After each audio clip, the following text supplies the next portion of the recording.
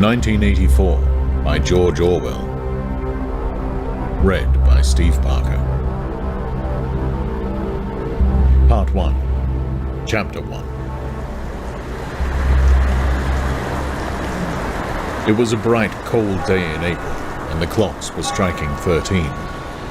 Winston Smith, his chin nuzzled into his breast in an effort to escape the vile wind, slipped quickly through the glass doors of Victory Mansions, though not quickly enough to prevent a swirl of gritty dust from entering along with him.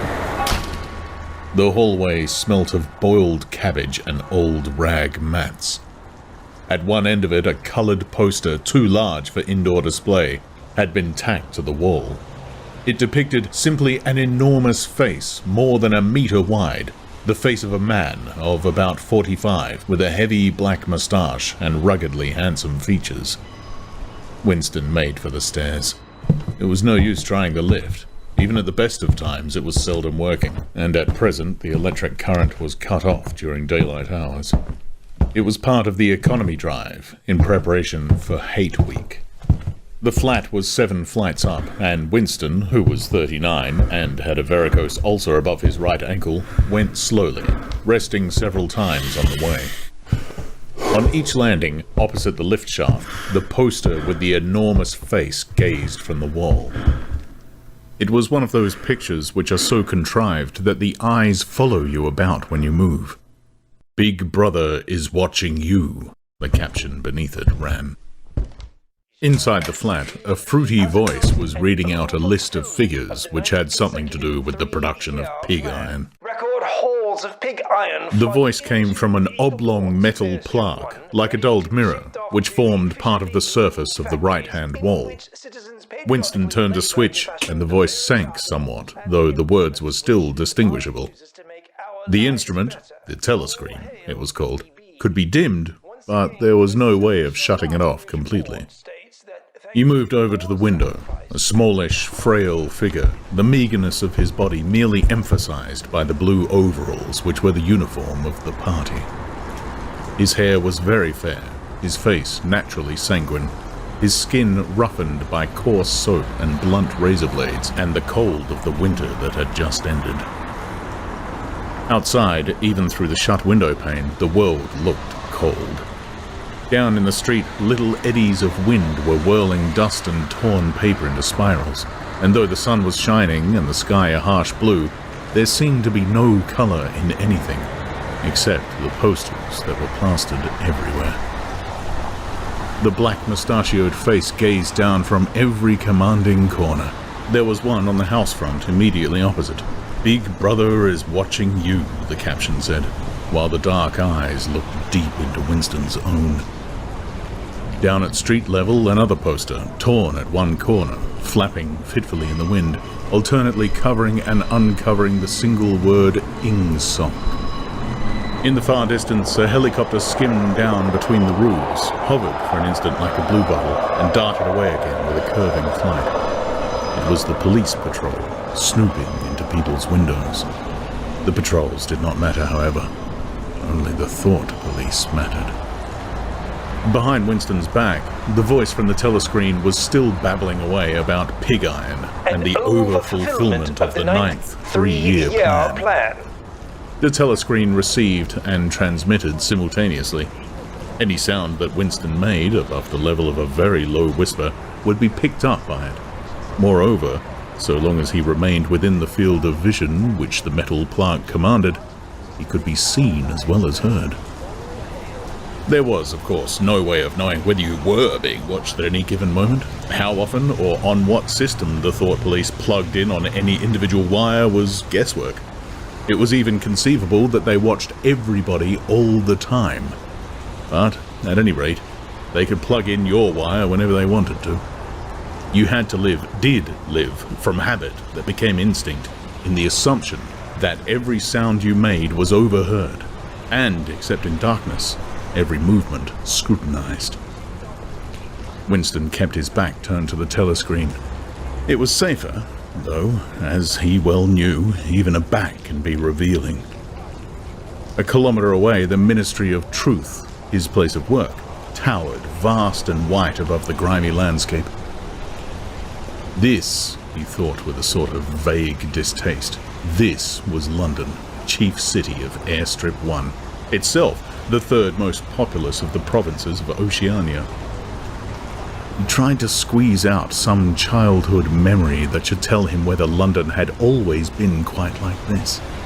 Were there always these vistas of rotting 19th century houses, their sides shored up with balks of timber, their windows patched with cardboard and their roofs with corrugated iron, their crazy garden walls sagging in all directions, and the bomb sites where the plaster dust swirled in the air and the willow herb straggled over the heaps of rubble, and the places where the bombs had cleared a larger patch and there had sprung up sordid colonies of wooden dwellings like chicken houses. It was no use. He could not remember. Nothing remained of his childhood except a series of bright lit tableaux occurring against no background and mostly unintelligible. The Ministry of Truth, Mini-True in Newspeak. Newspeak was the official language of Oceania. For an account of its structure and etymology, see Appendix, was startlingly different from any other object in sight. It was an enormous pyramidal structure of glittering white concrete soaring up terrace after terrace, 300 meters into the air. From where Winston stood, it was just possible to read, picked out on its white face in elegant lettering, the three slogans of the party. War is peace. Freedom is slavery. Ignorance is strength. The Ministry of Truth contained, it was said, 3,000 rooms above ground level and corresponding ramifications below. Scattered about London, there were just 3 other buildings of similar appearance and size. So completely did they dwarf the surrounding architecture that from the roof of Victory Mansions you could see all 4 of them simultaneously. They were the homes of the 4 ministries between which the entire apparatus of government was divided. The Ministry of Truth, which concerned itself with news, entertainment, education and the fine arts. The Ministry of Peace, which concerned itself with war. The Ministry of Love, which maintained law and order. And the Ministry of Plenty, which was responsible for economic affairs. Their names, in Newspeak, Mini-True, Mini-Pax, Mini-Love and Mini-Plenty. The Ministry of Love was the really frightening one. There were no windows in it at all. Winston had never been inside the Ministry of Love, nor within half a kilometre of it. It was a place impossible to enter except on official business, and then only by penetrating through a maze of barbed wire entanglements, steel doors, and hidden machine gun nests. Even the streets leading up to its outer barriers were roamed by gorilla-faced guards in black uniforms, armed with jointed truncheons. Winston turned round abruptly. He had set his features into the expression of quiet optimism, which it was advisable to wear when facing the telescreen. He crossed the room into the tiny kitchen. By leaving the ministry at this time of day, he had sacrificed his lunch in the canteen, and he was aware that there was no food in the kitchen except a hunk of dark-coloured bread, which had got to be saved for tomorrow's breakfast. He took down from the shelf a bottle of colourless liquid with a plain white label marked Victory Gin. It gave off a sickly, oily smell as of Chinese rice spirit. Winston poured out nearly a teacupful, nerved himself for a shock, and gulped it down like a dose of medicine. Instantly, his face turned scarlet, and the water ran out of his eyes. The stuff was like nitric acid, and moreover, in swallowing it, one had the sensation of being hit on the back of the head with a rubber club. The next moment, however, the burning in his belly died down, and the world began to look more cheerful. He took a cigarette from a crumpled packet marked Victory Cigarettes, and incautiously held it upright, whereupon the tobacco fell out onto the floor. With the next he was more successful. He went back to the living room and sat down at a small table that stood to the left of the telescreen. From the table drawer he took out a pen holder, a bottle of ink, and a thick, quarto-sized blank book with a red back and a marbled cover. For some reason, the telescreen in the living room was in an unusual position. Instead of being placed, as was normal, in the end wall where it could command the whole room, It was in the longer wall, opposite the window. To one side of it, there was a shallow alcove in which Winston was now sitting, and which, when the flats were built, had probably been intended to hold bookshelves. By sitting in the alcove and keeping well back, Winston was able to remain outside the range of the telescreen so far as sight went. He could be heard, of course, but so long as he stayed in his present position, he could not be seen. It was partly the unusual geography of the room that had suggested to him the thing that he was now about to do. But it had also been suggested by the book that he had just taken out of the drawer. It was a particularly beautiful book.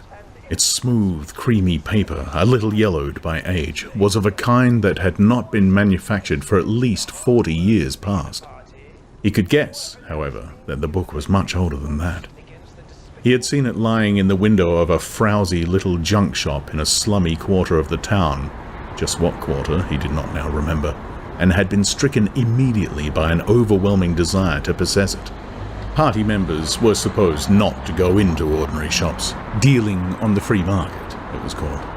But the rule was not strictly kept, because there were various things, such as shoelaces and razor blades, which it was impossible to get hold of in any other way. He had given a quick glance up and down the street, and then had slipped inside and bought the book for $2.50. At the time, he was not conscious of wanting it for any particular purpose. He had carried it guiltily home in his briefcase. Even with nothing written in it, it was a compromising possession. The thing that he was about to do was to open a diary. This was not illegal. Nothing was illegal since there were no longer any laws. But if detected, it was reasonably certain that it would be punished by death, or at least by 25 years in a forced labor camp. Winston fitted a nib into the pen holder and sucked it to get the grease off. The pen was an archaic instrument, seldom used even for signatures, and he had procured one furtively and with some difficulty, simply because of a feeling that the beautiful creamy paper deserved to be written on with a real nib, instead of being scratched with an ink pencil. Actually, he was not used to writing by hand. Apart from very short notes, it was usual to dictate everything into the speak-write, which was of course impossible for his present purpose. He dipped the pen into the ink and then faltered for just a second. A tremor had gone through his bowels. To mark the paper was the decisive act.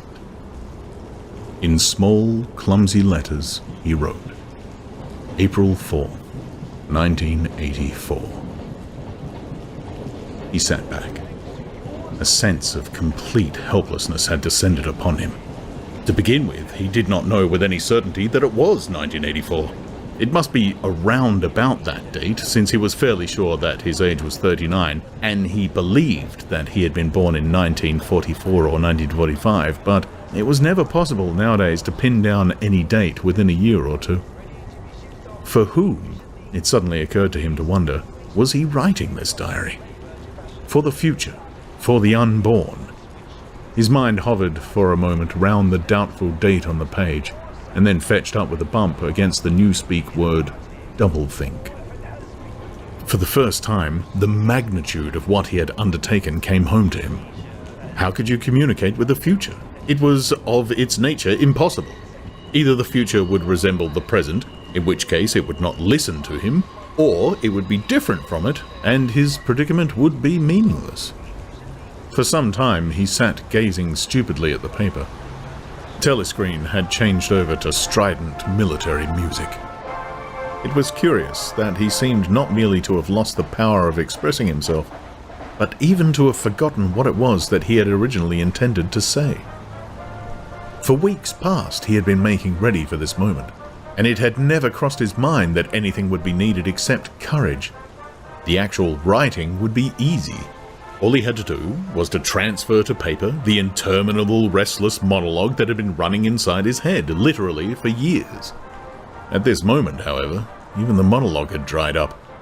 Moreover, his varicose ulcer had begun itching unbearably. He dared not scratch it, because if he did so, it always became inflamed. The seconds were ticking by. He was conscious of nothing except the blankness of the page in front of him, the itching of the skin above his ankle, the blaring of the music, and a slight booziness caused by the gin. Suddenly, he began writing in sheer panic, only imperfectly aware of what he was setting down. His small but childish handwriting straggled up and down the page, shedding first its capital letters and finally even its full stops. April 4th, 1984. Last night to the flicks. All war films. One very good one of a ship full of refugees being bombed somewhere in the Mediterranean. Audience much amused by shots of a great huge fat man trying to swim away with the helicopter after him. First you saw him wallowing along in the water like a porpoise, then you saw him through the helicopter gun sights, then he was full of holes and the sea round him turned pink and he sank as suddenly as though the holes had let in the water. Audience shouting with laughter when he sank. Then you saw a lifeboat full of children with a helicopter hovering over it. There was a middle-aged woman, might have been a Jewess, sitting up in the bow with a little boy about 3 years old in her arms. Little boy screaming with fright and hiding his head between her breasts, as if he was trying to burrow right into her, and the woman putting her arms round him and comforting him although she was blue with fright herself, all the time covering him up as much as possible as if she thought her arms could keep the bullets off him. Then the helicopter planted a 20-kilo bomb in among them. Terrific flash and the bomb went all to matchwood. Then there was a wonderful shot of a child's arm going up, up, up, right into the air. A helicopter with a camera in its nose must have followed it up, and there was a lot of applause from the party seats. But a woman down in the prole part of the house suddenly started kicking up a fuss and shouting, "They didn't oughter have showed it, not in front of the kids. They didn't, it ain't right, not in front of the kids, it ain't." Until the police turned her out. I don't suppose anything happened to her. Nobody cares what the proles say. Typical prole reaction. They never... Winston stopped writing, partly because he was suffering from cramp. He did not know what had made him pour out this stream of rubbish. But the curious thing was that while he was doing so, a totally different memory had clarified itself in his mind, to the point where he almost felt equal of writing it down.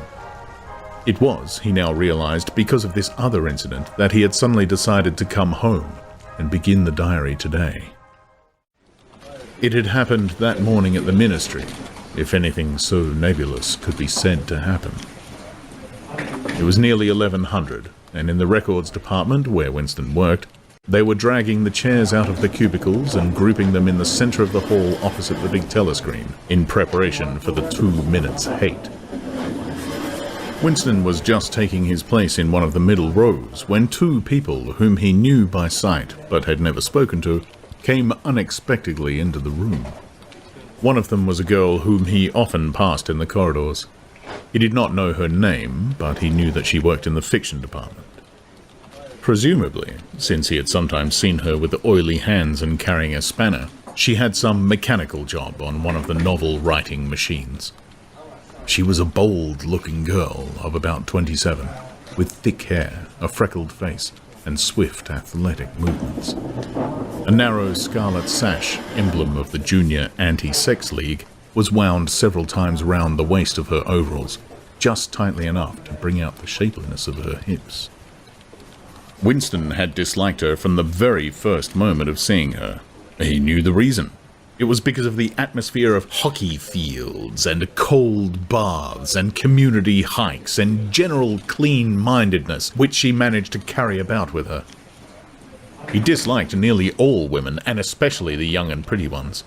It was always the women, and above all the young ones, who were the most bigoted adherents of the party, the swallowers of slogans, the amateur spies and nosers out of unorthodoxy. But this particular girl gave him the impression of being more dangerous than most.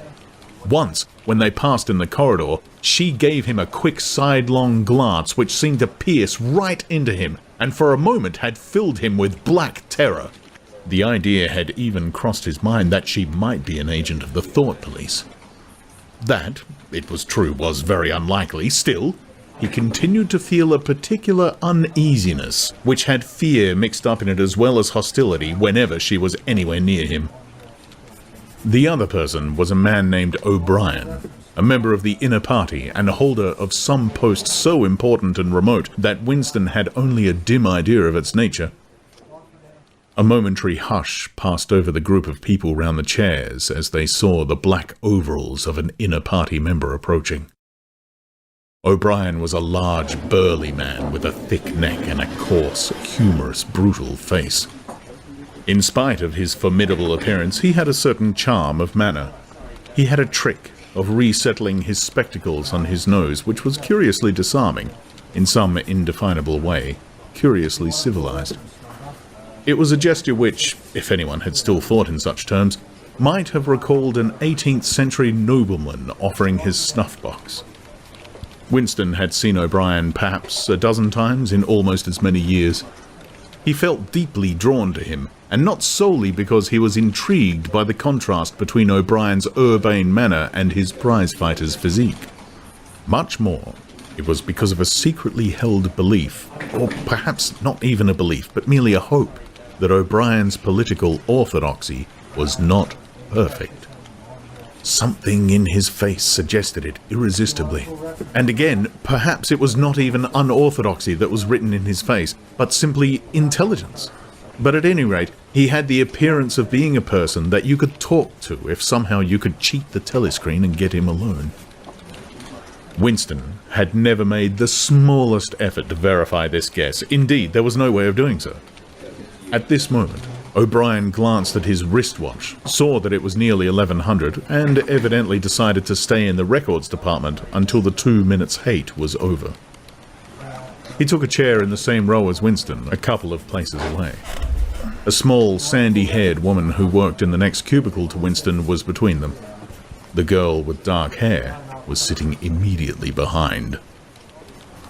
The next moment, a hideous, grinding speech, as of some monstrous machine running without oil, burst from the big telescreen at the end of the room. It was a noise that set one's teeth on edge and bristled the hair at the back of one's neck. The hate had started.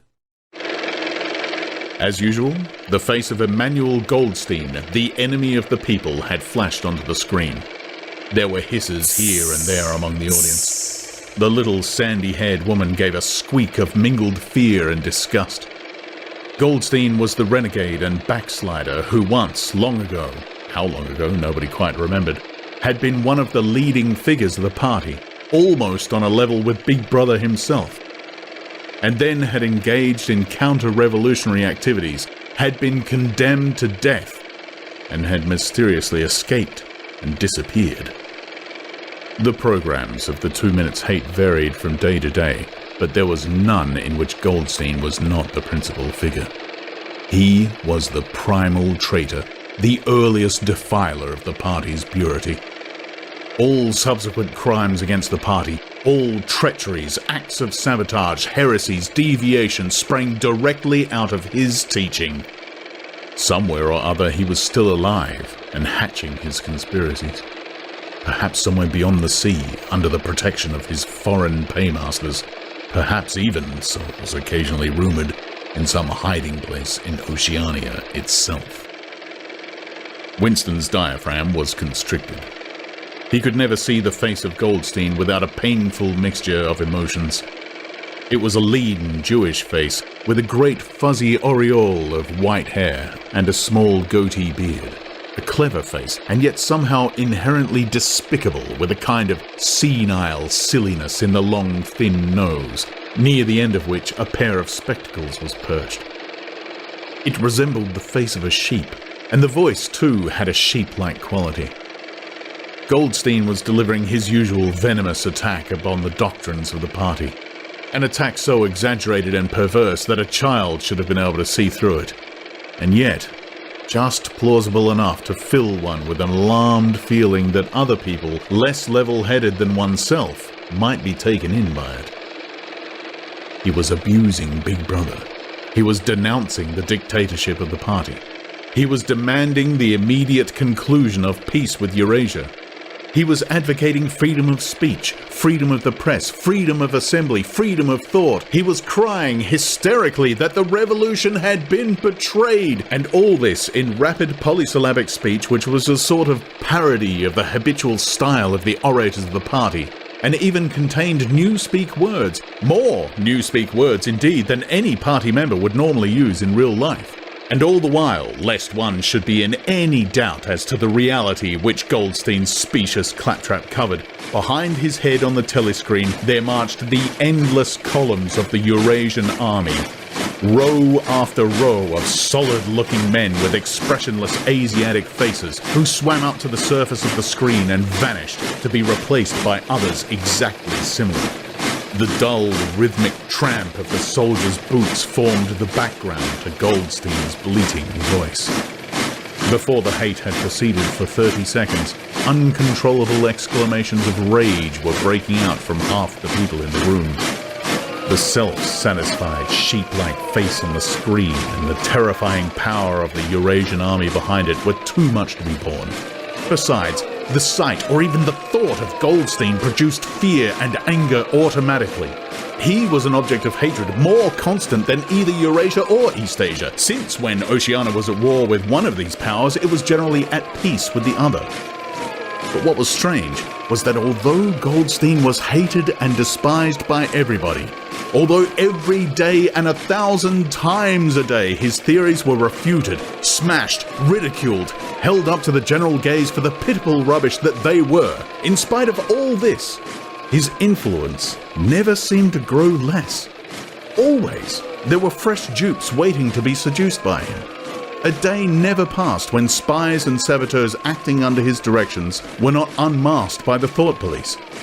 He was the commander of a vast, shadowy army, an underground network of conspirators dedicated to the overthrow of the state. The Brotherhood, its name was supposed to be.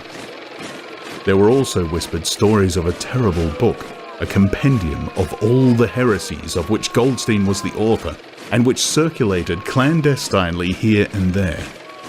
It was a book without a title. People referred to it, if at all, simply as the book, but one knew of such things only through vague rumors. Neither the Brotherhood nor the book was a subject that any ordinary party member would mention if there was a way of avoiding it.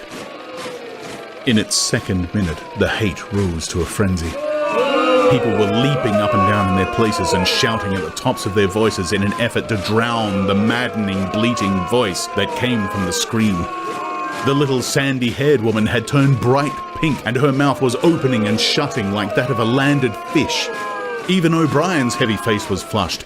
He was sitting very straight in his chair, his powerful chest swelling and quivering as though he were standing up to the assault of a wave. The dark-haired girl behind Winston had begun crying out, "Swine! Swine! Swine!" And suddenly she picked up a heavy Newspeak dictionary and flung it at the screen. It struck Goldstein's nose and bounced off. The voice continued inexorably.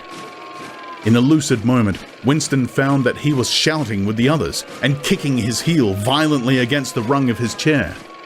The horrible thing about the 2 minutes hate was not that one was obliged to act a part, but on the contrary, that it was impossible to avoid joining in. Within 30 seconds, any pretense was always unnecessary. A hideous ecstasy of fear and vindictiveness, a desire to kill, to torture, to smash faces in with a sledgehammer, seemed to flow through the whole group of people like an electric current, turning one, even against one's will, into a grimacing, screaming lunatic.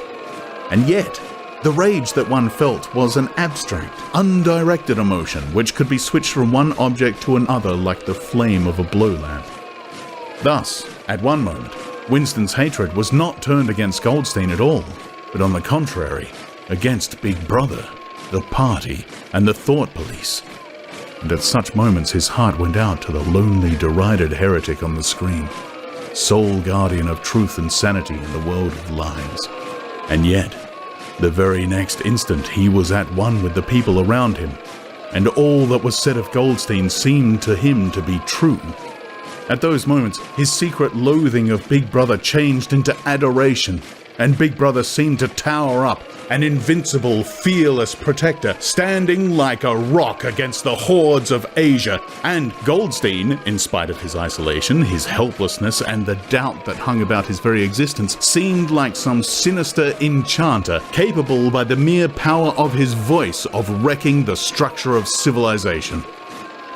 It was even possible, at moments, to switch one's hatred this way or that by a voluntary act. Suddenly, by the sort of violent effort with which one wrenches one's head away from the pillow in a nightmare, Winston succeeded in transferring his hatred from the face on the screen to the dark-haired girl behind him. Vivid, beautiful hallucinations flashed through his mind. He would flog her to death with a rubber truncheon. He would tie her naked to a stake and shoot her full of arrows like Saint Sebastian. He would ravish her and cut her throat at the moment of climax. Better than before, moreover, he realized why it was that he hated her. He hated her because she was young and pretty and sexless. Because he wanted to go to bed with her and would never do so, because round her sweet, supple waist, which seemed to ask you to encircle it with your arms, there was only the odious scarlet sash, aggressive symbol of chastity.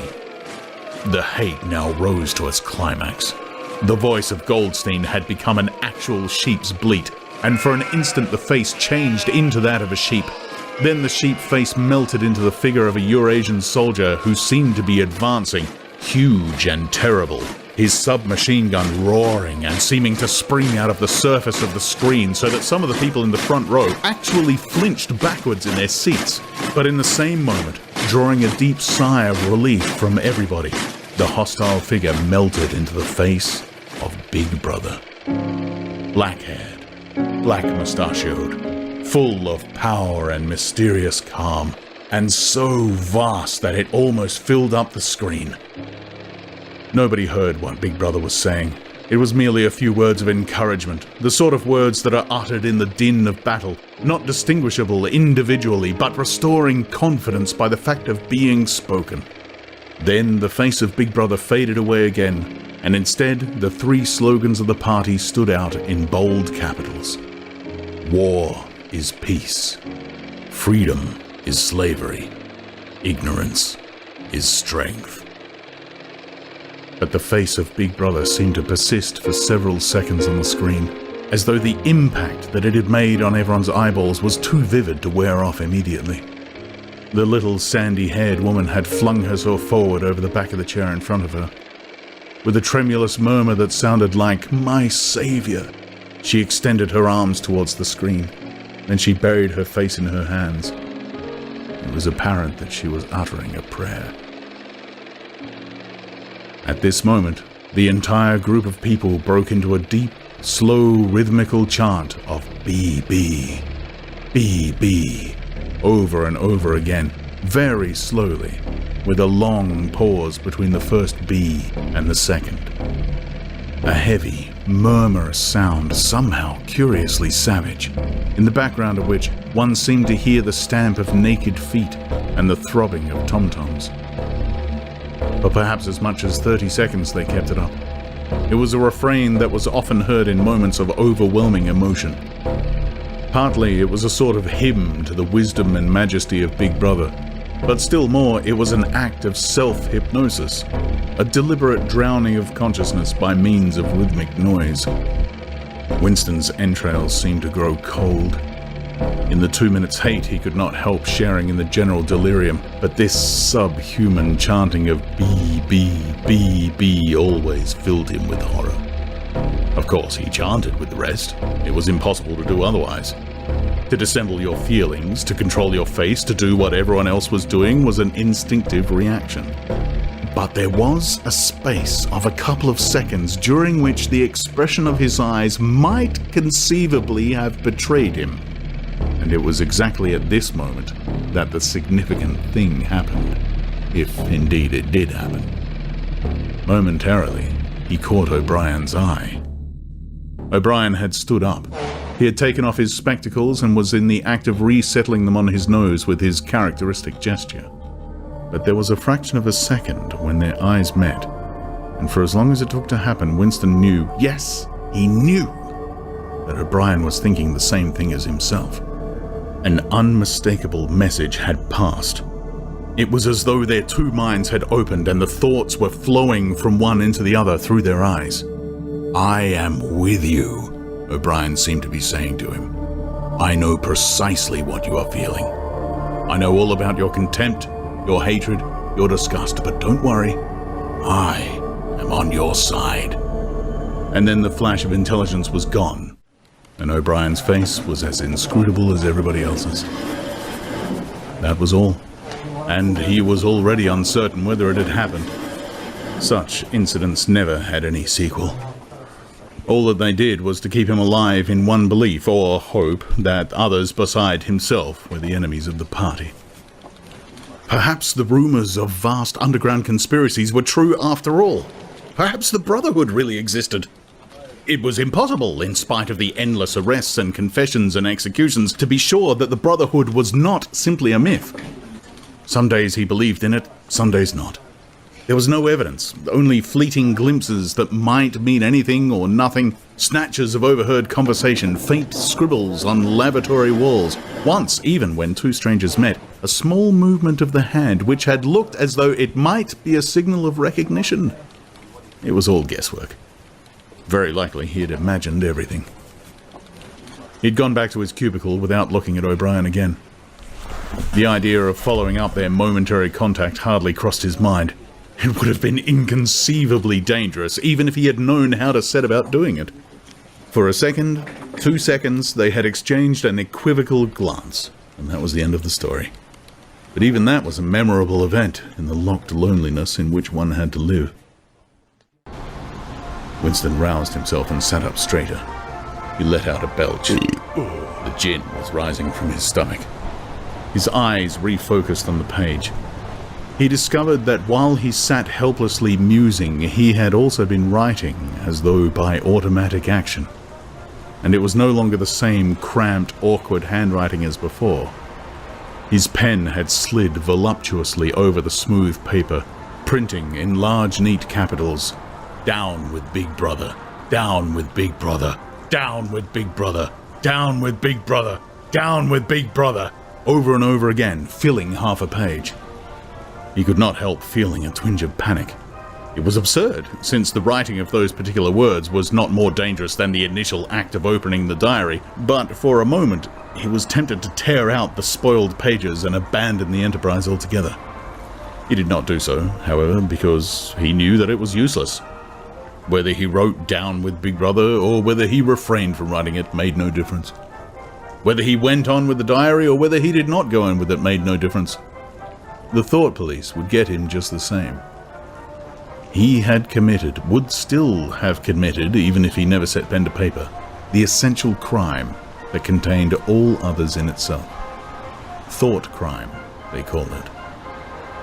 Thought crime was not a thing that could be concealed forever. You might dodge successfully for a while, even for years, but sooner or later they were bound to get you. It was always at night. The arrests invariably happened at night. The sudden jerk out of sleep, the rough hands shaking your shoulder, the lights glaring in your eyes, the ring of hard faces round the bed. In the vast majority of cases there was no trial, no report of the arrest. People simply disappeared, always during the night. Your name was removed from the registers. Every record of everything you had ever done was wiped out. Your one-time existence was denied and then forgotten. You were abolished, annihilated. Vaporized was the usual word. For a moment he was seized by a kind of hysteria. He began writing in a hurried, untidy scrawl. "They'll shoot me, I don't care. They'll shoot me in the back of the neck, I don't care. Down with Big Brother, they always shoot you in the back of the neck, I don't care. Down with Big Brother." He sat back in his chair, slightly ashamed of himself, and laid down the pen. The next moment he started violently. There was a knocking at the door. Already! He sat as still as a mouse, in the futile hope that whoever it was might go away after a single attempt. But no, The knocking was repeated. The worst thing of all would be to delay. His heart was thumping like a drum, but his face, from long habit, was probably expressionless. He got up and moved heavily toward Chapter 2. As he put his hand to the doorknob, Winston saw that he had left the diary open on the table. "Down with Big Brother" was written all over it, in letters almost big enough to be legible across the room. It was an inconceivably stupid thing to have done. But, he realized, even in his panic, he had not wanted to smudge the creamy paper by shutting the book while the ink was wet. He drew in his breath and opened the door. Instantly, a warm wave of relief flowed through him. A colourless, crushed-looking woman with wispy hair and a lined face was standing outside. "Oh, comrade," she began in a dreary, whining sort of voice. "I thought I heard you come in. Do you think you could come across and have a look at our kitchen sink? It's got blocked and—" It was Mrs. Parsons, the wife of a neighbour on the same floor. Mrs. was a word somewhat discountenanced by the party. You were supposed to call everyone comrade, but with some women, one used it instinctively. She was a woman of about 30, but looked much older. One had the impression that there was dust in the creases of her face. Winston followed her down the passage. These amateur repair jobs were an almost daily irritation. Victory Mansions were old flats built in 1930 or thereabouts and were falling to pieces. The plaster flaked constantly from ceilings and walls. The pipes burst in every hard frost. The roof leaked whenever there was snow. The heating system was usually running at half steam when it was not closed down altogether from motives of economy. Repairs, except what you could do for yourself, had to be sanctioned by remote committees which were liable to hold up even the mending of a window pane for 2 years. "Of course, it's only because Tom isn't home," said Mrs. Parsons vaguely. The Parsons flat was bigger than Winston's, and dingy in a different way. Everything had a battered, trampled-on look, as though the place had just been visited by some large, violent animal. Games impediments, hockey sticks, boxing gloves, a burst football, a pair of sweaty shorts turned inside out, lay all over the floor, and on the table there was a litter of dirty dishes and dog-eared exercise books. On the walls were scarlet banners of the Youth League and the Spies, and a full-size poster of Big Brother.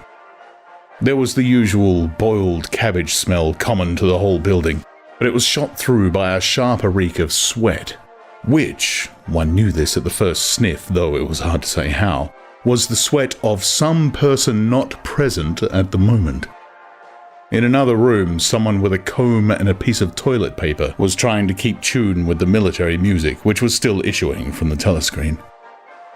"It's the children," said Mrs. Parsons, casting a half-apprehensive glance at the door. "They haven't been out today. And, of course—" She had a habit of breaking off her sentences in the middle. The kitchen sink was full nearly to the brim with filthy greenish water which smelt worse than ever of cabbage. Winston knelt down and examined the angle joint of the pipe. He hated using his hands, and he hated bending down, which was always liable to start him coughing. Mrs. Parsons looked on helplessly. "Of course, if Tom was home, he'd put it right in a moment," she said. "He loves anything like that. He's ever so good with his hands, Tom is." Parsons was Winston's fellow employee at the Ministry of Truth. He was a fattish but active man of paralyzing stupidity, a mass of imbecile enthusiasms. One of those completely unquestioning, devoted drudges on whom, more even than on the thought police, the stability of the party depended. At 35, he had just been, unwillingly, evicted from the Youth League, and before graduating into the Youth League, he had managed to stay on in the Spies for a year beyond the statutory age.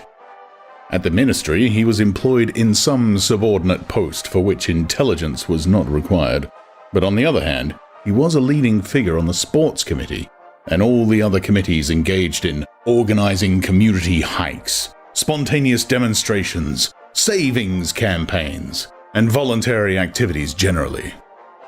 He would inform you with quiet pride between whiffs of his pipe that he had put in an appearance at the community centre every evening for the past 4 years. An overpowering smell of sweat, a sort of unconscious testimony to the strenuousness of his life, followed him about wherever he went, and even remained behind him after he had gone. "Have you got a spanner?" said Winston, fiddling with the nut on the angle joint. "A spanner?" said Mrs. Parsons, immediately becoming invertebrate. "Oh, I don't know, I'm sure. Perhaps the children—" There was a trampling of hoots and another blast on the comb as the children charged into the living room. Mrs. Parsons brought the spanner. Winston let out the water and disgustedly removed the clot of human hair that had blocked up the pipe. He cleansed his fingers as best he could in the cold water from the tap and went back into the other room. "Up with your hands!" yelled a savage voice. A handsome, tough-looking boy of 9 had popped up from behind the table and was menacing him with a toy automatic pistol, while his small sister, about 2 years younger, made the same gesture with a fragment of wood. Both of them were dressed in the blue shorts, grey shirts, and red neckerchiefs which were the uniform of the spies. Winston raised his hands above his head, but with an uneasy feeling, so vicious was the boy's demeanour, that it was not altogether a game. "You're a traitor!" yelled the boy. "You're a thought criminal! You're a Eurasian spy! I'll shoot you! I'll vaporize you! I'll send you to the salt mines!" Suddenly they were both leaping around him, shouting, "Traitor!" and "Thought criminal!" the little girl imitating her brother in every movement. It was somehow slightly frightening, like the gambling of tiger cubs which will soon grow up into man-eaters. There was a sort of calculating ferocity in the boy's eye, a quite evident desire to hit or kick Winston, and a consciousness of being very nearly big enough to do so. It was a good job it was not a real pistol he was holding, Winston thought. Mrs. Parsons' eyes flitted nervously from Winston to the children and back again. In the better light of the living room, he noticed with interest that there actually was dust in the crease of her face. "They do get so noisy," she said. "They're disappointed because they couldn't go to see the hanging. That's what it is. I'm too busy to take them, and Tom won't be back from work in time." "Why can't we go and see the hanging?" roared the boy in his huge voice. "Want to see the hanging! Want to see the hanging!" chanted the little girl, still capering round. Some Eurasian prisoners guilty of war crimes were to be hanged in the park that evening, Winston remembered. This happened about once a month and was a popular spectacle. Children always clamoured to be taken to see it. He took his leave of Mrs. Parsons and made for the door, but he had not gone 6 steps down the passage when something hit the back of his neck, an agonizingly painful blow. It was as though a red-hot wire had been jabbed into him. He spun round just in time to see Mrs. Parsons dragging her son back into the doorway while the boy pocketed a catapult. "Goldstein!" bellowed the boy as the door closed on him. But what most struck Winston was the look of helpless fright on the woman's greyish face. Back in the flat, he stepped quickly past the telescreen and sat down at the table again, still rubbing his neck. The music from the telescreen had stopped. Instead, a clipped military voice was reading out, with a sort of brutal relish, a description of the armaments of the new floating fortress, which had just been anchored between Iceland and the Faroe Islands. With those children, he thought, that wretched woman must lead a life of terror. Another year, 2 years, and they would be watching her night and day for symptoms of unorthodoxy. Nearly all children nowadays were horrible. What was worst of all was that by means of such organizations as the spies, they were systematically turned into ungovernable little savages, and yet this produced in them no tendency whatever to rebel against the discipline of the party. On the contrary, they adored the party and everything connected with it. The songs, the processions, the banners, the hiking, the drilling with dummy rifles, the yelling of slogans, the worship of Big Brother. It was all a sort of glorious game to them. All their ferocity was turned outwards against the enemies of the state, against foreigners, traitors, saboteurs, thought criminals. It was almost normal for people over 30 to be frightened of their own children. And with good reason, for hardly a week went past in which the Times did not carry a paragraph describing how some eavesdropping little sneak, child hero was the phrase generally used, had overheard some compromising remark and denounced its parents to the thought police. The sting of the catapult bullet had worn off. He picked up his pen half-heartedly, wondering whether he could find something more to write in the diary. Suddenly, he began thinking of O'Brien again. Years ago, how long was it? 7 years it must be. He had dreamed that he was walking through a pitch-dark room and someone sitting to one side of him had said as he passed, "We shall meet in the place where there is no darkness." It was said very quietly, almost casually, a statement, not a command. He had walked on without pausing. What was curious was that at the time, in the dream, the words had not made much impression on him. It was only later, and by degrees, that they had seemed to take on significance. He could not now remember whether it was before or after having the dream that he had seen O'Brien for the first time. Nor could he remember when he had first identified the voice as O'Brien's. But, at any rate, the identification existed. It was O'Brien who had spoken to him out of the dark. Winston had never been able to feel sure. Even after this morning's flash of the eyes, it was still impossible to be sure whether O'Brien was a friend or an enemy. Nor did it even seem to matter greatly. There was a link of understanding between them, more important than affection or partisanship. "We shall meet in the place where there is no darkness," he had said. Winston did not know what it meant, only that in some way or another it would come true. The voice from the telescreen paused. A trumpet call, clear and beautiful, floated into the stagnant air. The voice continued raspingly. Attention! Your attention, please. A news flash has this moment arrived from the Malabar front. Our forces in South India have won a glorious victory. I am authorized to say that the action we are now reporting may well bring the war within measurable distance of its end. Here is the news flash. Bad news coming, thought Winston. And sure enough, following on a gory description of the annihilation of a Eurasian army. With stupendous figures of killed and prisoners came the announcements that, as from next week, the chocolate ration would be reduced from 30 grams to 20. As of tomorrow. Winston belched again. The gin was wearing off, leaving a deflated feeling.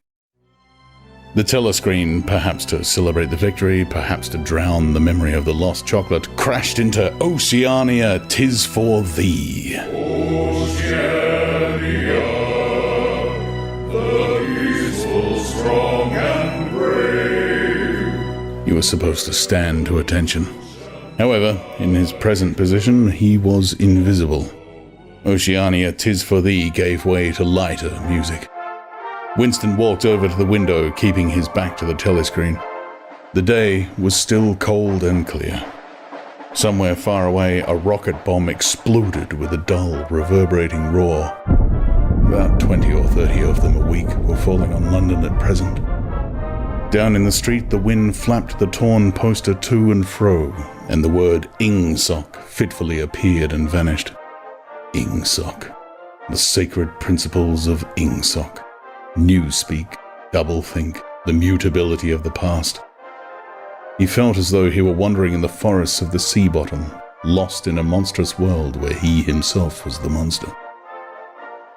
He was alone. The past was dead. The future was unimaginable.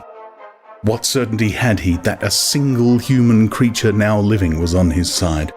And what way of knowing that the dominion of the party would not endure forever? Like an answer, the three slogans on the white face of the Ministry of Truth came back to him. War is peace. Freedom is slavery. Ignorance is strength. He took a 25-cent piece out of his pocket. There, too, in tiny, clear lettering, the same slogans were inscribed, and on the other face of the coin, the head of Big Brother. Even from the coin, the eyes pursued you. On coins, on stamps, on the covers of books, on banners, on posters, and on the wrappings of a cigarette packet, everywhere. Always the eyes watching you, and the voice enveloping you. Asleep or awake, working or eating, indoors or out of doors, in the bath or in bed, no escape. Nothing was your own except the few cubic centimeters inside your skull. The sun had shifted round, and the myriad windows of the Ministry of Truth, with the light no longer shining on them, looked grim as the loopholes of a fortress. His heart quailed before the enormous pyramidal shape. It was too strong. It could not be stormed. 1,000 rocket bombs would not batter it down. He wondered again for whom he was writing the diary. For the future, for the past, for an age that might be imaginary. And in front of him there lay not death, but annihilation. The diary would be reduced to ashes and himself to vapor. Only the thought police would read what he had written before they wiped it out of existence and out of memory. How could you make appeal to the future when not a trace of you, not even an anonymous word scribbled on a piece of paper, could physically survive? The time will be The telescreen struck 14. He must leave in 10 minutes. He had to be back at work by 14:30. Curiously, the chiming of the hour seemed to have put new heart into him. He was a lonely ghost uttering a truth that nobody would ever hear, but so long as he uttered it, in some obscure way, the continuity was not broken.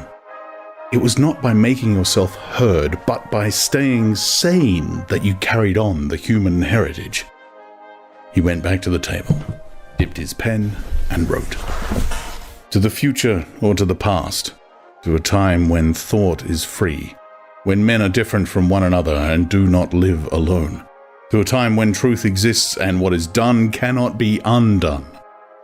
From the age of uniformity, from the age of solitude, from the age of Big Brother, from the age of doublethink. Greetings. He was already dead, he reflected. It seemed to him that it was only now, when he had begun to be able to formulate his thoughts, that he had taken the decisive step. The consequences of every act are included in the act itself. He wrote, Thought crime does not entail death. Thought crime is death. Now he had recognized himself as a dead man, it became important to stay alive as long as possible. 2 fingers of his right hand were ink-stained. It was exactly the kind of detail that might betray you. Some nosing zealot in the ministry, a woman, probably, someone like the little sandy-haired woman, or the dark-haired girl from the fiction department, might start wondering why he had been writing during the lunch interval, why he had used an old-fashioned pen, what had he been writing, and then drop a hint in the appropriate quarter. He went to the bathroom and carefully scrubbed the ink away with the gritty, dark brown soap which rasped your skin like sandpaper and was, therefore, well adapted for this purpose. He put the diary away in the dresser. It was quite useless to think of hiding it, but he could at least make sure whether or not its existence had been discovered. A hair laid across the page ends was too obvious.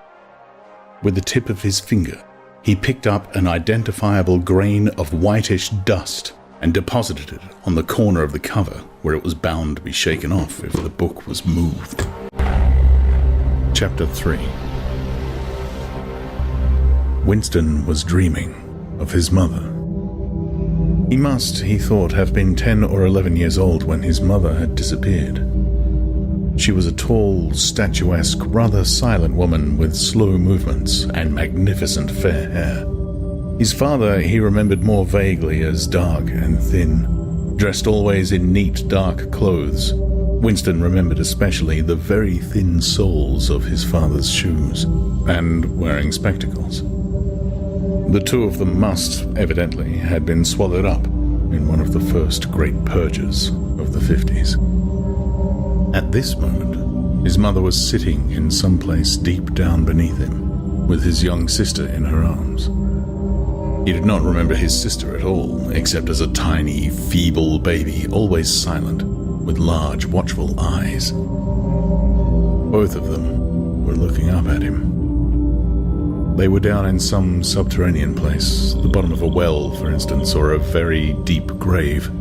But it was a place which, already far below him, was itself moving downwards. They were in the saloon of a sinking ship, looking up at him through the darkening water. There was still air in the saloon, they could still see him and he them, but all the while they were sinking down, down into the green waters, which in another moment must hide them from sight forever. He was out in the light and air, while they were being sucked down to death. And they were down there because he was up here. He knew it, and they knew it, and he could see the knowledge in their faces. There was no reproach either, in their faces or in their hearts. Only the knowledge that they must die in order that he might remain alive, and that this was part of the unavoidable order of things. He could not remember what had happened, but he knew in his dream that in some way the lives of his mother and his sister had been sacrificed to his own. It was one of those dreams which, while retaining the characteristic dream scenery, are a continuation of one's intellectual life, and in which one becomes aware of facts and ideas which still seem new and valuable after one is awake. The thing that now suddenly struck Winston was that his mother's death, nearly 30 years ago, had been tragic and sorrowful in a way that was no longer possible. Tragedy, he perceived, belonged to the ancient time, to a time when there was still privacy, love, and friendship, and when the members of a family stood by one another without needing to know the reason. His mother's memory tore at his heart because she had died loving him when he was too young and selfish to love her in return. And because somehow, he did not remember how, she had sacrificed herself to a conception of loyalty that was private and unalterable. Such things, he saw, could not happen today. Today there was fear, hatred, and pain, but no dignity of emotion, no deep or complex sorrows.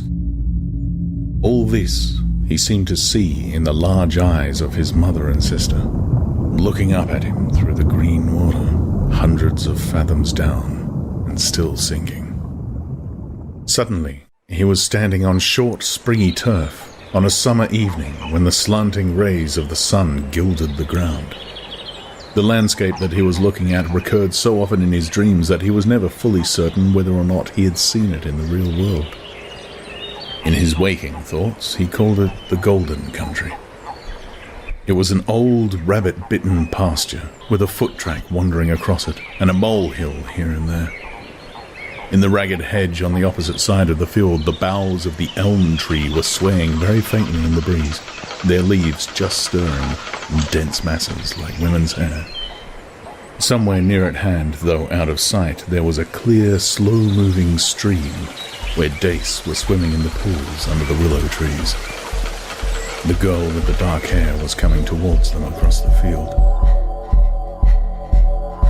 With what seemed a single movement, she tore off her clothes and flung them disdainfully aside. Her body was white and smooth, but it aroused no desire in him. Indeed, he barely looked at it. What overwhelmed him in that instant was admiration for the gesture with which she had thrown her clothes aside. With its grace and carelessness, it seemed to annihilate a whole culture, a whole system of thought, as though Big Brother and the party and the thought police could all be swept into nothingness by a single splendid movement of the arm. That, too, was a gesture belonging to the ancient time. Winston woke up with the word Shakespeare on his lips. The telescreen was giving forth an ear-splitting whistle, which continued on the same note for 30 seconds. It was 07:15, getting up time for office workers. Winston wrenched his body out of bed, naked, for a member of the outer party received only 3,000 clothing coupons annually, and a suit of pajamas was 600. and seized a dingy singlet and a pair of shorts that were lying across a chair. The physical jerks would begin in 3 minutes. The next moment, he was doubled up by a violent coughing fit, which nearly always attacked him soon after waking up. It emptied his lungs so completely that he could only begin breathing again by lying on his back and taking a series of deep gasps. His veins had swelled with the effort of the cough, and the varicose ulcer had started itching. 30 to 40 group. Yapped a piercing female voice. 30 to 40 group. Take your places, please. 30s to 40s. Winston sprang to attention in front of the telescreen, upon which the image of a youngish woman, scrawny but muscular, dressed in tunic and gym shoes, had already appeared. Arms bending and stretching. She rapped out. Take your time by me. 1, 2, 3, 4. 1, 2, 3, 4. Come on, comrades. Put a bit of life into it. 1, 2, 3, 4. 1, 2, 3, 4. The pain of the coughing fit had not quite driven out of Winston's mind the impression made by his dream, and the rhythmic movements of the exercise restored it somewhat. As he mechanically shot his arms back and forth, wearing on his face the look of grim enjoyment which was considered proper during the physical jerks, he was struggling to think his way backward into the dim period of his early childhood. It was extraordinarily difficult. Beyond the late 50s, everything faded. When there was no external records that you could refer to, even the outline of your own life lost its sharpness. You remembered huge events, which had quite probably not happened. You remembered the detail of incidents without being able to recapture their atmosphere. And there were long blank periods to which you could assign nothing. Everything had been different then. Even the names of countries and their shapes on the map had been different. Airstrip 1, for instance, had not been so called in those days. It had been called England or Britain, though London, he felt fairly certain, had always been called London. Winston could not definitely remember a time when his country had not been at war, but it was evident that there had been a fairly long interval of peace during his childhood, because one of his early memories was of an air raid, which appeared to take everyone by surprise. Perhaps it was the time when the atomic bomb had fallen on Colchester. He did not remember the raid itself, but he did remember his father's hand clutching his own as they hurried down, down, down into some place deep in the earth, round and round a spiral staircase which rang under his feet, and which finally so wearied his legs that he began whimpering, and they had to stop and rest. His mother, in her slow, dreamy way, was following a long way behind them. She was carrying his baby sister, or perhaps it was only a bundle of blankets that she was carrying. He was not certain whether his sister had been born then. Finally, they had emerged into a noisy, crowded place which he had realized to be a tube station. There were people sitting all over the stone-flagged floor, and other people packed tightly together were sitting on metal bunks one above the other. Winston and his mother and father found themselves a place on the floor, and near them an old man and an old woman were sitting side by side in a bunk. The old man had on a decent dark suit and a black cloth cap pushed back from very white hair. His face was scarlet and his eyes were blue and full of tears. He reeked of gin and seemed to breathe out of his skin in place of sweat, and one could have fancied that the tears welling from his eyes were pure gin. But though slightly drunk, he was also suffering under some grief that was genuine and unbearable. In his childish way, Winston grasped that some terrible thing, something that was beyond forgiveness and could never be remedied, had just happened. It also seemed to him that he knew what it was. Someone whom the old man loved, a little granddaughter perhaps, had been killed. Every few minutes, the old man kept repeating, "We did not have trusted them. I said so, Ma, didn't I? That's what comes of trusting them. I said so all along. We did not have trusted the buggers." But which buggers they did not have trusted, Winston could not now remember. Since about that time, war had been literally continuous, though strictly speaking, it had not always been the same war. For several months during his childhood, there had been confused street fighting in London itself, some of which he remembered vividly. But to trace out the history of the whole period, to say who was fighting whom at any given moment would have been utterly impossible, since no written record and no spoken word ever made mention of any other alignment than the existing one. At this moment, for example, in 1984, if it was 1984, Oceania was at war with Eurasia and in alliance with Eastasia. In no public or private utterance was it ever admitted that the three powers had at any time been grouped along different lines. Actually, as Winston well knew, it was only 4 years since Oceania had been at war with Eastasia and in alliance with Eurasia. But that was merely a piece of furtive knowledge which he happened to possess because his memory was not satisfactorily under control. Officially, the change of partners had never happened. Oceania was at war with Eurasia. Therefore, Oceania had always been at war with Eurasia. The enemy of the moment always represented absolute evil, and it followed that any past or future agreement with him was impossible. The frightening thing, he reflected for the 10,000th time as he forced his shoulder painfully backward. With 2 hands on hips, they were gyrating their bodies from the waist, an exercise that was supposed to be good for the back muscles. The frightening thing was that it might all be true. If the party could thrust its hand into the past and say of this or that event it never happened, that surely was more terrifying than mere torture or death. The party said that Oceania had never been in alliance with Eurasia. He, Winston Smith, knew that Oceania had been in alliance with Eurasia as short a time as 4 years ago. But where did that knowledge exist? Only in his own consciousness, which, in any case, must soon be annihilated. And if all others accepted the lie which the party imposed, if all records told the same tale, then the lie passed into history and became truth. Who controls the past, ran the party slogan, controls the future. Who controls the present, controls the past. And yet, the past, though of its nature alterable, had never been altered. Whatever was true now was true from everlasting to everlasting. It was quite simple. All there was needed was an unending series of victories over your own memory. Reality control, they called it. In newspeak, doublethink. Stand easy. Barked the instructress, a little more genially. Winston sank his arms to his sides and slowly refilled his lungs with air. His mind slid away into the labyrinthine world of doublethink. To know and not to know. To be conscious of complete truthfulness while telling carefully constructed lies. To hold simultaneously 2 opinions which cancelled out. Knowing them to be contradictory and believing in both of them. To use logic against logic. To repudiate morality while laying claim to it. To believe that democracy was impossible and that the party was the guardian of democracy.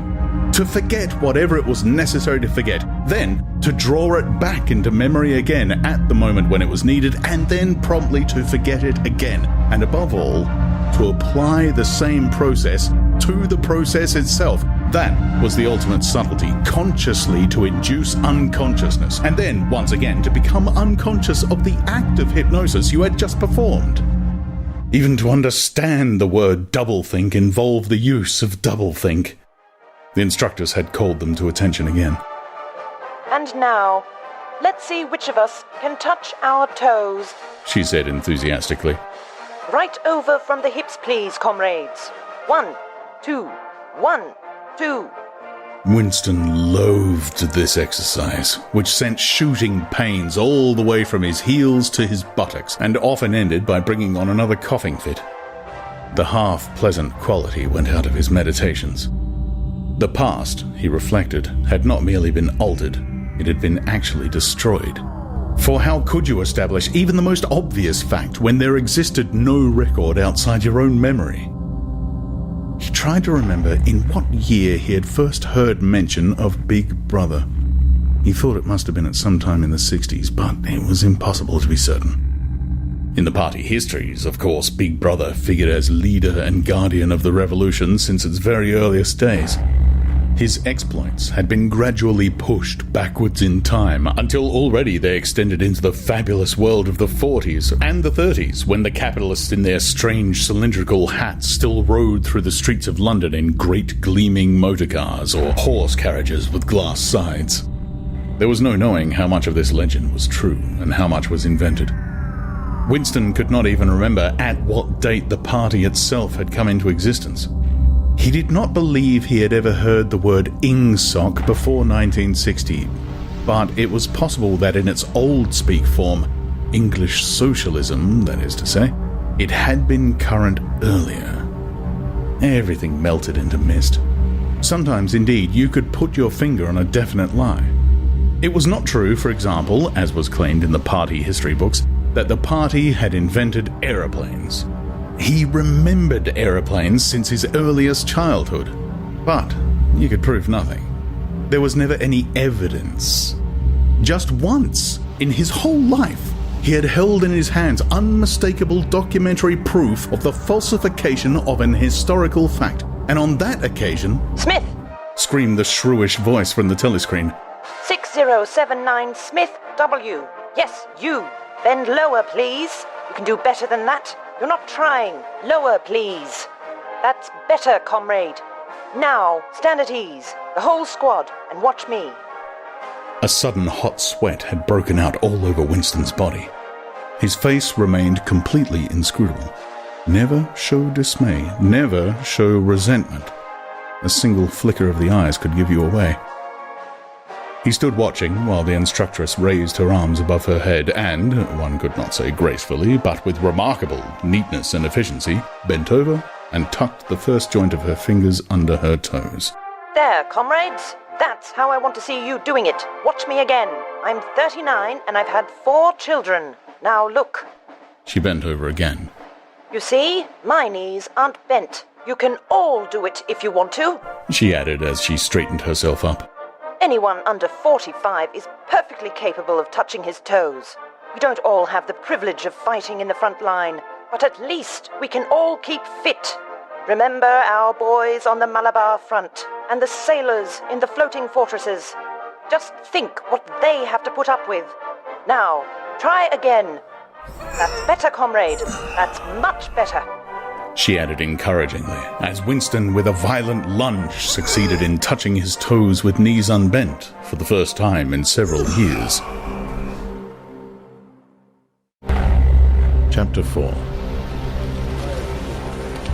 With the deep, unconscious sigh which not even the nearness of the telescreen could prevent him from uttering when his day's work started, Winston pulled the speakwrite towards him, blew the dust from its mouthpiece, and put on his spectacles. Then he unrolled and clipped together 4 small cylinders of paper, which had already flopped out of the pneumatic tube on the right-hand side of his desk. In the walls of the cubicle there were 3 orifices. To the right of the speakwrite, a small pneumatic tube for written messages. To the left, a larger one for newspapers. And in the side wall, within easy reach of Winston's arm, a large oblong slit protected by a wire grating. This last was for the disposal of waste paper. Similar slits existed in thousands or tens of thousands throughout the building, not only in every room, but at short intervals in every corridor. For some reason, they were nicknamed memory holes. When one knew that any document was due for destruction, or even when one saw a scrap of waste paper lying about, it was an automatic action to lift the flap of the nearest memory hole and drop it in, whereupon it would be whirled away on a current of warm air to the enormous furnaces, which were hidden somewhere in the recesses of the building. Winston examined the 4 slips of paper which he had unrolled.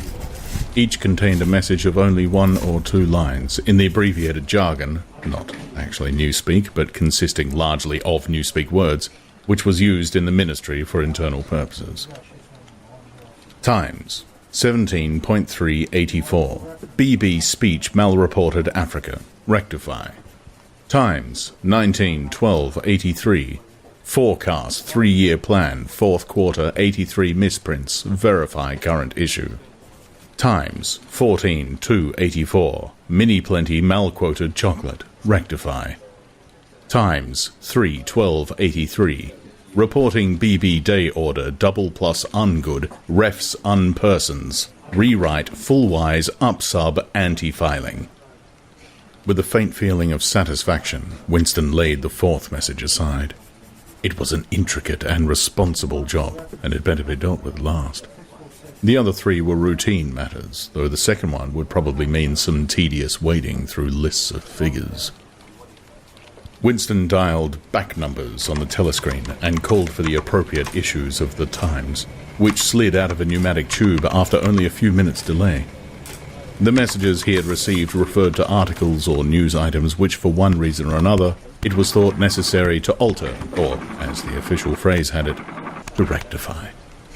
For example, it appeared from the Times of the 17th of March that Big Brother, in his speech of the previous day, had predicted that the South Indian Front would remain quiet, but that a Eurasian offensive would shortly be launched in North Africa.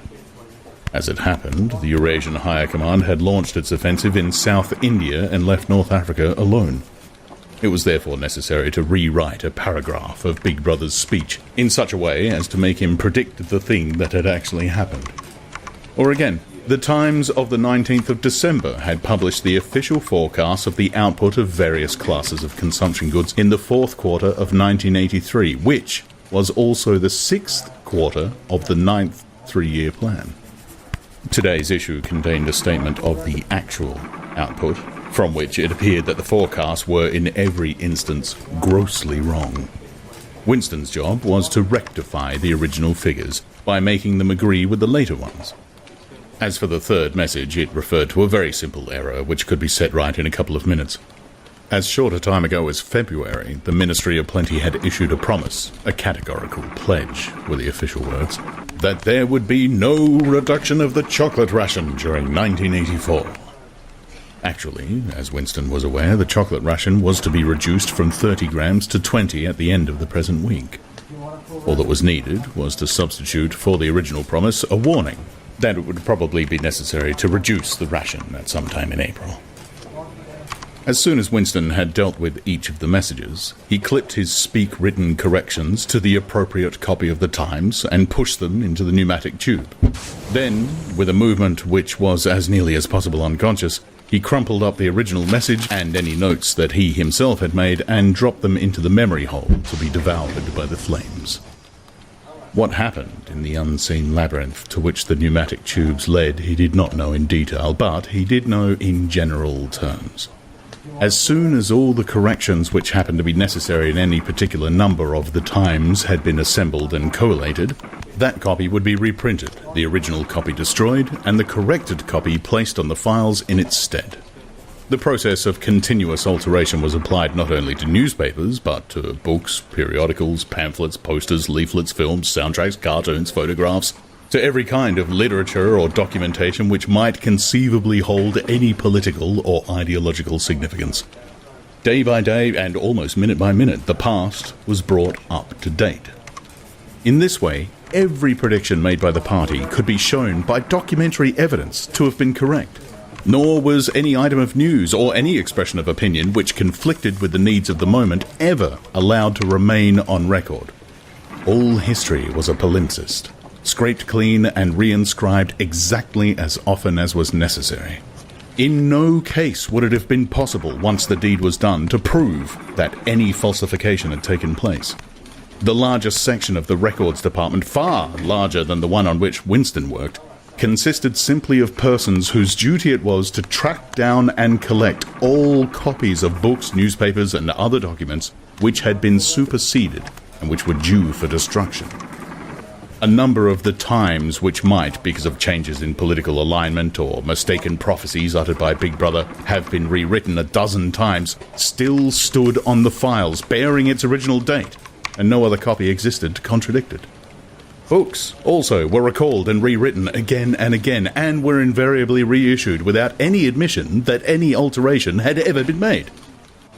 Even the written instructions which Winston received, and which he invariably got rid of as soon as he had dealt with them, never stated or implied that an act of forgery was to be committed. Always the reference was to slips, errors, misprints, or misquotations, which it was necessary to put right in the interests of accuracy.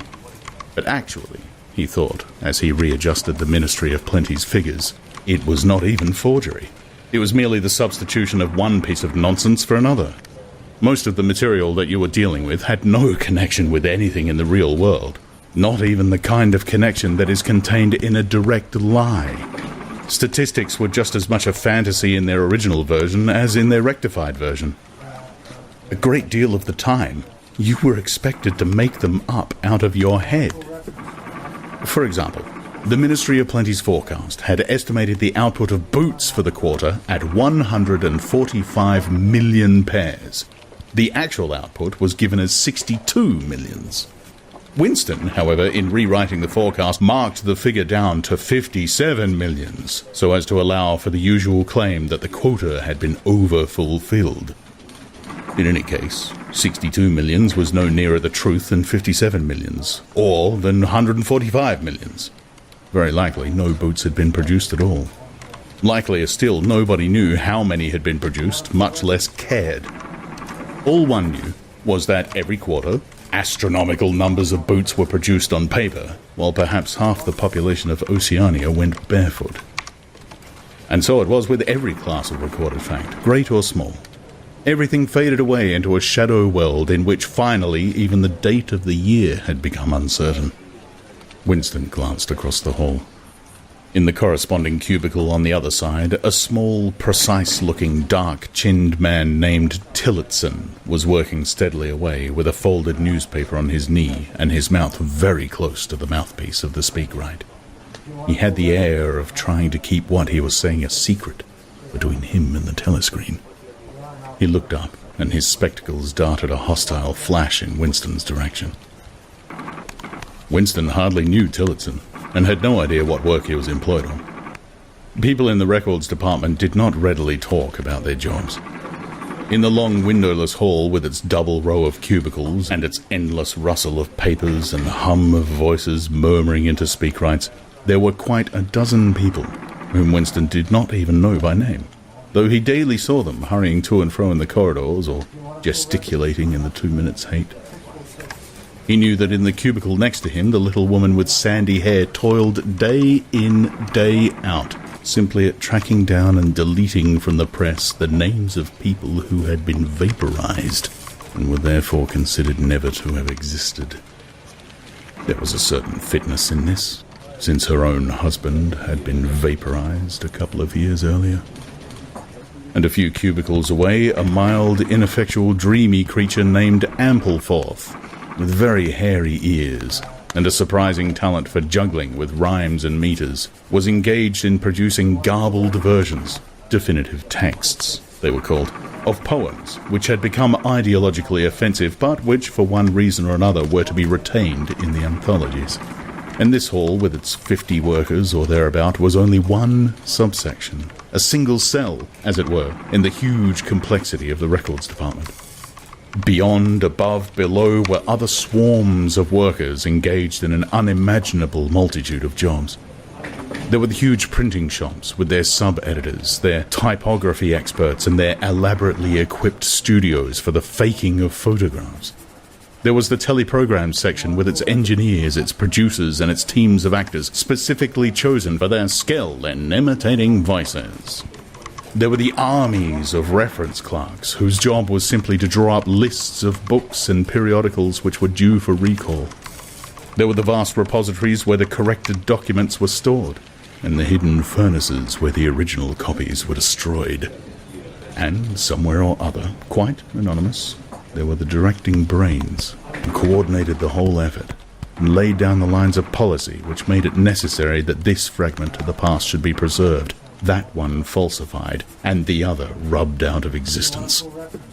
And the records department, after all, was itself only a single branch of the Ministry of Truth, whose primary job was not to reconstruct the past, but to supply the citizens of Oceania with newspapers, films, textbooks, telescreen programs, plays, novels, with every conceivable kind of information, instruction, or entertainment, from a statue to a slogan, from a lyric poem to a biological treatise, and from a child's spelling book to a Newspeak dictionary. And the ministry had not only to supply the multifarious needs of the party, but also to repeat the whole operation at a lower level for the benefit of the proletariat. There was a whole chain of separate departments dealing with proletarian literature, music, drama, and entertainment generally.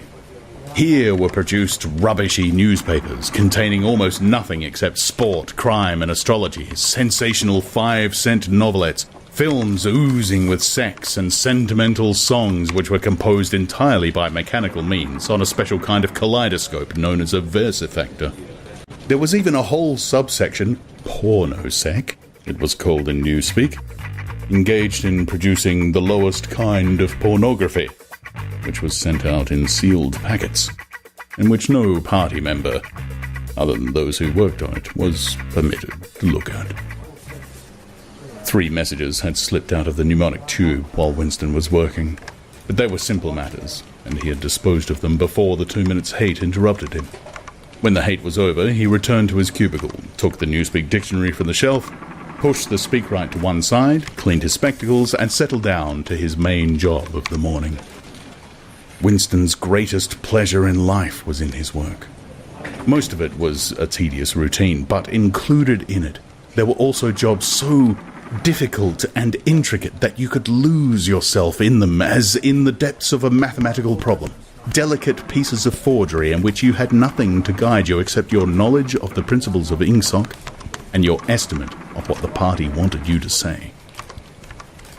Winston was good at this kind of thing. On occasion, he had even been entrusted with the rectification of the Times' leading articles, which were written entirely in newspeak. He unrolled the message that he had set aside earlier. It ran, Times, 3/12/83, reporting BB day order double plus ungood, refs unpersons, rewrite full ways up sub anti-filing.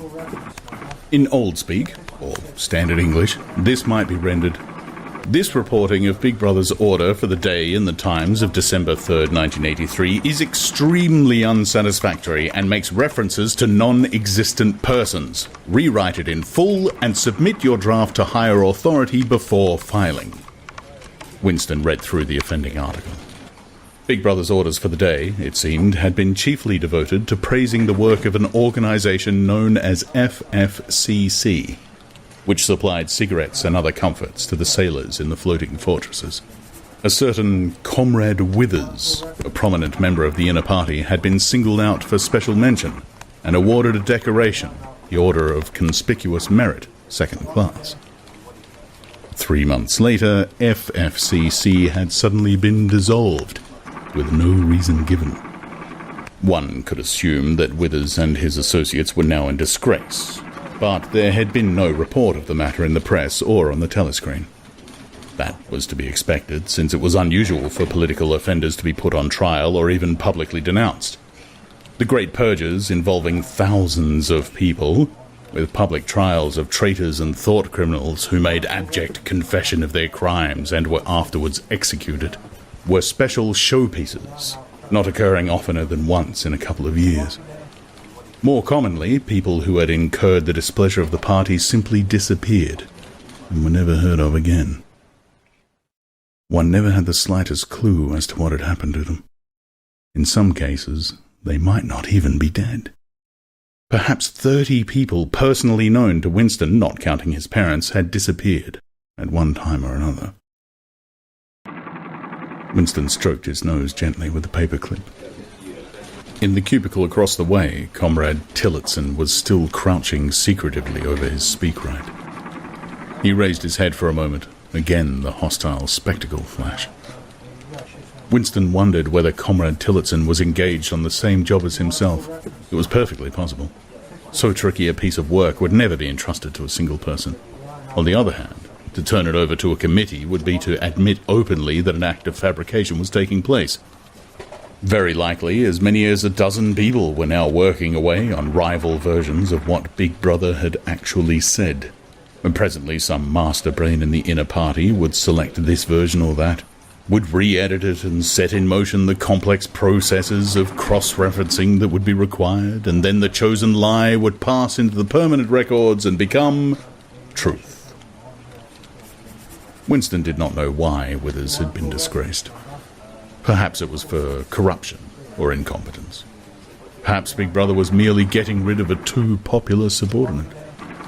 Perhaps Withers or someone close to him had been suspected of heretical tendencies, or perhaps, what was likeliest of all, the thing had simply happened because purges and vaporizations were a necessary part of the mechanics of government.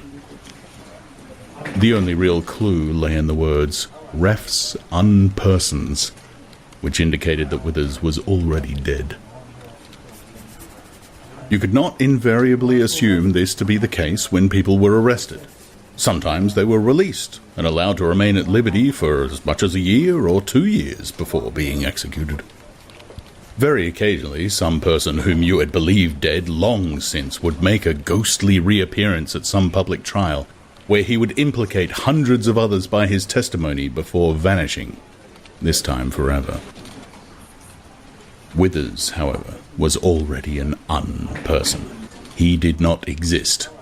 He had never existed. Winston decided that it would not be enough simply to reverse the tendency of Big Brother's speech. It was better to make it deal with something totally unconnected with its original subject. He might turn the speech into the usual denunciation of traitors and thought criminals, but that was a little too obvious.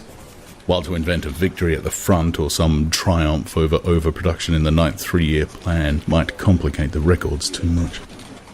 What was needed was a piece of pure fantasy.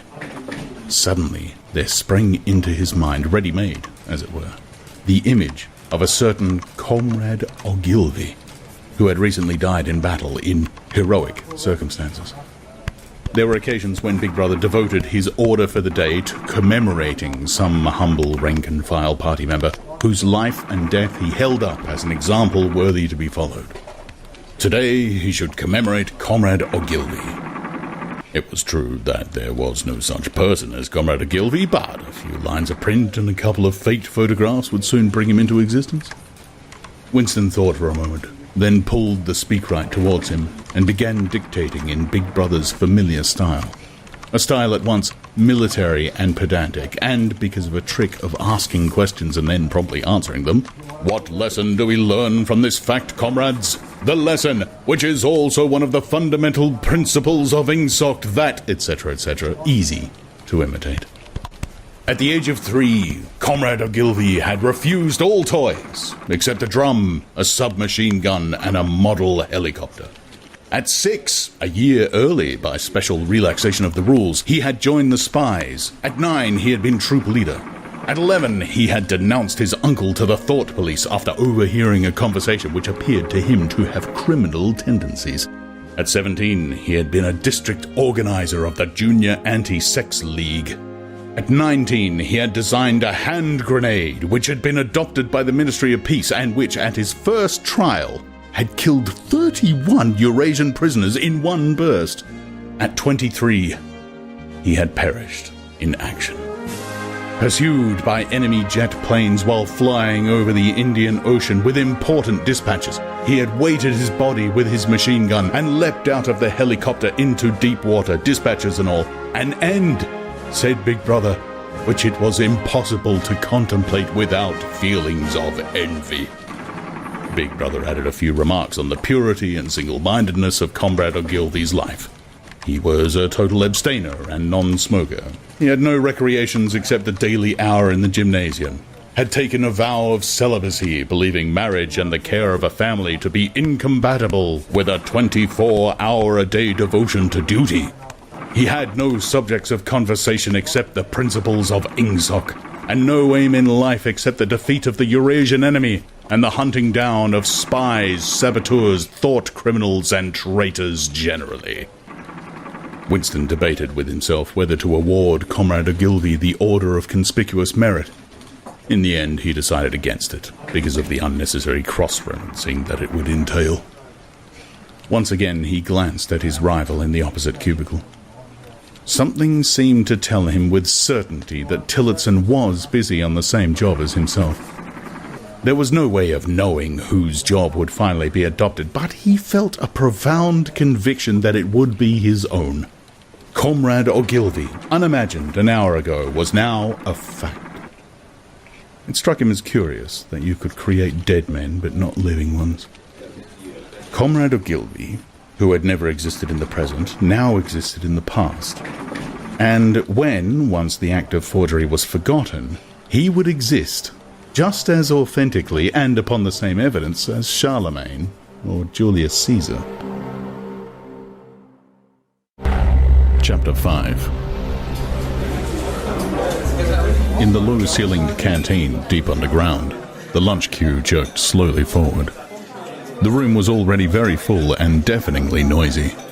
From the grill at the counter, the steam of stew came pouring forth, with a sour metallic smell which did not quite overcome the fumes of Victory gin. On the far side of the room there was a small bar, a mere hole in the wall, where gin could be bought at 10 cents the large nip. "Just the man I was looking for," said a voice at Winston's back. He turned round. It was his friend Syme, who worked in the research department. Perhaps friend was not exactly the right word. You did not have friends nowadays. You had comrades. But there were some comrades whose society was pleasanter than that of others. Syme was a philologist, a specialist in newspeak. Indeed, he was one of the enormous team of experts now engaged in compiling the 11th edition of the Newspeak Dictionary. He was a tiny creature, smaller than Winston, with dark hair and large protuberant eyes, at once mournful and derisive, which seemed to search your face closely while he was speaking to you. "I wanted to ask you whether you'd got any razor blades," he said. "Not one," said Winston, with a sort of guilty haste. "I've tried all over the place, but they don't exist any longer." Everyone kept asking you for razor blades. Actually, he had 2 unused ones which he was hoarding up. There had been a famine of them for months past. At any given moment, there was some necessary article which the party shops were unable to supply.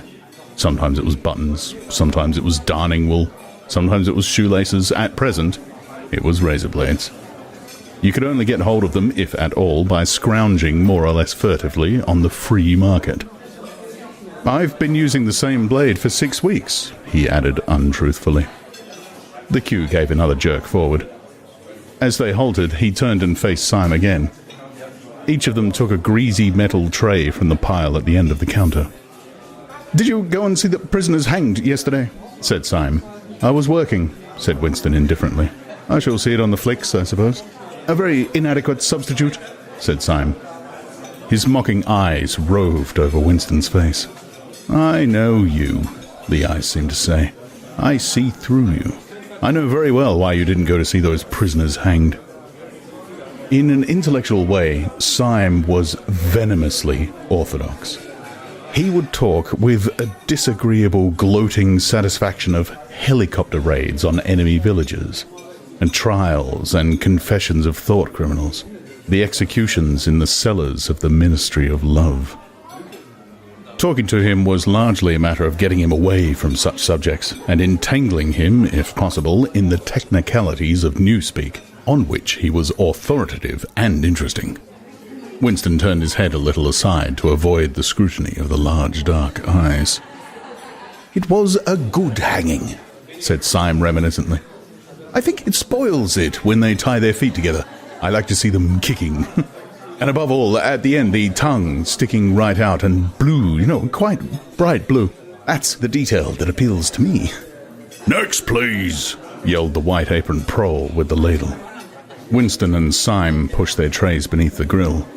Onto each was dumped swiftly the regulation lunch, a metal pannikin of pinkish-grey stew, a hunk of bread, a cube of cheese, a mug of milkless Victory coffee, and 1 saccharin tablet.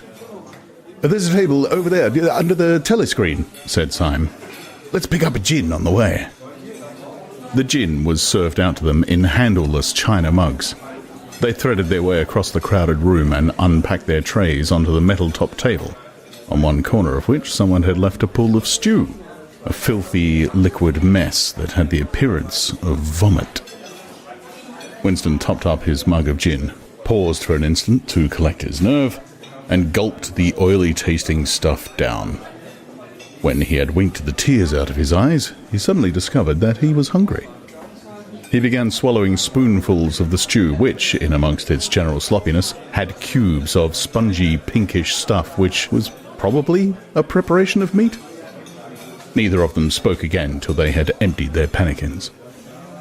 From the table at Winston's left, a little behind his back, someone was talking rapidly and continuously, a harsh gabble almost like the quacking of a duck, which pierced the general uproar of the room. "How's the dictionary getting on?" said Winston, raising his voice to overcome the noise. "Slowly," said Syme. "I'm on the adjectives. It's fascinating." He had brightened up immediately at the mention of Newspeak. He pushed his pannikin aside, took up his hunk of bread in one delicate hand and his cheese in the other, and leaned across the table so as to be able to speak without shouting. "The 11th edition is the definitive edition," he said.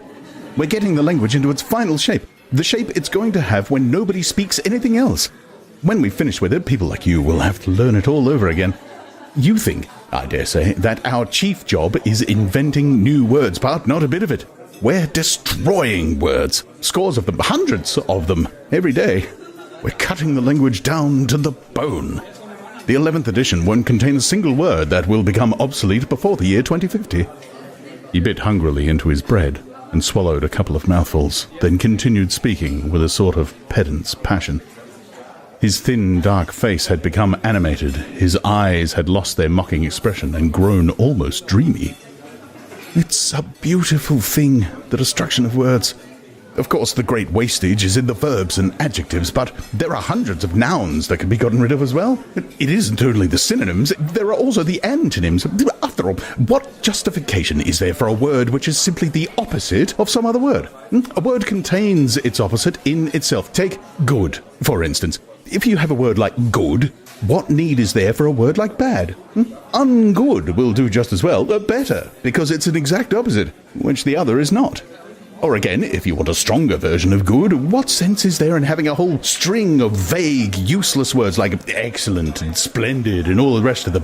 Plus good covers the meaning, or double plus good if you want something stronger still. Of course, we use those forms already, but in the final version of Newspeak, there'll be nothing else. In the end, the whole notion of goodness and badness will be covered by only 6 words. In reality, only 1 word. Don't you see the beauty of that, Winston?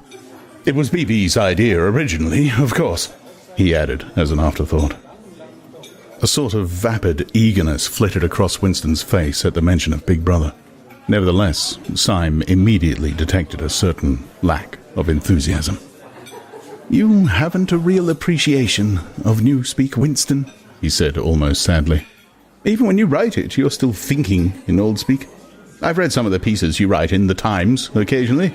They're good enough, but they're translations. In your heart, you'd prefer to stick to Old Speak with all its vagueness and its useless shades of meaning. You don't grasp the beauty of the destruction of words. Do you know that Newspeak is the only language in the world whose vocabulary gets smaller every year?" Winston did know that, of course. He smiled, sympathetically, he hoped, not trusting himself to speak. Syme bit off another fragment of the dark-coloured bread, chewed it briefly, and went on. "But don't you see that the whole aim of Newspeak is to narrow the range of thought? In the end, we shall make thought crime literally impossible, because there will be no words in which to express it. Every concept that can ever be needed will be expressed by exactly 1 word, with its meaning rigidly defined and all its subsidiary meanings rubbed out and forgotten. Already, in the 11th edition, we're not far from that point, but the process will still be continuing long after you and I are dead. Every year, fewer and fewer words, and the range of consciousness always a little smaller. Even now, of course, there's no reason or excuse for committing thought crime. It's merely a question of self-discipline, reality control. But in the end, there won't be any need even for that. The revolution will be complete when the language is perfect. Newspeak is Ingsoc, and Ingsoc is Newspeak," he added with a sort of mystical satisfaction.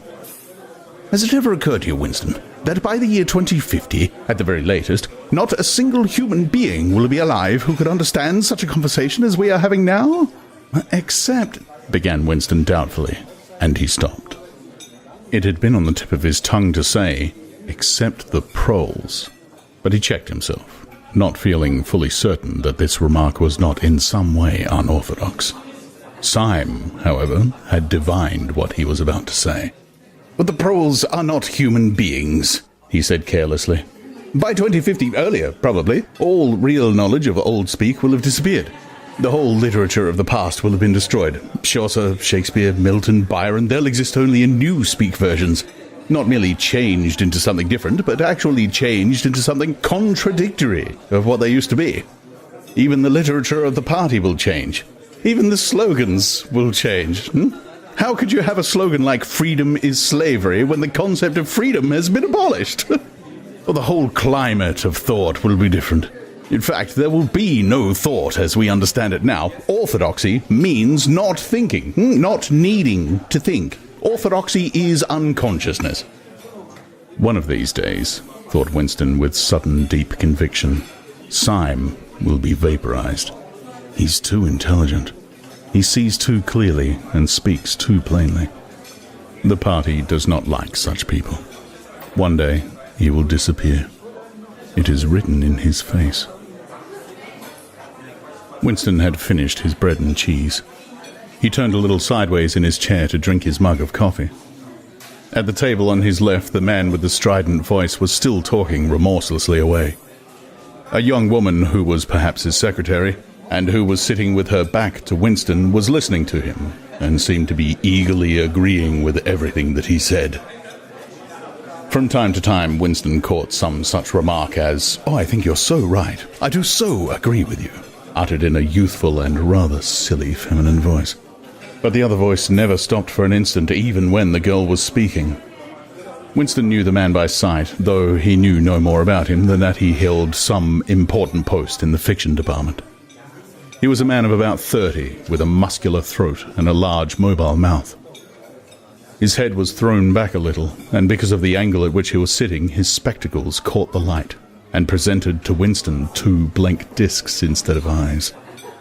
What was slightly horrible was that from the stream of sound that poured out of his mouth, it was almost impossible to distinguish a single word. Just once, Winston caught a phrase, "complete and final elimination of Goldsteinism," jerked out very rapidly, and, as it seemed, all in one piece, like a line of type cast solid. For the rest, it was just a noise, a quack, quack, quacking. And yet, though you could not actually hear what the man was saying, you could not be in any doubt about its general nature. He might be denouncing Goldstein and demanding sterner measures against thought criminals and saboteurs. He might be fulminating against the atrocities of the Eurasian army. He might be praising Big Brother or the heroes on the Malabar front. It made no difference. Whatever it was, you could be certain that every word of it was pure orthodoxy, pure Ingsoc. As he watched the eyeless face with the jaw moving rapidly up and down, Winston had a curious feeling that this was not a real human being, but some kind of dummy. It was not the man's brain that was speaking, it was his larynx. The stuff that was coming out of him consisted of words, but it was not speech in the true sense. It was a noise, uttered in unconsciousness, like the quacking of a duck. Syme had fallen silent for a moment, and with the handle of his spoon was tracing patterns in the puddle of stew. The voices from the other table quacked rapidly on, easily audible in spite of the surrounding din. "There is a word in Newspeak," said Syme. "I don't know whether you know it. Duck speak. To quack like a duck. It's one of those interesting words which have 2 contradictory meanings. Applied to an opponent, it is abuse. Applied to someone you agree with, it's praise." Unquestionably, Syme will be vaporized, Winston thought again. He thought it with a kind of sadness, although well knowing that Syme despised him and slightly disliked him, and was fully capable of denouncing him as a thought criminal if he saw any reason for doing so. There was something subtly wrong with Syme. There was something that he lacked. Discretion, aloofness, a sort of saving stupidity. You could not say that he was unorthodox. He believed in the principles of Ingsoc. He venerated Big Brother. He rejoiced over victories. He hated heretics, not merely with sincerity, but with a sort of restless zeal, an up-to-dateness of information which the ordinary party member did not approach. Yet A faint air of disreputability always clung to him. He said things that would have been better unsaid. He had read too many books. He frequented the Chestnut Tree Cafe, haunt of painters and musicians. There was no law, not even an unwritten law, against frequenting the Chestnut Tree Cafe, yet the place was somehow ill-omened. The old, discredited leaders of the party had been used to gather there before they were finally purged. Goldstein himself, it was said, had sometimes been seen there, years and decades ago. Syme's fate was not difficult to foresee. And yet it was a fact that if Syme grasped, even for 3 seconds, the nature of his, Winston's, secret opinions, he would betray him instantly to the thought police. So would anybody else, for that matter. But Syme more than most. Zeal was not enough. Orthodoxy was unconsciousness. Syme looked up. "Oh, here comes Parsons," he said. Something in the tone of his voice seemed to add, "That bloody fool." Parsons, Winston's fellow tenant at Victory Mansions, was in fact threading his way across the room. A tubby, middle-sized man with fair hair and a frog-like face. At 35, he was already putting on rolls of fat at neck and waistline, but his movements were brisk and boyish. His whole appearance was that of a little boy grown large, so much so that, although he was wearing the regulation overalls, it was almost impossible not to think of him as being dressed in the blue shorts, grey shirt and red neckerchief of the spies. In visualizing him, one saw always a picture of dimpled knees and sleeves rolled back from pudgy forearms. Parsons did, indeed, invariably revert to shorts when a community hike or any other physical activity gave him an excuse for doing so. He greeted them both with a cheery "Hello, hello," and sat down at the table, giving off an intense smell of sweat. Beads of moisture stood out all over his pink face. His powers of sweating were extraordinary. At the community centre, you could always tell when he had been playing table tennis by the dampness of the bat handle. Syme had produced a strip of paper on which there was a long column of words, and was studying it with an ink pencil between his fingers. "Oh, look at him working away in the lunch hour," said Parsons, nudging Winston. "Keenness, eh? What's that you've got there, old boy? Something a bit too brainy for me, I expect. Smith, old boy, I'll tell you why I'm chasing you. It's the sub you forgot to give me." What sub is that?" said Winston, automatically feeling for money. About a quarter of one's salary had to be earmarked for voluntary subscriptions, which were so numerous that it was difficult to keep track of them. For Hate Week, the House by House Fund. I'm treasurer for our block. We're making an all-out effort, going to put on a tremendous show. I tell you, it won't be my fault if old Victory Mansions doesn't have the biggest outfit of flags in the whole street. $2, you promised me? Winston found and handed over 2 creased and filthy notes, which Parsons entered in a small notebook in the neat handwriting of the illiterate. By the way, old boy," he said, "I hear that little beggar of mine let fly at you with his catapult yesterday. I gave him a good dressing down for it. In fact, I told him I'd take the catapult away if he does it again." "I think he was a little upset at not going to the execution," said Winston. Well, what I meant to say shows the right spirit, doesn't it? Mischievous little beggars they are, both of them, but talk about keenness. All they think about is the spies, and the war, of course. Do you know what that little girl of mine did last Saturday? When her troop was out on a hike out Berkhamsted way, she got 2 other girls to go with her, slipped off from the hike, and spent the whole afternoon following a strange man. They kept on his tail for 2 hours, right through the woods, and then, when they got to Amersham, handed him over to the patrols. "What did they do that for?" said Winston, somewhat taken aback. Parsons went on triumphantly. "Oh, my kid made sure he was some kind of enemy agent. He might have been dropped by parachute, for instance. But here's the point, old boy. What do you think put her onto him in the first place? She spotted he was wearing a funny kind of shoes. Said she'd never seen anyone wearing shoes like that before. So the chances were he was a foreigner. Pretty smart for a nipper of 7, eh? What happened to the man? Said Winston. That I couldn't say, of course, but I wouldn't be altogether surprised if... Parsons made the motion of aiming a rifle and clicked his tongue for the explosion. Good, said Syme abstractedly, without looking up from his strip of paper. Of course, we can't afford to take chances, agreed Winston dutifully. Well, I mean to say there is a war on, said Parsons. As though in confirmation of this, a trumpet call floated from the telescreen just above their heads. However, it was not the proclamation of a military victory this time, but merely an announcement from the Ministry of Plenty. Comrades! Cried an eager, youthful voice. Attention, comrades, we have glorious news for you. We have won the battle for production. Returns now completed of the output of all classes of consumption goods show that the standard of living has risen by no less than 20% over the past year. All over Oceania this morning, there were irrepressible, spontaneous demonstrations when workers marched out of factories and offices and paraded through the streets, with banners voicing their gratitude to Big Brother for the new, happy life which his wise leadership has bestowed upon us. Here are some of the completed figures. Foodstuffs are just... The phrase, our new happy life, recurred several times. It had been a favourite of late with the Ministry of Plenty. Parsons, his attention caught by the trumpet call, sat listening with a sort of gaping solemnity, a sort of edified boredom. He could not follow the figures, but he was aware that they were in some way a cause for satisfaction. He had lugged out a huge and filthy pipe, which was already half full of charred tobacco. With the tobacco ration at 100 grams a week, it was seldom possible to fill the pipe to the top. Winston was smoking a Victory cigarette, which he held carefully horizontal. The new ration did not start till tomorrow, and he had only 4 cigarettes left.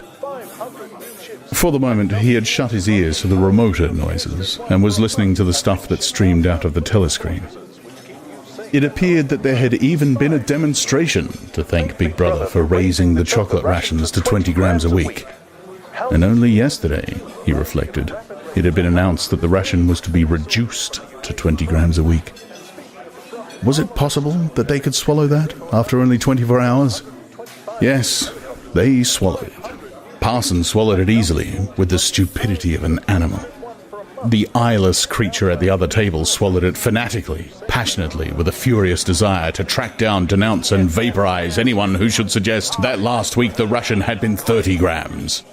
Syme, too, in some more complex way involving doublethink, Syme swallowed it. Was he then alone in the possession of a memory? The fabulous statistics continued to pour out of the telescreen. As compared with last year, there was more food, more clothes, more houses, more furniture, more cooking pots, more fuel, more ships, more helicopters, more books, more babies, more of everything except disease, crime, and insanity. Year by year and minute by minute, everybody and everything was whizzing rapidly upwards. As Syme had done earlier, Winston was taking up his spoon and was dabbling in the pale-coloured gravy that dribbled across the table, drawing a long streak of it out into a pattern. He meditated resentfully on the physical texture of life. Had it always been like this? Had food always tasted like this? He looked round the canteen. A low-ceilinged, crowded room, its walls grimy from the contact of innumerable bodies. Battered metal tables and chairs, placed so close together that you sat with elbows touching. Bent spoons, dented trays, coarse white mugs, all surfaces greasy, grime in every crack, and a sourish composite smell of bad gin and bad coffee and metallic stew and dirty clothes.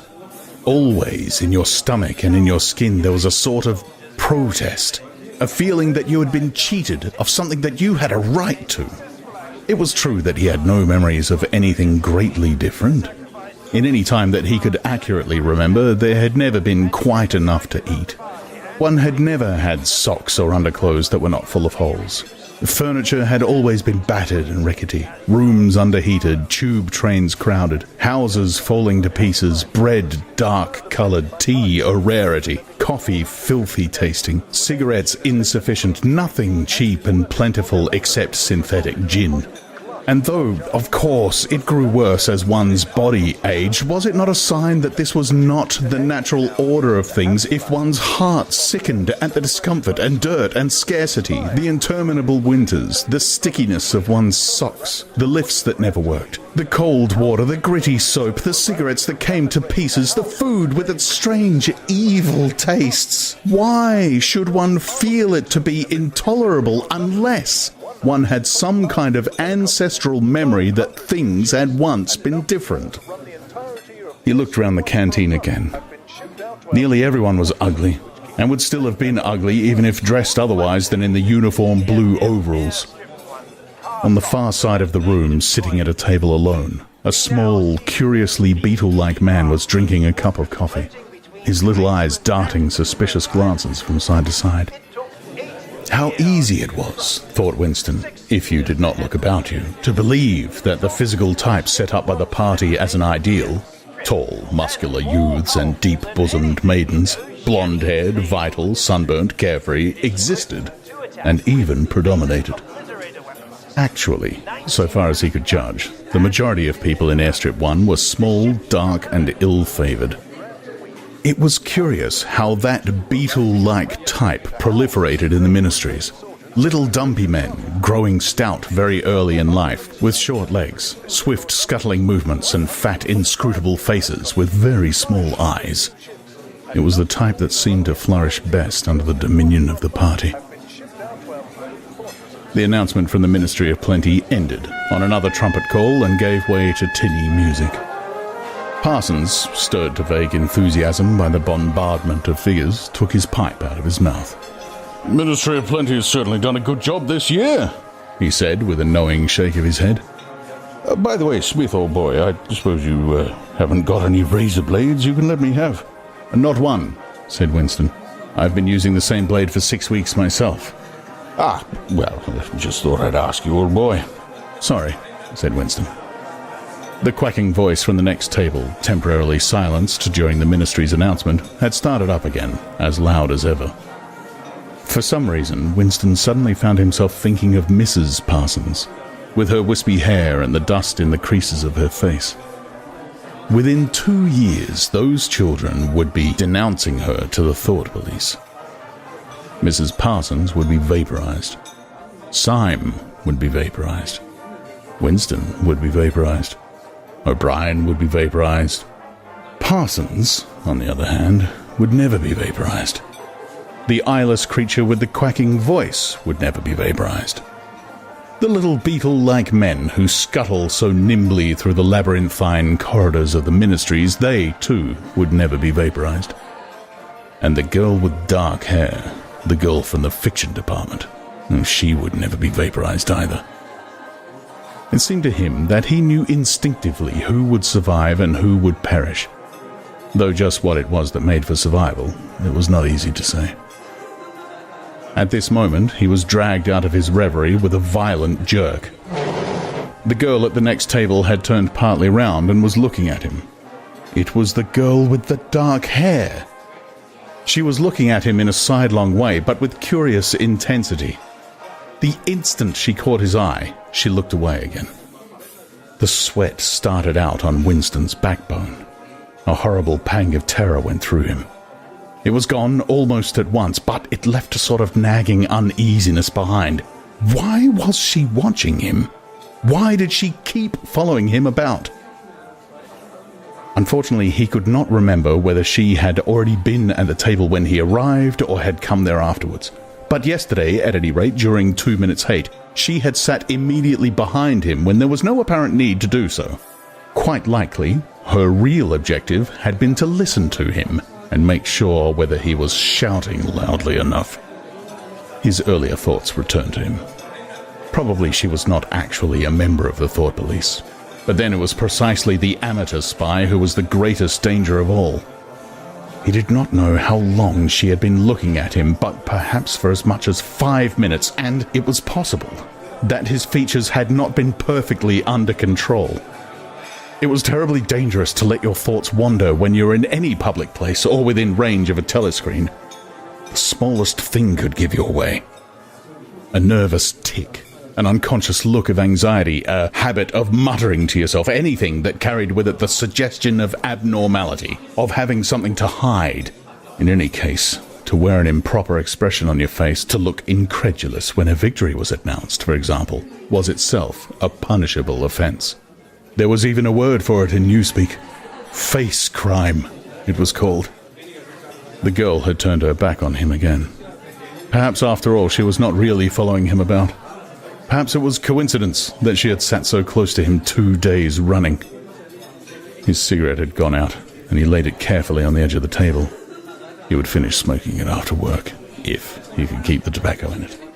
Quite likely the person at the next table was a spy of the thought police, and quite likely he would be in the cellars of the Ministry of Love within 3 days, but a cigarette end must not be wasted. Syme had folded up his strip of paper and stowed it away in his pocket. Parsons had begun talking again. "Did I ever tell you, old boy," he said, chuckling round the stem of his pipe, "about the time when those two nippers of mine set fire to the old market woman's skirt because they saw her wrapping up sausages in a poster of BB? Sneaked up behind her and set fire to it with a box of matches. Burnt her quite badly, I believe. The little beggars, eh? But keen as mustard. That's a first-rate training they give them in the spies nowadays. Better than in my day, even. What do you think's the latest thing they served them out with? Ear trumpets for listening through keyholes. My little girl brought one home the other night, tried it out on our sitting room door, and reckoned she could hear twice as much as with her ear to the hole. Of course, it's only a toy, mind you, still gives them the right idea, eh? At this moment, the telescreen let out a piercing whistle. It was the signal to return to work. All three men sprang to their feet to join in the struggle round the lifts, and the remaining tobacco fell out of Winston's cigarette. Chapter 6. It was 3 years ago. It was on a dark evening in a narrow side street near one of the big railway stations. She was standing near a doorway in the wall under a street lamp that hardly gave any light. She had a young face, painted very thick. It was really the paint that appealed to me. The whiteness of it like a mask, and the bright red lips. Party women never paint their faces. There was nobody else in the street, and no telescreens. She said, $2. Aye. For the moment, it was too difficult to go on. He shut his eyes and pressed his fingers against them, trying to squeeze out the vision that kept recurring. He had an almost overwhelming temptation to shout a string of filthy words at the top of his voice, or to bang his head against the wall, to kick over the table and hurl the inkpot through the window, to do any violent or noisy or painful thing that might black out the memory that was tormenting him. Your worst enemy, he reflected, was your own nervous system. At any moment, the tension inside you was liable to translate itself into some visible symptom. He thought of a man whom he had passed in the street a few weeks back. A quite ordinary-looking man, a party member, aged 35 to 40, tallish and thin, carrying a briefcase. They were a few meters apart when the left side of the man's face was suddenly contorted by a sort of spasm. It happened again just as they were passing one another. It was only a twitch, a quiver, rapid as the clicking of a camera shutter, but obviously habitual. He remembered thinking at the time, that poor devil is done for. And what was frightening was that the action was quite possibly unconscious. The most deadly danger of all was talking in your sleep. There was no way of guarding against that so far as he could see. He drew his breath and went on writing. I went with her through the doorway and across a backyard into a basement kitchen. There was a bed against the wall and a lamp on the table, turned down very low. His teeth were set on edge. He would have liked to spit. Simultaneously with the woman in the basement kitchen, he thought of Catherine, his wife.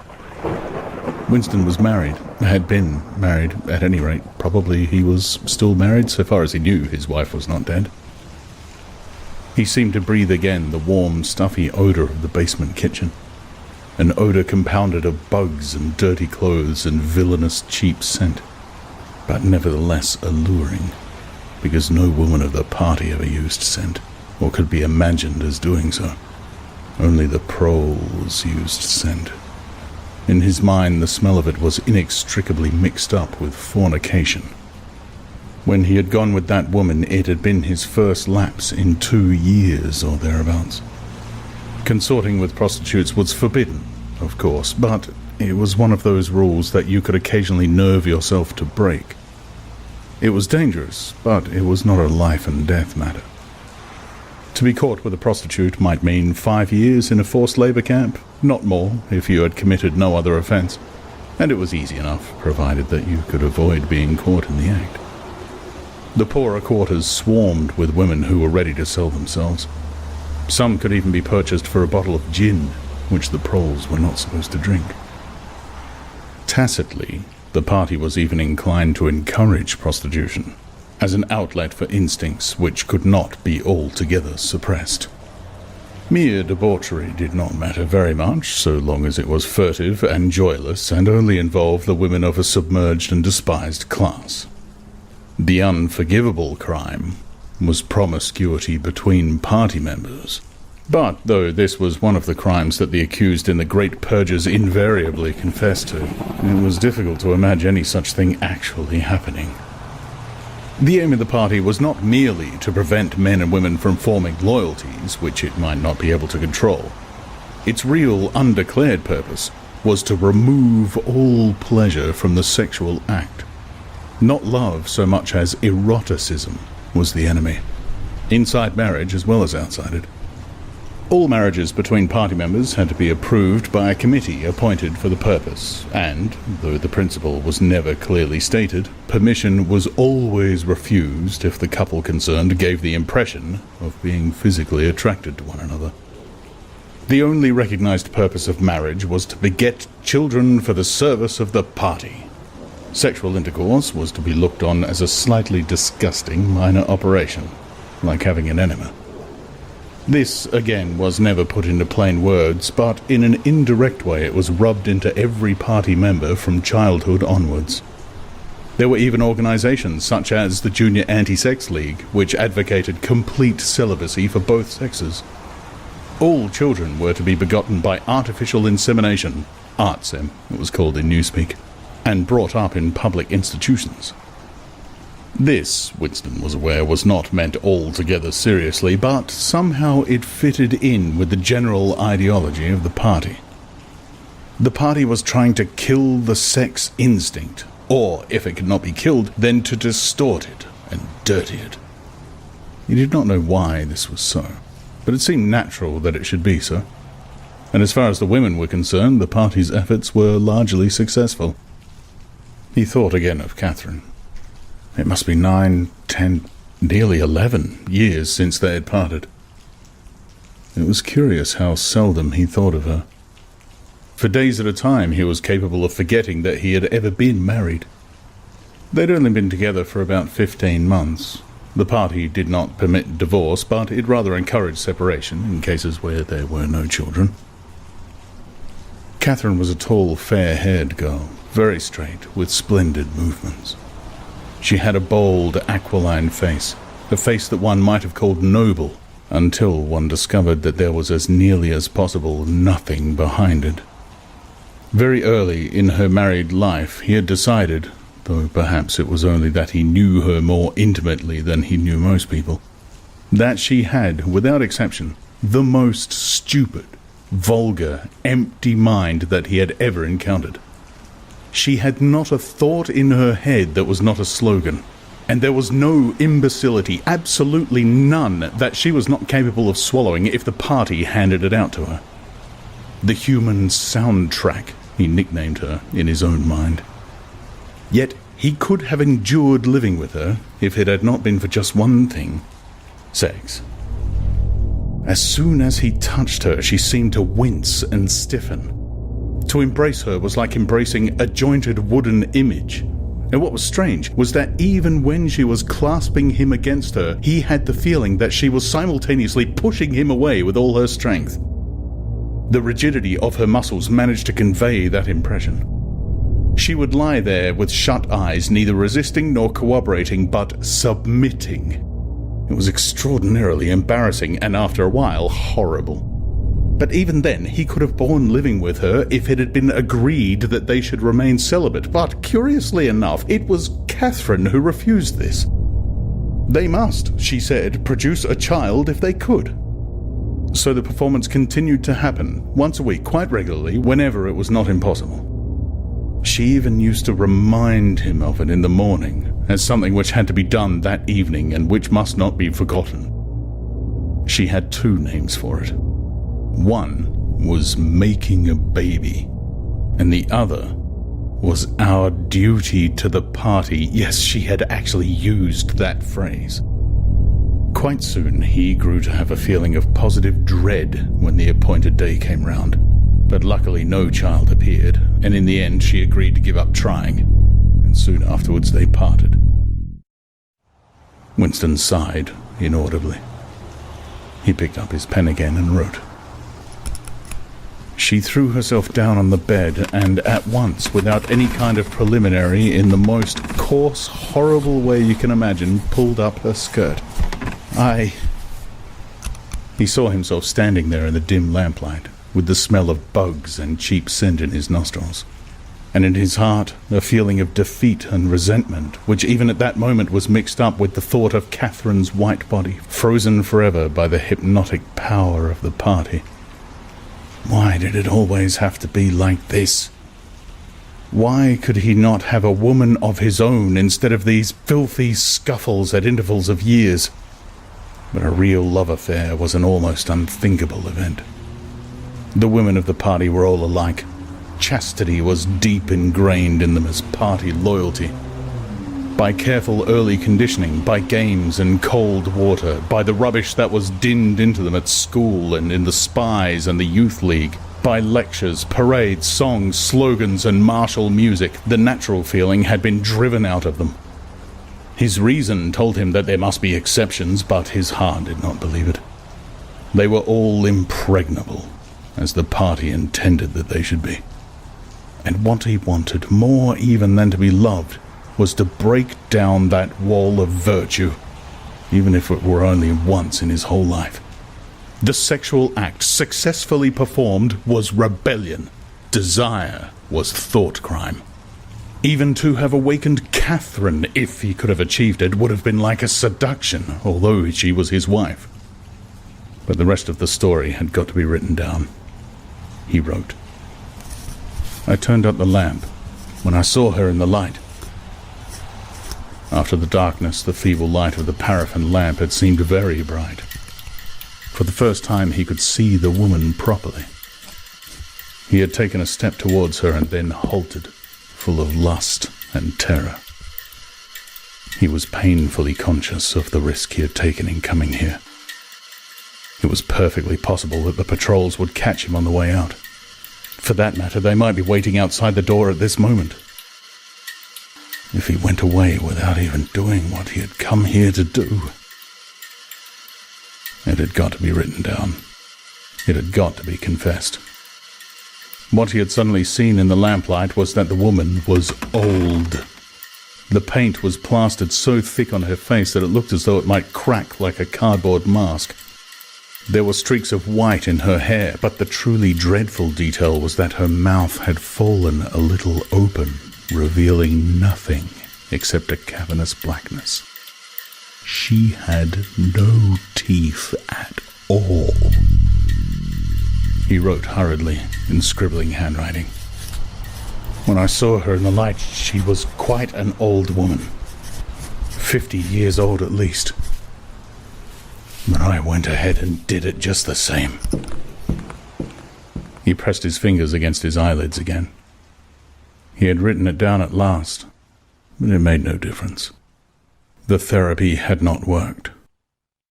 The urge to shout filthy words at the top of his voice was as strong as ever.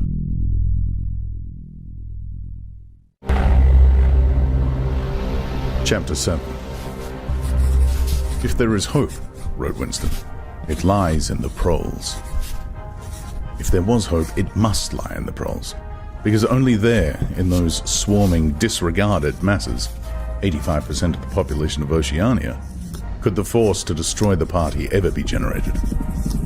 The party could not be overthrown from within. Its enemies, if it had any enemies, had no way of coming together, or even of identifying one another.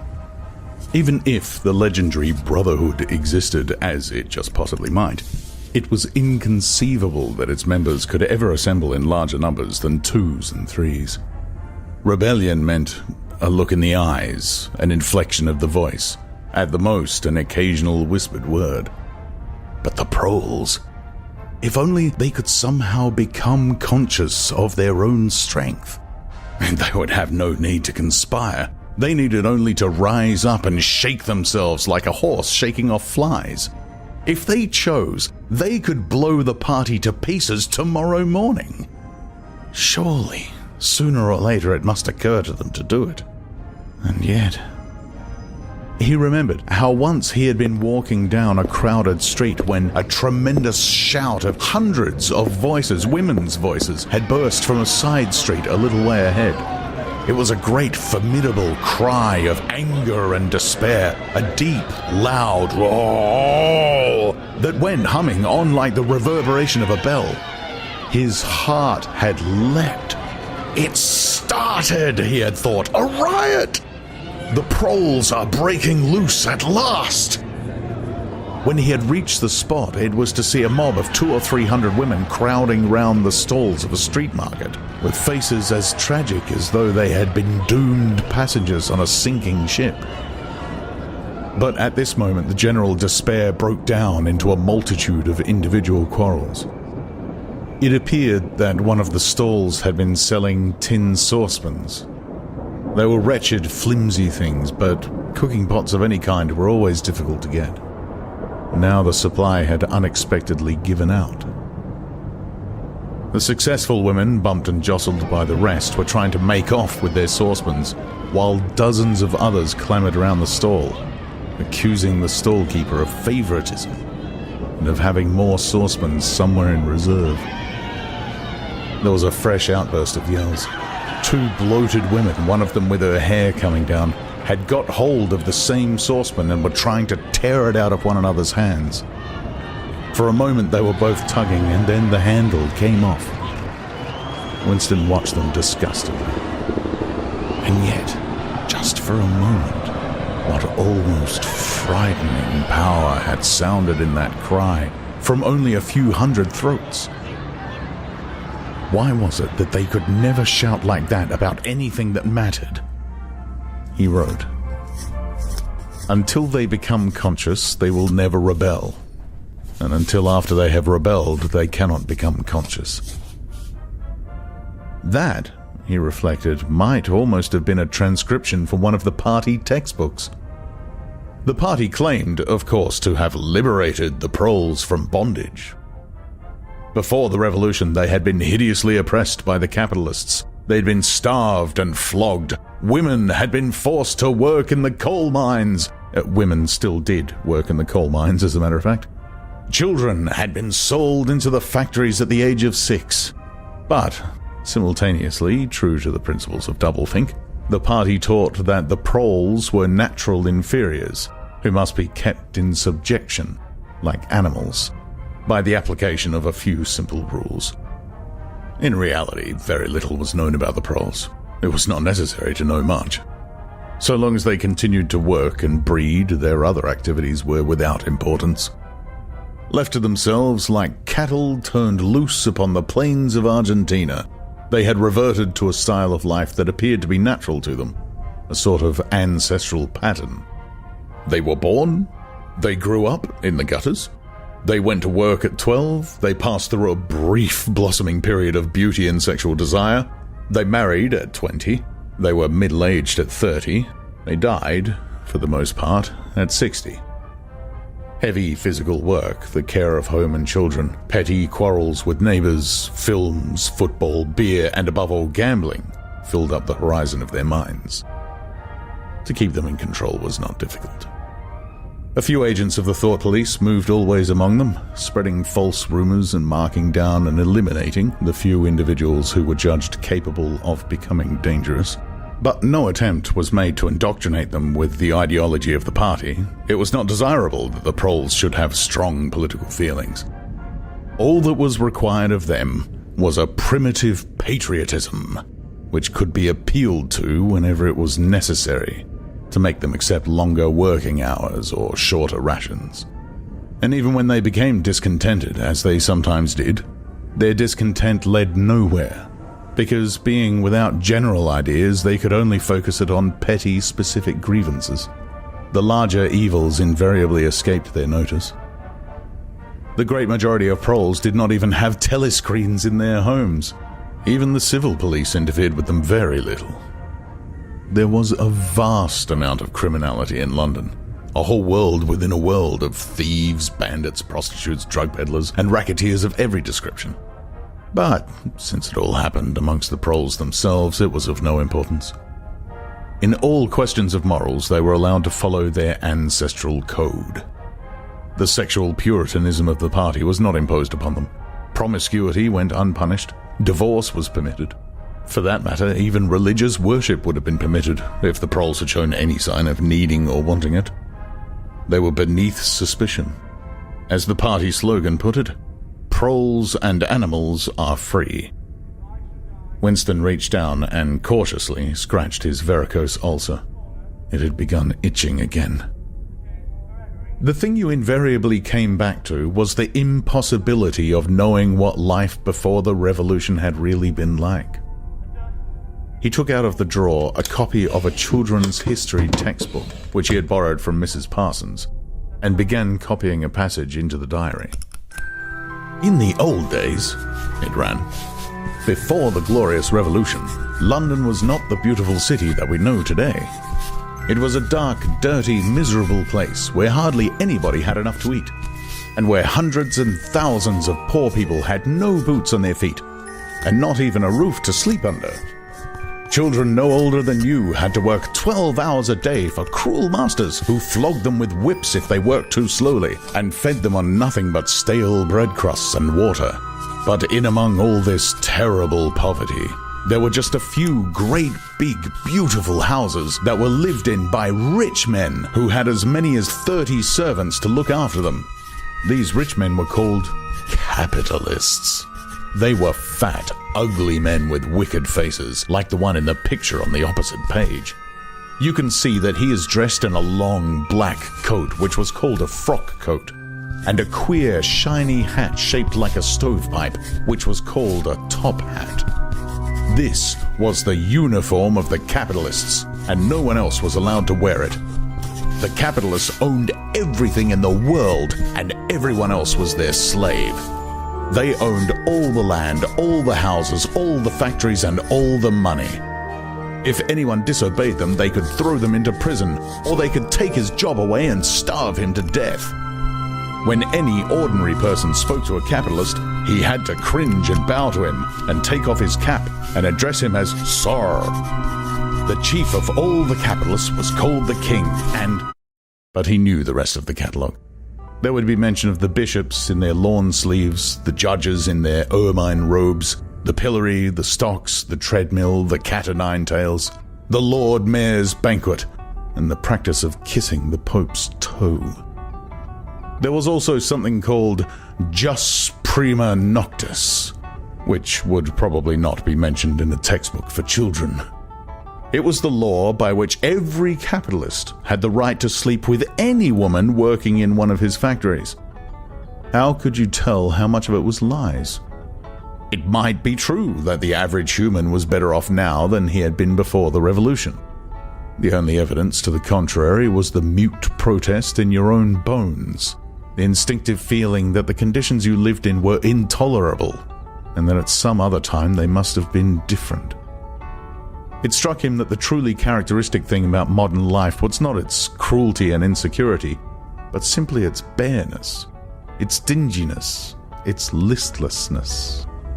Life, if you looked around you, bore no resemblance not only to the lies that streamed out of the telescreens, but even to the ideals that the party was trying to achieve.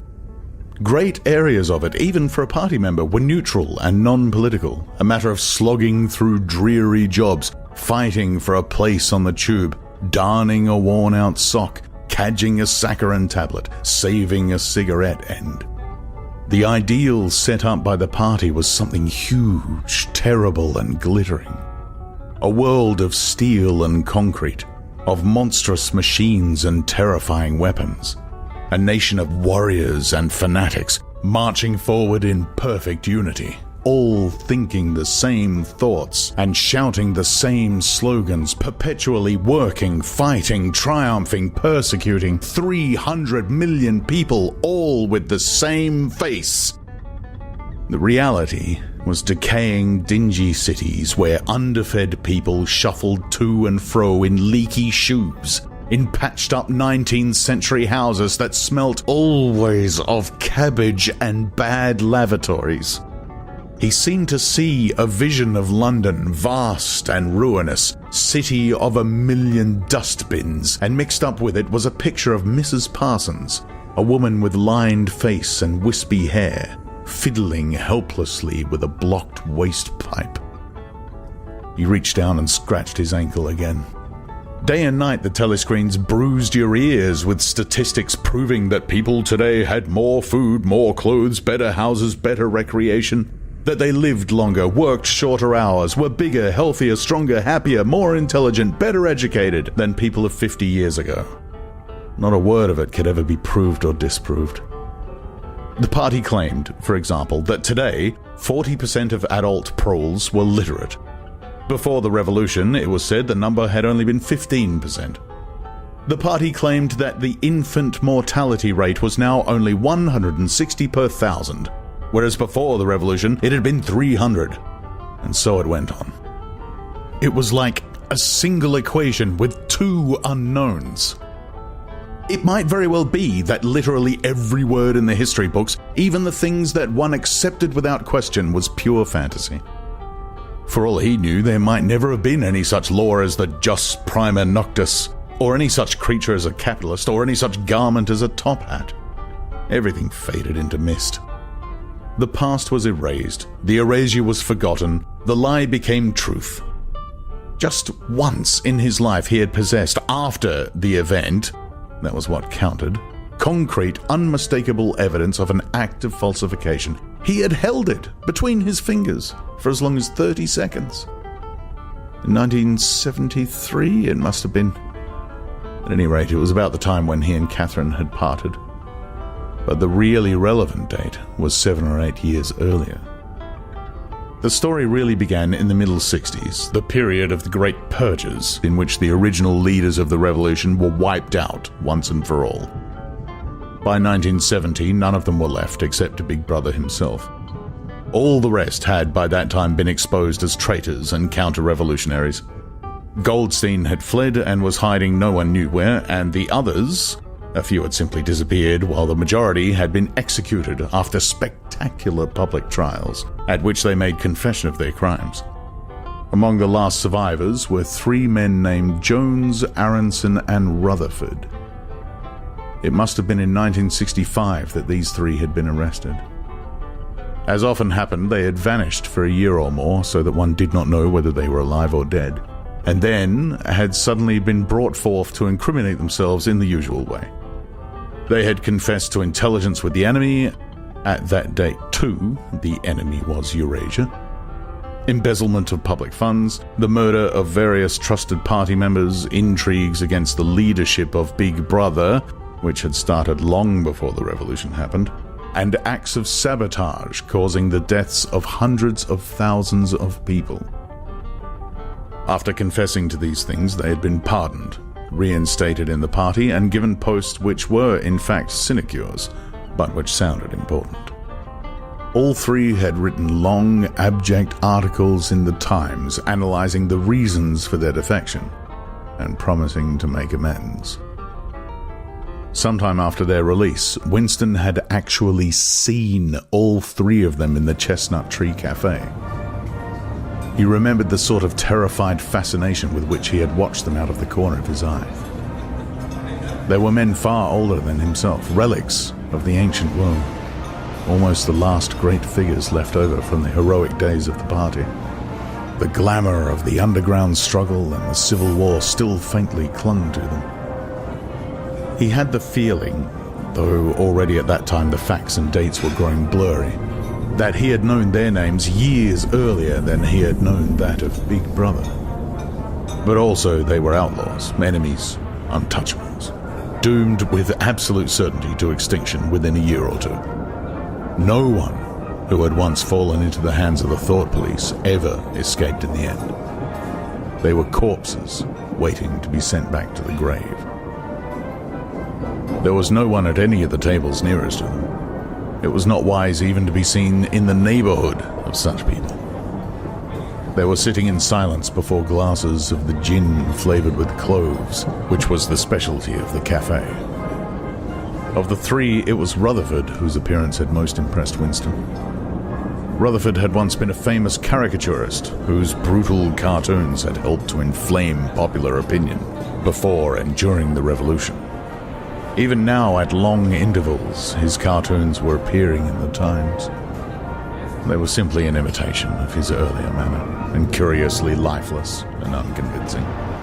Always they were a rehashing of the ancient themes: slum tenements, starving children, street battles, capitalists in top hats.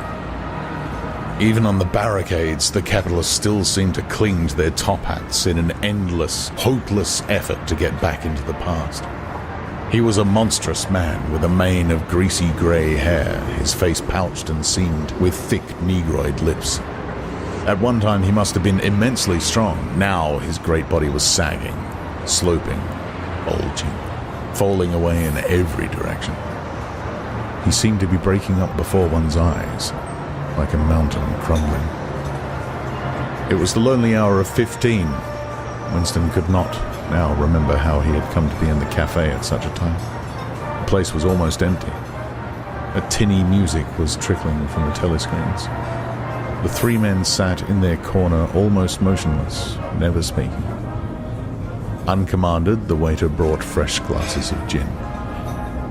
There was a chessboard on the table beside them, with the pieces set out, but no game started. And then, for perhaps half a minute in all, something happened to the telescreens. The tune that they were playing changed, and the tone of the music changed too. There came into it, but it was something hard to describe. It was a peculiar, cracked, braying, jeering note. In his mind, Winston called it a yellow note, and then a voice from the telescreen was singing.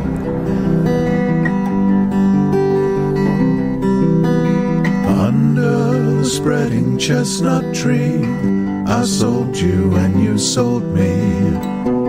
There lie they, here lie we. Under the spreading chestnut tree.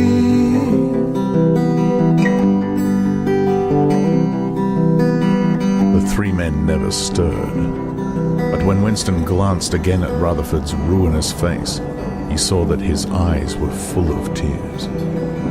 And for the first time he noticed, with a kind of inward shudder, and yet not knowing at what he shuddered, that both Aronson and Rutherford had broken noses.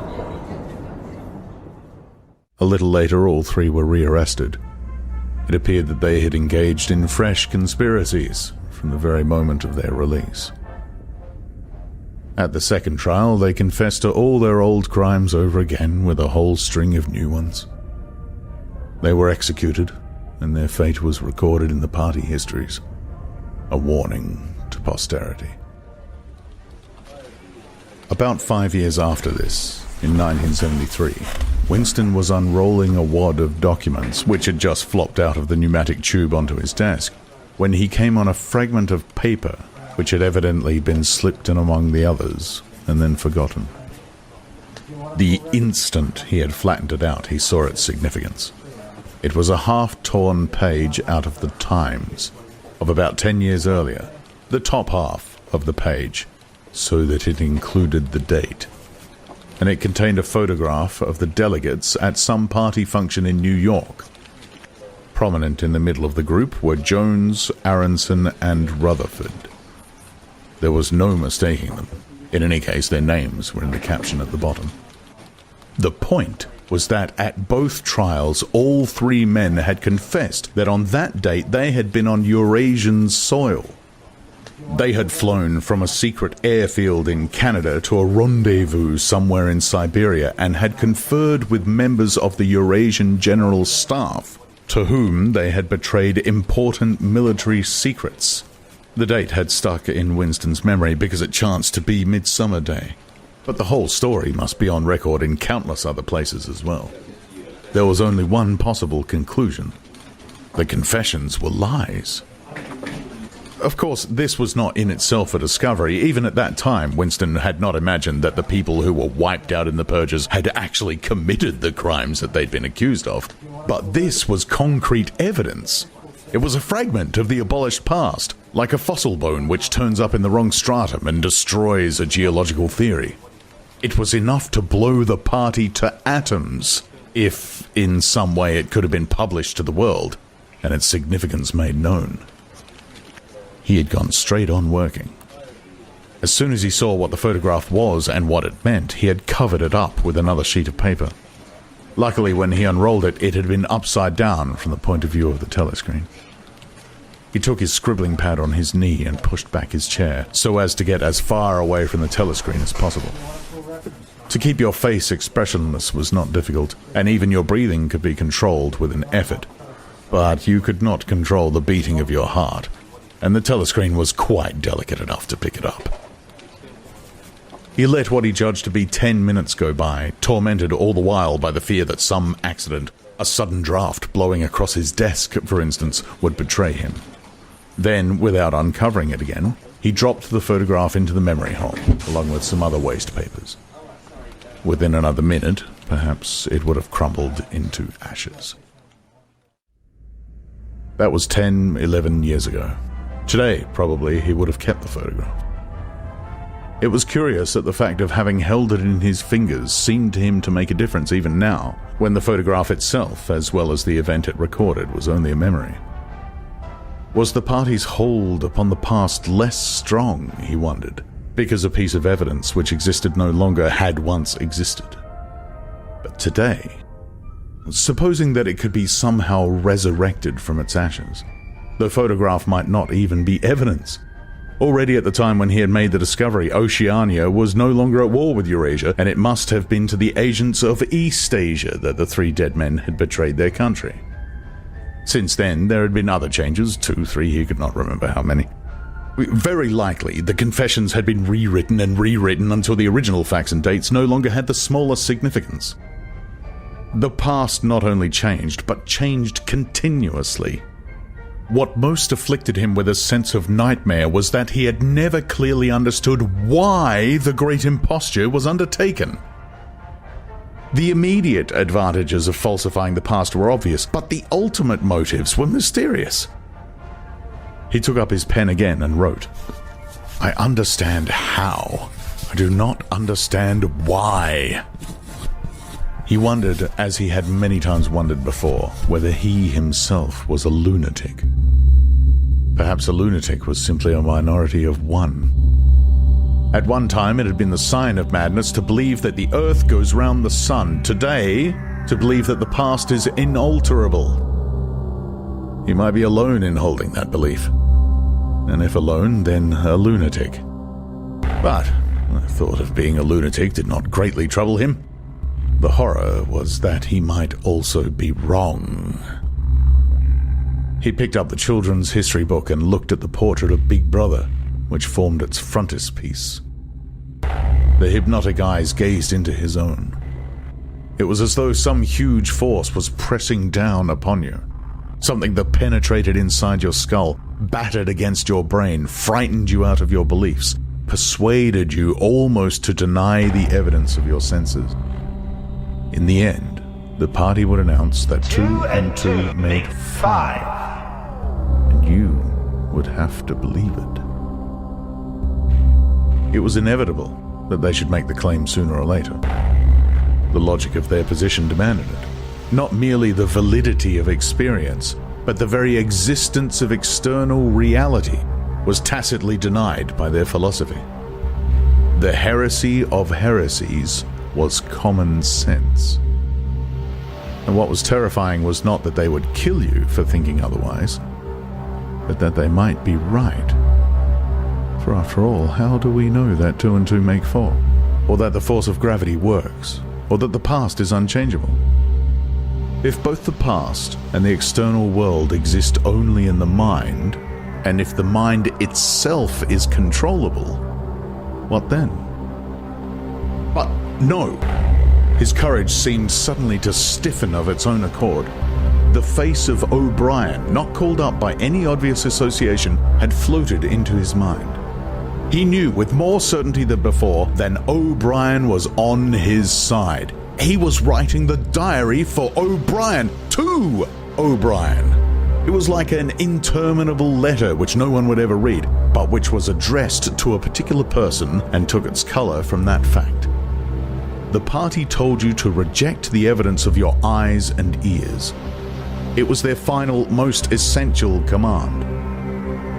His heart sank as he thought of the enormous power arrayed against him, the ease with which any party intellectual would overthrow him in debate, the subtle arguments which he would not be able to understand, much less answer, and yet he was in the right. They were wrong and he was right. The obvious, the silly, and the true had got to be defended. Truisms are true. Hold on to that. The solid world exists. Its laws do not change. Stones are hard. Water is wet. Objects unsupported fall towards the Earth's center. With the feeling that he was speaking to O'Brien, and also that he was setting forth an important axiom, he wrote, "Freedom is the freedom to say that 2 + 2 makes 4. If that is granted, all else follows."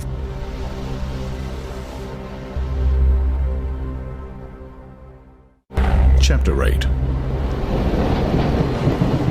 From somewhere at the bottom of a passage, the smell of roasting coffee, real coffee, not victory coffee, came floating out into the street.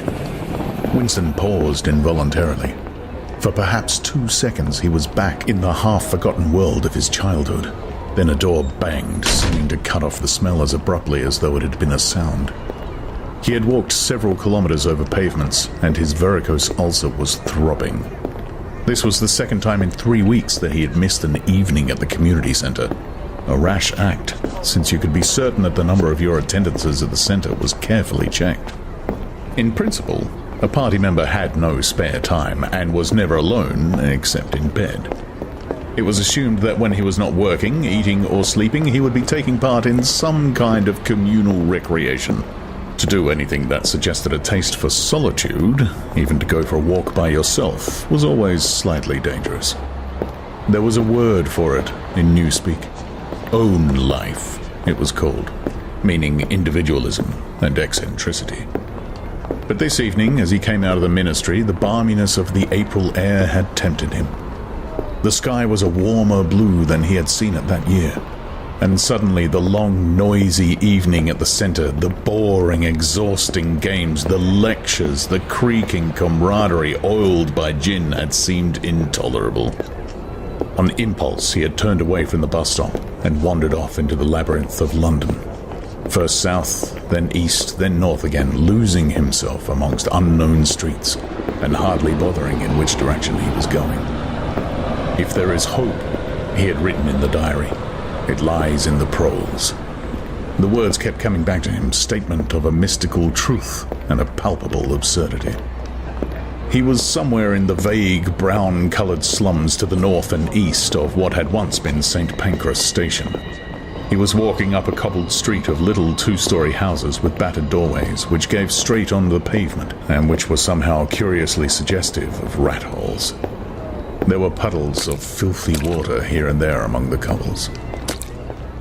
In and out of the dark doorways and down narrow alleyways that branched off on either side, people swarmed in astonishing numbers. Girls in full bloom with crudely lipsticked mouths, and youths who chased the girls. and swollen waddling women who showed you what the girls would be like in 10 years' time, and old bent creatures shuffling along on splayed feet, and ragged barefooted children who played in the puddles and then scattered at angry yells from their mothers. Perhaps a quarter of the windows in the street were broken and boarded up. Most of the people paid no attention to Winston. A few eyed him with a sort of guarded curiosity. Two monstrous women with brick-red forearms folded against their aprons were talking outside a doorway.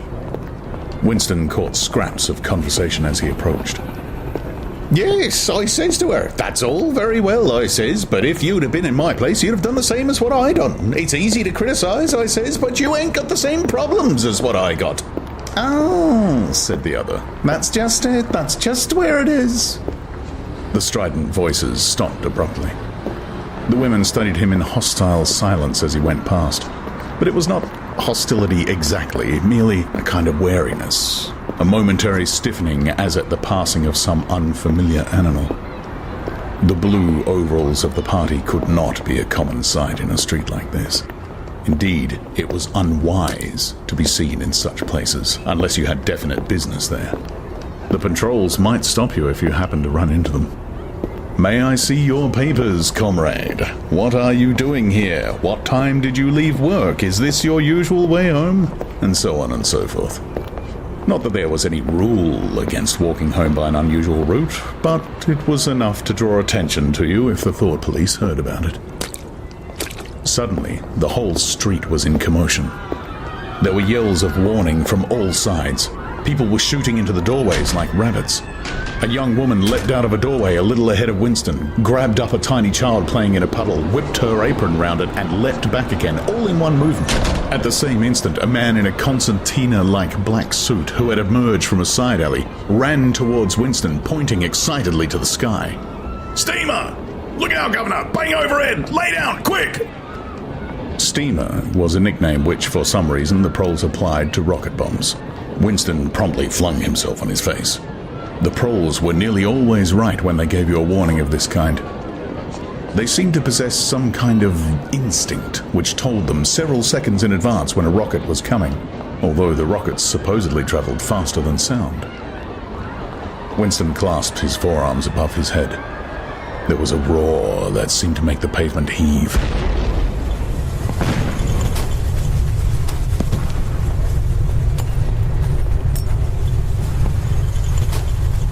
A shower of light objects pattered onto his back.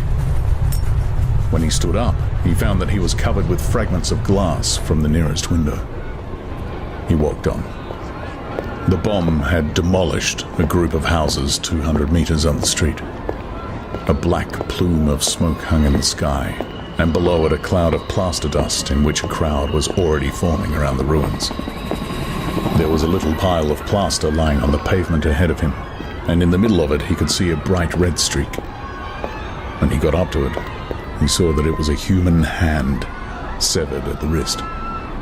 Apart from the bloody stump, the hand was so completely whitened as to resemble a plaster cast. He kicked the thing into the gutter, and then, to avoid the crowd, turned down a side street to the right. Within 3 or 4 minutes he was out of the area which the bomb had affected, and the sordid, swarming life of the streets was going on as though nothing had happened.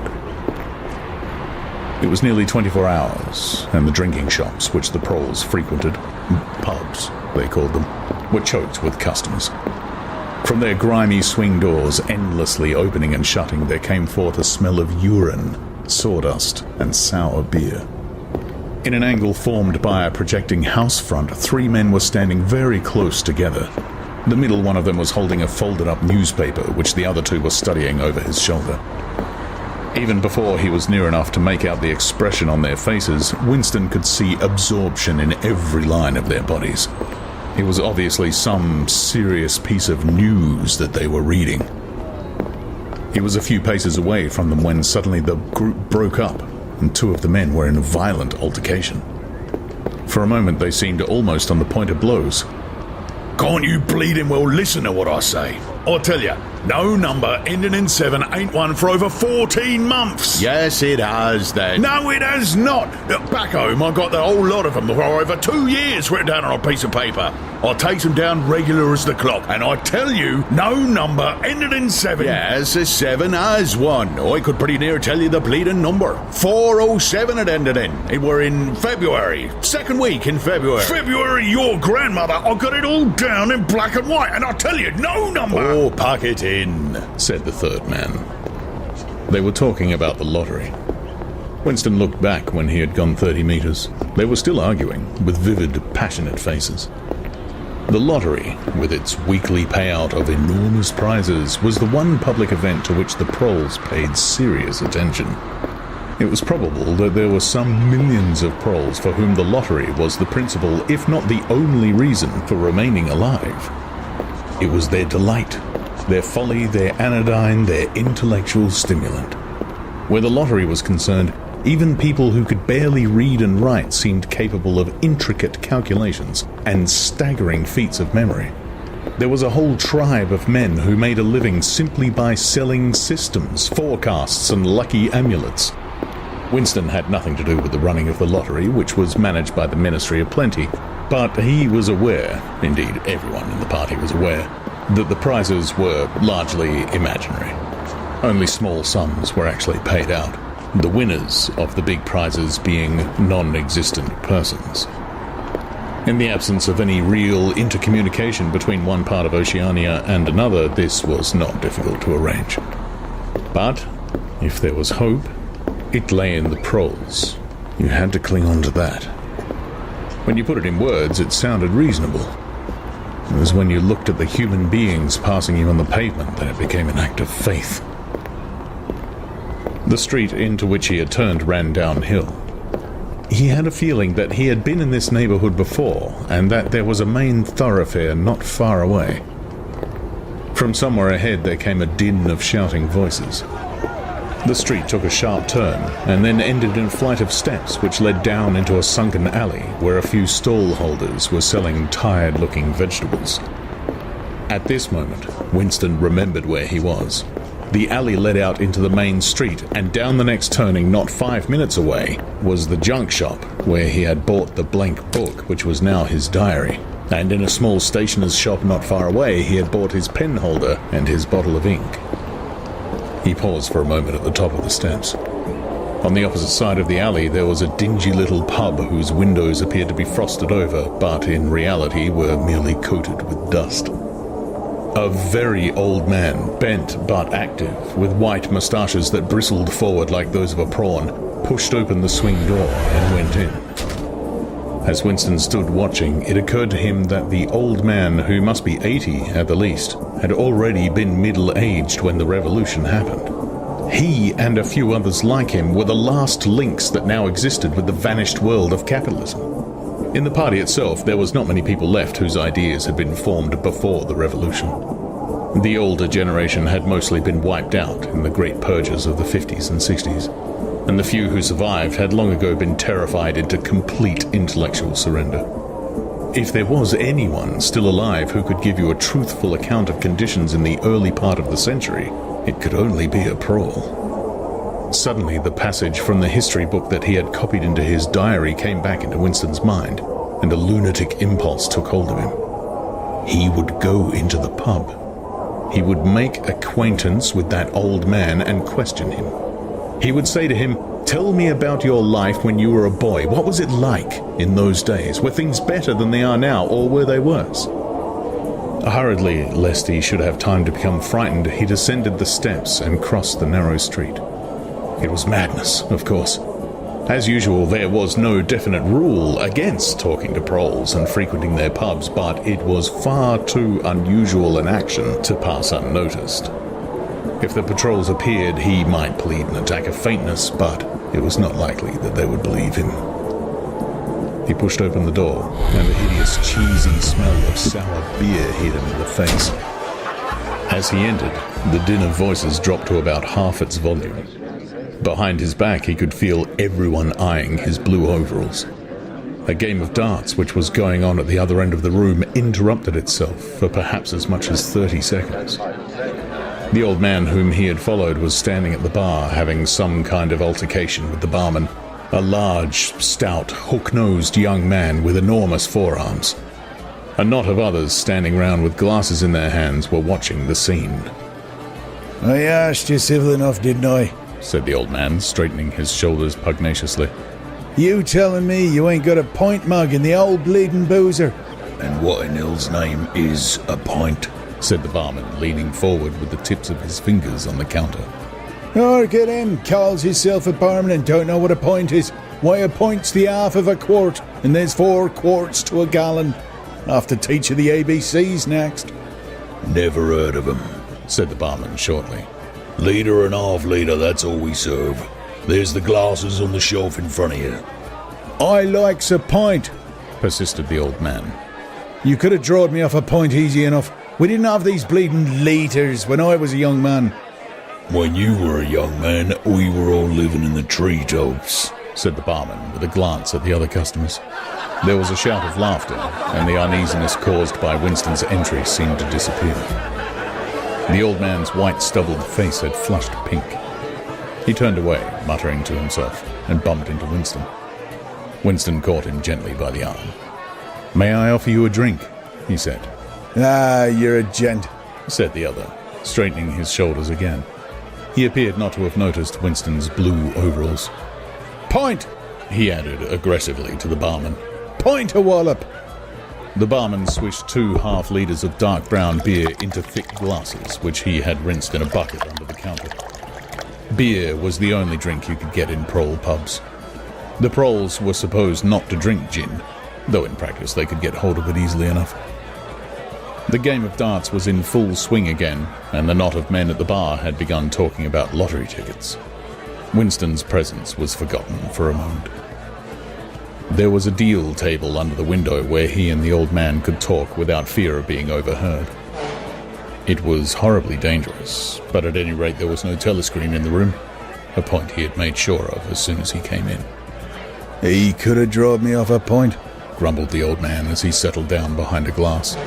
"Half litre ain't enough. It don't satisfy, and an whole litre's too much. It starts my bladder running, let alone the price."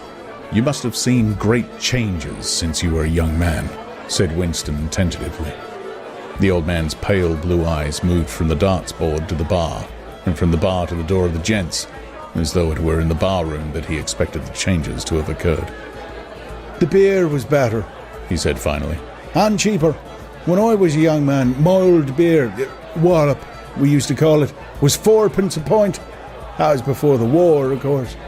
"Which war was that?" said Winston. "That's all wars," said the old man vaguely. He took up his glass and his shoulders straightened again. "Here's wishing you the very best of Alf." In his lean throat, the sharp-pointed Adam's apple made a surprisingly rapid up-and-down movement, and the beer vanished. Winston went to the bar and came back with 2 more half-litres. The old man appeared to have forgotten his prejudice against drinking a full litre. "You are very much older than I am," said Winston. "You must have been a grown man before I was born. You can remember what it was like in the old days, before the revolution. People of my age don't really know anything about those times. We can only read about them in books, and what it says in the books may not be true. I should like your opinion on that. The history books say that life before the revolution was completely different from what it is now. There was the most terrible oppression, injustice, poverty, worse than anyone can imagine. Here in London, the great mass of the people had never had enough to eat from birth to death. Half of them hadn't even boots on their feet. They worked 12 hours a day, they left school at 9, they slept 10 in a room, and at the same time there were very few people, only a few thousands, the capitalists they were called, who were rich and powerful. They owned everything that there was to own. They lived in gorgeous houses with 30 servants. They rode about in motor cars and 4-horse carriages. They drank champagne. They wore top hats. The old man brightened suddenly. "Top hats," he said. Funny you should mention them. The same thing came into my head only yesterday. I don't know why. I was just thinking, I ain't seen a top hat in years. Gone right out they have. The last time I wore one was at my sister-in-law's funeral. And that was, well, I couldn't give you the date, but it must have been 50 years ago. Of course, it was only hired for the occasion, you understand. "It isn't very important about the top hats," said Winston patiently. "The point is, these capitalists, they and a few lawyers and priests and so forth who lived on them, were the lords of the earth. Everything existed for their benefit. You, the ordinary people, the workers, were their slaves. They could do what they liked with you. They could ship you off to Canada like cattle. They could sleep with your daughters if they chose. They could order you to be flogged with something called a cat of nine tails. You had to take your cap off when you passed them. Every capitalist went about with a gang of lackeys who... The old man brightened again. Lackeys, he said. Oh, that regular takes me back, it does. I recollect, donkeys years ago. I used to sometimes go to Hyde Park on a Sunday afternoon to hear the blokes making speeches. Salvation Army, Roman Catholics, Jews, Indians, all sorts there was. And there was one bloke, I couldn't give you his name, but a real powerful speaker he was. He didn't half give it to him. Lackeys, he says. Lackeys of the bourgeoisie, flunkies of the ruling class. Parasites, that was another one of them. And hyenas, he definitely called them hyenas. Gosh, he was referring to the Labour Party, you understand. Winston had the feeling that they were talking at crossed purposes. What I really want to know was this, he said. Do you feel that you have more freedom now than you had in those days? Are you treated more like a human being? In the old days, the rich people, the people at the top... House of Lords, put in the old man reminiscently. The House of Lords, if you like. What I'm asking is, were these people able to treat you as an inferior simply because they were rich and you were poor? Is it a fact, for instance, that you had to call them sir and take off your cap when you passed them? The old man appeared to think deeply. He drank off about a quarter of his beer before answering. Yes, he said. Well, they liked you to touch your cap to them. It showed respect. I didn't agree with it myself, but I done it often enough. Had to, as you might say. And was it usual, I'm only quoting what I've read in the history books, was it usual for these people and their servants to push you off the pavement into the gutter? One of them pushed me once, said the old man. I recollect it as if it was yesterday. It was boat race night. Terribly rowdy they used to get on boat race night. And I bumped into a young bloke on Shaftesbury Avenue. Quite a gent he was. Dress shirt, top hat, black overcoat. He was kind of zigzagging across the pavement, and I bumped into him, accidental like. And he says, "Why can't you look where you're going?" he says. I say, "Do you think you bought the bleeding pavement?"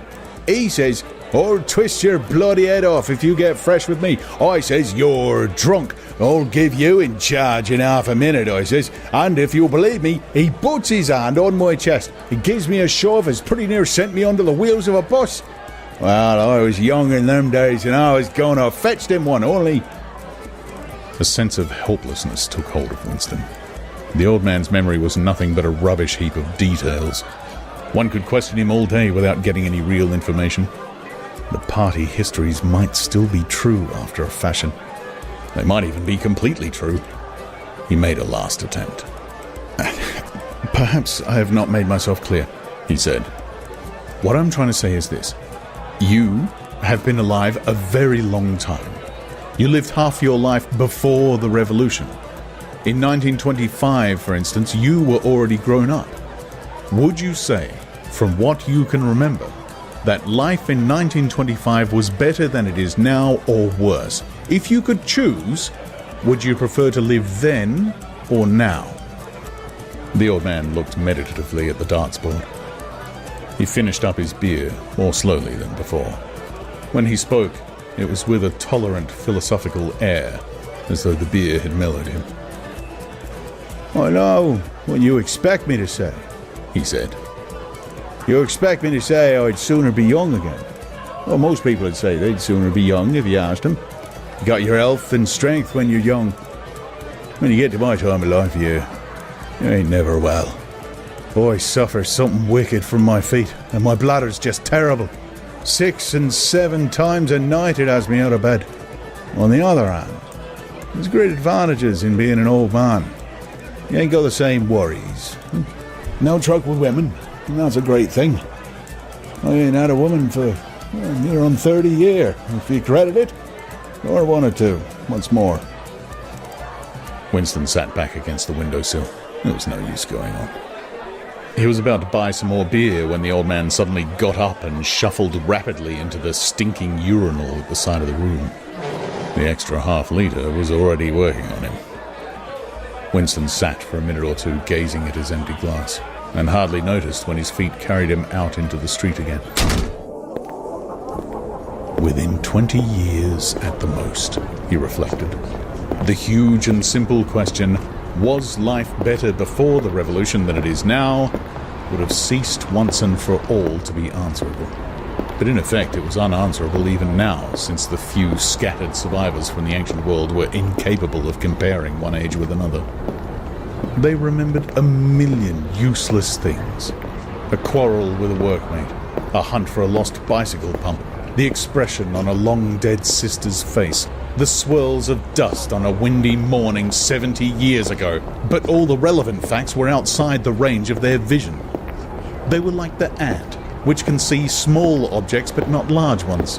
And when memory failed and written records were falsified, when that happened, the claim of the party to have improved the conditions of human life had got to be accepted, because there did not exist, and never again could exist, any standard against which it could be tested. At this moment his train of thought stopped abruptly. He halted and looked up. He was in a narrow street, with a few dark little shops, interspersed amongst dwelling houses. Immediately above his head there hung 3 discoloured metal balls, which looked as if they had once been gilded. He seemed to know the place. Of course, he was standing outside the junk shop where he had bought the diary. A twinge of fear went through him. It had been a sufficiently rash act to buy the book in the beginning, and he had sworn never to come near the place again. And yet the instant he allowed his thoughts to wander, his feet had brought him back here of their own accord. It was precisely against suicidal impulses of this kind that he had hoped to guard himself by opening the diary. At the same time, he noticed that although it was nearly 21 hours, the shop was still open. With the feeling that he would be less conspicuous inside than hanging about on the pavement, he stepped through the doorway. If questioned, he could plausibly say that he was trying to buy razor blades. The proprietor had just lighted a hanging oil lamp, which gave off an unclean but friendly smell. He was a man of perhaps 60, frail and bowed, with a long, benevolent nose, and mild eyes distorted by thick spectacles. His hair was almost white, but his eyebrows were bushy and still black. His spectacles, his gentle, fussy movements, and the fact that he was wearing an aged jacket of black velvet gave him a vague air of intellectuality, as though he had been some kind of literary man, or perhaps a musician. His voice was soft, as though faded, and his accent less debased than that of the majority of proles. "I recognized you on the pavement," he said immediately. "You're the gentleman that bought the young lady's keepsake album. That was a beautiful bit of paper, that was. Cream laid, it used to be called. There's been no paper like that made for, I dare say, 50 years. He peered at Winston over the top of his spectacles. "Is there anything special I can do for you, or did you just want to look round?" "I was passing," said Winston vaguely. "I just looked in. I don't want anything in particular." "It's just as well," said the other, "because I don't suppose I could have satisfied you." He made an apologetic gesture with his soft-palmed hand. "You see how it is, an empty shop, you might say. Between you and me, the antique trade's just about finished. No demand any longer, and no stock either. Furniture, china, glass, it's all been broken up by degrees. And, of course, the metal stuff's mostly been melted down. I haven't seen a brass candlestick in years." The tiny interior of the shop was, in fact, uncomfortably full, but there was almost nothing in it of the slightest value. The floor space was very restricted, because all round the walls were stacked innumerable dusty picture frames. In the window there were trays of nuts and bolts, worn-out chisels, penknives with broken blades, tarnished watches that did not even pretend to be in going order, and other miscellaneous rubbish. Only on a small table in the corner was there a litter of odds and ends, lacquered snuff-boxes, agate brooches and the like, which looked as though they might include something interesting. As Winston wandered towards the table, his eye was caught by a round, smooth thing that gleamed softly in the lamplight, and he picked it up. It was a heavy lump of glass, curved on one side, flat on the other, making almost a hemisphere. There was a peculiar softness, as of rainwater, in both the colour and the texture of the glass. At the heart of it, magnified by the curved surface, there was a strange, pink, convoluted object that recalled a rose or a sea anemone. "What is it?" said Winston, fascinated. "That's coral, that is," said the old man. "It must have come from the Indian Ocean. They used to kind of embed it in the glass. That wasn't made less than 100 years ago, more by the look." "It's a beautiful thing," said Winston. "It is a beautiful thing," said the other appreciatively. "Well, there's not many that'd say so nowadays." He coughed. "Now, if it so happened that you wanted to buy it, that'd cost you $4. I can remember when a thing like that would have fetched £8, and £8 was...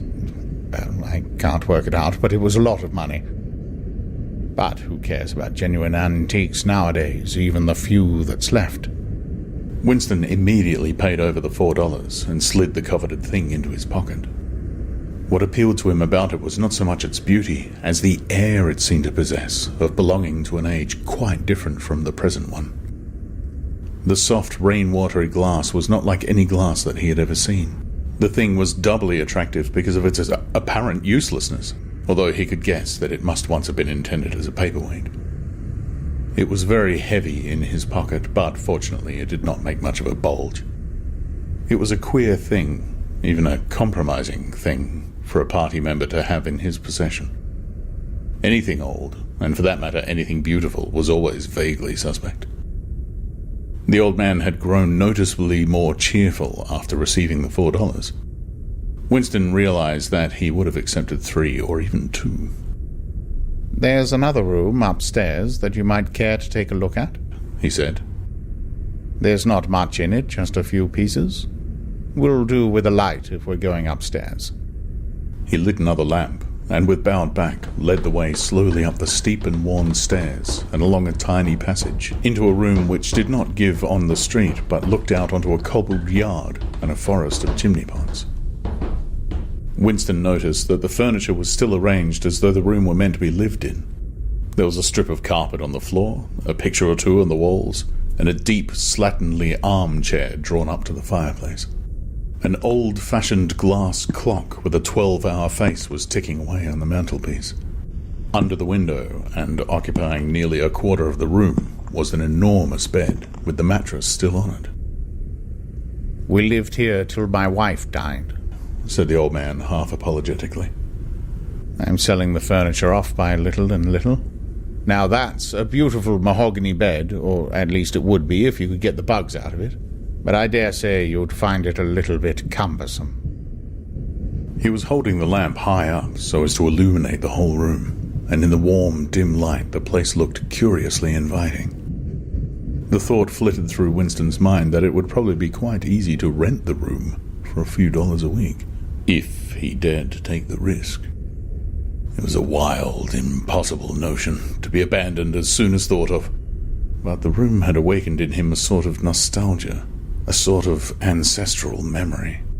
It seemed to him that he knew exactly what it felt like to sit in a room like this, in an armchair beside an open fire, with your feet in the fender and a kettle on the hob, utterly alone, utterly secure, with nobody watching you, no voice pursuing you, no sound except the singing of the kettle and the friendly ticking of the clock. "There's no telescreen," he couldn't help murmuring. "Ah," said the other man. "I never had one of those things, too expensive, and I never seemed to feel the need of it somehow. Now that's a nice gate leg table in the corner there, though of course you'd have to put new hinges on it if you wanted to use the flaps." There was a small bookshelf in the other corner, and Winston had already gravitated towards it. It contained nothing but rubbish. The hunting down and destruction of books had been done with the same thoroughness in the prole quarters as everywhere else. It was very unlikely that there existed anywhere in Oceania a copy of a book printed earlier than 1960. The old man, still carrying the lamp, was standing in front of a picture in a rosewood frame, which hung on the other side of the fireplace, opposite the bed. Now, if you happen to be interested in old prints at all, he began delicately. Winston came across to examine the picture. It was a steel engraving of an oval building with rectangular windows and a small tower in front. There was a railing running round the building, and at the rear end there was what appeared to be a statue. Winston gazed at it for some moments. It seemed vaguely familiar, though he did not remember the statue. "The frame's fixed to the wall," said the old man. "But I could unscrew it for you, I dare say." "I know that building," said Winston finally. "It's a ruin now. It's in the middle of the street outside the Palace of Justice." "That's right, outside the law courts. It was bombed many years ago. It was a church at one time, St. Clement Danes, its name was." He smiled apologetically, as though conscious of saying something slightly ridiculous, and added, "Oranges and lemons say the bells of St. Clement's." "What's that?" said Winston. Oranges and lemons say the bells of St. Clement's. That was a rhyme we had when I was a little boy. How it goes on I don't remember, but I do know how it ended up. Here comes a candle to light you to bed. Here comes a chopper to chop off your head. It was a kind of dance. They held out their arms for you to pass under, and when they came to, "Here comes a chopper to chop off your head," they brought their arms down and caught you. It was just the names of churches. All the London churches were in it. All the principal ones, that is. Winston wondered vaguely to what century the church belonged. It was always difficult to determine the age of a London building. Anything large and impressive, if it was reasonably new in appearance, was automatically claimed as having been built since the Revolution, while anything that was obviously of earlier date was ascribed to some dim period called the Middle Ages. The centuries of capitalism were held to have produced nothing of any value. One could not learn history from architecture any more than one could learn it from books. Statues, inscriptions, memorial stones, the names of streets, anything that might throw light upon the past had been systematically altered. "I never knew it had been a church," he said. "There's a lot of them left, really," said the old man, "though they've been put to other uses. Now, how did that rhyme go? I've got it. Oranges and lemons, say the bells of St. Clement's. You owe me 3 farthings, say the bells of St. Martin's.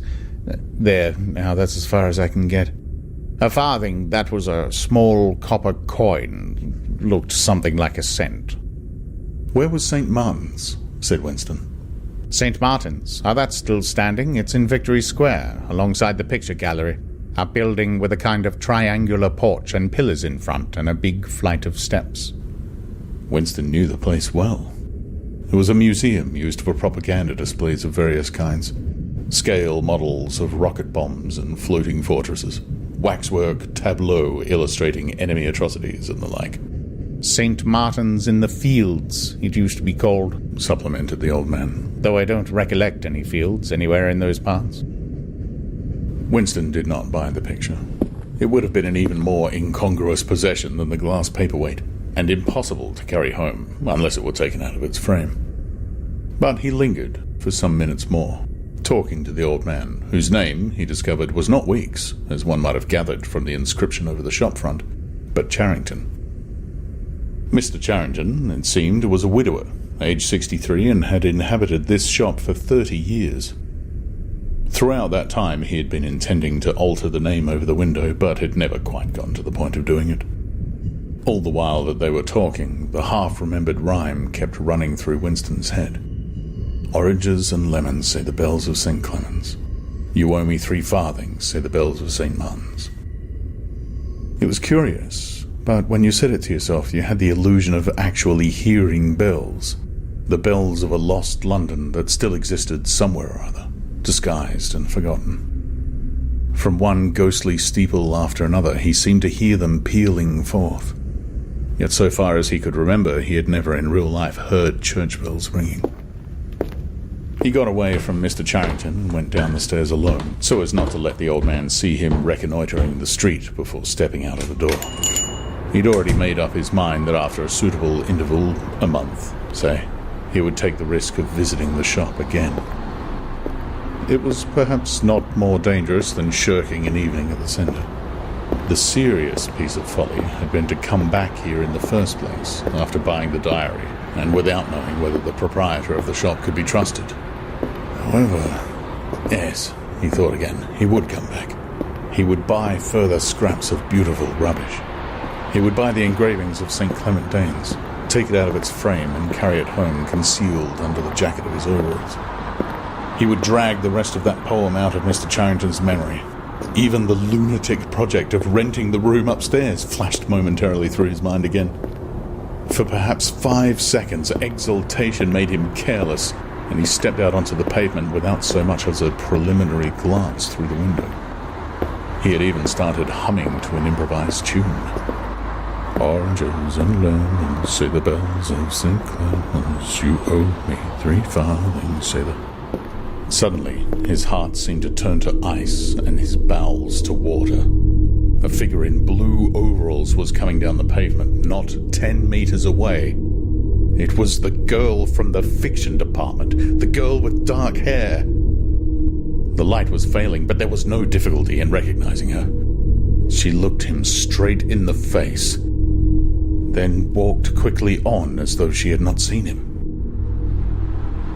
For a few seconds, Winston was too paralyzed to move. Then he turned to the right and walked heavily away, not noticing for the moment that he was going in the wrong direction. At any rate, one question was settled. There was no doubting any longer that the girl was spying on him. She must have followed him here, because it was not credible that by pure chance she should have happened to be walking on the same evening up the same obscure back street, kilometers distant from any quarter where party members lived. It was too great a coincidence. Whether she was really an agent of the thought police or simply an amateur spy actuated by officialness hardly mattered. It was enough that she was watching him. Probably she had seen him go into the pub as well. It was an effort to walk. The lump of glass in his pocket banged against his thigh at each step, and he was half-minded to take it out and throw it away. The worst thing was the pain in his belly. For a couple of minutes he had the feeling that he would die if he did not reach a lavatory soon, but there would be no public lavatories in a quarter like this. Then the spasm passed, leaving a dull ache behind. The street was a blind alley. Winston halted, stood for several seconds wondering vaguely what to do, then turned around and began to retrace his steps. As he turned, it occurred to him that the girl had only passed him 3 minutes ago, and that by running he could probably catch up with her. He could keep on her track till they were in some quiet place, and then smash her skull in with a cobblestone. The piece of glass in his pocket would be heavy enough for the job. But he abandoned the idea immediately, because even the thought of making any physical effort was unbearable. He could not run, he could not strike a blow. Besides, she was young and lusty and would defend herself. He thought also of hurrying to the community centre and staying there till the place closed, so as to establish a partial alibi for the evening. But that too was impossible. A deadly lassitude had taken hold of him. All he wanted was to get home quickly and then sit down and be quiet. It was after 22 hours when he got back to the flat. The lights would be switched off at the main at 23:30. He went into the kitchen and swallowed nearly a teacupful of Victory gin. Then he went to the table in the alcove, sat down and took the diary out of the drawer. But he did not open it at once. From the telescreen, a brassy female voice was squalling a patriotic song. He sat staring at the marbled cover of the book, trying without success to shut the voice out of his consciousness. It was at night that they came for you. Always at night. The proper thing was to kill yourself before they got you. Undoubtedly, some people did so. Many of the disappearances were actually suicides. But it needed a desperate courage to kill yourself in a world where firearms or any quick and certain poison were completely unprocurable. He thought with a kind of astonishment of the biological uselessness of pain and fear, the treachery of the human body which always freezes into inertia at exactly the moment when a special effort is needed. He might have silenced the dark-haired girl if only he had acted quickly enough. But precisely because of the extremity of his danger, he had lost the power to act. It struck him that in moments of crisis, one is never fighting against an external enemy, but always against one's own body. Even now, in spite of the gin, the dull ache in his belly made consecutive thought impossible. And it is the same, he perceived, in all seemingly heroic or tragic situations. On the battlefield, in the torture chamber, on a sinking ship, the issues that you are fighting for are always forgotten because the body swells up until it fills the universe. And even when you are not paralyzed by fright or screaming with pain, life is a moment-to-moment struggle against hunger or cold or sleeplessness, against a sour stomach or an aching tooth. He opened the diary. It was important to write something down. The woman on the telescreen had started a new song. Her voice seemed to stick into his brain like jagged splinters of glass. He tried to think of O'Brien, for whom, or to whom, the diary was written. But instead, he began thinking of the things that would happen to him after the thought police took him away. It would not matter if they killed you at once. To be killed was what you expected. But before death, nobody spoke of such things. Yet everybody knew of them. There was the routine of confession that had to be gone through. The groveling on the floor and the screaming for mercy. The crack of broken bones, the smashed teeth, and bloody clots of hair. Why did you have to endure it, since the end was always the same? Why was it not possible to cut a few days or weeks out of your life? Nobody ever escaped detection, and nobody ever failed to confess. When once you had succumbed to thought crime, it was certain that by a given date you would be dead. Why then did that horror, which altered nothing, have to lie embedded in future time? He tried, with a little more success than before, to summon up the image of O'Brien. "We shall meet in the place where there is no darkness," O'Brien had said to him. He knew what it meant, or thought he knew. The place where there is no darkness was the imagined future, which one would never see, but which by foreknowledge one could mystically share in. But with the voice from the telescreen nagging at his ears, he could not follow the train of thought further. He put a cigarette into his mouth. Half the tobacco promptly fell out onto his tongue, a bitter dust which was difficult to spit out again. The face of Big Brother swam into his mind, displacing that of O'Brien. Just as he had done a few days earlier, he slid a coin out of his pocket and looked at it.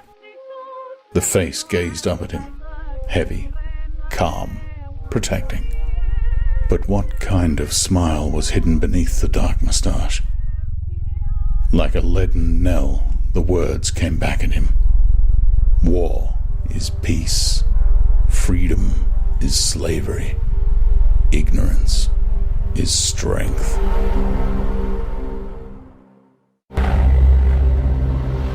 (1984), Part 2, Chapter 1. It was the middle of the morning, and Winston had left the cubicle to go to the lavatory. A solitary figure was coming towards him from the other end of the long, brightly lit corridor. It was the girl with the dark hair. 4 days had gone past since the evening when he had run into her outside the junk shop.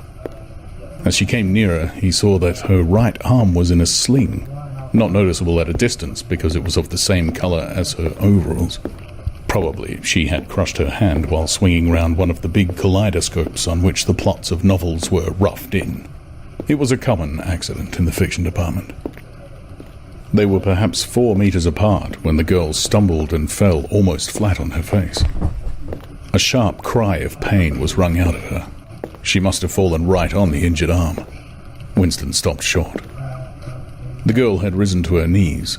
Her face had turned a milky yellow color against which her mouth stood out redder than ever. Her eyes were fixed on his, with an appealing expression that looked more like fear than pain. A curious emotion stirred in Winston's heart. In front of him was an enemy who was trying to kill him. In front of him also was a human creature, in pain and perhaps with a broken bone. Already he had instinctively started forward to help her. In the moment when he had seen her fall on the bandaged arm, it had been as though he felt the pain in his own body. "You're hurt," he said. "It's nothing. My arm. It'll be all right in a second." She spoke as though her heart were fluttering. She had certainly turned very pale. "You haven't broken anything?" "No, I'm all right. It hurt for a moment, that's all." She held out her free hand to him, and he helped her up. She had regained some of her colour and appeared very much better. "It's nothing," she repeated shortly. "I only gave my wrist a bit of a bang. Thanks, comrade." And with that she walked on in the direction in which she had been going, as briskly as though it had really been nothing. The whole incident could not have taken as much as half a minute. Not to let one's feelings appear in one's face was a habit that had acquired the status of an instinct, and in any case they had been standing straight in front of a telescreen when the thing happened. Nevertheless, it had been very difficult not to betray a momentary surprise, for in the 2 or 3 seconds when he was helping her up, the girl had slipped something into his hand. There was no question that she had done it intentionally. It was something small and flat. As he passed through the lavatory door, he transferred it to his pocket and felt it with the tips of his fingers. It was a scrap of paper folded into a square. While he stood at the urinal, he managed, with a little more fingering, to get it unfolded. Obviously, there must be a message of some kind written on it. For a moment, he was tempted to take it into one of the water closets and read it at once, but that would be shocking folly, as he well knew. There was no place where you could be more certain that the telescreens were watched continuously. He went back to his cubicle, sat down, threw the fragment of paper casually amongst the other papers on the desk, put on his spectacles, and hitched the speakwrite towards him. 5 minutes, he told himself. 5 minutes at the very least. His heart bumped in his breast with frightening loudness. Fortunately, the piece of work he was engaged on was mere routine, the rectification of a long list of figures, not needing close attention. Whatever was written on the paper, it must have some kind of political meaning. So far as he could see, there were 2 possibilities. One, much the more likely, was that the girl was an agent of the thought police, just as he had feared. He did not know why the thought police should choose to deliver their message in such a fashion, but perhaps they had their reasons. The thing that was written on the paper might be a threat, a summons, an order to commit suicide, a trap of some description. But there was another, wilder possibility that kept raising its head, though he tried vainly to suppress it. This was that the message did not come from the thought police at all, but from some kind of underground organization. Perhaps the Brotherhood existed after all. Perhaps the girl was part of it. No doubt the idea was absurd, but it had sprung into his mind the very instant of feeling the scrap of paper in his hand. It was not till a couple of minutes later that the other, more probable explanation had occurred to him. And even now, though his intellect told him that the message probably meant death, still, that was not what he believed, and the unreasonable hope persisted, and his heart banged, and it was with difficulty that he kept his voice from trembling as he murmured his figures into the speakwrite. He rolled up the completed bundle of work and slid it into the pneumatic tube. 8 minutes had gone by. He readjusted his spectacles on his nose, sighed, and drew the next batch of work towards him, with the scrap of paper on top of it. He flattened it out. On it was written, in a large, unformed handwriting, "I love you." For several seconds he was too stunned even to throw the incriminating thing into the memory hole.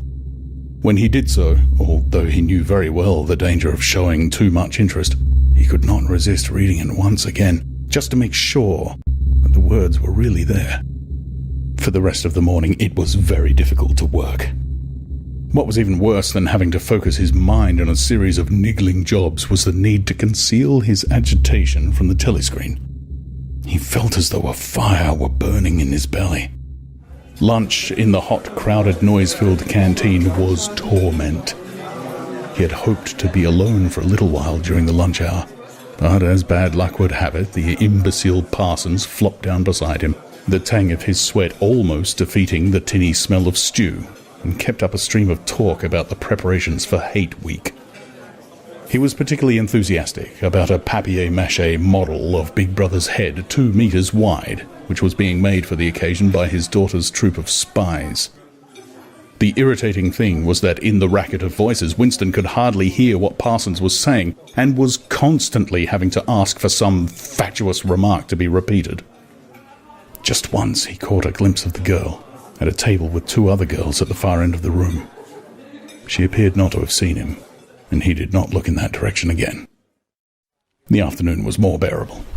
Immediately after lunch, there arrived a delicate, difficult piece of work which would take several hours and necessitated putting everything else aside. It consisted in falsifying a series of production reports of 2 years ago in such a way as to cast discredit on a prominent member of the inner party who was now under a cloud. This was the kind of thing that Winston was good at, and for more than 2 hours he succeeded in shutting the girl out of his mind altogether, and the memory of her face came back, and with it a raging, intolerable desire to be alone. Until he could be alone, it was impossible to think this new development out. Tonight was one of his nights at the community centre. He wolfed another tasteless meal in the canteen, hurried off to the centre, took part in the solemn foolery of a discussion group, played 2 games of table tennis, swallowed several glasses of gin, and sat for half an hour through a lecture entitled Ingsoc in relation to chess. His soul writhed with boredom, but, for once, he had no impulse to shirk his evening at the centre. At the sight of the words, "I love you," the desire to stay alive had welled up in him, and the taking of minor risks suddenly seemed stupid. It was not till 23 hours, when he was home and in bed, in the darkness, where you were safe even from the telescreen so long as you kept silent, that he was able to think continuously. It was a physical problem that had to be solved. How to get in touch with the girl and arrange a meeting. He did not consider any longer the possibility that she might be laying some kind of trap for him. He knew that it was not so because of her unmistakable agitation when she handed him the note. Obviously, she had been frightened out of her wits, as well she might be. Nor did the idea of refusing her advances even cross his mind. Only 5 nights ago he had contemplated smashing her skull in with a cobblestone, but that was of no importance. He thought of her naked, youthful body as he had seen it in his dream. He had imagined her a fool like all the rest of them, her head stuffed with lies and hatred, her belly full of ice. A kind of fever seized him at the thought that he might lose her.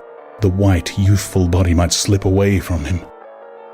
What he feared more than anything else was that she would simply change her mind if he did not get in touch with her quickly. But the physical difficulty of meeting was enormous. It was like trying to make a move in chess when you were already mated. Whichever way you turned, the telescreen faced you. Actually, all the possible ways of communicating with her had occurred to him within 5 minutes of reading the note. But now, with time to think, he went over them one by one, as though laying out a row of instruments on a table. Obviously, the kind of encounter that happened this morning could not be repeated. If she had worked in the records department, it might have been comparatively simple, but he had only a very dim idea whereabouts in the building the fiction department lay, and he had no pretext for going there. If he had known where she lived and at what time she left work, he could have contrived to meet her somewhere on the way home, but trying to follow her home was not safe, because it would mean loitering around outside the ministry, which was bound to be noticed. As for sending a letter through the mail, it was out of the question. By a routine that was not even secret, all letters were opened in transit. Actually, few people ever wrote letters. For the messages that it was occasionally necessary to send, there were printed postcards with long lists of phrases, and you struck out the ones that were inapplicable. In any case, he did not know the girl's name, let alone her address. Finally, he decided that the safest place was the canteen. If he could get her at a table by herself, somewhere in the middle of the room, not too near the telescreens, and with a sufficient buzz of conversation all around, if these conditions endured for, say, 30 seconds, it might be possible to exchange a few words. For a week after this, life was a restless dream. On the next day, she did not appear in the canteen until he was leaving it, the whistle having already been blown. Presumably she had been changed onto a later shift. They passed each other without a glance. On the day after that, she was in the canteen at the usual time, but with 3 other girls, and immediately under a telescreen. Then, for 3 dreadful days, she did not appear at all. His whole mind and body seemed to be afflicted with an unbearable sensitivity, a sort of transparency which made every movement, every sound, every contact, every word that he had to speak or listen to an agony. Even in sleep, he could not altogether escape from her image.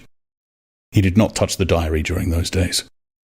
If there was any relief, it was in his work, in which he could sometimes forget himself for 10 minutes at a stretch. He had absolutely no clue as to what had happened to her. There was no inquiry he could make.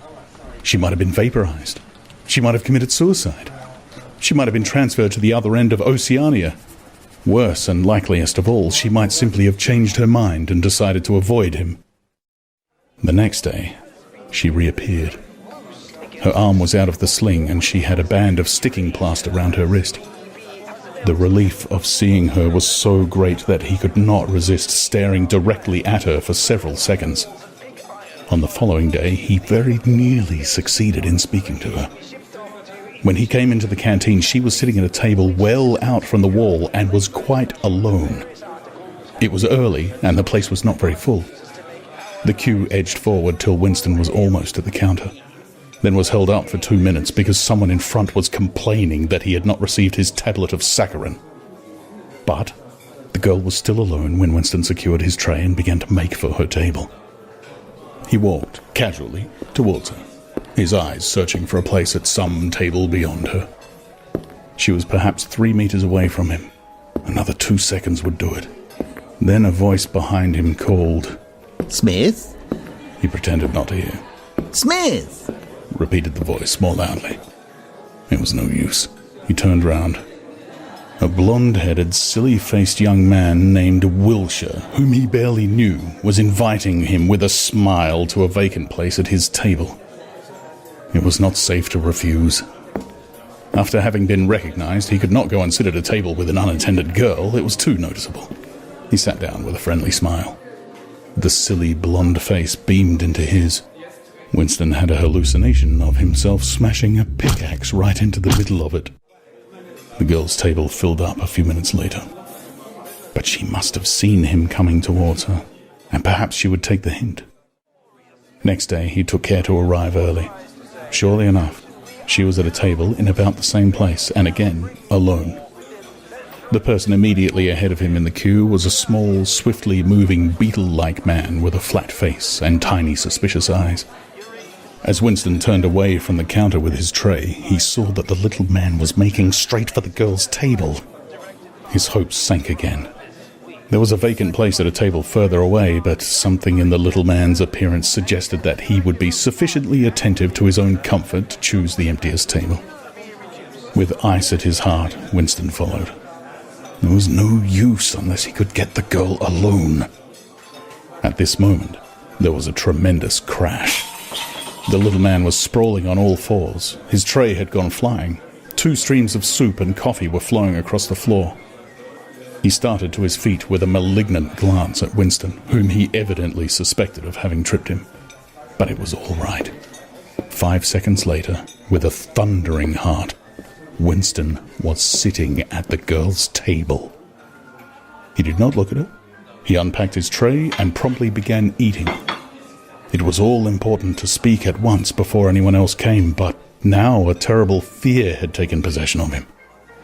A week had gone by since she had first approached him. She would have changed her mind. She must have changed her mind. It was impossible that this affair should end successfully. Such things did not happen in real life. He might have flinched altogether from speaking if at this moment he had not seen Ampleforth, the hairy-eared poet, wandering limply round the room with a tray, looking for a place to sit down. In his vague way, Ampleforth was attached to Winston, and would certainly sit down at his table if he caught sight of him.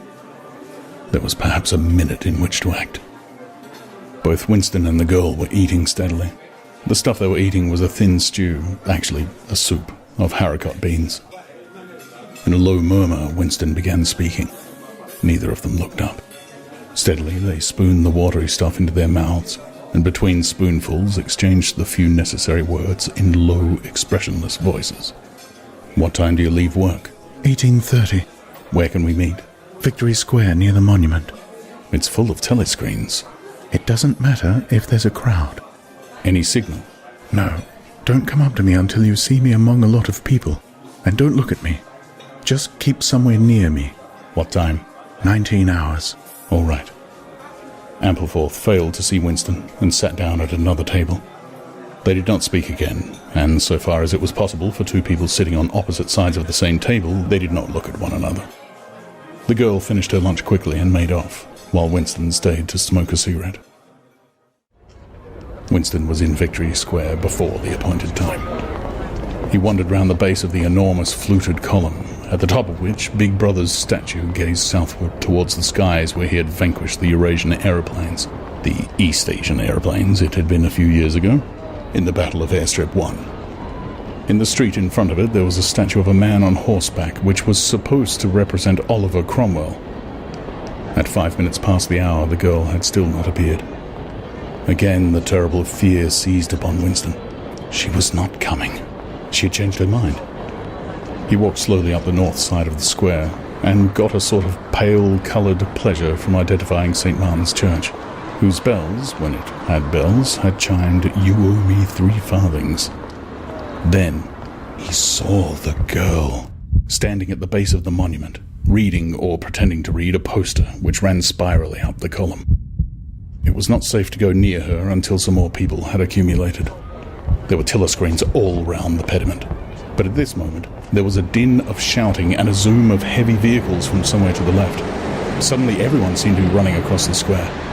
The girl nipped nimbly round the lines at the base of the monument and joined in the rush. Winston followed. As he ran, he gathered from some shouted remarks that a convoy of Eurasian prisoners was passing. Already a dense mass of people was blocking the south side of the square. Winston, at normal times, the kind of person who gravitates to the outer edge of any kind of scrimmage, shoved, butted, squirmed his way forward into the heart of the crowd. Soon he was within arm's length of the girl, but the way was blocked by an enormous prole and an almost equally enormous woman, presumably his wife, who seemed to form an impenetrable wall of flesh. Winston wriggled himself sideways and with a violent lunge managed to drive his shoulder between them. For a moment it felt as though his entrails were being ground to pulp between the two muscular hips. Then he had broken through, sweating a little. He was next to the girl. They were shoulder to shoulder, both staring fixedly in front of them. A long line of trucks with wooden-faced guards armed with submachine guns standing upright in each corner was passing slowly down the street. In the trucks, little yellow men in shabby greenish uniforms were squatting, jammed close together. Their sad Mongolian faces gazed out over the sides of the trucks, utterly incurious. Occasionally, when a truck jolted, there was a clank-clank of metal. All the prisoners were wearing leg irons. Truckload after truckload of the sad faces passed. Winston knew they were there, but he saw them only intermittently. The girl's shoulder and her arm right down to the elbow were pressed against his. Her cheek was almost near enough for him to feel its warmth. She had immediately taken charge of the situation, just as she had done in the canteen.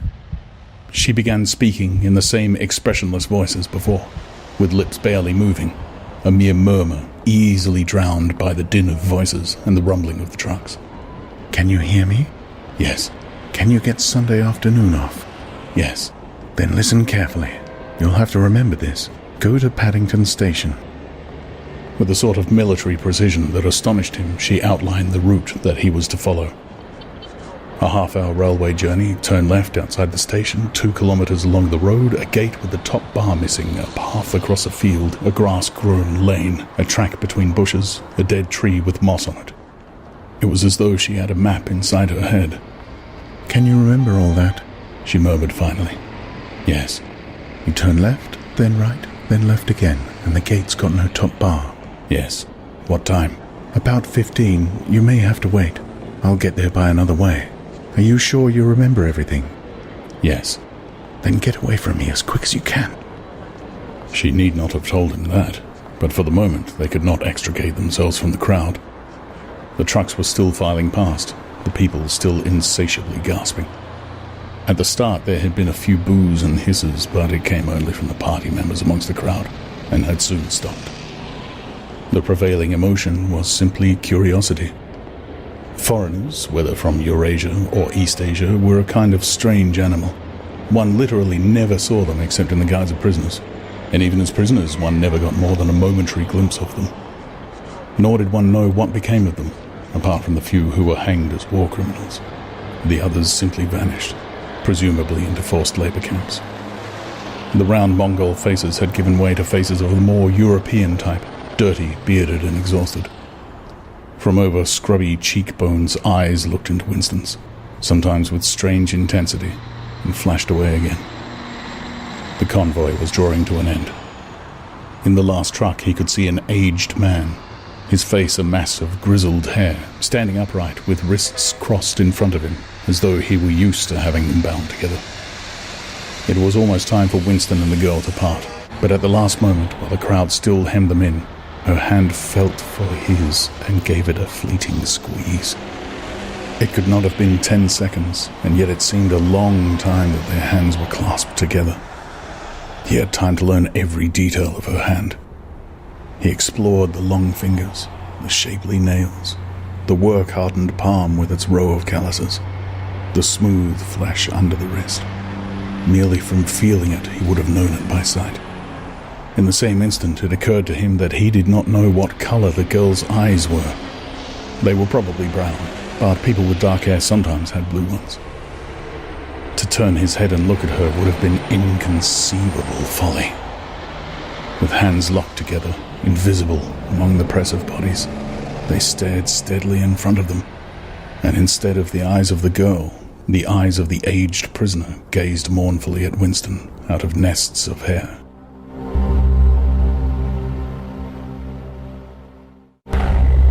Part 2, Chapter 2.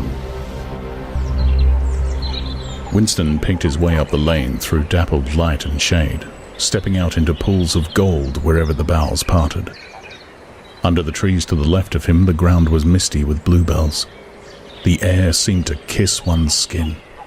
It was the 2nd of May. From somewhere deeper in the heart of the wood came the droning of ring-doves. He was a bit early. There had been no difficulties about the journey, and the girl was so evidently experienced that he was less frightened than he would normally have been. Presumably, she could be trusted to find a safe place. In general, you could not assume that you were much safer in the country than in London. There were no telescreens, of course, but there was always the danger of concealed microphones by which your voice might be picked up and recognized. Besides, it was not easy to make a journey by yourself without attracting attention. For distances of less than 100 kilometers, it was not necessary to get your passport endorsed, but sometimes there were patrols hanging about the railway stations who examined the papers of any party members they found there and asked awkward questions. However, no patrols had appeared, and on the walk from the station he had made sure by cautious backward glances that he was not being followed. The train was full of proles, in holiday mood because of the summery weather. The wooden-seated carriage in which he travelled was filled to overflowing by a single enormous family, ranging from a toothless great-grandmother to a month-old baby, going out to spend an afternoon with in-laws in the country, and, as they freely explained to Winston, to get hold of a little black-market butter. The lane widened, and in a minute he came to the footpath she had told him of, a mere cattle track which plunged between the bushes. He had no watch, but it could not be 15 yet. The bluebells were so thick underfoot that it was impossible not to tread on them. He knelt down and began picking some, partly to pass the time away, but also from a vague idea that he would like to have a bunch of flowers to offer to the girl when they met. He had got together a big bunch and was smelling their faint sickly scent when a sound at his back froze him. The unmistakable crackle of a foot on twigs. He went on picking bluebells. It was the best thing to do. It might be the girl, or he might have been followed after all. To look around was to show guilt. He picked another, and another. A hand fell lightly on his shoulder. He looked up. It was the girl. She shook her head, evidently as a warning that he must keep silent, then parted the bushes and quickly led the way along the narrow track into the wood. Obviously she had been that way before, for she dodged the boggy bits as though by habit. Winston followed, still clasping his bunch of flowers. His first feeling was relief, but as he watched the strong, slender body moving in front of him with the scarlet sash that was just tight enough to bring out the curve of her hips, the sense of his own inferiority was heavy upon him. Even now it seemed quite likely that when she turned round and looked at him, she would draw back after all. The sweetness of the air and the greenness of the leaves daunted him. Already on the walk from the station, the May sunshine had made him feel dirty and etiolated, a creature of indoors with the sooty dust of London in the pores of his skin. It occurred to him that till now she had probably never seen him in broad daylight, in the open. They came to the fallen tree that she had spoken of. The girl hopped over and forced apart the bushes, in which there did not seem to be an opening. When Winston followed her, he found that they were in a natural clearing, a tiny grassy knoll surrounded by tall saplings that shut it in completely. The girl stopped and turned. "Here we are," she said. He was facing her at several paces distance, and yet he did not dare move nearer to her. "I didn't want to say anything in the lane," she went on, "in case there's a mic hidden there. I don't suppose there is, but there could be. There's always the chance of one of those swine recognizing your voice. We're all right here." He still had not the courage to approach her. "We're all right here," he replied stupidly. "Yes, look at the trees." They were small ashes which at some time had been cut down and had sprouted up again into a forest of poles, none of them thicker than one's wrist. "There's nothing big enough to hide a mic in. Besides, I've been here before." They were only making conversation. He had managed to move closer to her now. She stood before him very upright with a smile on her face that looked faintly ironical, as though she were wondering why he was so slow to act. The bluebells had cascaded onto the ground. They seemed to have fallen of their own accord. He took her hand. "Would you believe," he said, "that till this moment I didn't know what colour your eyes were?" They were brown, he noted, a rather light shade of brown, with dark lashes. "Now that you've seen what I'm really like, can you still bear to look at me?" "Yes, easily." "I'm 39 years old. I've got a wife that I can't get rid of. I've got varicose veins. I've got 5 false teeth." "I couldn't care less," said the girl. The next moment, it was hard to say by whose act, she was in his arms. At the beginning, he had no feeling except sheer incredulity. The youthful body was strained against his own, the mass of dark hair was against his face. And yes, actually she had turned her face up and he was kissing the wide red mouth. She had clasped her arms about his neck. She was calling him darling, precious one, loved one. He had pulled her down to the ground. She was utterly unresisting. He could do what he liked with her. But the truth was that he had no physical sensation except that of mere contact. All he felt was incredulity and pride. He was glad that this was happening, but he had no physical desire. It was too soon. Her youth and prettiness had frightened him. He was too much used to living without women. He did not know the reason. The girl picked herself up and pulled a bluebell out of her hair. She sat against him, putting her arm round his waist. "Never mind, dear. There's no hurry. We've got the whole afternoon. Isn't this a splendid hideout? I found it when I got lost once on a community hike. If anyone was coming, you could hear them 100 meters away." "What is your name?" said Winston. "Julia. I know yours. It's Winston. Winston Smith." "How did you find that out?" "I expect I'm better at finding things out than you are, dear. Tell me, what did you think of me before that day I gave you the note?" He did not feel any temptation to tell lies to her. It was even a sort of love offering to start off by telling the worst. "I hated the sight of you," he said. "I wanted to rape you and then murder you afterwards. 2 weeks ago I thought seriously of smashing your head in with a cobblestone. If you really want to know, I imagined that you had something to do with the thought police." The girl laughed delightedly. evidently taking this as a tribute to the excellence of her disguise. Not the thought police. You didn't honestly think that. Well, perhaps not exactly that, but from your general appearance, merely because you're young and fresh and healthy, you understand. I thought that probably... You thought I was a good party member, pure in word and deed. Banners, processions, slogans, games, community hikes, all that stuff. And you thought that if I had a quarter of a chance, I'd denounce you as a thought criminal and get you killed off. Yes, something of that kind. A great many young girls are like that, you know. It's this bloody thing that does it, she said, ripping off the scarlet sash of the Junior Anti-Sex League and flinging it onto a bough. Then, as though touching her waist had reminded her of something, she felt in the pocket of her overalls and produced a small slab of chocolate. She broke it in half and gave one of the pieces to Winston. Even before he had taken it, he knew by the smell that it was very unusual chocolate. It was dark and shiny and was wrapped in silver paper. Chocolate normally was dull brown, crumbly stuff that tasted, as near as one could describe it, like the smoke of a rubbish fire. But at some time or another, he had tasted chocolate like the piece she had given him. The first whiff of its scent had stirred up some memory which he could not pin down, but which was powerful and troubling. "Where did you get this stuff?" he said. "Black market," she said indifferently.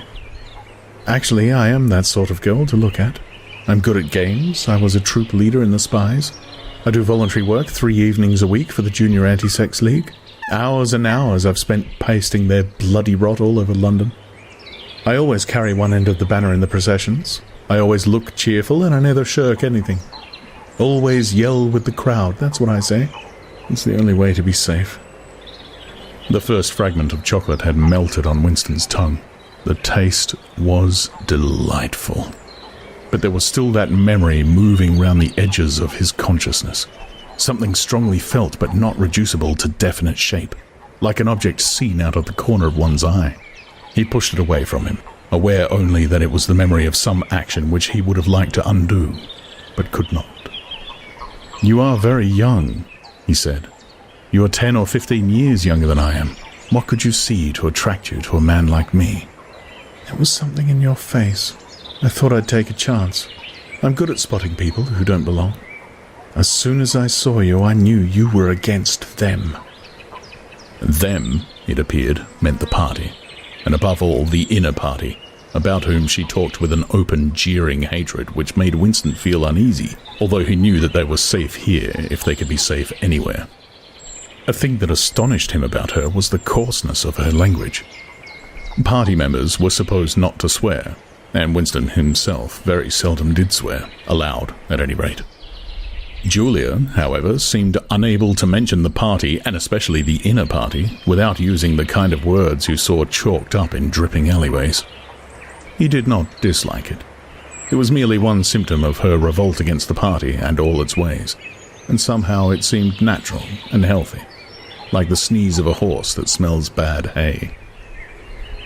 They had left the clearing and were wandering again through the checkered shade with their arms round each other's waists whenever it was wide enough to walk two abreast.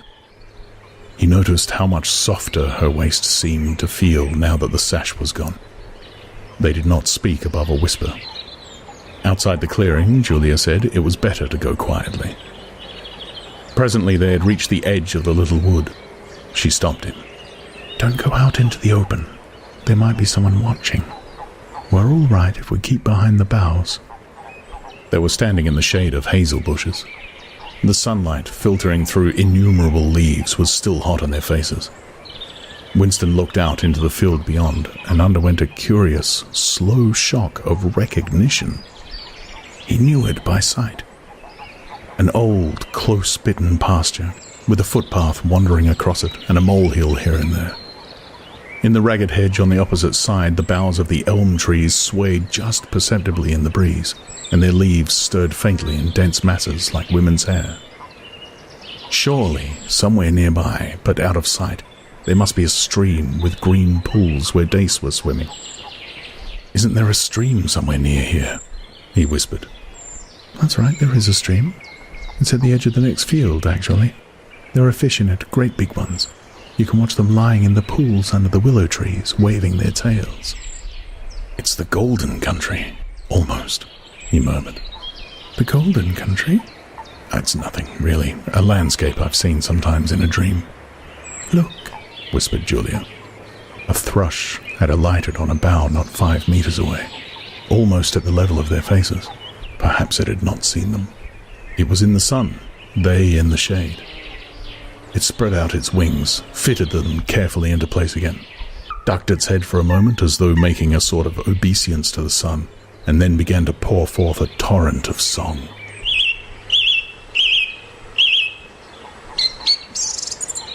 In the afternoon hush, the volume of sound was startling. Winston and Julia clung together, fascinated. The music went on and on, minute after minute, with astonishing variations, never once repeating itself, almost as though the bird were deliberately showing off its virtuosity. Sometimes it stopped for a few seconds, spread out and resettled its wings, then swelled its speckled breast and again burst into song. Winston watched with a sort of vague reverence. For whom, for what, was that bird singing? No mate, no rival was watching it. What made it sit at the edge of the lonely wood and pour its music into nothingness? He wondered whether, after all, there was a microphone hidden somewhere near. He and Julia had spoken only in low whispers, and it would not have picked up what they said, but it would pick up the thrush. Perhaps, at the other end of the instrument, some small, beetle-like man was listening intently, listening to that. But by degrees, the flood of music drove all speculations out of his mind. It was as though it were a kind of liquid stuff that poured all over him and got mixed up with the sunlight that filtered through the leaves. He stopped thinking and merely felt. The girl's waist and the bend of his arm was soft and warm. He pulled her round so that they were breast to breast. Her body seemed to melt into his. Wherever his hands moved, it was all as yielding as water. Their mouths clung together. It was quite different from the hard kisses they had exchanged earlier. When they moved their faces apart again, both of them sighed deeply. The bird took fright and fled with a clatter of wings. Winston put his lips against her ear. "Now," he whispered. "Not here," she whispered back. "Come back to the hideout. It's safer." Quickly, with an occasional crackle of twigs, they threaded their way back to the clearing. When they were once again inside the ring of saplings, she turned and faced him. They were both breathing fast, but the smile had reappeared round the corners of her mouth.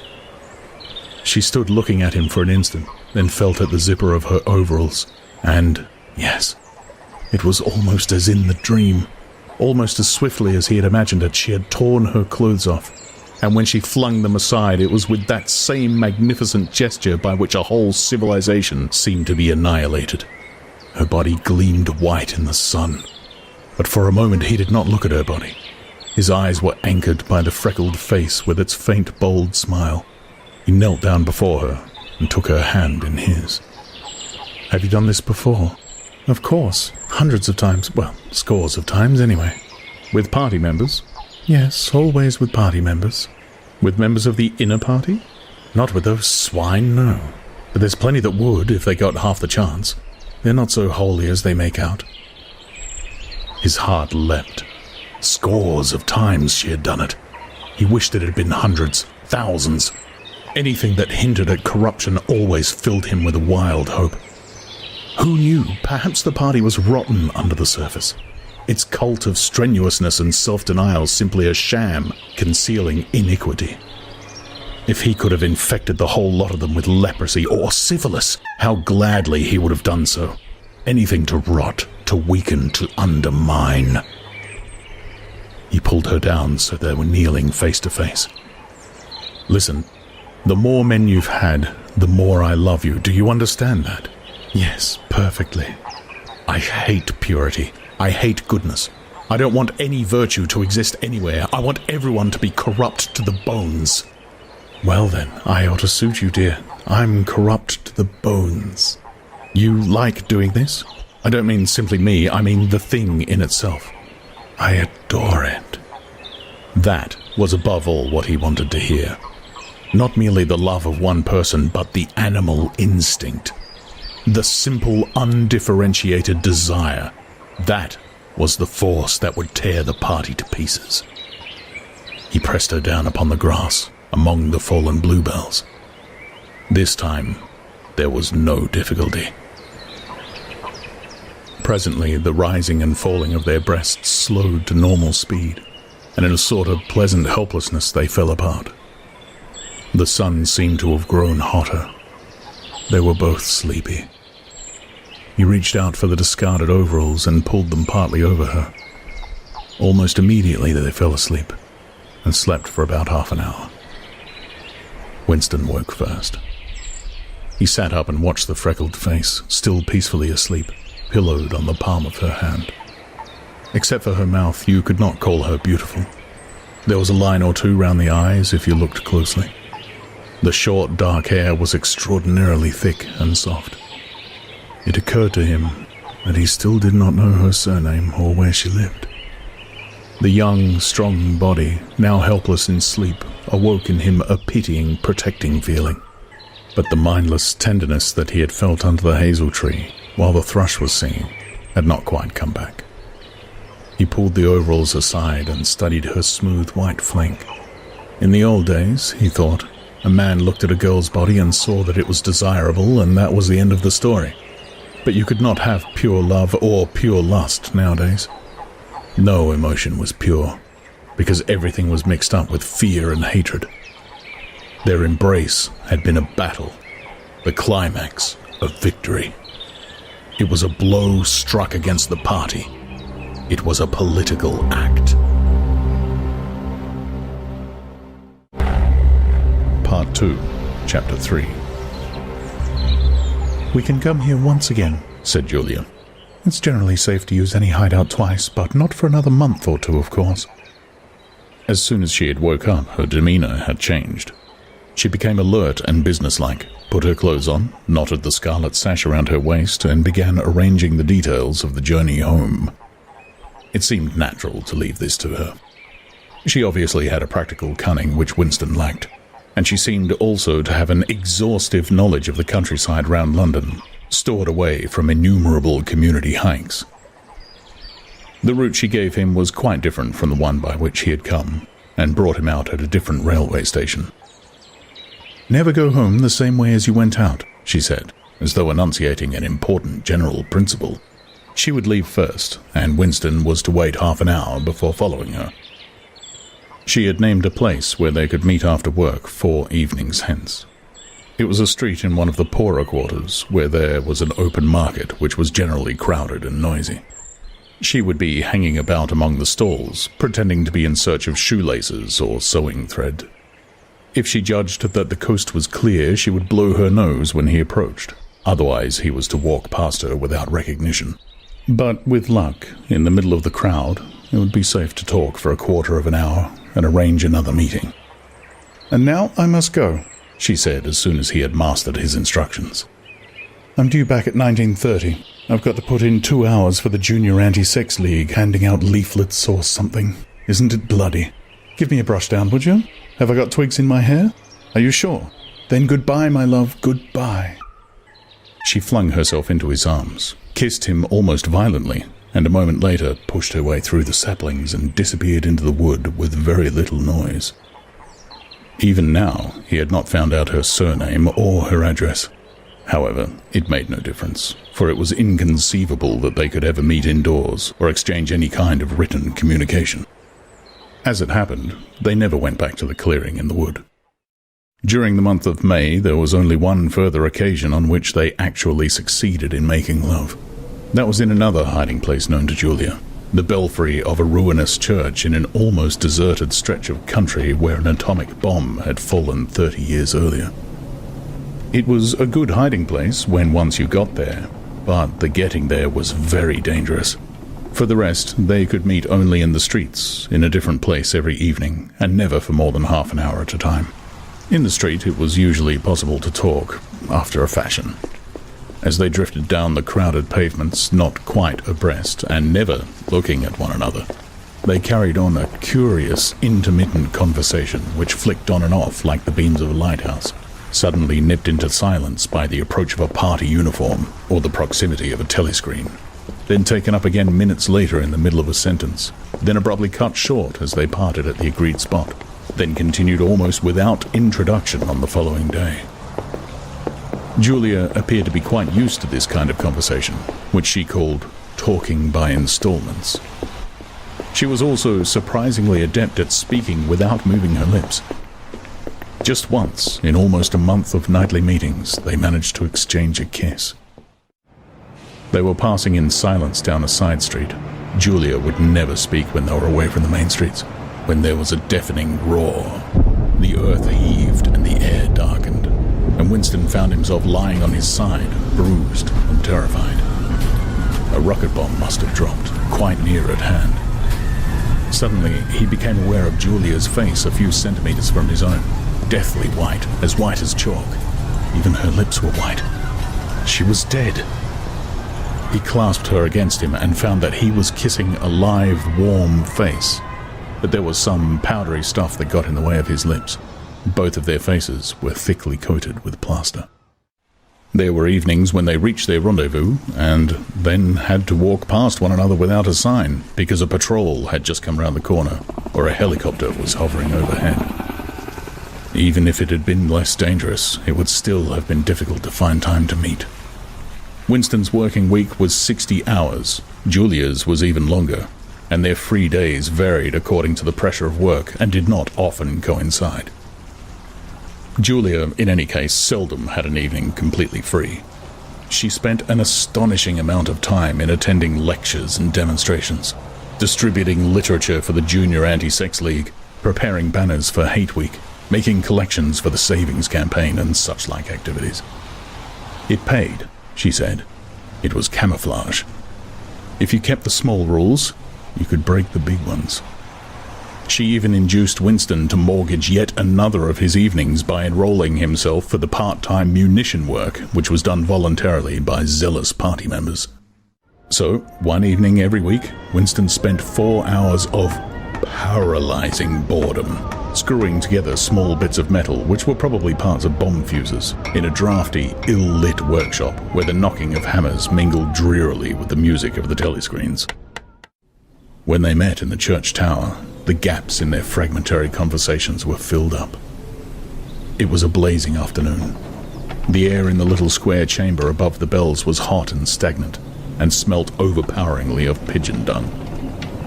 They sat talking for hours on the dusty, twig-littered floor, one or other of them getting up from time to cast a glance through the arrow slits and make sure that no one was coming. Julia was 26 years old. She lived in a hostel with 30 other girls. "Always in the stink of women. How I hate women," she said parenthetically. And she worked, as he had guessed, on the novel-writing machines in the fiction department. She enjoyed her work, which consisted chiefly in running and servicing a powerful but tricky electric motor. She was not clever, but was fond of using her hands and felt at home with machinery.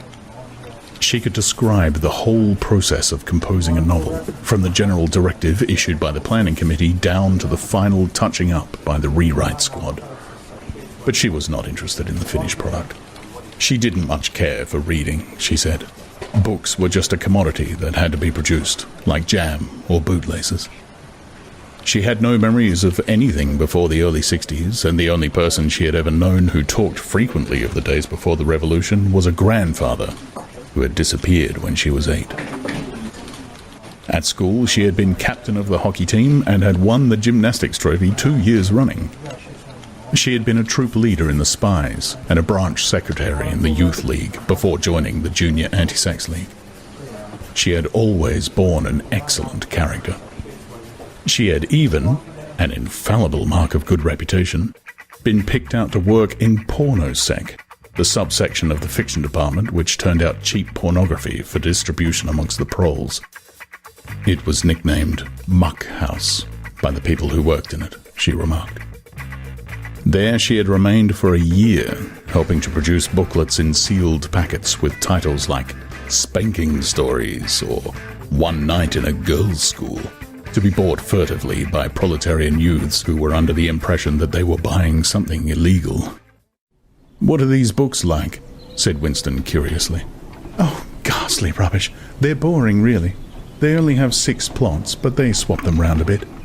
Of course, I was only on the kaleidoscopes. I was never in the rewrite squad. I'm not literary, dear, not even enough for that. He learned with astonishment that all the workers in Pornosec, except the heads of the departments, were girls. The theory was that men, whose sex instincts were less controllable than those of women, were in greater danger of being corrupted by the filth they handled. They don't even like having married women there, she added. Girls are always supposed to be so pure. Well, here's one who isn't, anyway. She had had her first love affair when she was 16, with a party member of 60, who later committed suicide to avoid arrest. And a good job, too, said Julia. Otherwise, they'd have had my name out of him when he confessed. Since then, there had been various others. Life, as she saw it, was quite simple. You wanted a good time. They, meaning the party, wanted to stop you having it. You broke the rules as best you could. She seemed to think it just as natural that they should want to rob you of your pleasures as that you should want to avoid being caught. She hated the party, and said so in the crudest words, but she made no general criticism of it. Except where it touched upon her own life, she had no interest in party doctrine. He noticed that she never used new-speak words except the ones that had passed into everyday use. She had never heard of the Brotherhood and refused to believe in its existence. Any kind of organized revolt against the party, which was bound to be a failure, struck her as stupid. The clever thing was to break the rules and stay alive all the same. He wondered vaguely how many others like her there might be in the younger generation. People who had grown up in the world of the revolution, knowing nothing else, accepting the party as something unalterable, like the sky, not rebelling against its authority, but simply evading it, as a rabbit dodges a dog. They did not discuss the possibility of getting married. It was too remote to be worth thinking about. No imaginable committee would ever sanction such a marriage, even if Catherine, Winston's wife, could somehow have been got rid of. It was hopeless, even as a daydream. What was she like, your wife? Said Julia. She was... Do you know the newspeak word good thinkful? Meaning naturally orthodox, incapable of thinking a bad thought. No, I didn't know the word, but I know the kind of person, right enough? He began telling her the story of his married life. But curiously enough, she appeared to know the essential parts of it already. She described to him, almost as though she had seen or felt it, the stiffening of Catherine's body as soon as he touched her. The way in which she still seemed to be pushing him from her with all her strength, even when her arms were clasped tightly round him. With Julia, he felt no difficulty in talking about such things. Catherine, in any case, had long since ceased to be a painful memory and become merely a distasteful one. I could have stood it if it hadn't been for one thing, he said. He told her about the frigid little ceremony that Catherine had forced him to go through on the same night every week. She hated it, but nothing would make her stop doing it. She used to call it, but you'll never guess. Our duty to the party, said Julia promptly. How did you know that? I've been at school too, dear. Sex talks once a month for the over-16s, and in the youth movement. They rub it into you for years. I dare say it works in a lot of cases. But of course you can never tell. People are such hypocrites. She began to enlarge upon the subject. With Julia, everything came back to her own sexuality. As soon as this was touched upon in any way, she was capable of great acuteness. Unlike Winston, she had grasped the inner meaning of the party's sexual puritanism. It was not merely that the sex instinct created a world of its own which was outside the party's control, and which therefore had to be destroyed if possible. What was more important was that sexual privation induced hysteria, which was desirable because it could be transformed into war fever or leader worship. The way she put it was, when you make love, you're using up energy, and afterwards you feel happy and don't give a damn for anything. They can't bear you to feel like that. They want you to be bursting with energy all the time. All this marching up and down and cheering and waving flags is simply sex gone sour. If you're happy inside yourself, why should you get excited about Big Brother and the 3-year plans and the 2 minutes hate and all the rest of their bloody rot? That was very true, he thought.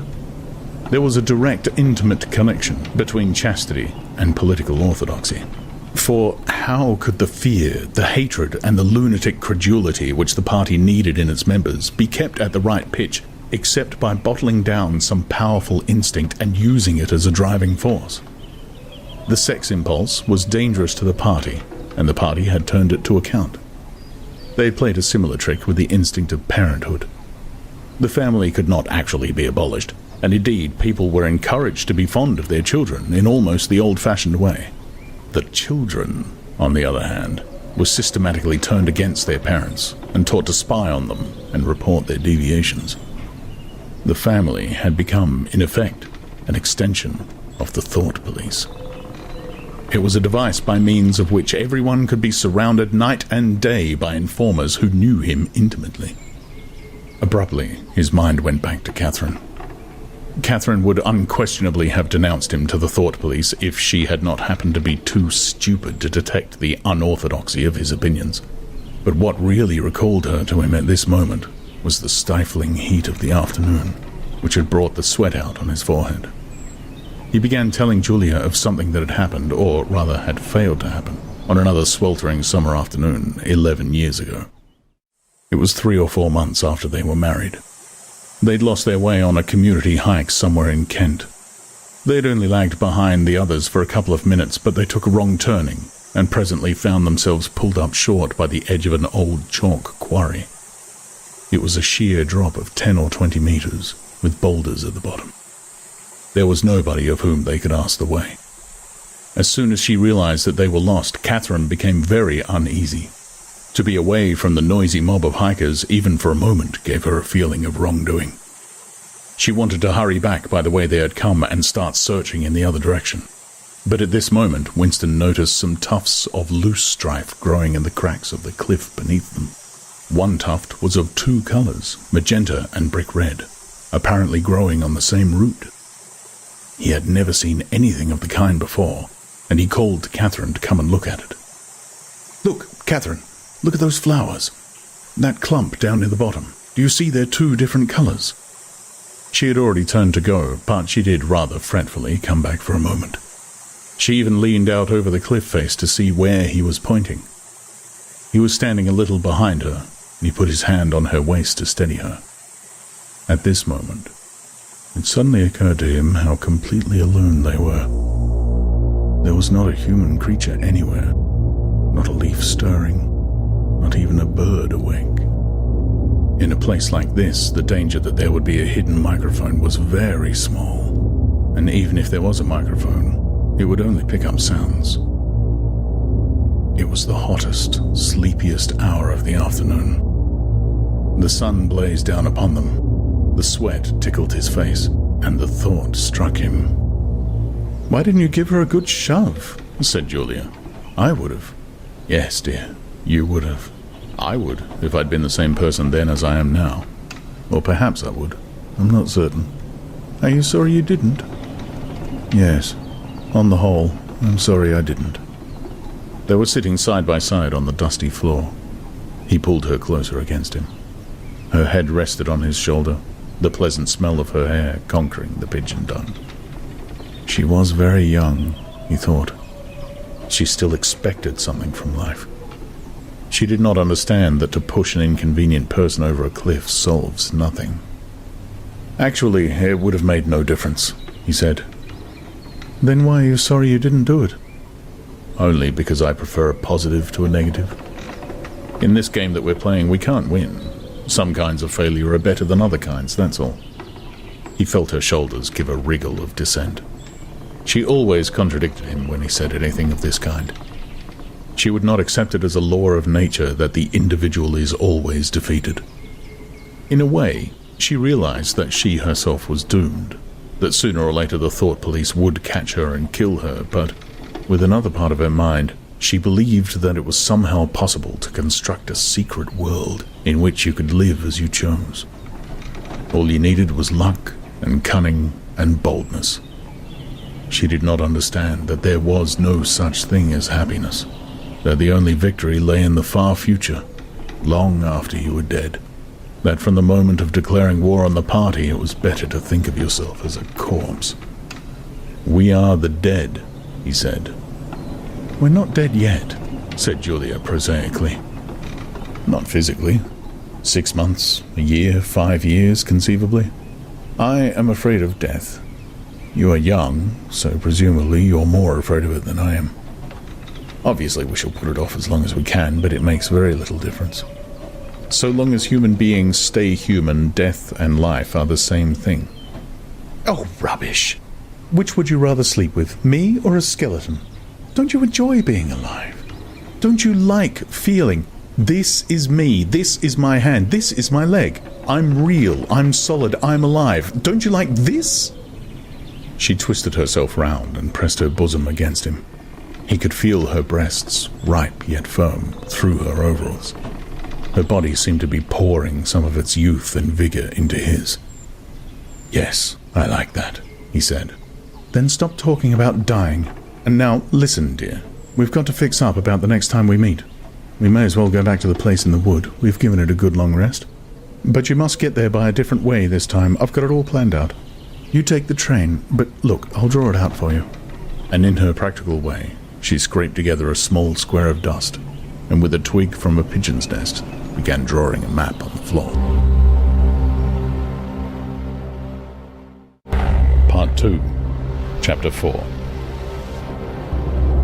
Winston looked round the shabby little room above Mr. Charrington's shop. Beside the window, the enormous bed was made up, with ragged blankets and a coverless bolster. The old-fashioned clock with the 12-hour face was ticking away on the mantelpiece. In the corner, on the gate-leg table, the glass paperweight which he had bought on his last visit gleamed softly out of the half-darkness. In the fender was a battered tin oil stove, a saucepan and 2 cups, provided by Mr. Charrington. Winston lit the burner and set a pan of water to boil. He had brought an envelope full of Victory coffee and some saccharin tablets. The clock's hands said 17:20. It was 19:20, really. She was coming at 19:30. "Folly, folly," his heart kept saying. "Conscious, gratuitous, suicidal folly. Of all the crimes that a party member could commit, this one was the least possible to conceal." Actually, the idea had first floated into his head in the form of a vision of the glass paperweight mirrored by the surface of the gate-leg table. As he had foreseen, Mr. Charrington had made no difficulty about letting the room. He was obviously glad of the few dollars that it would bring him. Nor did he seem shocked or become offensively knowing when it was made clear that Winston wanted the room for the purpose of a love affair. Instead, he looked into the middle distance and spoke in generalities, with so delicate an air as to give the impression that he had become partly invisible. Privacy, he said, was a very valuable thing. Everyone wanted a place where they could be alone occasionally, and when they had such a place, it was only common courtesy in anyone else who knew of it to keep his knowledge to himself. He even, seeming almost to fade out of existence as he did so, added that there were 2 entries to the house, one of them through the backyard, which gave on an alley. Under the window, somebody was singing. Winston peeped out, secure in the protection of the muslin curtain. The June sun was still high in the sky, and in the sun-filled court below, a monstrous woman, solid as a Norman pillar, with brawny red forearms and a sacking apron strapped about her middle, was stumping to and fro between a washtub and a clothesline, pegging out a series of square white things which Winston recognized as babies' diapers. Whenever her mouth was not corked with the clothes pegs, she was singing in a powerful contralto. It was only an hopeless fancy, it passed like an April light, but a look and a word and the dreams they stirred, they have stolen my heart away. The tune had been haunting London for weeks past. It was one of the countless similar songs published for the benefits of the proles by a subsection of the music department. The words of these songs were composed without any human intervention whatever on an instrument known as a versifactor. But the woman sang so tunefully as to turn the dreadful rubbish into an almost pleasant sound. He could hear the woman singing and the scrape of her shoes on the flagstones, and the cries of the children in the street, and somewhere in the far distance a faint roar of traffic. And yet the room seemed curiously silent, thanks to the absence of a telescreen. Folly, folly, folly, he thought again. It was inconceivable that they could frequent this place for more than a few weeks without being caught. But the temptation of having a hiding place that was truly their own, indoors and near at hand, had been too much for both of them. For some time after their visit to the church belfry, it had been impossible to arrange meetings. Working hours had been drastically increased in anticipation of Hate Week. It was more than a month distant, but the enormous, complex preparations that it entailed were throwing extra work onto everybody. Finally, both of them had managed to secure a free afternoon on the same day. They had agreed to go back to the clearing in the wood. On the evening beforehand, they had met briefly in the street. As usual, Winston hardly looked at Julia as they drifted towards one another in the crowd. But from the short glance he gave her, it seemed to him that she was paler than usual. "It's all off," she murmured, as soon as she judged it safe to speak. "Tomorrow, I mean." "What?" "Tomorrow afternoon. I can't come." "Why not?" "Oh, the usual reasons. It started early this time." For a moment he was violently angry. During the month that he had known her, the nature of his desire for her had changed. At the beginning there had been little true sensuality in it. Their first lovemaking had been simply an act of the will. But after the second time, it was different. The smell of her hair, the taste of her mouth, the feeling of her skin seemed to have got inside him, or into the air all round him. She had become a physical necessity, something that he had not only wanted, but felt that he had a right to. When she said that she could not come, he had the feeling that she was cheating him. But, just at this moment, the crowd pressed them together, and their hands accidentally met. She gave the tips of his fingers a quick squeeze that seemed to invite not desire, but affection. It struck him that when one lived with a woman, this particular disappointment must be a normal, reoccurring event, and a deep tenderness, such as he had not felt for her before, suddenly took hold of him. He wished that they were a married couple of 10 years standing. He wished that he were walking through the streets with her just as they were doing now, but openly and without fear, talking of trivialities, buying odds and ends for the household. He wished above all that they had some place where they could be alone together without feeling the obligation to make love every time they met. It was not actually at that moment, but at some time on the following day, that the idea of renting Mr. Charrington's room had occurred to him. When he suggested it to Julia, she had agreed with unexpected readiness. Both of them knew that it was lunacy. It was as though they were intentionally stepping nearer to their graves. As he sat waiting on the edge of the bed, he thought again of the cellars of the Ministry of Love. It was curious how that predestined horror moved in and out of one's consciousness. There it lay, fixed in future times, preceding death as surely as 99 precedes 100. One could not avoid it, but one could perhaps postpone it. And yet, instead, every now and again, by a conscious, willful act, one chose to shorten the interval before it happened. At this moment, there was a quick step on the stairs. Julia burst into the room. She was carrying a tool bag of coarse brown canvas, such as he had sometimes seen her carrying to and fro at the ministry. He started forward to take her in his arms, but she disengaged herself rather hurriedly, partly because she was still holding the tool bag. "Half a second," she said. "Just let me show you what I've brought.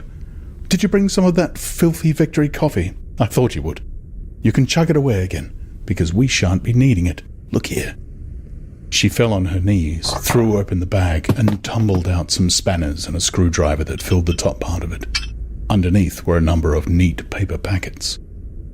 The first packet that she passed to Winston had a strange and yet vaguely familiar feeling.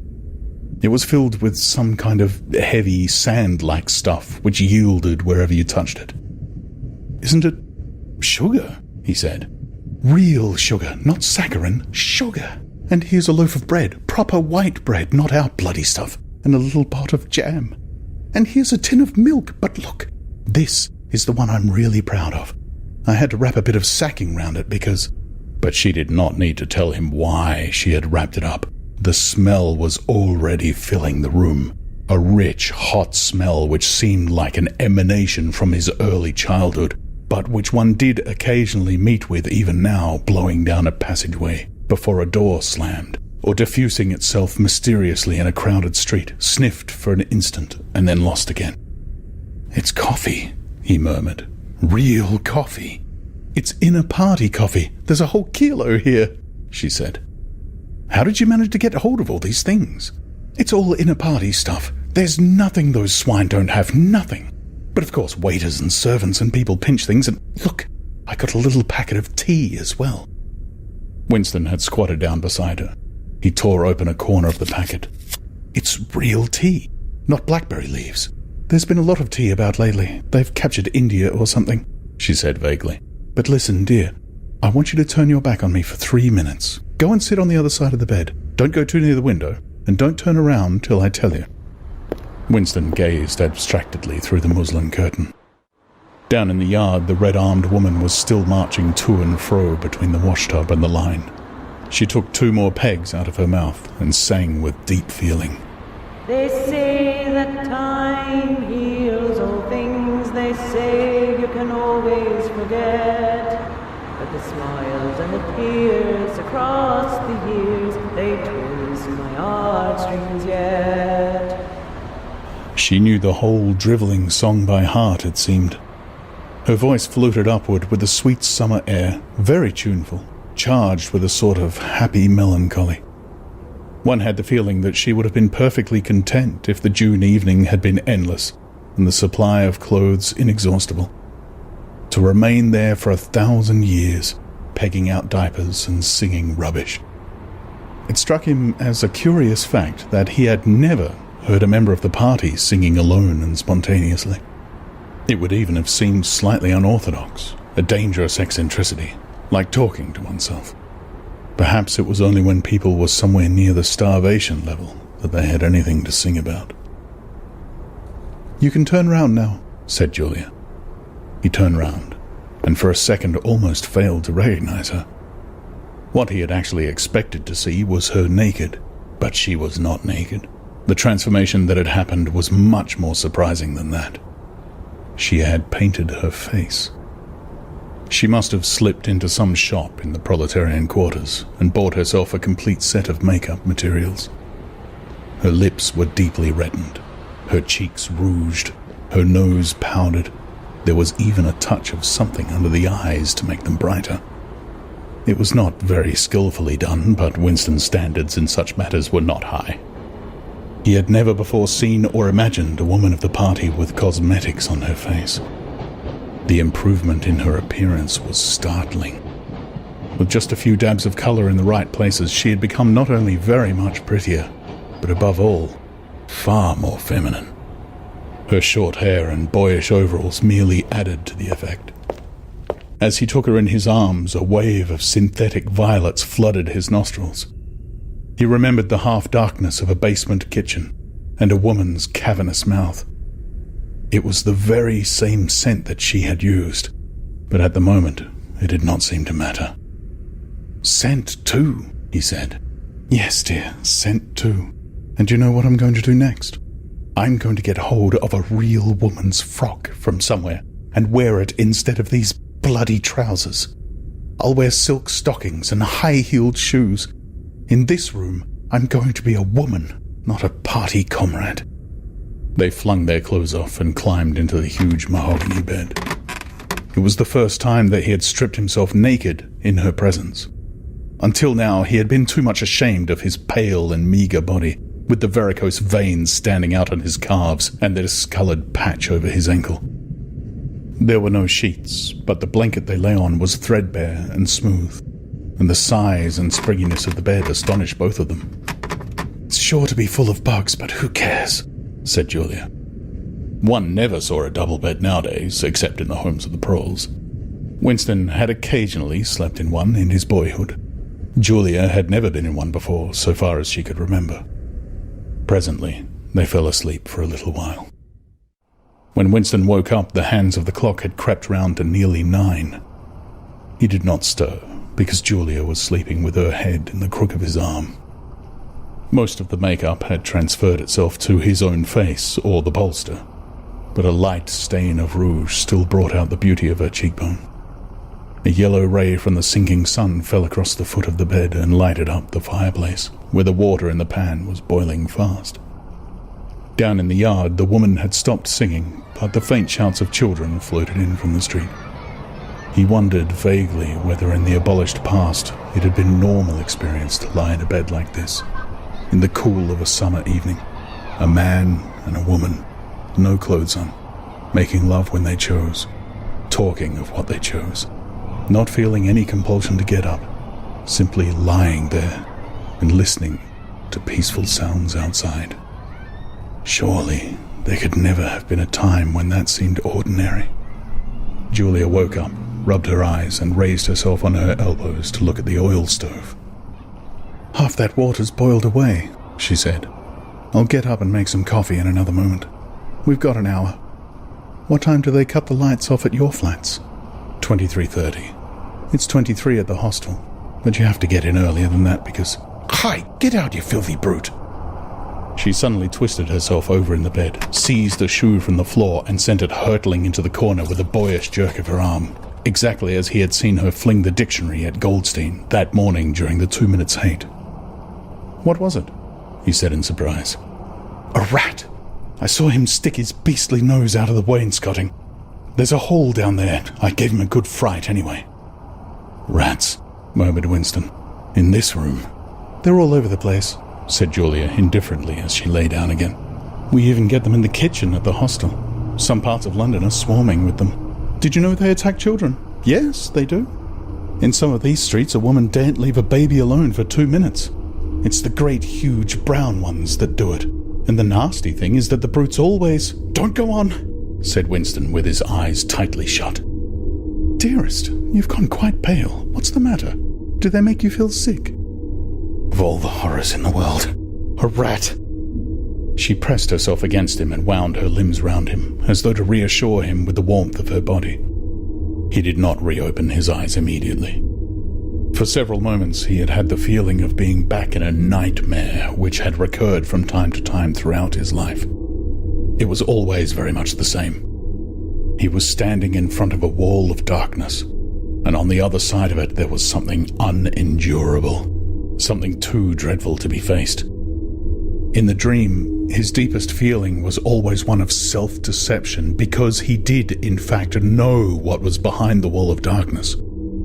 With a deadly effort, like wrenching a piece out of his own brain, he could even have dragged the thing into the open. He always woke up without discovering what it was, but somehow it was connected with what Julia had been saying when he cut her short. "I'm sorry," he said.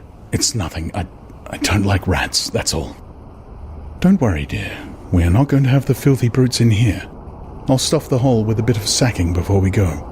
And next time we come here, I'll bring some plaster and bung it up properly." Already the black instant of panic was half forgotten. Feeling slightly ashamed of himself, he sat up against the bedhead. Julia got out of the bed, pulled on her overalls, and made the coffee. The smell that rose from the saucepan was so powerful and exciting that they shut the window lest anybody outside should notice it and become inquisitive. What was even better than the taste of the coffee was the silky texture given to it by the sugar, a thing Winston had almost forgotten after years of saccharin. With one hand in her pocket and a piece of bread and jam in the other, Julia wandered about the room, glancing indifferently at the bookcase, pointing out the best way of repairing the gate-leg table, plumping herself down in the ragged armchair to see if it was comfortable, and examining the absurd 12-hour clock with a sort of tolerant amusement. She brought the glass paperweight over to the bed to have a look at it in the better light. She took it out of her hand, fascinated, as always, by the soft, rain-watery appearance of the glass. "What is it, do you think?" said Julia. "I don't think it's anything. I don't think it was ever put to any use. That's what I like about it. It's a little chunk of history that they've forgotten to alter. It's a message from 100 years ago, if one knew how to read it." "And that picture over there?" She nodded at the engraving on the opposite wall. "Would that be 100 years old?" "More. 200, I dare say. One can't tell. It's impossible to discover the age of anything nowadays." She went over to look at it. "Here's where that brute stuck his nose out," she said, kicking the wainscoting immediately below the picture. "What is this place? I've seen it before somewhere." "It's a church, or at least it used to be. St. Clement Danes, its name was." The fragment of rhyme that Mr. Charrington had taught him came back into his head, and he added half nostalgically, "Oranges and lemons, say the bells of St. Clement's." To his astonishment, she capped the line. "You owe me 3 farthings, say the bells of St. Martin's. When will you pay me, say the bells of Old Bailey." I can't remember how it goes on after that. But anyway, I remember it ends up, "Here comes a candle to light you to bed, here comes a chopper to chop off your head." It was like 2 halves of a countersign, but there must be another line after the bells of Old Bailey. Perhaps it could be dug out of Mr. Charrington's memory if he was suitably prompted. "Who taught you that?" he said. "My grandfather. He used to say it to me when I was a little girl. He was vaporized when I was 8. At any rate, he disappeared. I wonder what a lemon was," she added inconsequently. "I've seen oranges. They're a kind of round yellow fruit with a thick skin." "I can remember lemons," said Winston. "They were quite common in the 50s. They were so sour that it set your teeth on edge even to smell them." "I bet that picture's got bugs behind it," said Julia. "I'll take it down and give it a good clean someday." "I suppose it's almost time we were leaving. I must start washing this paint off. What a bore. I'll get the lipstick off your face afterwards." Winston did not get up for a few minutes more. The room was darkening. He turned over towards the light and lay gazing into the glass paperweight. The inexhaustibly interesting thing was not the fragment of coral, but the interior of the glass itself. There was such a depth of it, and yet it was almost as transparent as air. It was as though the surface of the glass had been the arch of the sky, enclosing a tiny world with its atmosphere complete. He had the feeling that he could get inside it, and that in fact he was inside it, along with the mahogany bed and the gate-leg table, and the clock and the steel engraving and the paperweight itself. The paperweight was the room he was in, and the coral was Julia's life and his own, fixed in a sort of eternity at the heart of the crystal.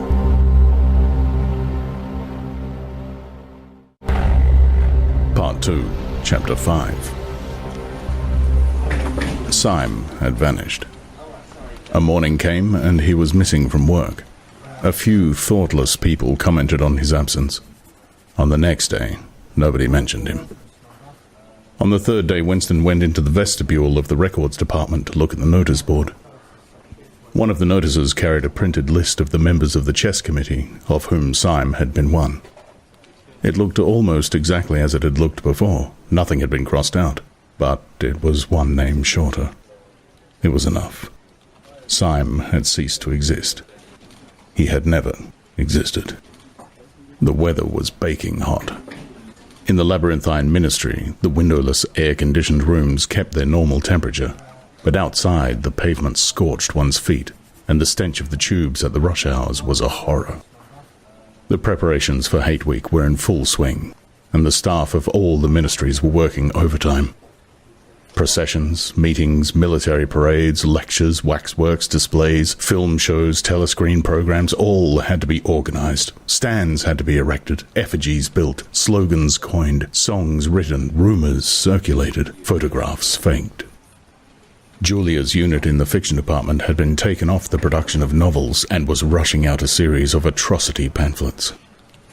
Winston, in addition to his regular work, spent long periods every day in going through back files of the Times and altering and embellishing news items which were to be quoted in speeches. Late at night, when crowds of rowdy proles roamed the streets, the town had a curiously febrile air. The rocket bombs crashed oftener than ever, and sometimes in the far distance there were enormous explosions which no one could explain, and about which there were wild rumors. The new tune, which was to be the theme song of Hate Week, the Hate Song, it was called, had already been composed and was being endlessly plugged on the telescreens. It had a savage, barking rhythm which could not exactly be called music, but resembled the beating of a drum, roared out by hundreds of voices to the tramp of marching feet. It was terrifying. The proles had taken a fancy to it, and in the midnight streets it competed with the still popular "It Was Only a Hopeless Fancy." The parson's children played it at all hours of the night and day, unbearably, on a comb and a piece of toilet paper. Winston's evenings were fuller than ever. Squads of volunteers, organized by parsons, were preparing the street for Hate Week, stitching banners, painting posters, erecting flagstaffs on the roofs, and perilously slinging wires across the street for the reception of streamers. Parsons boasted that Victory Mansions alone would display 400 meters of bunting. He was in his native element and as happy as a lark. The heat and the manual work had even given him a pretext for reverting to shorts and an open shirt in the evenings. He was everywhere at once, pushing, pulling, sawing, hammering, improvising, jollying everyone along with comradely exhortations and giving out from every fold of his body what seemed an inexhaustible supply of acrid-smelling sweat. A new poster had suddenly appeared all over London. It had no caption and represented simply the monstrous figure of a Eurasian soldier, 3 or 4 meters high, striding forward with expressionless Mongolian face and enormous boots, a submachine gun pointed from his hip. From whatever angle you looked at the poster, the muzzle of the gun, magnified by the foreshortening, seemed to be pointed straight at you. The thing had been plastered on every blank space on every wall, even outnumbering the portraits of Big Brother. The proles, normally apathetic about the war, were being lashed into one of their periodical frenzies of patriotism. As though to harmonize with the general mood, the rocket bombs had been killing larger numbers of people than usual. One fell on a crowded film theater in Stepney, burying several hundred victims among the ruins. The whole population of the neighborhood turned out for a long, trailing funeral which went on for hours and was in effect an indignation meeting. Another bomb fell on a piece of waste ground which was used as a playground, and several dozen children were blown to pieces. There were further angry demonstrations. Goldstein was burnt in effigy. Hundreds of copies of the poster of the Eurasian soldier were torn down and added to the flames, and a number of shops were looted in the turmoil. Then a rumor flew round that spies were directing the rocket bombs by means of wireless waves, and an old couple who were suspected of being of foreign extraction had their house set on fire and perished of suffocation.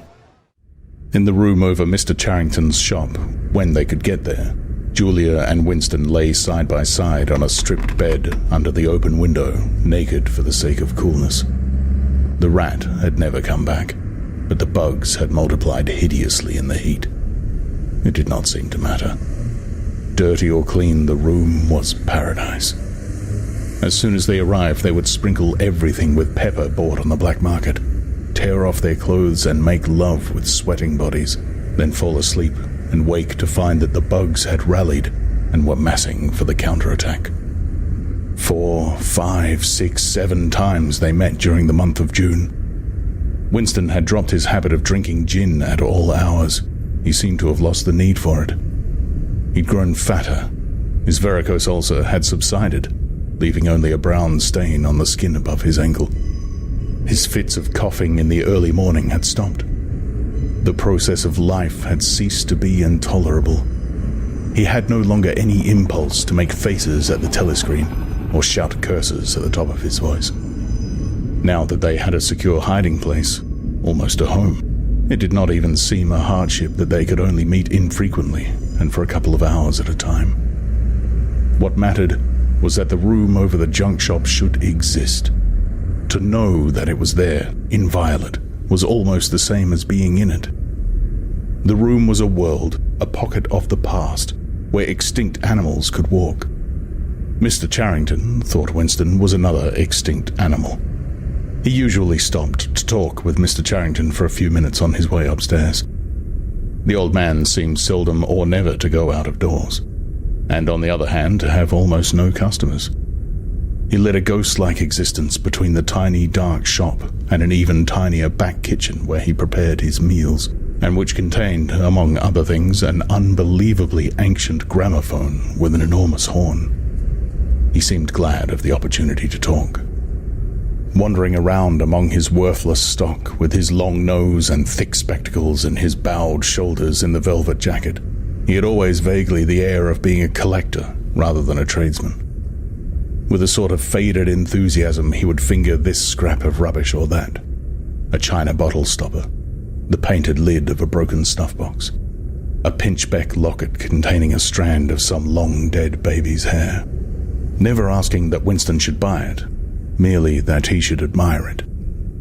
To talk to him was like listening to the tinkling of a worn-out musical box.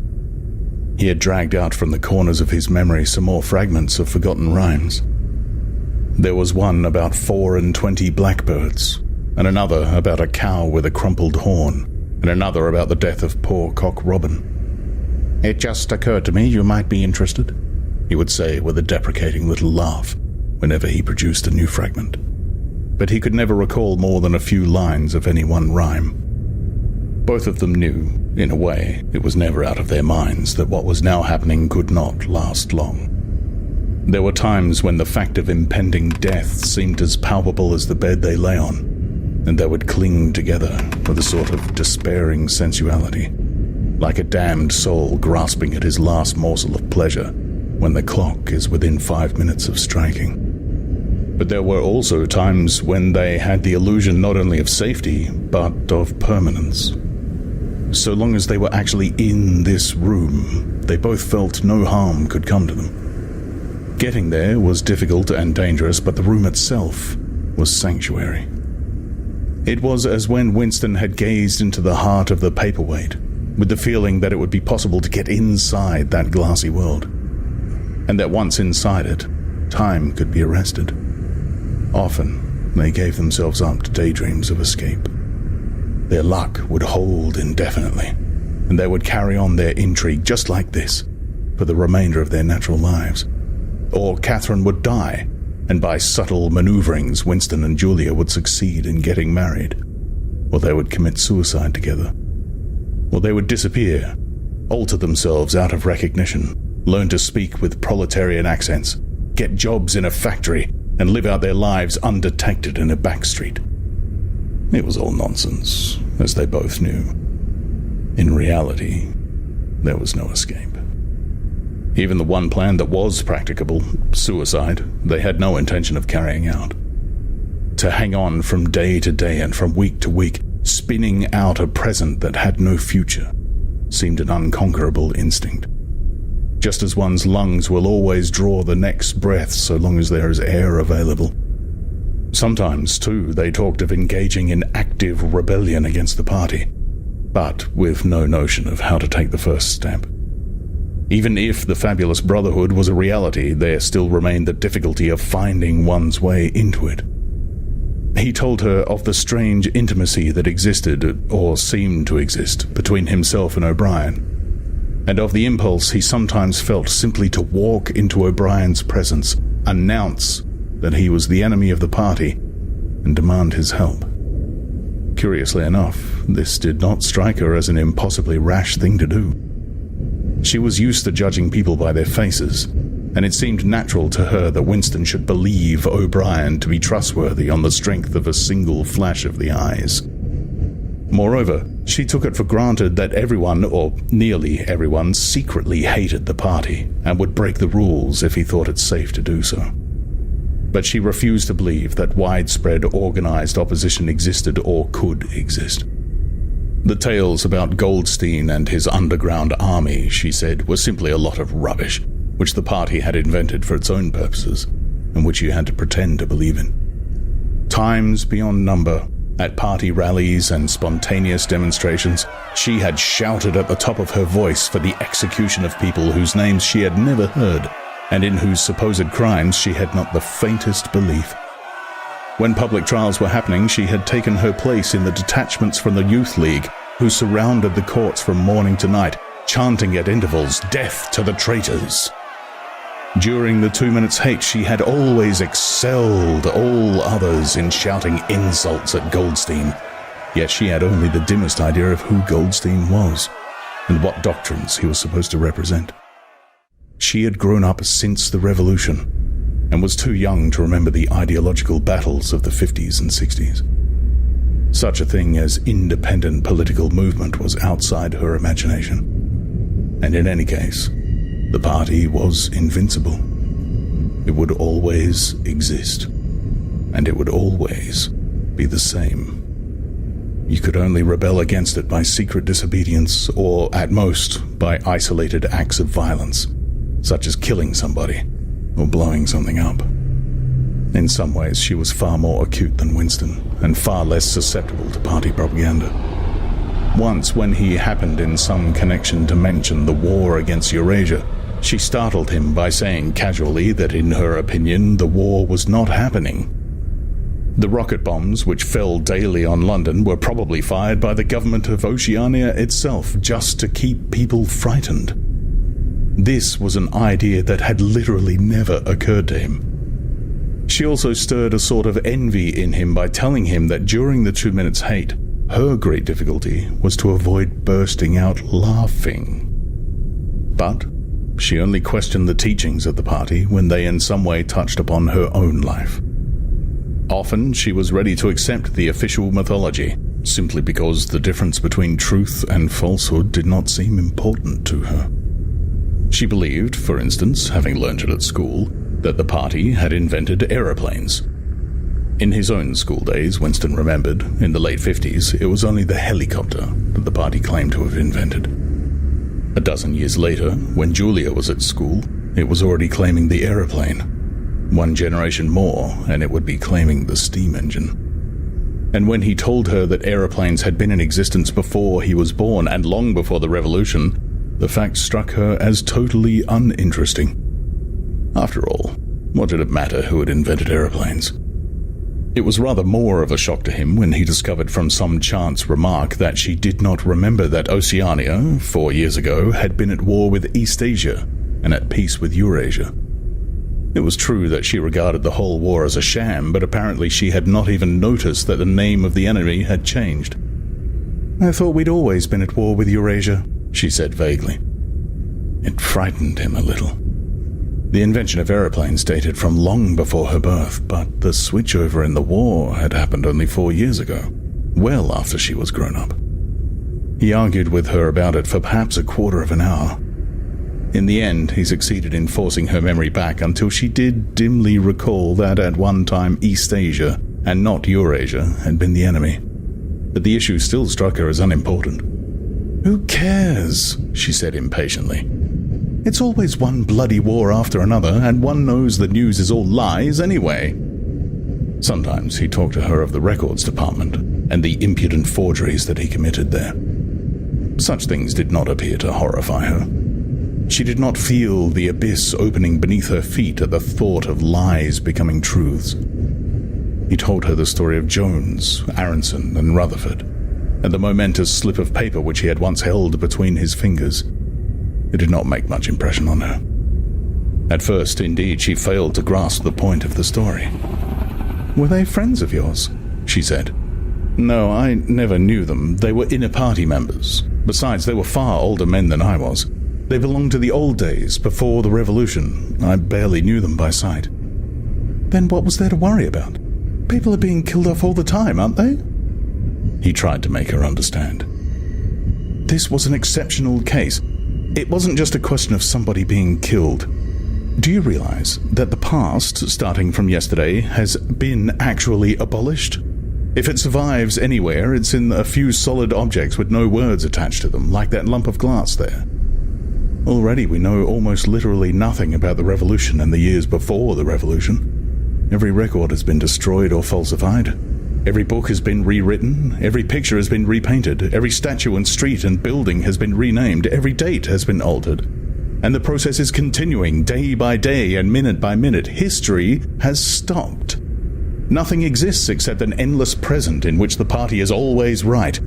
I know, of course, that the past is falsified, but it would never be possible for me to prove it, even when I did the falsification myself. After the thing is done, no evidence ever remains. The only evidence is inside my own mind, and I don't know with any certainty that any other human being shares my memories. Just in that one instance in my whole life, I did possess actual concrete evidence after the event, years after it. And what good was that? It was no good, because I threw it away a few minutes later. But if the same thing happened today, I should keep it. Well, I wouldn't, said Julia. I'm quite ready to take risks, but only for something worthwhile, not for bits of old newspaper. What could you have done with it, even if you had kept it? Not much, perhaps, but it was evidence. I might have planted a few doubts here and there, supposing that I dared to show it to anybody.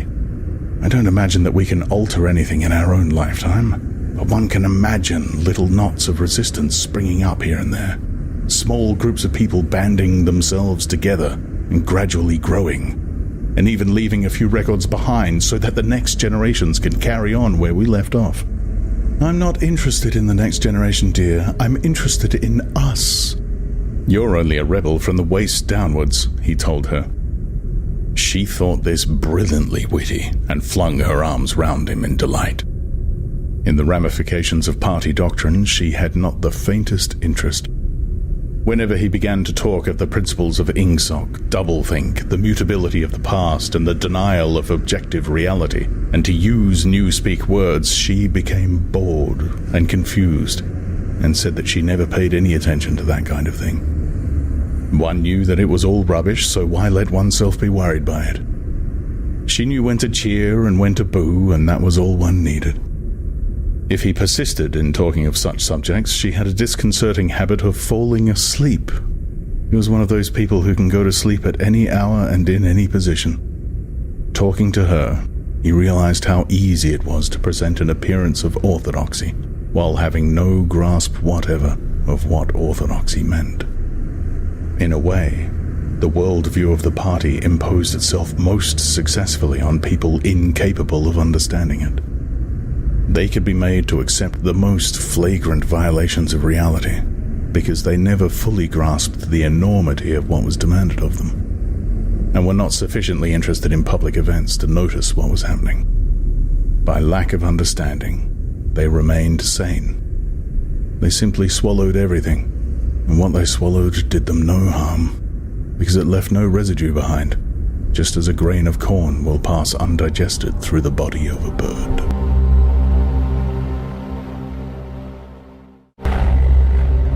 Part 2, Chapter 6. It had happened at last. The expected message had come. All his life, it seemed to him, he'd been waiting for this to happen. He was walking down the long corridor at the ministry, and he was almost at the spot where Julia had slipped the note into his hand, when he became aware that someone larger than himself was walking just behind him. The person, whoever it was, gave a small cough, evidently as a prelude to speaking. Winston stopped abruptly and turned. It was O'Brien. At last they were face to face, and it seemed that his only impulse was to run away. His heart bounded violently. He would have been incapable of speaking. O'Brien, however, had continued forward in the same movement, laying a friendly hand for a moment on Winston's arm, so that the two of them were walking side by side. He began speaking with the peculiar grave courtesy that differentiated him from the majority of inner party members. I had been hoping for an opportunity of talking to you, he said. I was reading one of your Newspeak articles in The Times the other day. You take a scholarly interest in Newspeak, I believe. Winston had recovered part of his self-possession. Hardly scholarly, he said. I'm only an amateur. It's not my subject. I've never had anything to do with the actual construction of the language. But you write it very elegantly, said O'Brien. That is not only my own opinion. I was talking recently to a friend of yours who is certainly an expert. His name has slipped my memory for the moment. Again, Winston's heart stirred painfully. It was inconceivable that this was anything other than a reference to Syme. But Syme was not only dead, he was abolished, an unperson. Any identifiable reference to him would have been mortally dangerous. O'Brien's remark must obviously have been intended as a signal, a code word. By sharing a small act of thought crime, he had turned the two of them into accomplices. They had continued to stroll slowly down the corridor, but now O'Brien halted. With the curious, disarming friendliness that he had always managed to put into the gesture, he resettled his spectacles on his nose. Then he went on. What I had really intended to say was that in your article, I noticed you had used two words which have become obsolete, but they have only become so very recently. Have you seen the 10th edition of the Newspeak Dictionary? No, said Winston. I don't think it had been issued yet. We're still using the 9th in the records department. The 10th edition is not due to appear for some months, I believe, but a few advance copies have been circulated. I have one myself. It might interest you to look at it, perhaps. Very much so, said Winston, immediately seeing where this tended. Some of the new developments are most ingenious. The reduction in the number of verbs, that is the point that will appeal to you, I think. Let me see. Shall I send a messenger to you with the dictionary? Oh, but I am afraid I invariably forget anything of that kind. Perhaps you could pick it up at my flat at some time that suited you. Wait, let me give you my address. They were standing in front of a telescreen. Somewhat absent-mindedly, O'Brien felt two of his pockets and then produced a small leather-covered notebook and a gold ink pencil. Immediately beneath the telescreen, in such a position that anyone who was watching at the other end of the instrument could read what he was writing, he scribbled an address, tore out the page, and handed it to Winston. I am usually at home in the evenings, he said. If not, my servant will give you the dictionary. He was gone, leaving Winston holding the scrap of paper, which this time there was no need to conceal. Nevertheless, he carefully memorized what was written on it, and some hours later dropped it into the memory hole along with a mass of other papers. They had been talking to one another for a couple of minutes at the most. There was only one meaning that the episode could possibly have. It had been contrived as a way of letting Winston know O'Brien's address. This was necessary because, except by direct inquiry, it was never possible to discover where anyone lived. There were no directories of any kind. If you ever want to see me, this is where I can be found, was what O'Brien had been saying to him. Perhaps there would even be a message concealed somewhere in the dictionary. But, at any rate, one thing was certain. The conspiracy that he had dreamed of did exist, and he had reached the outer edges of it. He knew that sooner or later he would obey O'Brien's summons. Perhaps tomorrow, perhaps after a long delay, he was not certain. What was happening was only the working out of a process that had started years ago. The first step had been a secret, involuntary thought. The second had been the opening of the diary. He had moved from thoughts to words, and now from words to actions. The last step was something that would happen in the Ministry of Love. He had accepted it. The end was contained in the beginning. But it was frightening, or more exactly, it was like a foretaste of death, like being a little less alive. Even while he was speaking to O'Brien, when the meaning of the words had sunk in, a chilly, shuddering feeling had taken possession of his body. He had the sensation of stepping into the dampness of a grave, and it was not much better because he had always known that the grave was there and waiting for him.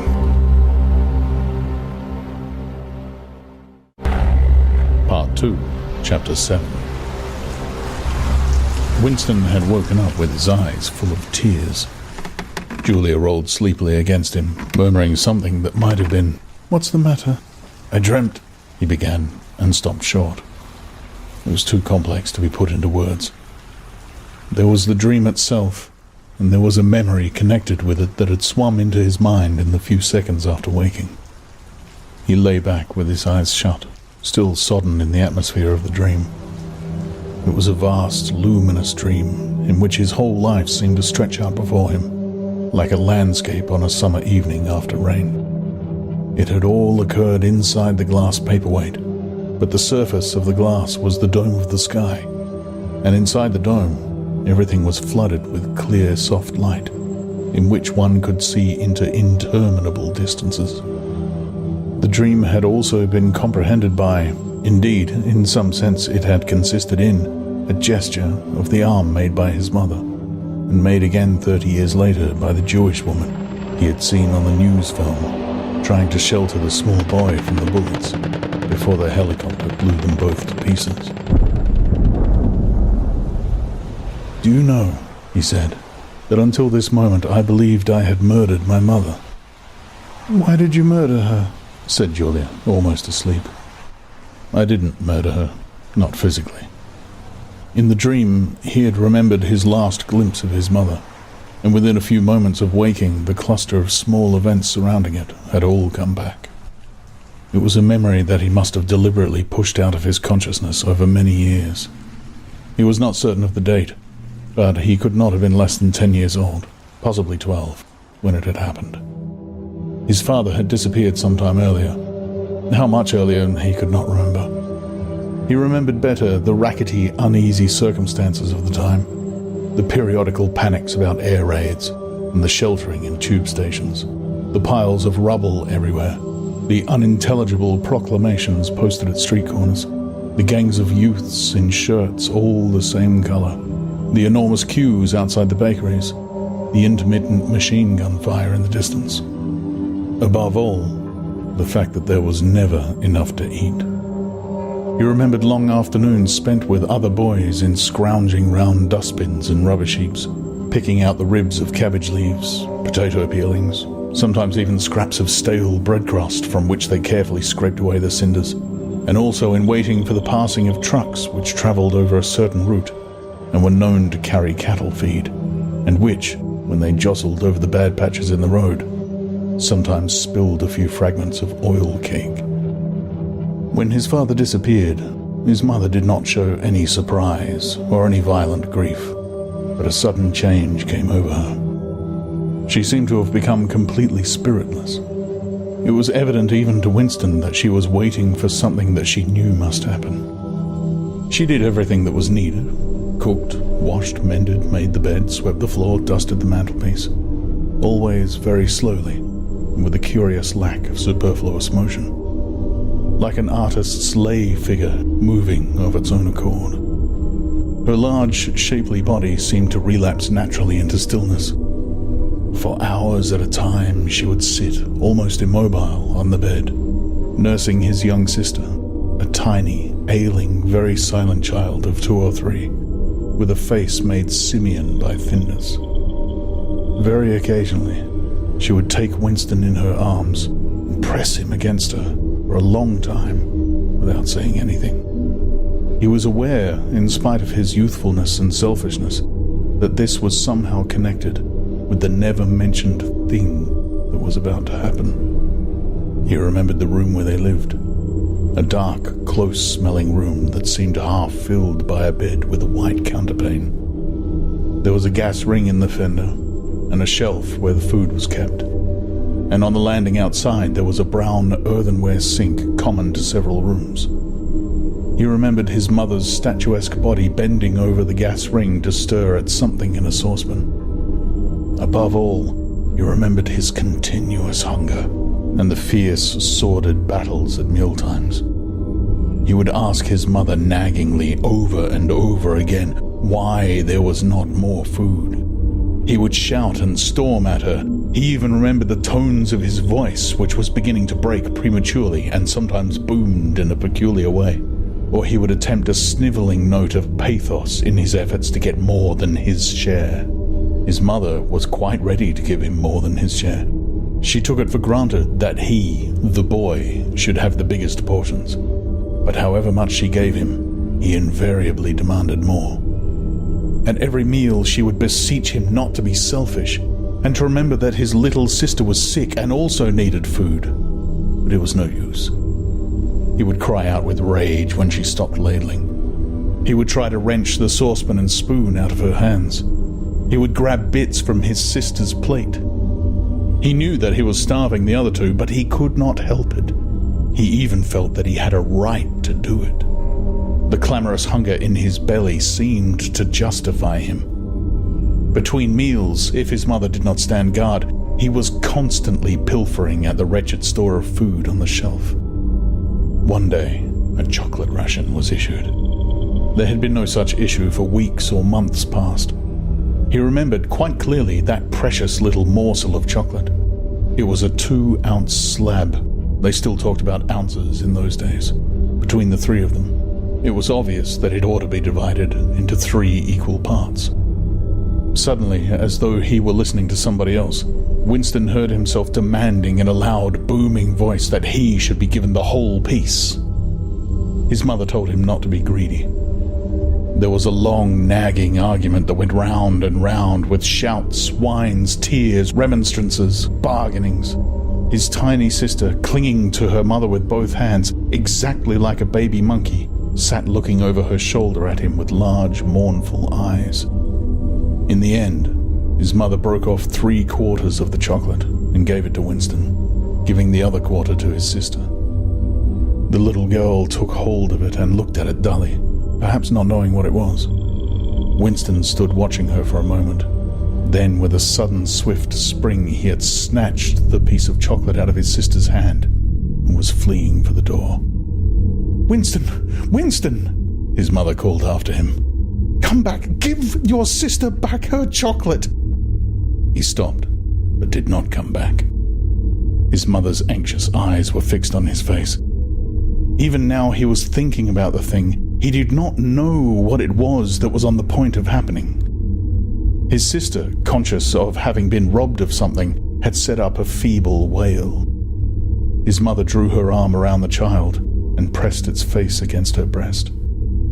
Something in the gesture told him that his sister was dying. He turned and fled down the stairs, with the chocolate growing sticky in his hand. He never saw his mother again. After he had devoured the chocolate, he felt somewhat ashamed of himself and hung about in the streets for several hours until hunger drove him home. When he came back, his mother had disappeared. This was already becoming normal at that time. Nothing was gone from the room except his mother and his sister. They had not taken any clothes, not even his mother's overcoat. To this day, he did not know with any certainty that his mother was dead. It was perfectly possible that she had merely been sent to a forced labor camp. As for his sister, she might have been removed, like Winston himself, to one of the colonies for homeless children. Reclamation centers, they were called, which had grown up as a result of the Civil War. Or she might have been sent to the labor camp along with his mother, or simply left somewhere or other to die. The dream was still vivid in his mind, especially the enveloping, protecting gesture of the arm in which its whole meaning seemed to be contained. His mind went back to another dream of 2 months ago. Exactly as his mother had sat on the dingy white quilted bed, with the child clinging to her, so she had sat in the sunken ship, far underneath him, and drowning deeper every minute, but still looking up at him through the darkening water. He told Julia the story of his mother's disappearance. Without opening her eyes, she rolled over and settled herself in a more comfortable position. "I expect you were a beastly little swine in those days," she said indistinctly. "All children are swine." "Yes, but the real point of the story..." From her breathing, it was evident that she was going off to sleep again. He would have liked to continue talking about his mother. He did not suppose, from what he could remember of her, that she had been an unusual woman, still less an intelligent one. And yet, she had possessed a kind of nobility, a kind of purity, simply because the standards that she obeyed were private ones. Her feelings were her own, and could not be altered from outside. It would not have occurred to her that an action which is ineffectual thereby becomes meaningless. If you loved someone, you loved him.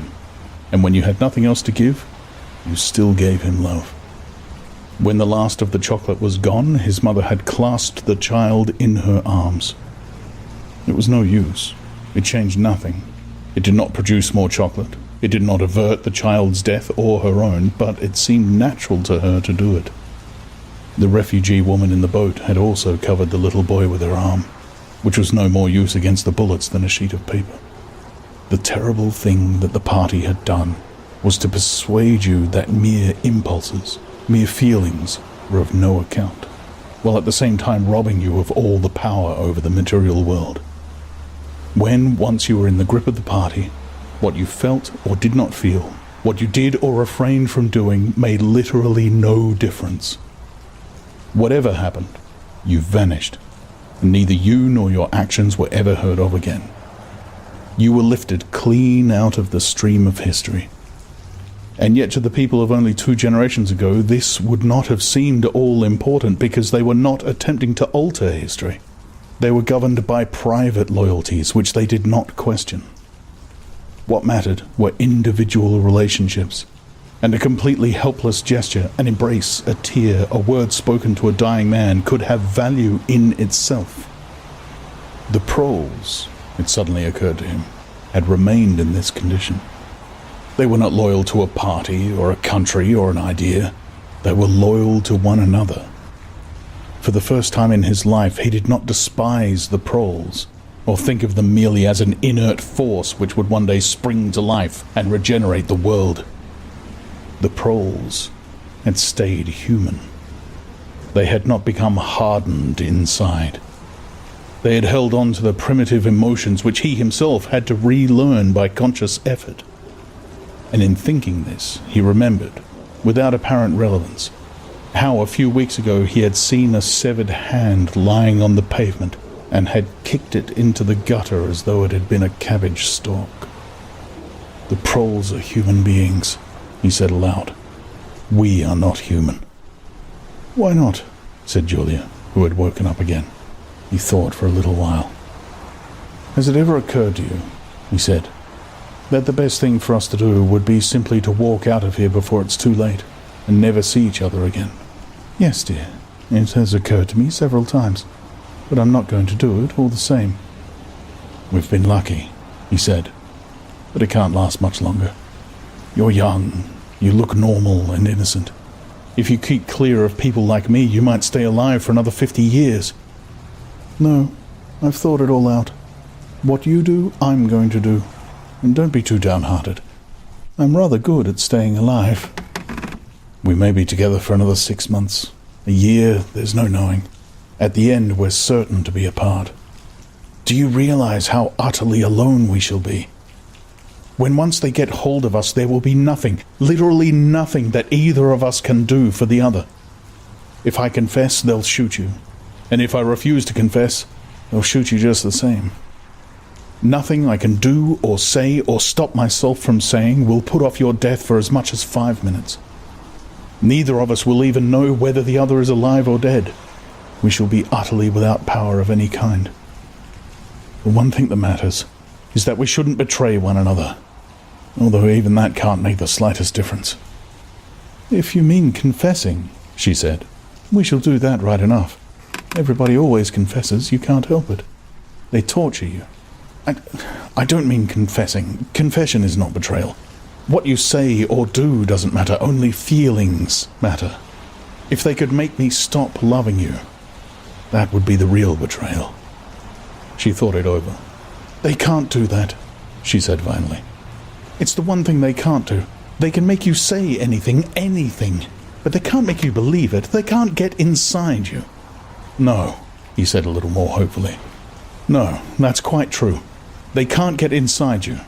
If you can feel that staying human is worthwhile, even when it can't have any result whatever, you've beaten them. He thought of the telescreen with its never-sleeping ear. They could spy upon you night and day, but if you kept your head, you could still outwit them. With all their cleverness, they had never mastered the secret of finding out what another human being was thinking. Perhaps that was less true when you were actually in their hands. One did not know what happened inside the Ministry of Love, but it was possible to guess. Tortures, drugs, delicate instruments that registered your nervous reactions, gradual wearing down by sleeplessness and solitude and persistent questioning. Facts, at any rate, could not be kept hidden. They could be tracked down by inquiry.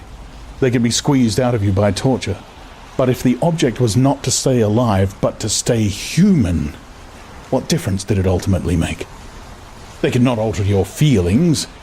For that matter, you could not alter them yourself, even if you wanted to. They could lay bare in the utmost detail everything that you had done or said or thought, but the inner heart, whose workings were mysterious even to yourself, remained impregnable.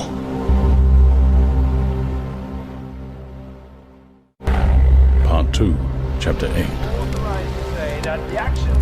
They had done it. They had done it at last. The room they were standing in was long-shaped and softly lit. The telescreen was dimmed to a low murmur. The richness of the dark blue carpet gave one the impression of treading on velvet. At the far end of the room, O'Brien was sitting at a table under a green-shaded lamp, with a mass of papers on either side of him. He had not bothered to look up when the servant showed Julia and Winston in. Winston's heart was thumping so hard that he doubted whether he would be able to speak. They had done it. They had done it at last, was all he could think. It had been a rash act to come here at all, and sheer folly to arrive together, though it was true that they had come by different routes and only met on O'Brien's doorstep. But merely to walk into such a place needed an effort of the nerve. It was only on very rare occasions that one saw inside the dwelling place of the inner party, or even penetrated into the quarter of the town where they lived. The whole atmosphere of the huge block of flats, the richness and spaciousness of everything, the unfamiliar smells of good food and good tobacco, the silent and incredibly rapid lifts sliding up and down, the white-jacketed servants hurrying to and fro, everything was intimidating. Although he had a good pretext for coming here, he was haunted at every step by the fear that a black-uniformed guard would suddenly appear from round the corner, demand his papers, and order him to get out. O'Brien's servant, however, had admitted the two of them without demur. He was a small, dark-haired man in a white jacket, with a diamond-shaped, completely expressionless face, which might have been that of a Chinese. The passage down which he led them was softly carpeted, with cream-papered walls and white wainscoting, all exquisitely clean. That, too, was intimidating. Winston could not remember ever to have seen a passageway whose walls were not grimy from the contact of human bodies. O'Brien had a slip of paper between his fingers and seemed to be studying it intently. His heavy face, bent down so that one could see the line of the nose, looked both formidable and intelligent. For perhaps 20 seconds he sat without stirring. Then he pulled the speakwrite towards him and rapped out a message in the hybrid jargon of the ministries. Items 1, 5, 7 approved, full-wise, stop, suggestion, contained item 6, double plus, ridiculous, verging crime think, cancel, stop, unproceed, construction-wise, anti-getting, plus full, estimates, machinery, overheads, stop, end message. He rose deliberately from his chair and came towards them across the soundless carpet. A little of the official atmosphere seemed to have fallen away from him with the newspeak words, but his expression was grimmer than usual, as though he were not pleased at being disturbed. The terror that Winston already felt was suddenly shot through by a streak of ordinary embarrassment. It seemed to him quite possible that he had simply made a stupid mistake. For what evidence had he, in reality, that O'Brien was any kind of political conspirator? Nothing but a flash of the eyes and a single equivocal remark. Beyond that, only his own secret imaginings, founded on a dream. He could not even fall back on the pretense that he had come to borrow the dictionary, because in that case Julia's presence was impossible to explain. As O'Brien passed the telescreen, a thought seemed to strike him. He stopped, turned aside, and pressed a switch on the wall. There was a sharp snap. The voice had stopped. Julia uttered a tiny sound, a sort of squeak of surprise. Even in the midst of his panic, Winston was too much taken aback to be able to hold his tongue. "You can turn it off," he said. Yes, said O'Brien. we can turn it off. We have that privilege. He was opposite them now. His solid form towered over the pair of them, and the expression on his face was still indecipherable. He was waiting, somewhat sternly, for Winston to speak. But about what? Even now, it was quite conceivable that he was simply a busy man wondering irritably why he had been interrupted. Nobody spoke. After the stopping of the telescreen, the room seemed deadly silent. The seconds marched past, enormous. With difficulty, Winston continued to keep his eyes fixed on O'Brien's. Then, suddenly, the grim face broke down into what might have been the beginnings of a smile. With his characteristic gesture, O'Brien resettled his spectacles on his nose. Shall I say it, or will you? He said. I will say it, said Winston promptly. That thing is really turned off. Yes, everything is turned off. We are alone. We have come here because... He paused, realizing for the first time the vagueness of his own motives. Since he did not in fact know what kind of help he expected from O'Brien, it was not easy to say why he had come here. He went on, conscious that what he was saying must sound both feeble and pretentious. We believe that there is some kind of conspiracy, some kind of secret organization working against the party, and that you are involved in it. We want to join it and work for it. We are enemies of the party. We disbelieve the principles of Ingsoc. We are thought criminals.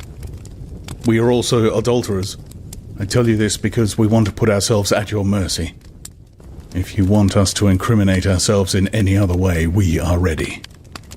He stopped and glanced over his shoulder with the feeling that the door had opened. Sure enough, the little yellow-faced servant had come in without knocking. Winston saw that he was carrying a tray with a decanter and glasses. Martin is one of us, said O'Brien impassively. Bring the drinks over here, Martin. Put them on the round table. Have we enough chairs?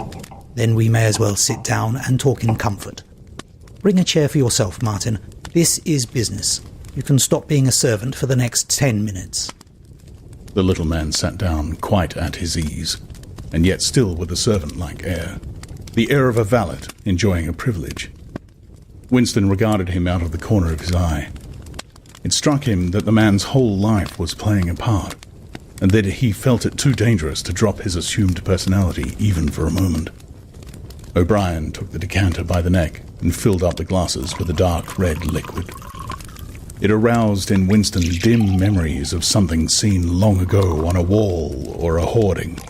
A vast bottle composed of electric lights which seemed to move up and down and pour its contents into a glass. Seen from the top, the stuff looked almost black, but in the decanter it gleamed like a ruby. It had a sour, sweet smell. He saw Julia pick up her glass and sniff at it with frank curiosity. It is called wine, said O'Brien with a faint smile. You will have read about it in books, no doubt. Not much of it gets to the outer party, I'm afraid. His face grew solemn again, and he raised his glass. I think it is fitting that we should begin by drinking a health. To our leader, to Emmanuel Goldstein. Winston took up his glass with a certain eagerness. Wine was a thing he had read and dreamed about. Like the glass paperweight or Mr. Charrington's half-remembered rhymes, it belonged to the vanished romantic past. The olden time, as he liked to call it, in his secret thoughts. For some reason, he had always thought of wine as having an intensely sweet taste, like that of blackberry jam, and an immediate intoxicating effect. Actually, when he came to swallow it, the stuff was distinctly disappointing. The truth was that after years of gin drinking, he could barely taste it. He set down the empty glass. Then there is such a person as Goldstein, he said. Yes, there is such a person, and he is alive. Where, I do not know. And the conspiracy, the organization, is it real? It is not simply an invention of the thought police. No, it is real. The Brotherhood, we call it. You will never learn much more about the Brotherhood than that it exists, and that you belong to it. I will come back to that presently. He looked at his wristwatch. It is unwise even for members of the inner party to turn off the telescreen for more than half an hour. You ought not to have come here together, and you will have to leave separately. You, comrade? He bowed his head to Julia. Will leave first. We have about 20 minutes at our disposal. you will understand that I must start by asking you certain questions. In general terms, what are you prepared to do? Anything that we are capable of, said Winston. O'Brien had turned himself a little in his chair so that he was facing Winston. He almost ignored Julia, seeming to take it for granted that Winston could speak for her. For a moment, the lids flitted down over his eyes. He began asking his questions in a low, expressionless voice, as though this were a routine, a sort of catchism, most of whose answers were known to him already. You are prepared to give your lives? Yes. You are prepared to commit murder? Yes. To commit acts of sabotage which may cause the death of hundreds of innocent people? Yes. To betray your country to foreign powers? Yes. You are prepared to cheat, to forge, to blackmail, to corrupt the minds of children, to distribute habit-forming drugs, to encourage prostitution, to disseminate venereal diseases, to do anything which is likely to cause demoralization and weaken the power of the party. Yes. If, for example, it would somehow serve our interests to throw sulfuric acid in a child's face, are you prepared to do that? Yes. You are prepared to lose your identity and live out the rest of your life as a waiter or a dock worker? Yes. You are prepared to commit suicide if and when we order you to do so? Yes. You are prepared, the two of you, to separate and never see one another again? No, broke in Julia. It appeared to Winston that a long time passed before he answered. For a moment he seemed even to have been deprived of the power of speech. His tongue worked soundlessly, forming the opening syllables first of one word, then of the other, over and over again. Until he had said it, he did not know which word he was going to say.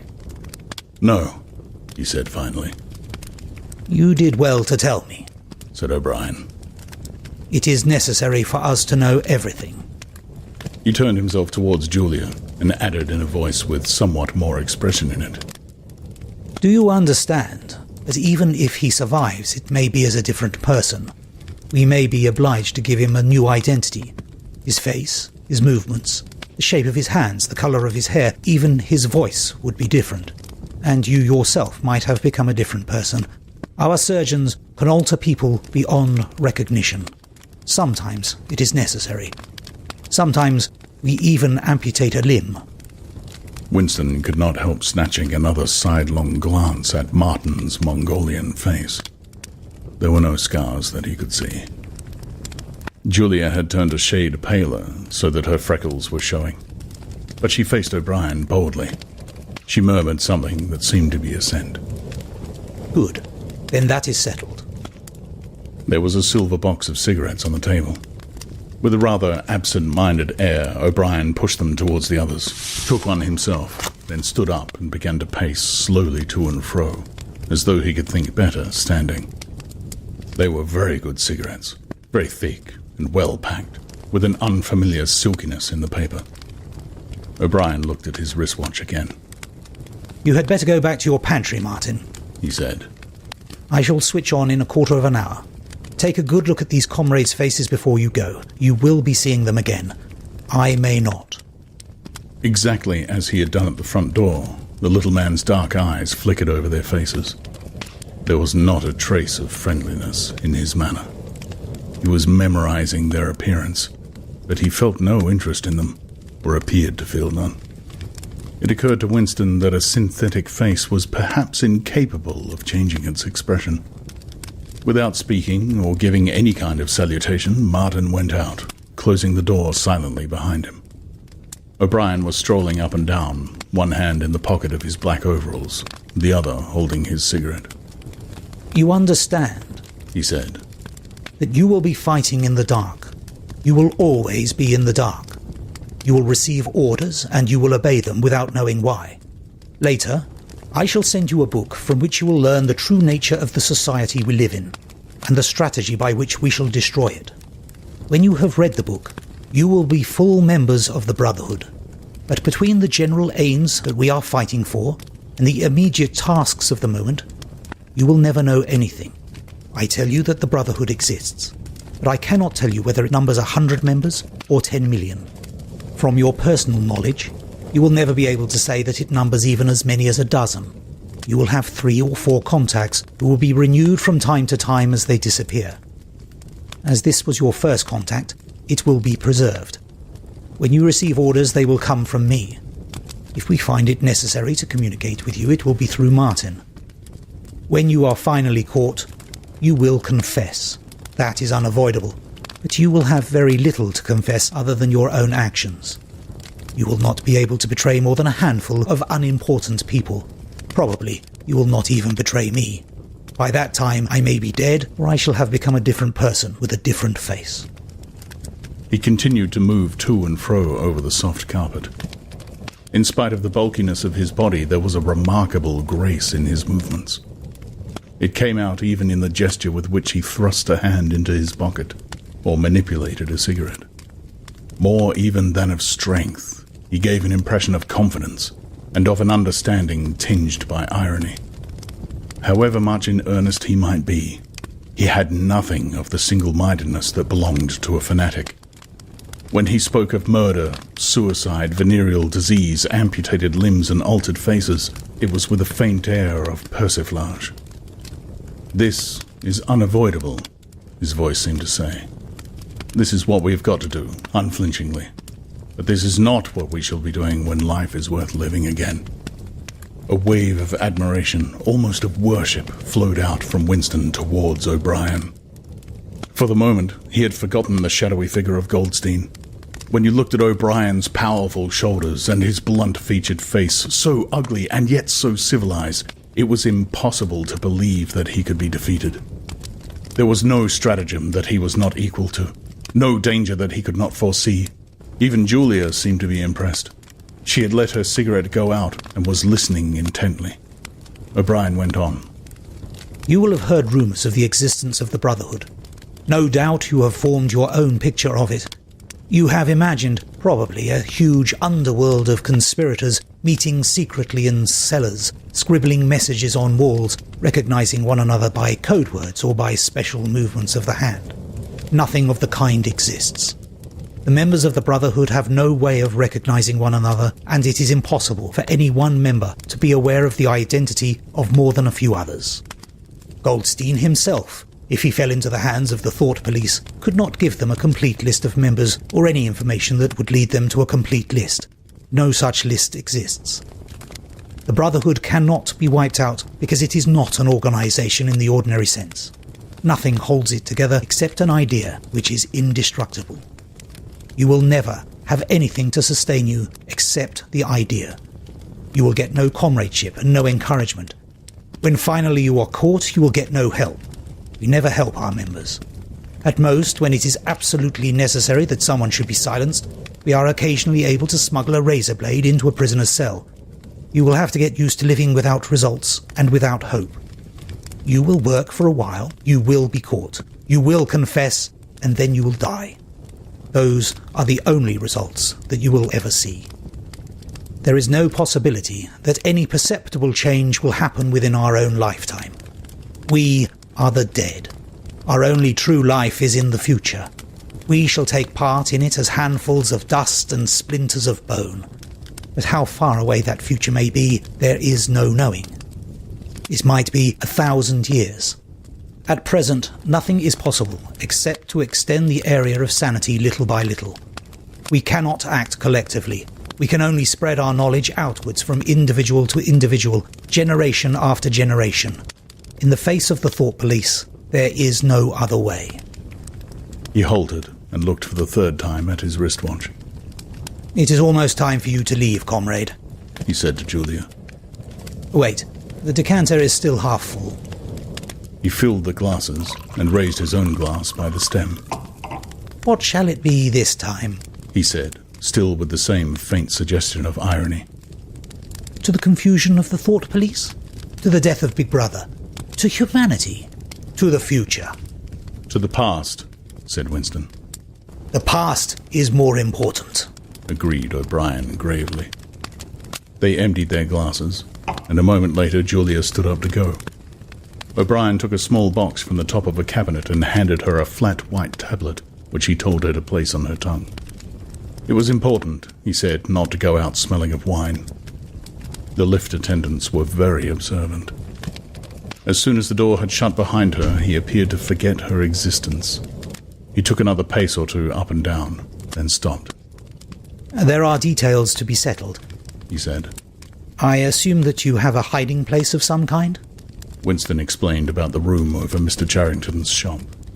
That will do for the moment. Later, we will arrange something else for you.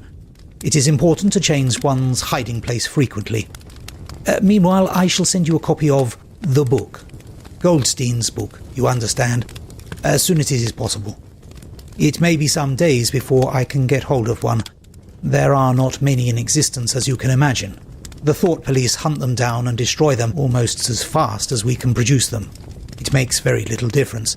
The book is indestructible. If the last copy were gone, we could reproduce it almost word for word. Do you carry a briefcase to work with you? He added. As a rule, yes. What is it like? Black, very shabby, with 2 straps. Black. 2 straps, very shabby. Good. One day in the fairly near future, I cannot give a date, one of the messages among your morning's work will contain a misprinted word, and you will have to ask for a repeat. On the following day, you will go to work without your briefcase. At some time during the day, in the street, a man will touch you on the arm and say, "I think you have dropped your briefcase." The one he gives you will contain a copy of Goldstein's book. You will return it within 14 days. They were silent for a moment. There are a couple of minutes before you need to go, said O'Brien. We shall meet again, if we do meet again. Winston looked up at him. In the place where there is no darkness, he said hesitantly. O'Brien nodded without appearance of surprise. In the place where there is no darkness, he said, as though he had recognized the allusion. And in the meantime, is there anything you wish to say before you leave? Any message? Any question? Winston thought. There did not seem to be any further question that he wanted to ask. Still less did he feel any impulse to utter high-sounding generalities. Instead of anything directly connected with O'Brien or the Brotherhood, there came into his mind a sort of composite picture of the dark bedroom where his mother had spent her last days, and the little room over Mr. Charrington's shop, and the glass paperweight, and the steel engraving in its rosewood frame. Almost at random, he said, "Did you ever happen to hear an old rhyme that begins, 'Oranges and lemons say the bells of St. Clement's'?" Again, O'Brien nodded. With a sort of grave courtesy, he completed the stanza. "Oranges and lemons say the bells of St. Clement's. You owe me 3 farthings, say the bells of St. Martin's. When will you pay me, say the bells of Old Bailey. When I grow rich, say the bells of Shoreditch." "You knew the last line," said Winston. "Yes, I knew the last line. And now I am afraid it is time for you to go. But wait, you had better let me give you one of these tablets." As Winston stood up, O'Brien held out his hand. His powerful grip crushed the bones of Winston's palm. At the door, Winston looked back, but O'Brien seemed already to be in the process of putting him out of mind. He was waiting with his hand on the switch that controlled the telescreen. Beyond him, Winston could see the writing table, with its green-shaded lamp, and the speakwrite, and the wire baskets deep laden with papers. The incident was closed. Within 30 seconds, it occurred to him, O'Brien would be back at his interrupted and important work on behalf of the party.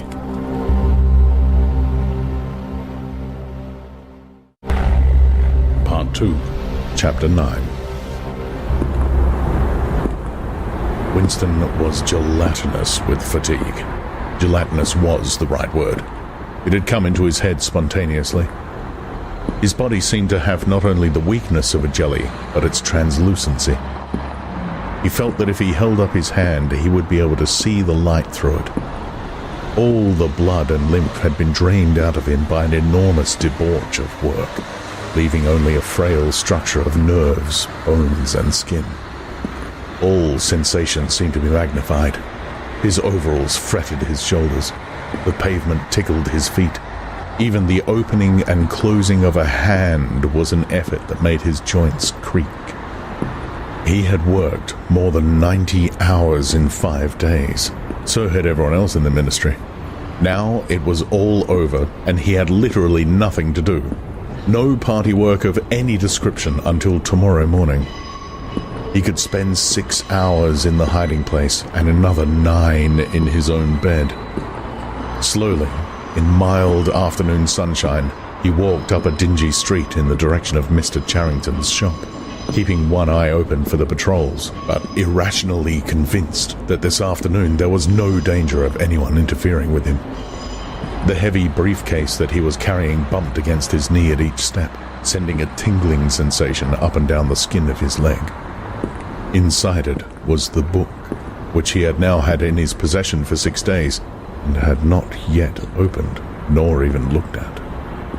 On the 6th day of Hate Week, after the processions, the speeches, the shouting, the singing, the banners, the posters, the films, the waxworks, the rolling of drums and squealing of trumpets, the tramp of marching feet, the grinding of the caterpillars of tanks, the roar of massed planes, the booming of guns, after 6 days of this, when the great orgasm was quivering to its climax and the general hatred of Eurasia had boiled up into such delirium that if the crowd could have got their hands on the 2,000 Eurasian war criminals who were to be publicly hanged on the last day of the proceedings, they would unquestionably have torn them to pieces. At just this moment, it had been announced that Oceania was not, after all, at war with Eurasia. Oceania was at war with Eastasia. Eurasia was an ally. There was, of course, no admission that any change had taken place. Merely it became known, with extreme suddenness and everywhere at once, that Eastasia and not Eurasia was the enemy. Winston was taking part in a demonstration in one of the central London squares at the moment when it happened. It was night, and the white faces and the scarlet banners were luridly floodlit. The square was packed with several thousand people, including a block of about 1,000 school children in the uniform of the spies. On a scarlet-draped platform, an orator of the inner party, a small, lean man with disproportionately long arms and a large, bald skull over which a few lank locks straightened, was haranguing the crowd. A little, rumpled, stilt-skinned figure, contorted with hatred. He gripped the neck of the microphone with one hand, while the other, enormous at the end of a bony arm, clawed the air menacingly above his head. His voice, made metallic by the amplifiers, boomed forth an endless catalogue of atrocities, massacres, deportations, lootings, rapings, torture of prisoners, bombing of civilians, lying propaganda, unjust aggressions, broken treaties. It was almost impossible to listen to him without being first convinced and then maddened. And every few moments the fury of the crowd boiled over, and the voice of the speaker was drowned by a wild beast-like roaring that rose uncontrollably from thousands of throats. The most savage yells of all came from the school children. The speech had been proceeding for perhaps 20 minutes when a messenger hurried onto the platform and a scrap of paper was slipped into the speaker's hand. He unrolled it and read it without pausing in his speech. Nothing altered in his voice or manner, or in the content of what he was saying, but suddenly the names were different. Without words said, a wave of understanding rippled through the crowd. Oceania was at war with Eastasia. The next moment there was a tremendous commotion. The banners and posters with which the square was decorated were all wrong. Quite half of them had the wrong faces on them. It was sabotage. The agents of Goldstein had been at work. There was a riotous interlude while posters were ripped from the walls, banners torn to shreds and trampled underfoot. The spies performed prodigies of activity in clambering over the rooftops and cutting the streamers that fluttered from the chimneys. But within 2 or 3 minutes it was all over. The orator, still gripping the neck of the microphone, his shoulders hunched forward, his free hand clawing at the air, had gone straight on with his speech.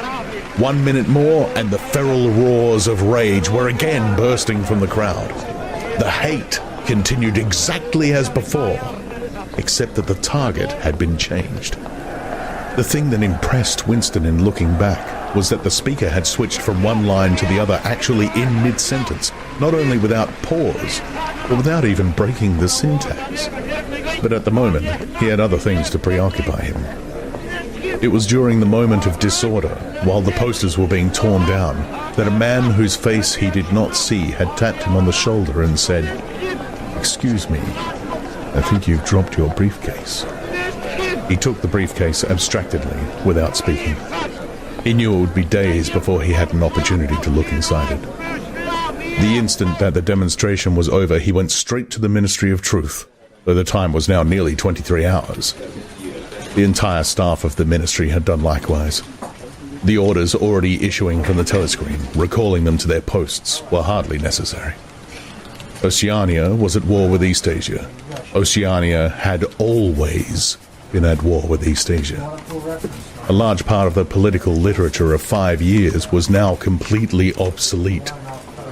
Reports and records of all kinds, newspapers, books, pamphlets, films, soundtracks, photographs, all had to be rectified at lightning speed. Although no directive was ever issued, it was known that the chiefs of the department intended that within 1 week no reference to the war with Eurasia or the alliance with Eastasia should remain in existence anywhere. The work was overwhelming. All the more so because the process that it involved could not be called by their true names. Everyone in the records department worked 18 hours in the 24, with 2 3-hour snatches of sleep. Mattresses were brought up from the cellars and pitched all over the corridors. Meals consisted of sandwiches and victory coffee wheeled round on trolleys by attendants from the canteen. Each time that Winston broke off for one of his spells of sleep, he tried to leave his desk clear of work. And each time that he crawled back, sticky-eyed and aching, it was to find that another shower of paper cylinders had covered the desk like a snowdrift, half burying the speakwrite and overflowing onto the floor, so that the first job was always to stack them into a neat enough pile to give him room to work. What was worst of all was that the work was by no means purely mechanical. Often it was enough merely to substitute one name for another, but any detailed report of events demanded care and imagination. Even the geographical knowledge that one needed in transferring the war from one part of the world to another was considerable. By the 3rd day, his eyes ached unbearably, and his spectacles needed wiping every few minutes. It was like struggling with some crushing physical task, something which one had the right to refuse and which one was nevertheless neurotically anxious to accomplish. Insofar as he had time to remember it, he was not troubled by the fact that every word he murmured into the speakwrite, every stroke of his ink pencil, was a deliberate lie. He was as anxious as anyone else in the department that the forgery should be perfect. On the morning of the 6th day, the dribble of cylinders slowed down. For as much as half an hour, nothing came out of the tube. Then one more cylinder, then nothing. Everywhere, at about the same time, the work was easing off. A deep and, as it were, secret sigh went through the department. A mighty deed, which could never be mentioned, had been achieved. It was now impossible for any human being to prove by documentary evidence that the war with Eurasia had ever happened. At 1200, it was unexpectedly announced that all workers in the ministry were free till tomorrow morning. Winston, still carrying the briefcase containing the book, which had remained between his feet while he worked and under his body while he slept, went home, shaved himself, and almost fell asleep in the bath, although the water was barely more than tepid. With a sort of voluptuous creaking in his joints, he climbed the stair above Mr. Charrington's shop. He was tired, but not sleepy any longer. He opened the window, lit the dirty little oil stove, and put on a pan of water for coffee. Julia would arrive presently. Meanwhile, there was the book. He sat down in the sluttish armchair and undid the straps of the briefcase. A heavy black volume, amateurishly bound, with no name or title on the cover. The print also looked slightly irregular. The pages were worn at the edges and fell apart easily, as though the book had passed through many hands. The inscription on the title page ran, "The Theory and Practice of Oligarchical Collectivism" by Emmanuel Goldstein. Winston began reading. Chapter 1. ignorance is strength. Throughout recorded time, and probably since the end of the Neolithic Age, there have been three kinds of people in the world: the high, the middle, and the low. They have been subdivided in many ways. They have borne countless different names, and their relative numbers, as well as their attitude towards one another, have varied from age to age. But the essential structure of society has never altered. Even after enormous upheavals and seemingly irrevocable changes, the same pattern has always reasserted itself, just as a gyroscope will always return to equilibrium, however far it is pushed one way or the other. The aims of these groups are entirely irreconcilable. Winston stopped reading, chiefly in order to appreciate the fact that he was reading, in comfort and safety. He was alone. No telescreen, no ear at the keyhole, no nervous impulse to glance over his shoulder or cover the page with his hand. The sweet summer air played against his cheek. From somewhere far away there floated the faint shouts of children. In the room itself there was no sound except the insect voice of the clock. He settled deeper into the armchair and put his feet up on the fender. It was bliss. It was eternity. Suddenly, as one sometimes does with a book of which one knows that one will ultimately read and reread every word, he opened it at a different place and found himself at Chapter 3. He went on reading. Chapter 3. War is Peace. The splitting up of the world into three great superstates was an event which could be, and indeed was, foreseen before the middle of the 20th century.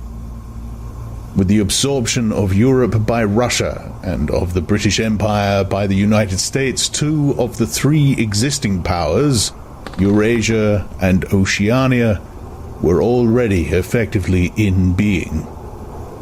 The third, Eastasia, only emerged as a distinct unit after another decade of confused fighting. The frontiers between the three superstates are in some places arbitrary, and in others they fluctuate according to the fortunes of war. But, in general, they follow geographical lines. Eurasia comprises the whole of the northern part of the European and Asiatic landmass from Portugal to the Bering Strait. Oceania comprises the Americas, the Atlantic Islands, including the British Isles, Australasia, and the southern portion of Africa. Eastasia, smaller than the others and with a less definite western frontier, comprises China and the countries to the south of it, the Japanese islands, and a large but fluctuating portion of Manchuria, Mongolia, and Tibet. In one combination or another, these three super-states are permanently at war, and have been so for the past 25 years. War, however, is no longer the desperate, annihilating struggle that it was in the early decades of the 20th century. It is a warfare of limited aims between combatants who are unable to destroy one another, have no material cause for fighting, and are not divided by any genuine ideological difference. That is not to say that either the conduct of war or the prevailing attitude towards it has become less bloodthirsty or more chivalrous. On the contrary, war hysteria is continuous and universal in all countries, and such acts as raping, looting, the slaughter of children, the reduction of whole populations to slavery, and reprisals against prisoners which extend even to boiling and burying alive are looked upon as normal. And when they are committed by one's own side and not by the enemy, meritorious. But in a physical sense, war involves very small numbers of people, mostly highly trained specialists, and causes comparatively few casualties. The fighting, when there is any, takes place on the vague frontiers whose whereabouts the average man can only guess at, or round the floating fortresses which guard strategic spots on the sea lanes. In the centers of civilization, war means no more than a continuous shortage of consumption goods, and the occasional crash of a rocket bomb, which may cause a few scores of deaths. War has, in fact, changed its character. More exactly, the reasons for which war is waged have changed in their order of importance. Motives which were already present to some small extent in the great wars of the early 20th century have now become dominant and are consciously recognized and acted upon. To understand the nature of the present war, for in spite of the regrouping which occurs every few years, it is always the same war. One must realize in the first place that it is impossible for it to be decisive. None of the three superstates could be definitely conquered even by the other two in combination. They are too evenly matched, and their natural defenses are too formidable. Eurasia is protected by its vast land spaces, Oceania by the width of the Atlantic and the Pacific, Eastasia by the fecundity and industriousness of its inhabitants. Secondly, there is no longer, in any material sense, anything to fight about. With the establishment of self-contained economies, in which production and consumption are geared to one another, the scramble for markets, which was a main cause of previous wars, has come to an end, while the competition for raw materials is no longer a matter of life and death.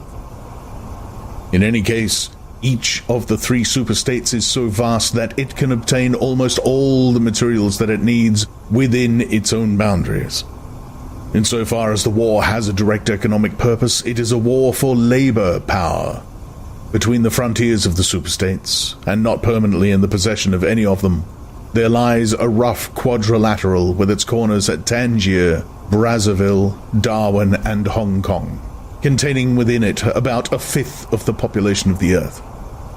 It is for the possession of these thickly populated regions, and of the northern ice cap, that the three powers are constantly struggling.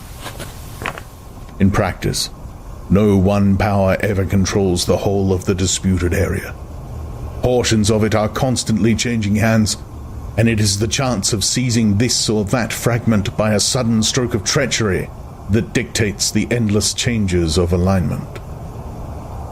All of the disputed territories contain valuable minerals, and some of them yield important vegetable products such as rubber, which in colder climates it is necessary to synthesize by comparatively expensive methods. But above all, they contain a bottomless reserve of cheap labor. Whichever power controls equatorial Africa, or the countries of the Middle East, or southern India, or the Indonesian archipelago disposes also of the bodies of scores or hundreds of millions of ill-paid and hard-working coolies. The inhabitants of these areas, reduced more or less openly to the status of slaves, pass continuously from conqueror to conqueror, and are expended like so much coal or oil in the race to turn out more armaments, to capture more territory, to control more labor power, to turn out more armaments, to capture more territory, and so on, indefinitely.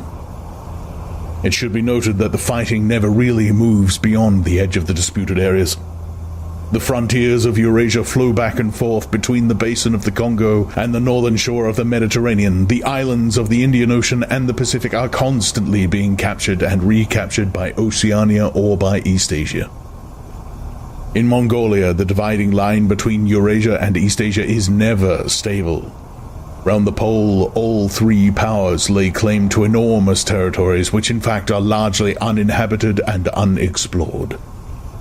But the balance of power always remains roughly even, and the territory which forms the heartland of each superstate always remains inviolate.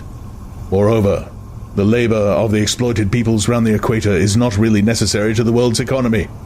They add nothing to the wealth of the world, since whatever they produce is used for purposes of war, and the object of waging a war is always to be in a better position in which to wage another war.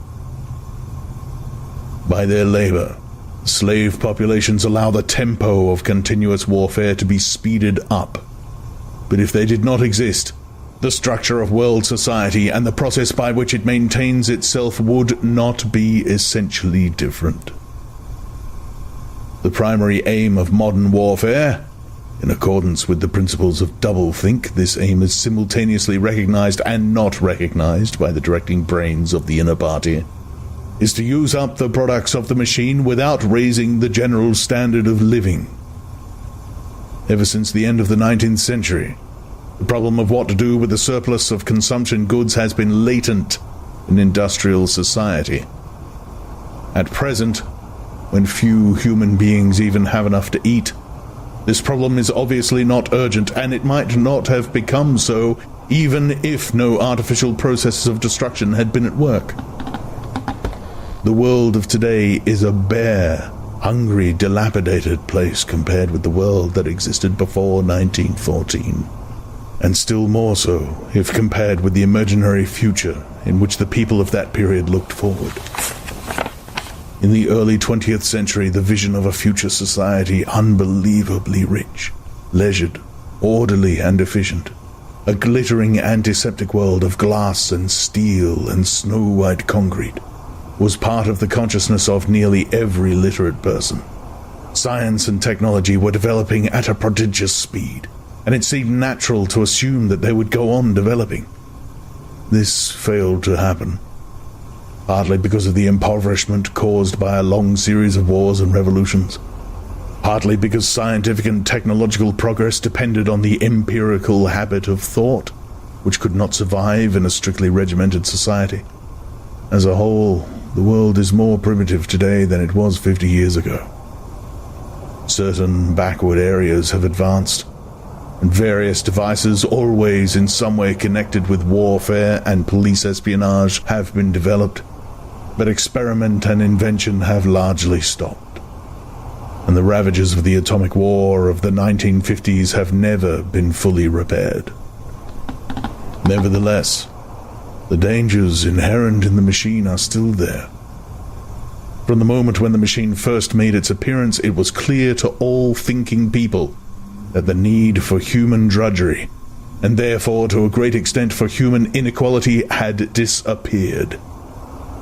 If the machine were used deliberately for that end, hunger, overwork, dirt, illiteracy, and disease could be eliminated within a few generations, and in fact without being used for any such purpose, but by a sort of automatic process, by producing wealth which it was sometimes impossible not to distribute. The machine did raise the living standards of the average human being very greatly over a period of about 50 years, at the end of the 19th and the beginning of the 20th centuries. But it was also clear that an all-round increase in wealth threatened the destruction, indeed in some sense was the destruction, of a hierarchical society. In a world in which everyone worked short hours, had enough to eat, lived in a house with a bathroom and a refrigerator, and possessed a motor car or even an aeroplane, the most obvious and perhaps the most important form of inequality would already have disappeared. If it once became general, wealth would confer no distinction. It was possible, no doubt, to imagine a society in which wealth, in the sense of personal possessions and luxuries, should be evenly distributed, whilst power remained in the hands of a small privileged caste. But in practice, such a society could not remain stable. For if leisure and security were enjoyed by all alike, the great mass of human beings who are normally stupefied by poverty would become literate and would learn to think for themselves, and when once they had done this, they would sooner or later realize that the privileged minority had no function, and they would sweep it away. In the long run, a hierarchical society was only possible on a basis of poverty and ignorance. Return to the agricultural past, as some thinkers about the beginning of the 20th century dreamed of doing, was not a practicable solution. It conflicted with the tendency towards mechanizations, which had become quasi-instinctive throughout almost the whole world, And moreover, any country which remained industrially backwards was helpless in a military sense, and was bound to be dominated, directly or indirectly, by its more advanced rivals. Nor was it a satisfactory solution to keep the masses in poverty by restricting the output of goods. This happened to a great extent during the final phase of capitalism, roughly between 1920 and 1940. The economy of many countries was allowed to stagnate. Land went out of cultivation. Capital equipment was not added to. Great blocks of the population were prevented from working and kept half alive by state charity. But this, too, entailed military weakness. And since the privations it inflicted were obviously unnecessary, it made opposition inevitable. The problem was how to keep the wheels of industry turning without increasing the real wealth of the world. Goods must be produced, they must not be distributed. And in practice, the only way of achieving this was by continuous warfare. The essential act of war is destruction, not necessarily of human lives, but of the products of human labor. War is a way of shattering to pieces, or pouring into the stratosphere, or sinking in the depths of the sea materials which might otherwise be used to make the masses too comfortable, and hence, in the long run, too intelligent. Even when weapons of war are not actually destroyed, their manufacture is still a convenient way of expending labor power without producing anything that can be consumed. A floating fortress, for example, has locked up in it the labor that would build several hundred cargo ships. Ultimately, it is scrapped as obsolete, never having brought any material benefit to anybody. And with further enormous labors, another floating fortress is built. In principle, the war effort is always so planned as to eat up any surplus that might exist after meeting the bare needs of the population. In practice, the needs of the population are always underestimated, with the results that there is a chronic shortage of half the necessities of life, that this is looked on as an advantage. It is deliberate policy to keep even the favored groups somewhere near the brink of hardship, because a general state of scarcity increases the importance of small privileges, and thus magnifies the distinction between one group and another. By the standards of the early 20th century, even a member of the inner party lives an austere, laborious kind of life. Nevertheless, the few luxuries that he does enjoy, his large, well-appointed flat, the better texture of his clothes, the better quality of his food and drink and tobacco, his 2 or 3 servants, his private motor car or helicopter, set him in a different world from a member of the outer party, and the members of the outer party have a similar advantage in comparison with the submerged masses whom we call the proles. The social atmosphere is that of a besieged city, where the possession of a lump of horseflesh makes the difference between wealth and poverty. And at the same time, the consciousness of being at war and therefore in danger makes the handing over of all power to a small caste seem the natural, unavoidable condition of survival. War, it will be seen, accomplishes the necessary destruction, but accomplishes it in a psychologically acceptable way.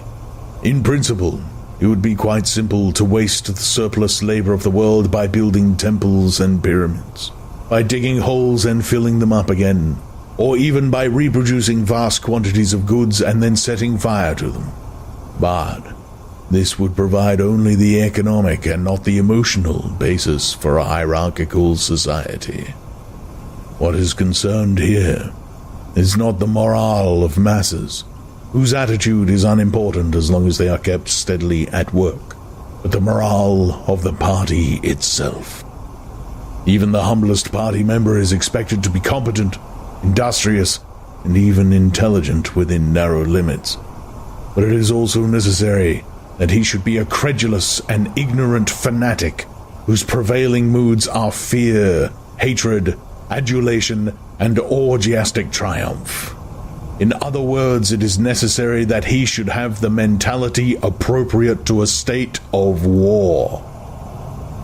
It does not matter whether the war is actually happening. And since no decisive victory is possible, it does not matter whether the war is going well or badly. All that is needed is that a state of war should exist. The splitting of the intelligence which the party requires of its members, and which is more easily achieved in an atmosphere of war, is now almost universal. The higher up the ranks one goes, the more marked it becomes. It is precisely in the inner party that war hysteria and hatred of the enemy are strongest. In his capacity as an administrator, it is often necessary for a member of the inner party to know that this or that item of war news is untruthful, and he may often be aware that the entire war is spurious and is either not happening or is being waged for purposes quite other than the declared ones. But such knowledge is easily neutralized by the technique of double-think. Meanwhile, no inner party member wavers for an instant in his mystical belief that the war is real, and that it is bound to end victoriously, with Oceania the undisputed master of the entire world. All members of the inner party believe in this coming conquest as an article of faith. It is to be achieved either by gradually acquiring more and more territory and so building up an overwhelming preponderance of power, or by the discovery of some new and unanswerable weapon. The search for new weapons continues unceasingly, and is one of the very few remaining activities in which the inventive or speculative type of mind can find any outlet. In Oceania, in the present day, science, in the old sense, has almost ceased to exist. In Newspeak, there is no word for science. The empirical method of thought on which all the scientific achievements of the past were founded is opposed to the most fundamental principles of Ingsoc, and even technological progress only happens when its products can in some way be used for the diminution of human liberty. In all the useful arts, the world is either standing still or going backwards. The fields are cultivated with horse plows, while books are written by machinery. But in matters of vital importance, meaning, in effect, war and police espionage, the empirical approach is still encouraged, or at least tolerated. The two aims of the party are to conquer the whole surface of the earth, and to extinguish once and for all the possibility of independent thought. There are, therefore, two great problems which the party is concerned to solve. One is how to discover, against his will, what another human being is thinking, and the other is how to kill several 100 million people in a few seconds without giving warning beforehand. Insofar as scientific research still continues, this is its subject matter. The scientist of today is either a mixture of psychologist and inquisitor, studying with real ordinary minuteness the meaning of facial expressions, gestures, and tones of voice, and testing the truth-producing effects of drugs, shock therapy, hypnosis, and physical torture. Or he is a chemist, physicist, or biologist, concerned only with such branches of his special subject as are relevant to the taking of life. In the vast laboratories of the Ministry of Peace, and in the experimental stations hidden in the Brazilian forests or in the Australian desert, or on lost islands of the Antarctic, the teams of experts are indefatigably at work. Some are concerned simply with planning the logistics of future wars. Others devise larger and larger rocket bombs, more and more powerful explosives, and more impenetrable armor plating. Others search for new and deadlier gases, or for soluble poisons capable of being produced in such quantities as to destroy the vegetation of whole continents, or for breeds of disease germs immunized against all possible antibodies. Others strive to produce a vehicle that shall bore its way under the soil like a submarine under the water, or an aeroplane as independent of its base as a sailing ship. Others explore even remoter possibilities, such as focusing the sun's rays through lenses suspended thousands of kilometers away in space, or producing artificial earthquakes and tidal waves by tapping the heat at the Earth's center. But none of these projects ever comes anywhere near realization, and none of the three superstates ever gains a significant lead on the others. What is more remarkable is that all three powers already possess, in the atomic bomb, a weapon far more powerful than any that their present researchers are likely to discover. Although the party, according to its habit, claims the invention for itself, atomic bombs first appeared as early as the 1940s, and were first used on a large scale about 10 years later. At that time, some hundreds of bombs were dropped on industrial centers, chiefly in European Russia, Western Europe, and North America. The effect was to convince the ruling groups of all countries that a few more atomic bombs would mean the end of organized society, and hence of their own power. Thereafter, although no formal agreement was ever made or hinted at, no more bombs were dropped. All three powers merely continue to produce atom bombs and store them up against the decisive opportunity which they all believe will come sooner or later. And meanwhile, the art of war has remained almost stationary for 30 or 40 years.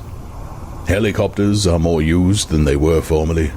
Bombing planes have been largely superseded by self-propelled projectiles, and the fragile, movable battleship has given way to the almost unsinkable floating fortress.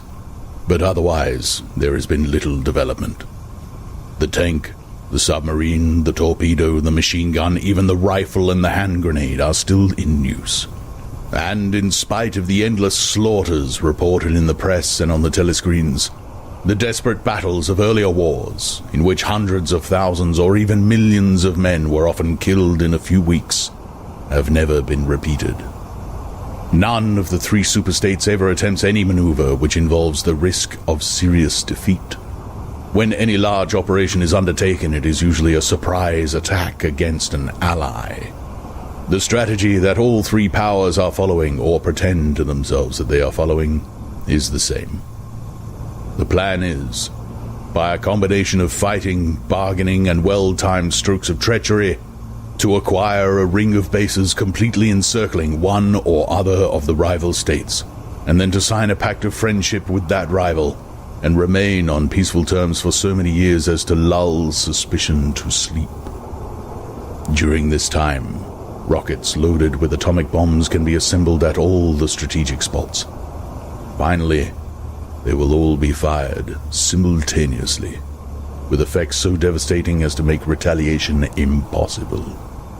It will then be time to sign a pact of friendship with the remaining world power, in preparation for another attack. This scheme, it is hardly necessary to say, is a mere daydream, impossible of realization. Moreover, no fighting ever occurs except in the disputed areas round the equator and the pole. No invasion of enemy territory is ever undertaken.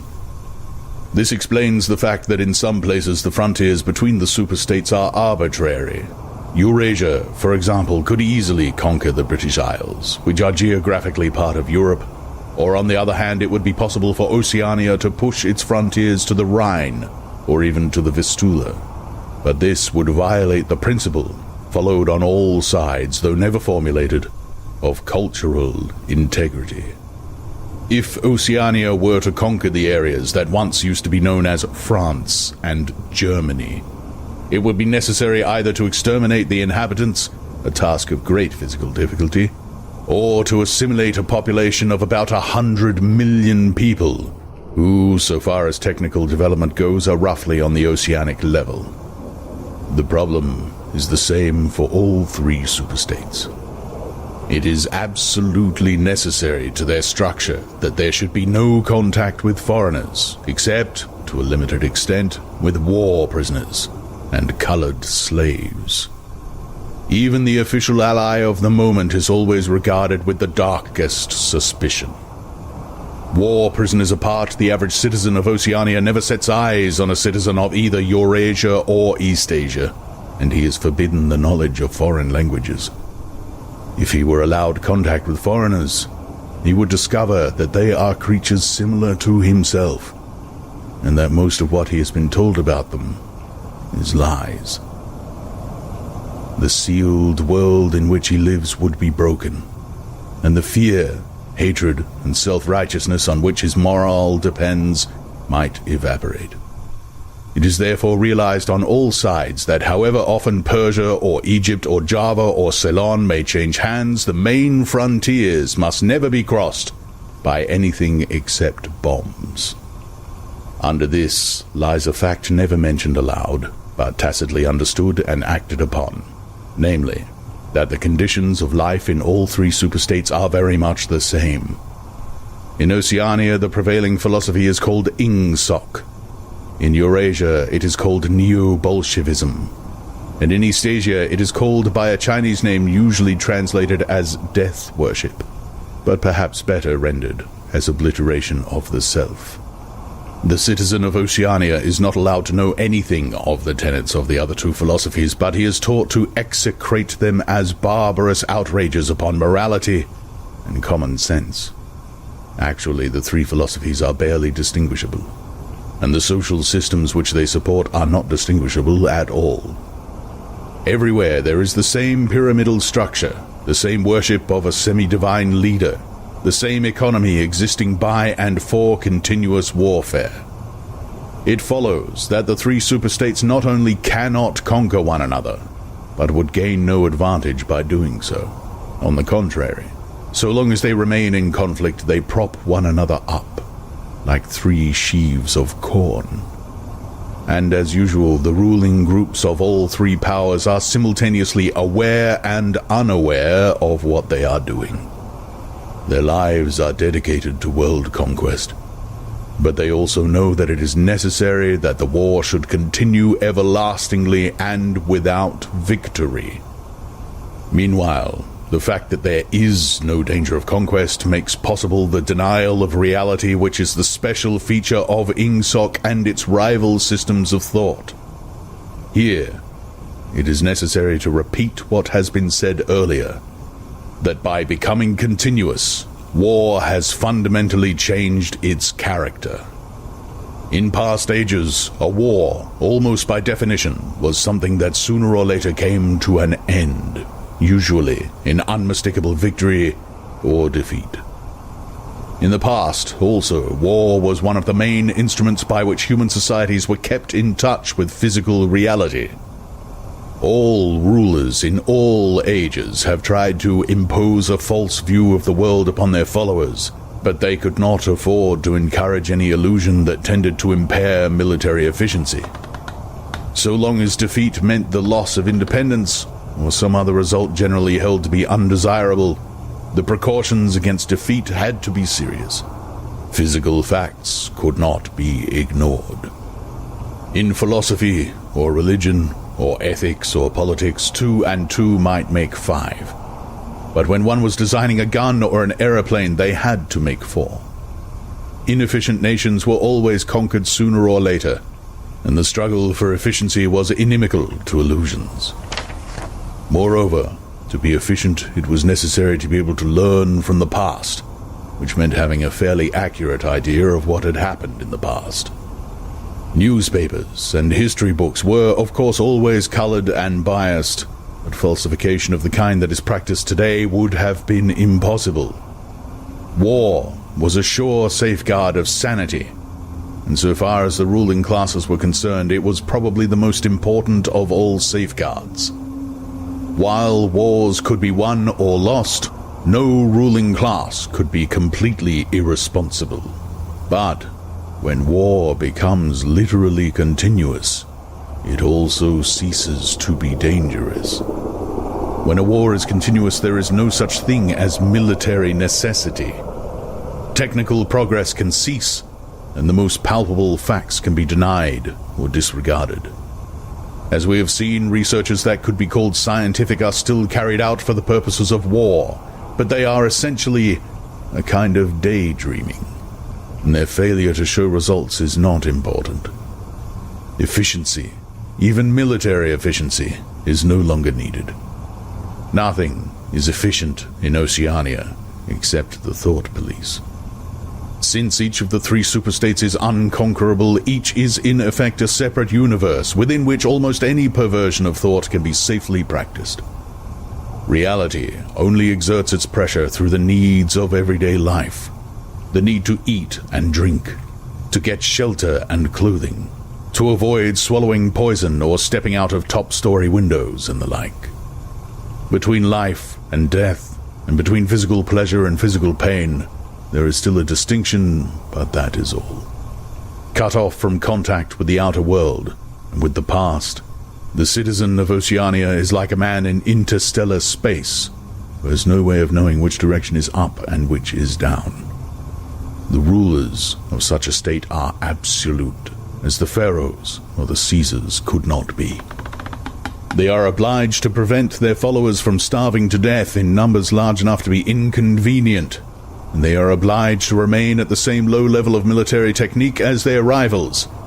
But once that minimum is achieved, they can twist reality into whatever shape they choose.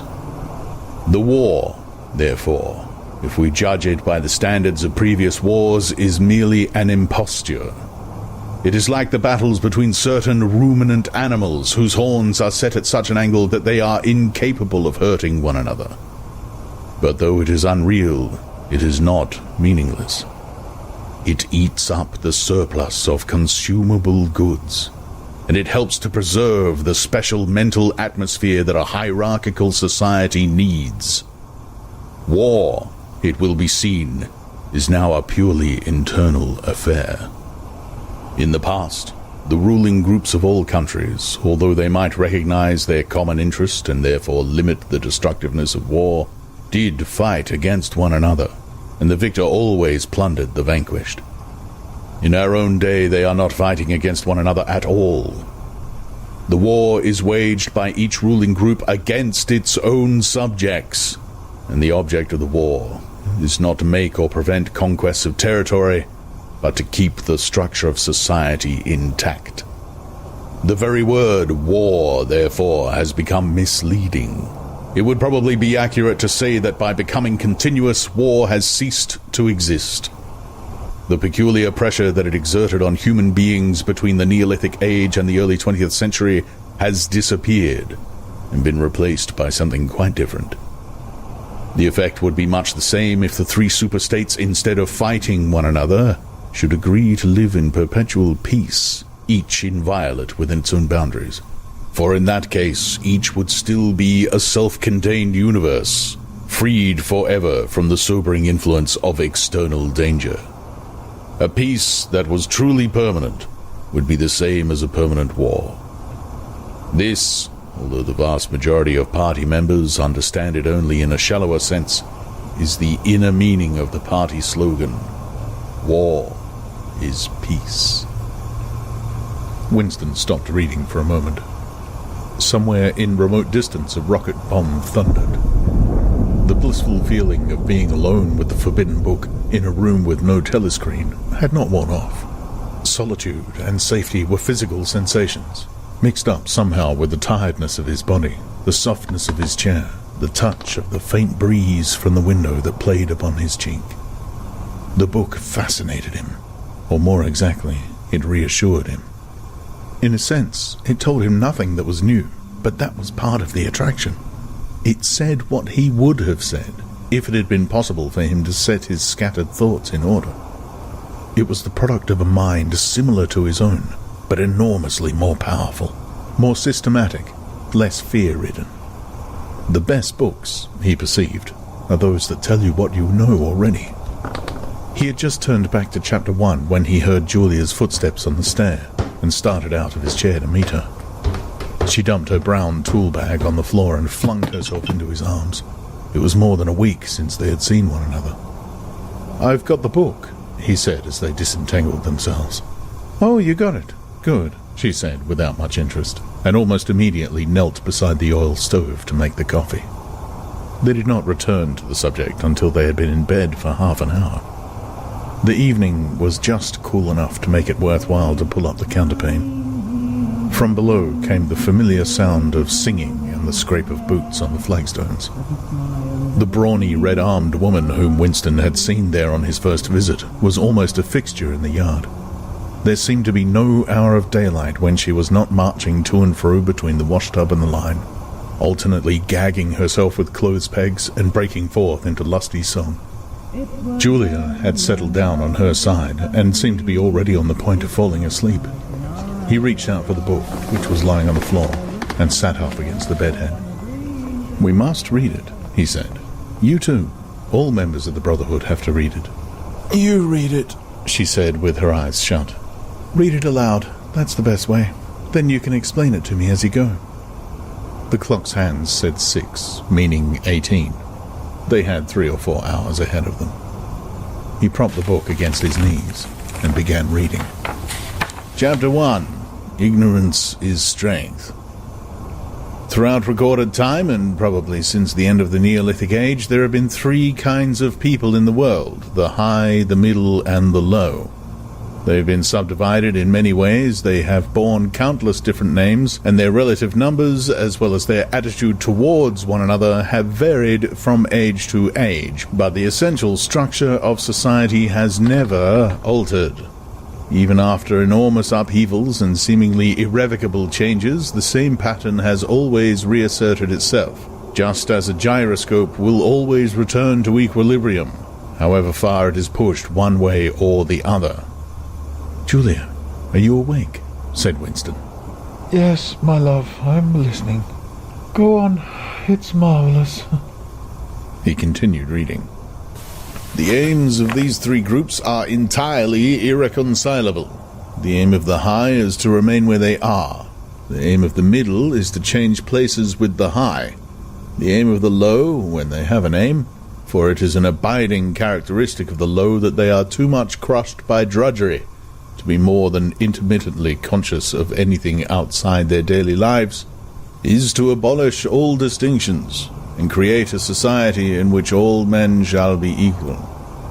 Thus, throughout history, a struggle which is the same in its main outlines recurs over and over again.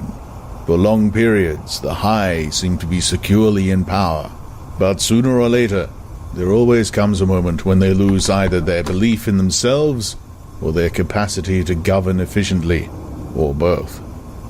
They are then overthrown by the middle, who enlist the low on their side by pretending to them that they are fighting for liberty and justice.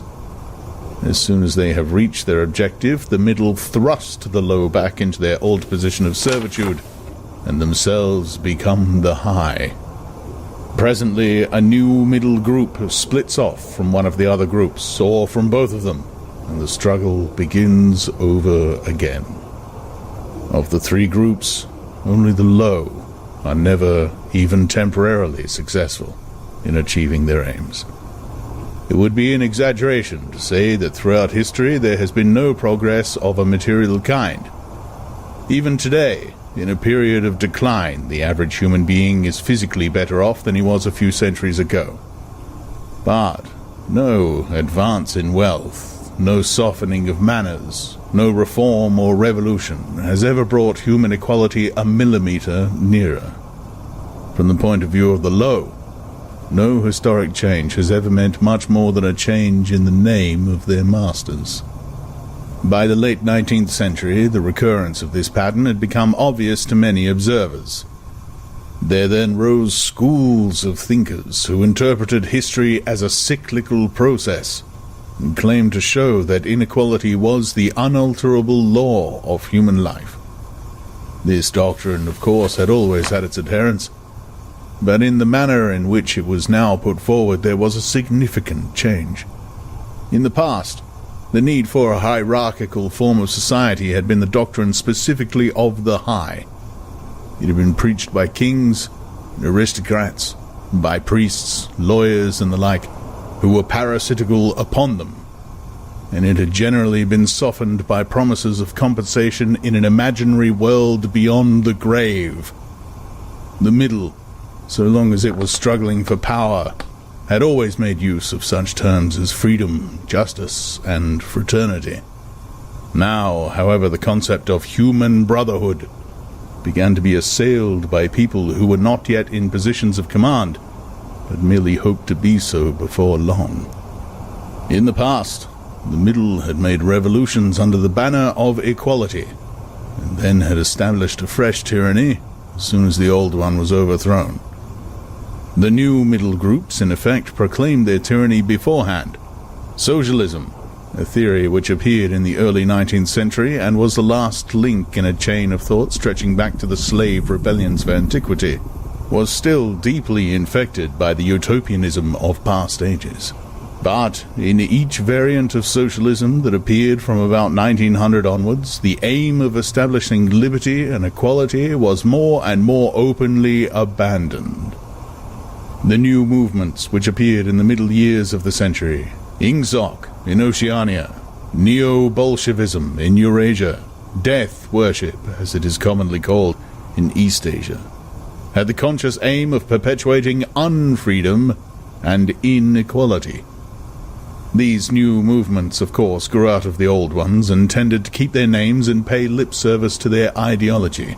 But the purpose of all of them was to arrest progress and freeze history at a chosen moment. The familiar pendulum swing was to happen once more and then stop. As usual, the high were to be turned out by the middle, who would then become the high, but this time, by conscious strategy, the high would be able to maintain their position permanently. The new doctrines arose partly because of the accumulation of historical knowledge, and the growth of the historical sense which had hardly existed before the 19th century.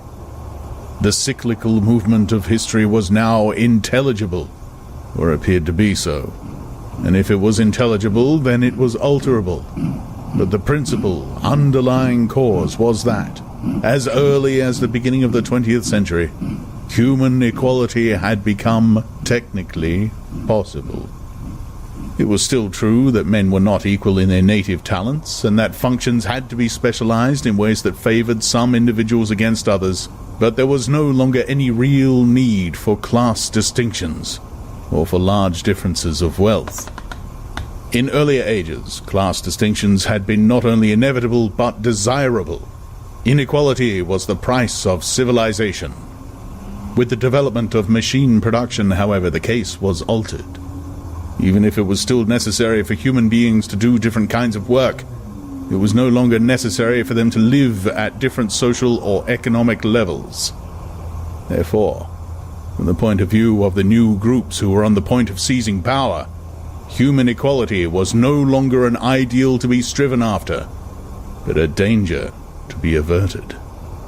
In more primitive ages, when a just and peaceful society was in fact not possible, it had been fairly easy to believe it. The idea of an earthly paradise, in which men should live together in a state of brotherhood, without laws and without brute labor, had haunted the human imagination for thousands of years. And this vision had had a certain hold even on the groups who actually profited by each historical change. The heirs of the French, English, and American revolutions had partly believed in their own phrases about the rights of man, freedom of speech, equality before the law, and the like, and had even allowed their conduct to be influenced by them to some extent. But by the fourth decade of the 20th century, all the main currents of political thought were authoritarian. The earthly paradise had been discredited at exactly the moment when it became realizable. Every new political theory, by whatever name it called itself, led back to hierarchy and regimentation.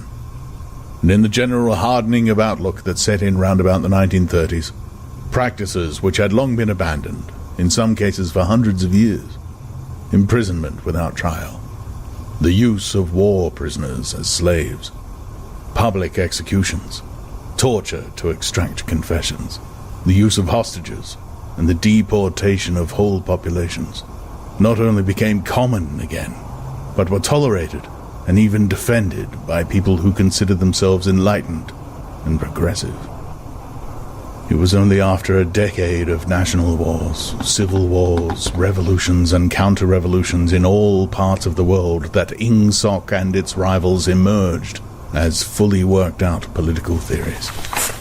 But they had been foreshadowed by the various systems, generally called totalitarian, which had appeared earlier in the century. The main outlines of the world which would emerge from the prevailing chaos had long been obvious. What kind of people would control this world had been equally obvious. The new aristocracy was made up for the most part of bureaucrats, scientists, technicians, trade union organizers, publicity experts, sociologists, teachers, journalists, and professional politicians. These people, whose origins lay in the salaried middle class and the upper grades of the working class, had been shaped and brought together by the barren world of monopoly, industry, and centralized government. As compared with their opposite numbers in past ages, they were less avaricious, less tempted by luxury, hungrier for pure power, and above all, more conscious of what they were doing, and more intent on crushing opposition. This last difference was cardinal. By comparison with that existing today, all the tyrannies of the past were half-hearted and inefficient. The ruling groups were always infected to some extent by liberal ideas, and were content to leave loose ends everywhere, to regard only the overt act, and to be uninterested in what their subjects were thinking. Even the Catholic Church of the Middle Ages was tolerant by modern standards. Part of the reason for this was that in the past no government had the power to keep its citizens under constant surveillance. The invention of print, however, made it easier to manipulate public opinion, and the film and the radio carried the process further. With the development of television and the technical advance which made it possible to receive and transmit simultaneously on the same instrument, private life came to an end. Every citizen, or at least every citizen important enough to be worth watching, could be kept for 24 hours a day under the eyes of the police and in the sound of official propaganda, with all other channels of communication closed.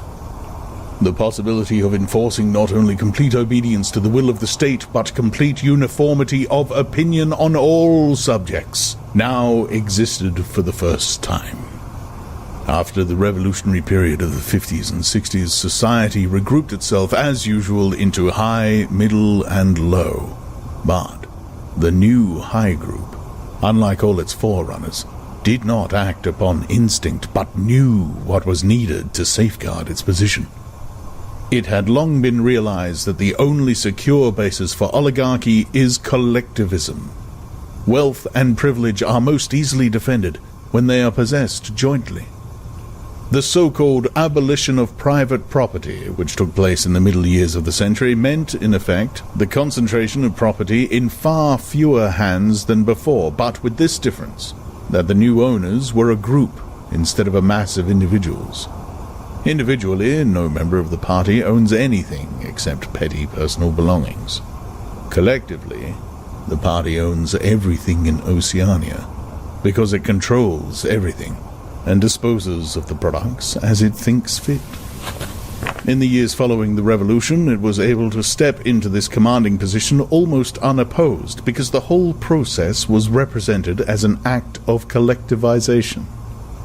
It had always been assumed that if the capitalist class were expropriated, socialism must follow. And unquestionably, the capitalists had been expropriated. Factories, mines, land, houses, transport, everything had been taken away from them. And since these things were no longer private property, it followed that they must be public property. Ingsoc, which grew out of the earlier socialist movement and inherited its phraseology, has in fact carried out the main item in the socialist program, with a result, foreseen and intended beforehand, that economic inequality has been made permanent. But the problems of perpetuating a hierarchical society go deeper than this. There are only 4 ways in which a ruling group can fall from power. Either it is conquered from without, or it governs so inefficiently that the masses are stirred to revolt, or it allows a strong and discontented middle group to come into being, or it loses its own self-confidence and willingness to govern. These causes do not operate singly, and as a rule, all 4 of them are present in some degree. A ruling class which could guard against all of them would remain in power permanently. Ultimately, the determining factor is the mental attitude of the ruling class itself. After the middle of the present century, the first danger had, in reality, disappeared. Each of the 3 powers which now divide the world is, in fact, unconquerable, and can only become conquerable through slow demographic changes which a government with wide powers can easily avert. The second danger, also, is only a theoretical one. The masses never revolt of their own accord, and they never revolt merely because they are oppressed. Indeed, so long as they are not permitted to have standards of comparison, they never even become aware that they are oppressed. The recurrent economic crises of past times were totally unnecessary, and are not now permitted to happen. But other and equally large dislocations can and do happen without having political results, because there is no way in which discontent can become articulate. As for the problem of overproduction, which has been latent in our society since the development of machine technique, it is solved by the device of continuous warfare, see Chapter 3, which is also useful in keying up public morale to the necessary pitch. From the point of view of our present rulers, therefore, the only genuine dangers are the splitting off of a new group of able, underemployed, power-hungry people, and the growth of liberalism and skepticism in their own ranks. The problem, that is to say, is educational. It is a problem of continuously molding the consciousness both of the directing group and of the larger executive group that lies immediately below it. The consciousness of the masses needs only to be influenced in a negative way. Given this background, one could infer, if one did not know it already, the general structure of Oceanic society.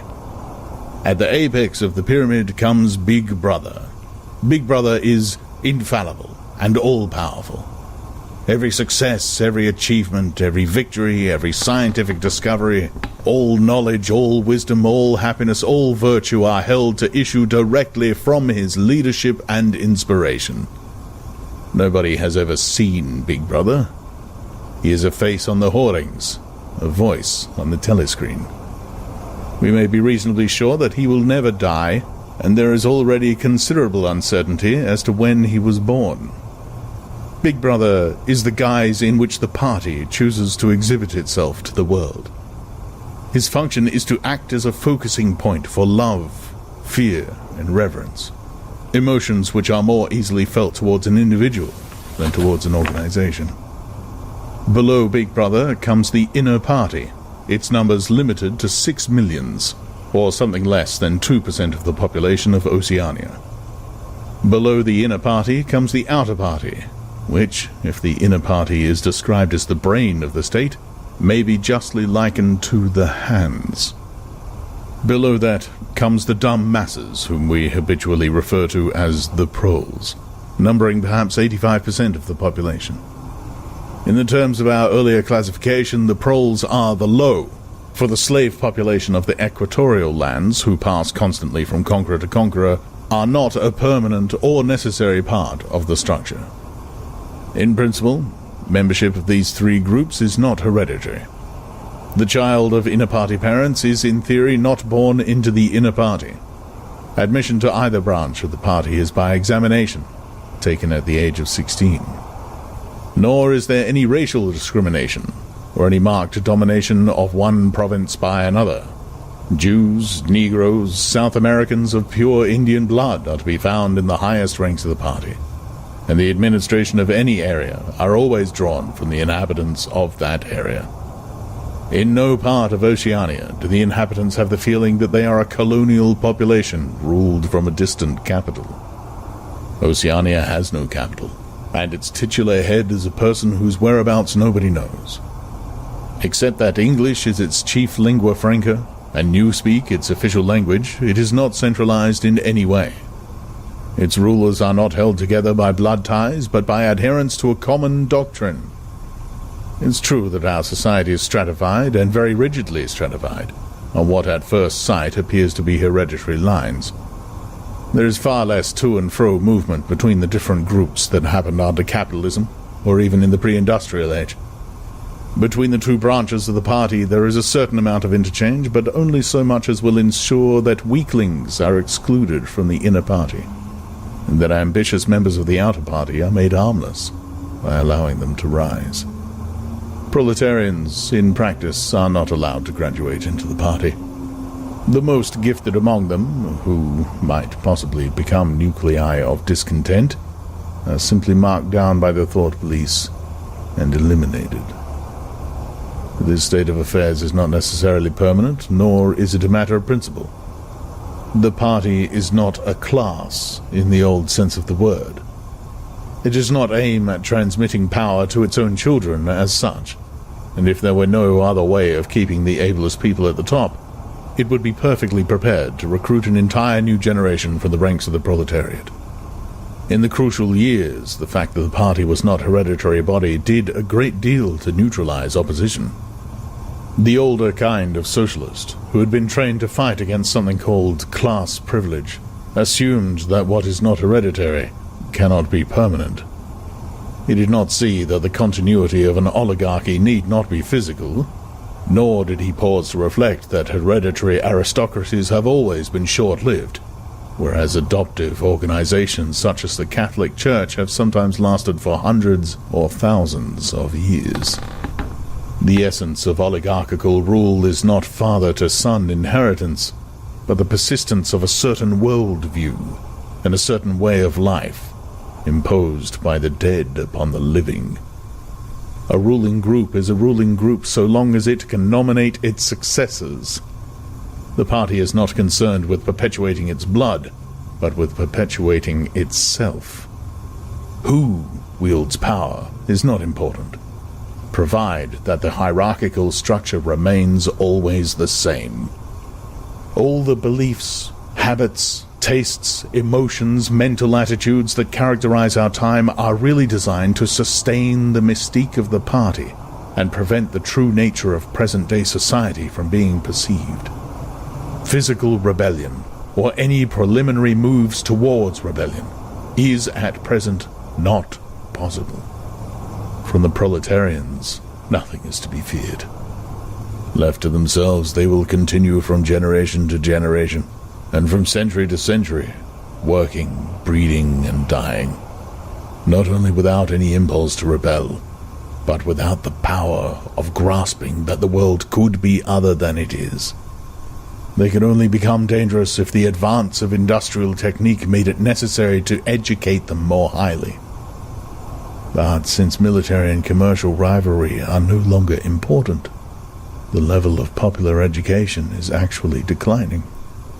What opinions the masses hold, or do not hold, is looked on as a matter of indifference. They can be granted intellectual liberty because they have no intellect. In a party member, on the other hand, not even the smallest deviation of opinion on the most unimportant subject can be tolerated. A party member lives from birth to death under the eye of the thought police. Even when he is alone, he can never be sure that he is alone. Wherever he may be, asleep or awake, working or resting, in his bath or in bed, he can be inspected without warning, and without knowing that he is being inspected. Nothing that he does is indifferent. His friendships, his relaxations, his behavior towards his wife and children, the expression on his face when he is alone, the words he mutters in sleep, even the characteristic movements of his body are all jealously scrutinized. Not only any actual misdemeanor, but any eccentricity, however small, any change of habit, any nervous mannerism that could possibly be the symptom of an inner struggle is certain to be detected. He has no freedom of choice in any direction whatever. On the other hand, his actions are not regulated by law or by any clearly formulated code of behavior. In Oceania, there is no law. Thoughts and actions which, when detected, mean certain death, are not formally forbidden. And the endless purges, arrests, tortures, imprisonments, and vaporizations are not inflicted as punishment for crimes which have actually been committed, but are merely the wiping out of persons who might perhaps commit a crime at some time in the future. A party member is required to have not only the right opinions, but the right instincts. Many of the beliefs and attitudes demanded of him are never plainly stated, and could not be stated without laying bare the contradictions inherent in Ingsoc. If he is a person naturally orthodox, in Newspeak a good thinker, he will in all circumstances know, without taking thought, what is the true belief or the desirable emotion. But in any case, an elaborate mental training undergone in childhood and grouping itself round the Newspeak words crime stop, black white, and double think makes him unwilling and unable to think too deeply on any subject whatever. A party member is expected to have no private emotions and no respites from enthusiasm. He is supposed to live in a continuous frenzy of hatred of foreign enemies and internal traitors, triumph over victories, and self-abasement before the power and wisdom of the party. The discontents produced by his bare, unsatisfying life are deliberately turned outwards and dissipated by such devices as the 2 minutes hate, and the speculations which might possibly induce a skeptical or rebellious attitude are killed in advance by his early acquired inner discipline. The first and simplest stage in the discipline which can be taught even to young children is called, in Newspeak, crime stop. Crime stop means the faculty of stopping short as though by instinct at the threshold of any dangerous thought. It includes the power of not grasping analogies, of failing to perceive logical errors, of misunderstanding the simplest arguments if they are inimical to Ingsoc, and of being bored or repelled by any train of thought which is capable of leading in a heretical direction. Crime stop, in short, means protective stupidity. But stupidity is not enough. On the contrary, orthodoxy in the full sense demands a control over one's own mental processes as complete as that of a contortionist over his body. Oceanic society rests ultimately on the belief that Big Brother is omnipotent and that the party is infallible. But since in reality Big Brother is not omnipotent, the party is not infallible, there is need for an unwearying, moment-to-moment flexibility in the treatment of facts. The keyword here is black-white. Like so many Newspeak words, this word has two mutually contradictory meanings. Applied to an opponent, it means the habit of impudently claiming that black is white in contradiction of the plain facts. Applied to a party member, it means a loyal willingness to say that black is white when party discipline demands this. But it means also the ability to believe that black is white, and more, to know that black is white, and to forget that one has ever believed the contrary. This demands a continuous alteration of the past, made possible by the system of thought which really embraces all the rest, and which is known in Newspeak as double think. The alteration of the past is necessary for two reasons, one of which is subsidiary and, so to speak, precautionary. The subsidiary reason is that the party member, like the proletarian, tolerates present-day conditions partly because he has no standards of comparison. He must be cut off from the past, just as he must be cut off from foreign countries, because it is necessary for him to believe that he is better off than his ancestors, and that the average level of material comfort is constantly rising. But by far the more important reason for the readjustment of the past is the need to safeguard the infallibility of the party. It is not merely that speeches, statistics, and records of every kind must be constantly brought up to date in order to show that the predictions of the party were in all cases right, It is also that no change in doctrine or in political alignment can ever be admitted. For to change one's mind, or even one's policy, is a confession of weakness. If, for example, Eurasia or Eastasia, whichever it may be, is the enemy today, then that country must always have been the enemy. And if the facts say otherwise, then the facts must be altered. Thus, history is continuously rewritten. This day-to-day falsification of the past, carried out by the Ministry of Truth, is as necessary to the stability of the regime as the work of repression and espionage carried out by the Ministry of Love. The mutability of the past is the central tenet of Ingsoc. Past events, it is argued, have no objective existence, but survive only in written records and in human memories.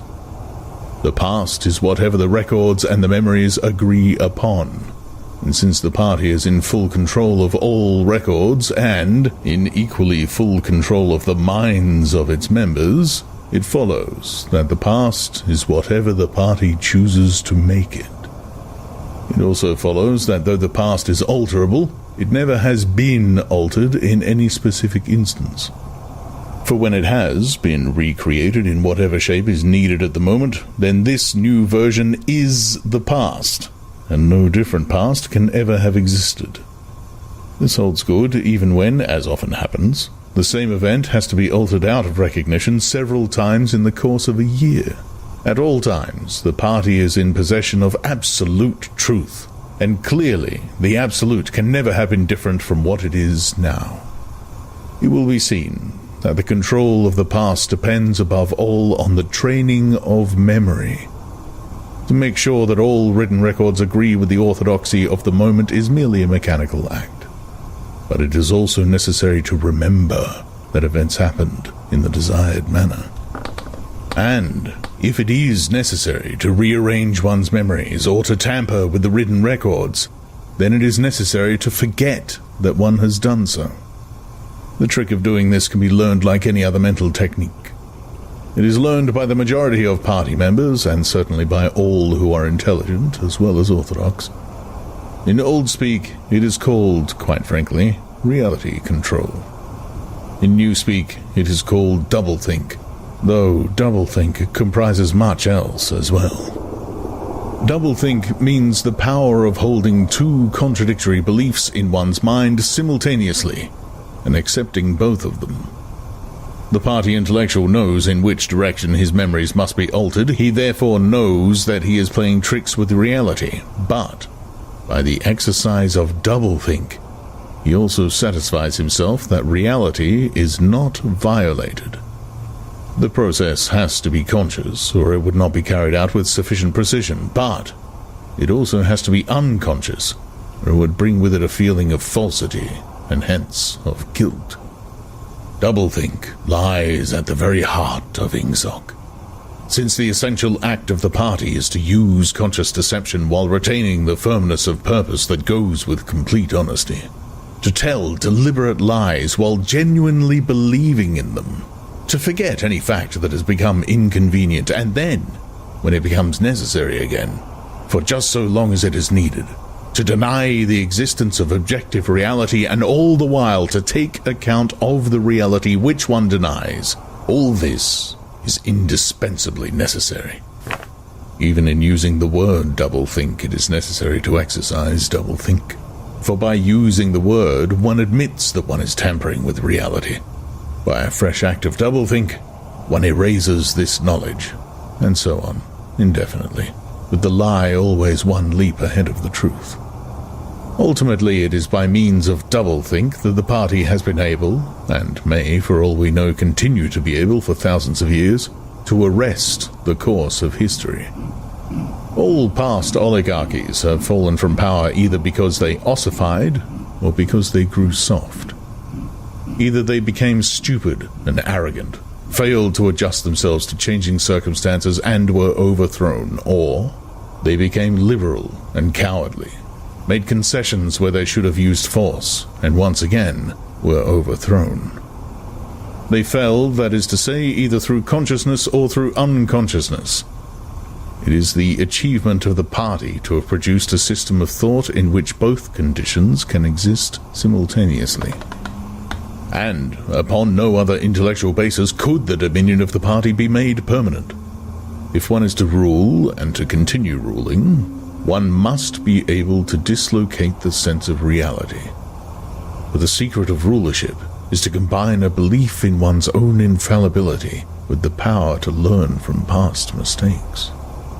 It need hardly be said that the subtlest practitioners of doublethink are those who invented doublethink, and know that it is a vast system of mental cheating. In our society, those who have the best knowledge of what is happening are also those who are furthest from seeing the world as it is. In general, the greater the understanding, the greater the delusion. The more intelligent, the less sane.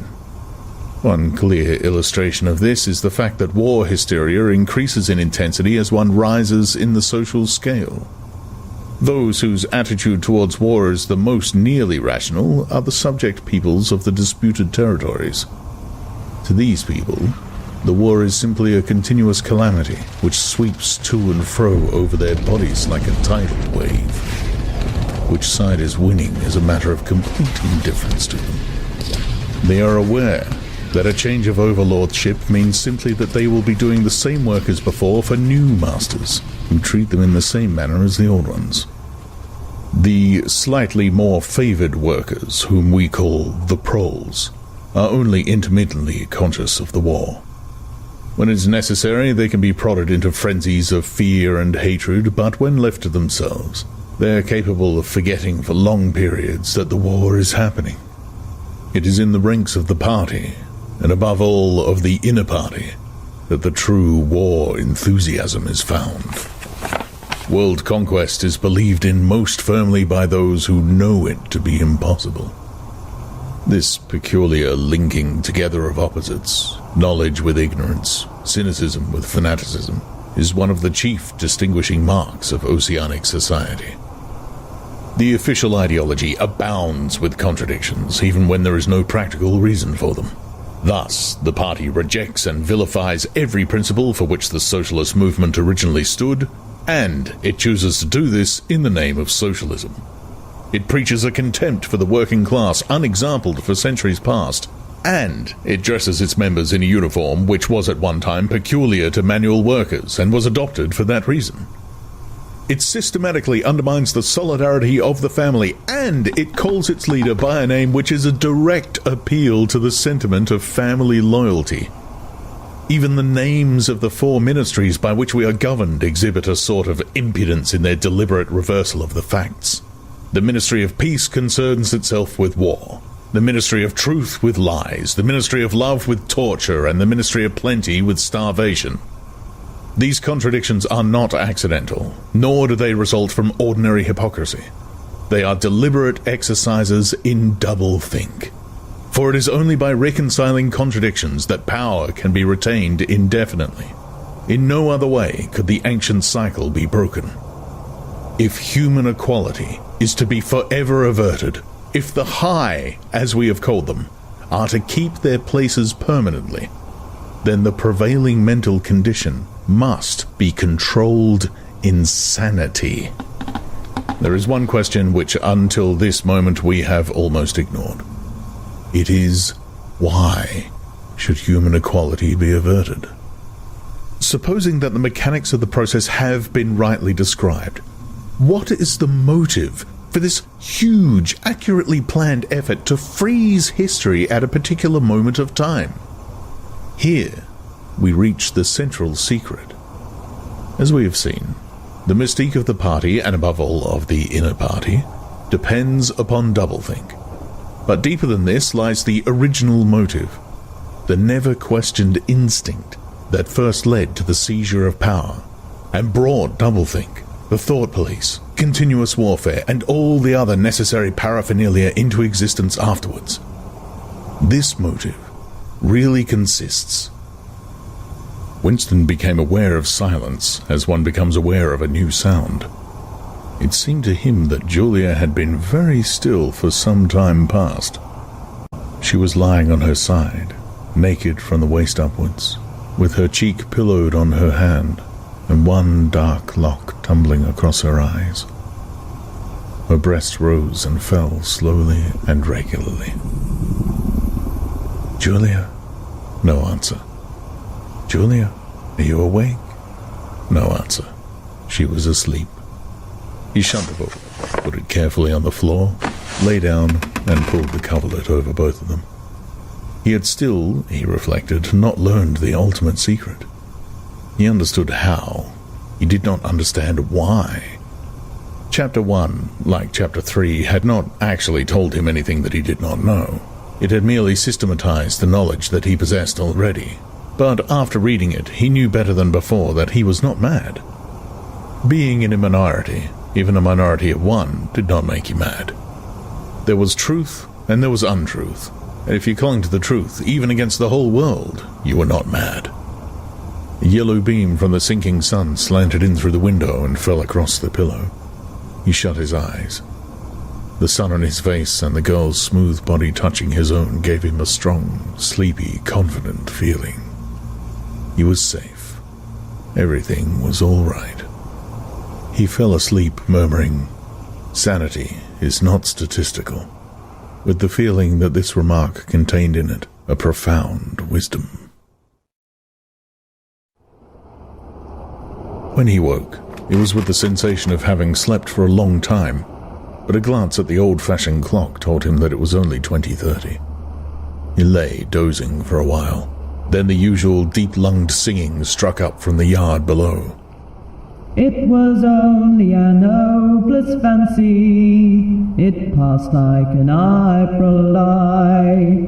But a look and a word and the dreams they stirred, they have stolen my heart away. The drivelling song seemed to have kept its popularity. You still heard it all over the place. It had outlived the hate song. Julia woke at the sound, stretched herself luxuriously, and got out of bed. "I'm hungry," she said. "Let's make some more coffee. Damn, the stove's gone out and the water's cold." She picked the stove up and shook it. "There's no oil in it." "We can get some from old Charrington, I expect." "The funny thing is, I made sure it was full. I'm going to put my clothes on," she added. "It seems to have got colder." Winston also got up and dressed himself. The indefatigable voice sang on. They say that time heals all things, they say you can always forget. But the smiles and the tears across the years, they twist my heartstrings yet. As he fastened the belt of his overalls, he strolled across to the window. The sun must have gone down behind the houses. It was not shining into the yard any longer. The flagstones were wet as though they had just been washed, and he had the feeling that the sky had been washed too, so fresh and pale was the blue between the chimney pots. Tirelessly the woman marched to and fro, corking and uncorking herself, singing and falling silent, and pegging out more diapers, and yet more. He wondered whether she took in washing for a living, or was merely the slave of 20 or 30 grandchildren. Julia had come across to his side.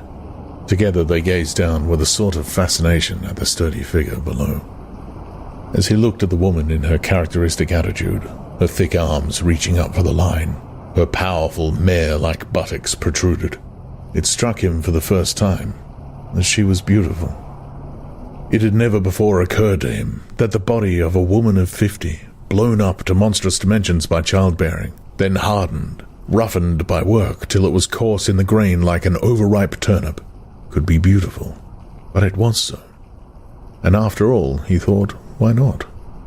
The solid, contourless body like a block of granite, and the rasping red skin bore the same relation to the body of a girl as the rose-hip to the rose. Why should the fruit be held inferior to the flower? "She's beautiful," he murmured. "She's a meter across at the hips, easily," said Julia. "That's her style of beauty," said Winston. He held Julia's supple waist easily encircled by his arm. From the hip to the knee, her flank was against his. Out of their bodies no child would ever come. That was the one thing they could never do. Only by word of mouth, from mind to mind, could they pass on their secret. The woman down there had no mind. She was only strong arms, a warm heart, and a fertile belly. He wondered how many children she had given birth to. It might easily be 15. She had had her momentary flowering, a year perhaps of wild rose beauty, and then she had suddenly swollen like a fertilized fruit, and grown hard and red and coarse. And then her life had been laundering, scrubbing, darning, cooking, sweeping, polishing, mending, scrubbing, laundering, first for children, then for grandchildren over 30 unbroken years. At the end of it, she was still sicking. The mystical reverence that he felt for her was somehow mixed up with the aspect of the pale, cloudless sky, stretching away behind the chimney pots into interminable distance. It was curious to think that the sky was the same for everybody, in Eurasia or Eastasia as well as here. And the people under the sky were also very much the same. Everywhere, all over the world, hundreds of thousands of millions of people just like this. People ignorant of one another's existence, held apart by walls of hatred and lies, and yet almost exactly the same. People who had never learned to think, but who were storing up in their hearts and bellies and muscles the power that would one day overturn the world. If there was hope, it lay in the proles. Without having read to the end of the book, he knew that that must be Goldstein's final message.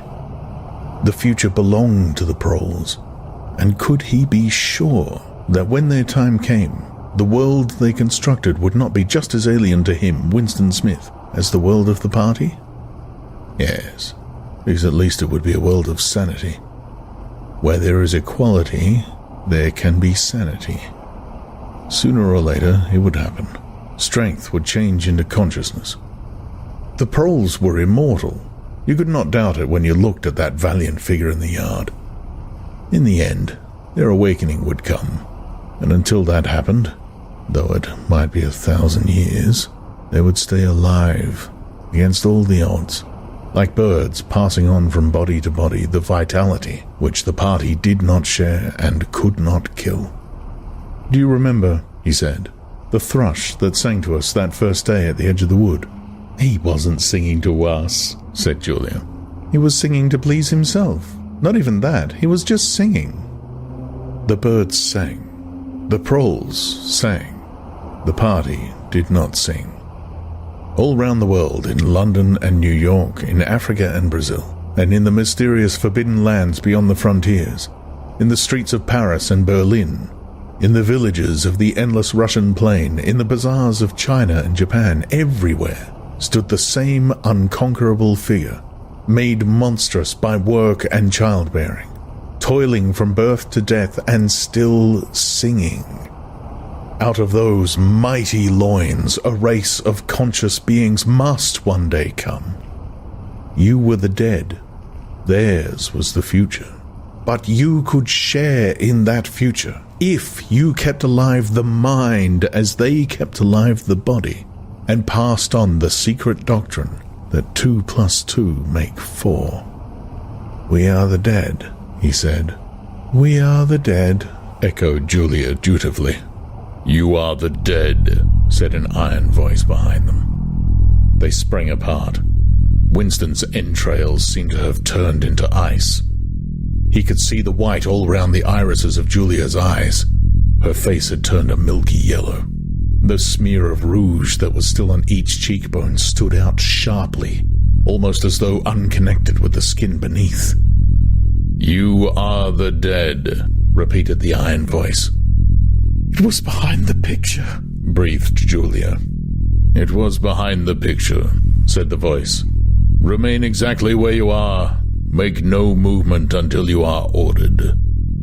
It was starting. It was starting at last.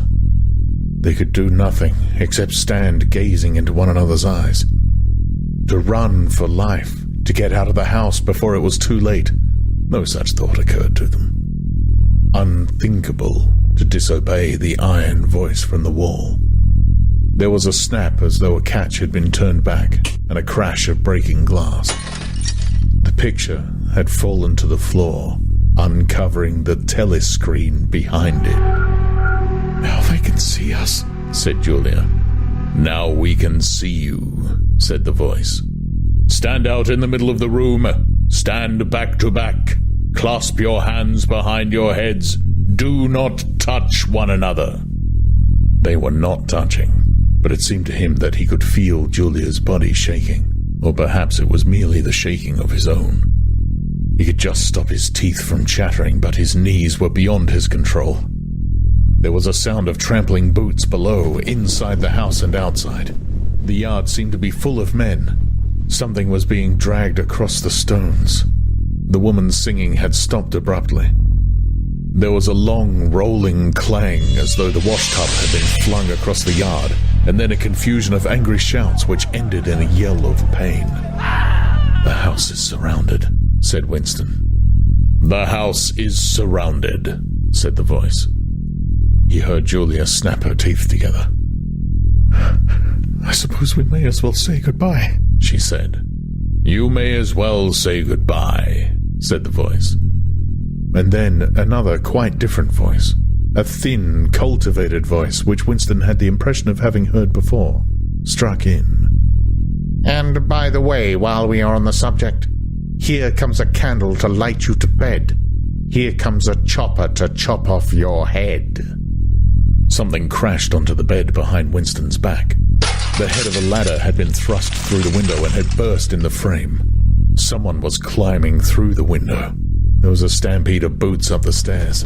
The room was full of solid men in black uniforms with iron-shod boots on their feet and truncheons in their hands.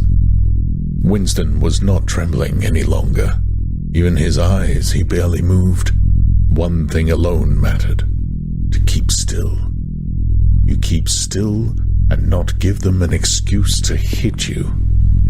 A man with a smooth prize-fighter's jowl, in which the mouth was only a slit, paused opposite him, balancing his truncheon meditatively between thumb and forefinger. Winston met his eyes. The feeling of nakedness, with one's hands behind one's head and one's face and body all exposed, was almost unbearable. The man protruded the tip of a white tongue, licked the place where his lips should have been, and then passed on. There was another crash. Someone had picked up the glass paperweight from the table and smashed it to pieces on the hearthstone. The fragment of coral, a tiny crinkle of pink, like a sugar rosebud from a cake, rolled across the mat. How small, thought Winston. How small it always was. There was a gasp and a thump behind him, and he received a violent kick on the ankle, which nearly flung him off his balance. One of the men had smashed his fist into Julia's solar plexus, doubling her up like a pocket ruler. She was thrashing about on the floor, fighting for breath. Winston dared not turn his head even by a millimeter. Sometimes her livid, gasping face came within the angle of his vision. Even in his terror, it was as though he could feel the pain in his own body. The deadly pain, which nevertheless was less urgent than the struggle to get back her breath. He knew what it was like. The terrible, agonizing pain, which was there all the while but could not be suffered yet, because before all else it was necessary to be able to breathe. Then two of the men hoisted her up by knees and shoulders and carried her out of the room like a sack. Winston had a glimpse of her face, upside down, yellow and contorted, with the eyes shut and still with a smear of rouge on either cheek. That was the last he saw of her. He stood, dead still. No one had hit him yet. Thoughts which came of their own accord but seemed totally uninteresting began to flit through his mind. He wondered whether they had got Mr. Charrington. He wondered what they had done to the woman in the yard. He noticed that he badly wanted to urinate and felt a faint surprise because he had only done so 2 or 3 hours ago. He noticed that the clock on the mantelpiece said 9, meaning 21, but the light seemed too strong. Would not the light be fading at 21 hours on an August evening? He wondered whether after all he and Julia had mistaken the time, had slept the clock round and thought it was 20:30 when really it was 08:30 on the following morning. But he did not pursue the thought further. It was not interesting. There was another lighter step in the passage. Mr. Charrington came into the room. The demeanor of the black uniformed men suddenly became more subdued. Something had also changed in Mr. Charrington's appearance. His eyes fell on the fragments of the glass paperweight. "Pick up those pieces," he said sharply. A man stooped to obey. The Cockney accent had disappeared. Winston suddenly realized whose voice it was that he had heard a few moments ago on the telescreen. Mr. Charrington was still wearing his old velvet jacket, but his hair, which had been almost white, had turned black. Also, he was not wearing his spectacles. He gave Winston a single sharp glance as though verifying his identity, and then paid no more attention to him. He was still recognizable, but he was not the same person any longer. His body had straightened and seemed to have grown bigger. His face had undergone only tiny changes that had nevertheless worked a complete transformation. The black eyebrows were less bushy. The wrinkles were gone. The whole lines of the face seemed to have altered. Even the nose seemed shorter. It was the alert, cold face of a man of about 35. It occurred to Winston that for the first time in his life, he was looking with knowledge at a member of the thought police. Part 3, Chapter 1. He did not know where he was. Presumably he was in the Ministry of Love, but there was no way of making certain. He was in a high-ceilinged, windowless cell with walls of glittering white porcelain. Concealed lamps flooded it with cold light, and there was a low, steady humming sound which he supposed had something to do with the air supply. A bench or shelf just wide enough to sit on ran round the wall, broken only by the door, and at the end opposite the door, a lavatory pan with no wooden seat. There were 4 telescreens, one in each wall. There was a dull aching in his belly. It had been there ever since they had bundled him into the closed van and driven him away. But he was also hungry, with a gnawing, unwholesome kind of hunger. It might be 24 hours since he had eaten. It might be 36. He still did not know, probably would never know, whether it had been morning or evening when they arrested him. Since he was arrested, he had not been fed. He sat as still as he could on the narrow bench with his hands crossed on his knee. He had already learned to sit still.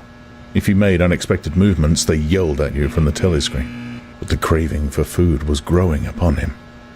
What he longed for above all was a piece of bread.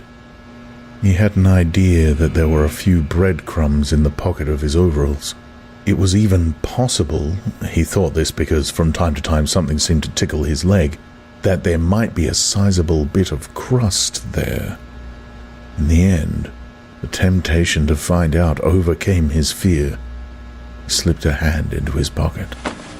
"Smith!" yelled a voice from the telescreen. 6079 Smith W. Hands out of pockets in the cells. He sat still again, his hands crossed on his knee. Before being brought here, he had been taken to another place, which must have been an ordinary prison or a temporary lockup used by the patrols. He did not know how long he had been there, some hours at any rate.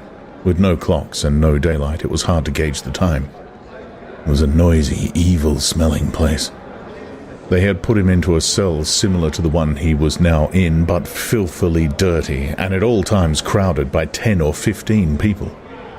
The majority of them were common criminals, but there were a few political prisoners among them. He had sat silent against the wall, jostled by dirty bodies, too preoccupied by fear and the pain in his belly to take much interest in his surroundings, but still noticing the astonishing difference in demeanor between the party prisoners and the others. The party prisoners were always silent and terrified, but the ordinary criminals seemed to care nothing for anybody. They yelled insults at the guards, fought back fiercely when their belongings were impounded, wrote obscene words on the floor, ate smuggled food which they produced from mysterious hiding places in their clothes, and even shouted down the telescreen when it tried to restore order. On the other hand, some of them seemed to be on good terms with the guards, called them by nicknames, and tried to wheedle cigarettes through the spy hole in the door. The guards, too, treated the common criminals with a certain forbearance, even when they had to handle them roughly. There was much talk about the forced labour camps to which most of the prisoners expected to be sent. It was all right in the camps, he gathered, so long as you had good contacts and knew the ropes. There was bribery, favoritism, and racketeering of every kind. There was homosexuality and prostitution. There was even illicit alcohol distilled from potatoes. The positions of trust were given only to the common criminals, especially the gangsters and the murderers, who formed a sort of aristocracy. All the dirty jobs were done by the politicals. There was a constant come and go of prisoners of every description. Drug peddlers, thieves, bandits, black marketeers, drunks, prostitutes. Some of the drunks were so violent that the other prisoners had to combine to suppress them. An enormous wreck of a woman, aged about 60, with great tumbling breasts and thick coils of white hair, which had come down in her struggles, was carried in, kicking and shouting, by 4 guards, who had hold of her, one at each corner. They wrenched off the boots with which she had been trying to kick them, and dumped her down across Winston's lap, almost breaking his thigh bones. The woman hoisted herself upright and followed them out with a yell of "F***ing bastards!" Then, noticing she was sitting on something uneven, she slid off Winston's knee onto the bench. "Beg pardon, dearie," she said. "I wouldn't have sat on you, only the buggers put me there. They don't know how to treat a lady, do they?" She paused, patted her breast, and belched. "Pardon," she said. "I ain't myself, quite." She leaned forward and vomited copiously on the floor.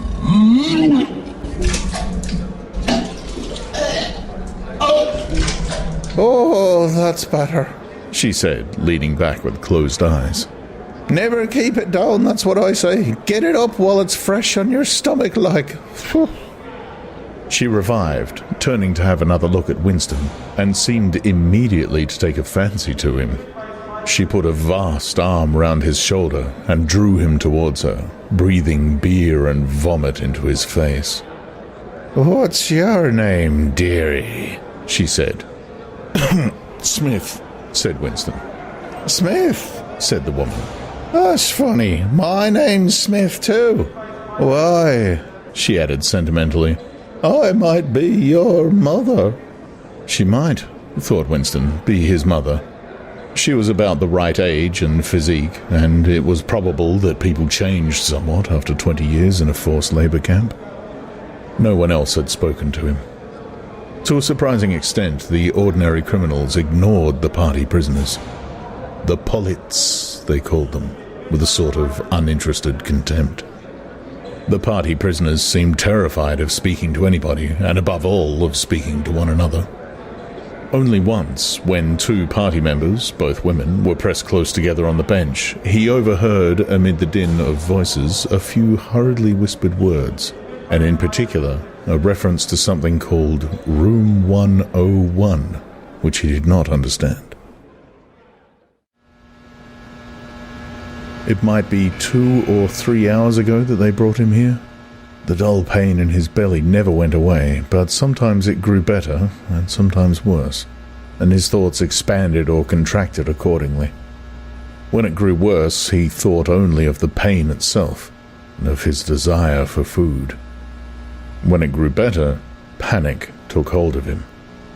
There were moments when he foresaw the things that would happen to him with such actuality that his heart galloped and his breath stopped. He felt the smash of truncheons on his elbows and the iron-shod boots on his shins. He saw himself grovelling on the floor, screaming for mercy through broken teeth. He hardly thought of Julia. He could not fix his mind on her. He loved her and would not betray her, but that was only a fact, known as he knew the rules of arithmetic. He felt no love for her, and he hardly even wondered what was happening to her. He thought oftener of O'Brien with a flickering hope. O'Brien might know that he had been arrested. The Brotherhood, he had said, never tried to save its members, but there was the razor blade. They would send the razor blade if they could. There would perhaps be 5 seconds before the guard could rush into the cell. The blade would bite into him with a sort of burning coldness, and even the fingers that held it would be cut to the bone. Everything came back to his sick body, which shrank trembling from the smallest pain. It was not certain that he would use the razor blade even if he got a chance. It was more natural to exist from moment to moment, accepting another 10 minutes' life, even with the certainty that there was torture at the end of it. Sometimes he tried to calculate the number of porcelain bricks in the walls of the cell. It should have been easy, but he always lost count at some point or another. More often he wondered where he was, and what time of day it was. At one moment he felt certain that it was broad daylight outside, and the next equally certain that it was pitch darkness. In this place, he knew instinctively, the lights would never be turned out. It was the place with no darkness. He saw now why O'Brien had seemed to recognize the illusion. In the Ministry of Love there were no windows. His cell might be at the heart of the building or against its outer wall. It might be 10 floors below ground or 30 above it. He moved himself mentally from place to place and tried to determine by the feeling of his body whether he was perched high in the air or buried deep underground. There was a sound of marching boots outside. The steel door opened with a clang. A young officer, a trim black uniformed figure who seemed to glitter all over with polished leather, and whose pale, straight-featured face was like a wax mask, stepped smartly through the doorway. He motioned to the guards outside to bring in the prisoner they were leading. The poet Ampleforth shambled into his cell. The door clanged shut again. Ampleforth made 1 or 2 uncertain movements from side to side, as though having some idea that there was another door to go out of, and then began to wander up and down the cell. He had not yet noticed Winston's presence. His troubled eyes were gazing at the wall about a meter above the level of Winston's head. He was shoeless. Large, dirty toes were sticking out of the holes in his socks. He was also several days away from a shave. A scrubby beard covered his face to the cheekbones, giving him an air of ruffianism that went oddly with his large, weak frame and nervous movements. Winston roused himself a little from his lethargy. He must speak to Ampleforth and risk the yell from the telescreen. It was even conceivable that Ampleforth was the bearer of the razor blade. "Ampleforth," he said. There was no yell from the telescreen. Ampleforth paused, mildly startled. His eyes focused themselves slowly on Winston. "Smith," he said. "You too? What are you in for?" "To tell you the truth," he sat down awkwardly on the bench opposite Winston. "There is only one offense, is there not?" he said. "And you have committed it?" "Apparently I have." He put a hand to his forehead and pressed his temples for a moment, as though trying to remember something. "These things happen," he began vaguely. "I have been able to recall one instance, a possible instance. It was an indiscretion, undoubtedly. We were producing a definitive edition of the poems of Kipling. I allowed the word God to remain at the end of a line. I could not help it," he added, almost indignantly, raising his face to look at Winston. "It was impossible to change the line. The rhyme was rod. Do you realize that there are only 12 rhymes to rod in the entire language? For days I had racked my brains. There was no other rhyme." The expression on his face changed. The annoyance passed out of it, and for a moment he looked almost pleased, a sort of intellectual warmth. The joy of the pedant who has found out some useless fact shone through the dirt and scrubby hair. "Has it ever occurred to you," he said, "that the whole history of English poetry has been determined by the fact that the English language lacks rhymes?" No, that particular thought had never occurred to Winston, nor, in the circumstances, did it strike him as very important or interesting. "Do you know what time of day it is?" he said. Ampleforth looked startled again. "I had hardly thought about it. They arrested me, it could be 2 days ago, perhaps 3. His eyes flitted round the walls, as though he half expected to find a window somewhere. There is no difference between night and day in this place. I do not see how one can calculate the time. They talked desultorily for some minutes. Then, without apparent reason, a yell from the telescreen bade them be silent. Winston sat quietly, his hands crossed. Ampleforth, too large to sit in comfort on the narrow bench, fidgeted from side to side, clasping his lank hands first round one knee, then round the other. The telescreen barked at him to keep still. Time passed. 20 minutes, an hour, it was difficult to judge. Once more there was the sound of boots outside. Winston's entrails contracted. Soon, very soon, perhaps in 5 minutes, perhaps now, the tramp of boots would mean that his own turn had come. The door opened. The cold-faced young officer stepped into the cell. With a brief movement of the hands, he indicated Ampleforth. "Room 101, he said. Ampleforth marched clumsily out between the guards, his face vaguely perturbed but uncomprehending. What seemed like a long time passed. The pain in Winston's belly had revived. His mind sagged round and round on the same trick, like a ball falling again and again into the same series of slots. He had only 6 thoughts: the pain in his belly, a piece of bread, the blood and the screaming, O'Brien, Julia, the razor blade. There was another spasm in his entrails. The heavy boots were approaching. As the door opened, the wave of air that it created brought in a powerful smell of cold sweat. Parsons walked into the cell. He was wearing khaki shorts and a sports shirt. This time, Winston was startled into self-forgetfulness. "You here?" he said. Parsons gave Winston a glance in which there was neither interest nor surprise, but only misery. He began walking jerkily up and down, evidently unable to keep still. Each time he straightened his pudgy knees, it was apparent that they were trembling.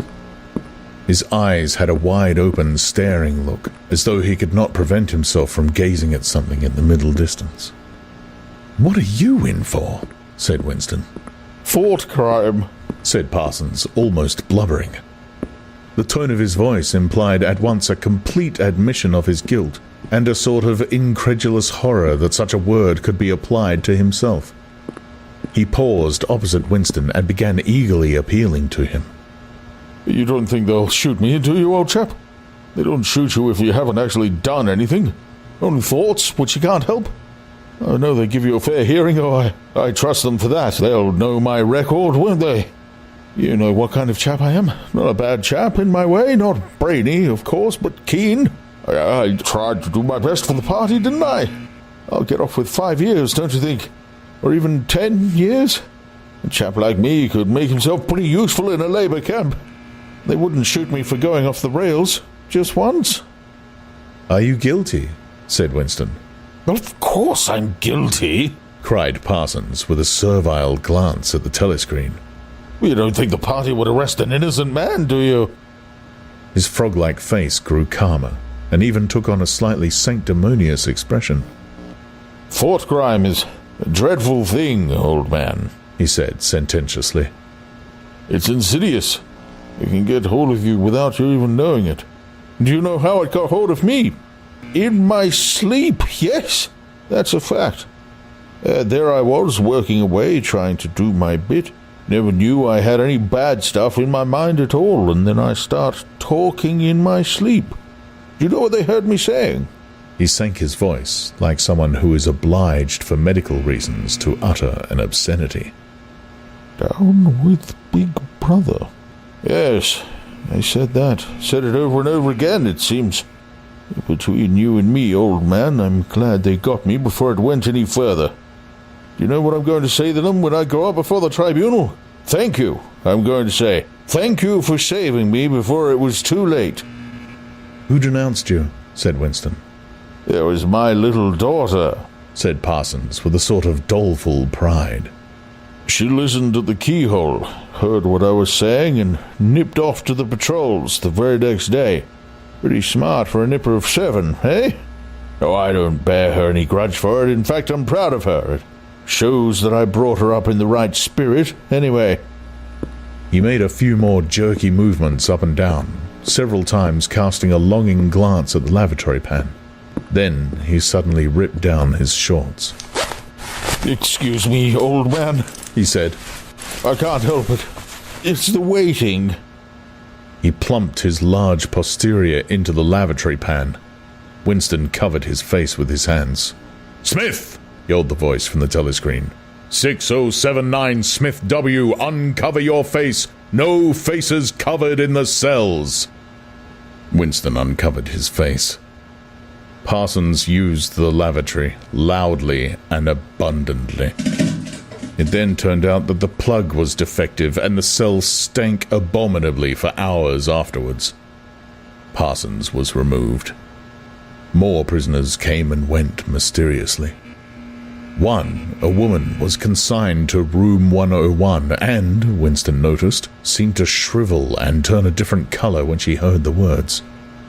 A time came when, if it had been morning when he was brought here, it would be afternoon, or if it had been afternoon, then it would be midnight. There were 6 prisoners in the cell, men and women. All sat very still. Opposite Winston there was a man with a chinless, toothy face, exactly like that of some large, harmless rodent. His fat, mottled cheeks were so pouched at the bottom that it was difficult not to believe that he had little stores of food tucked away there.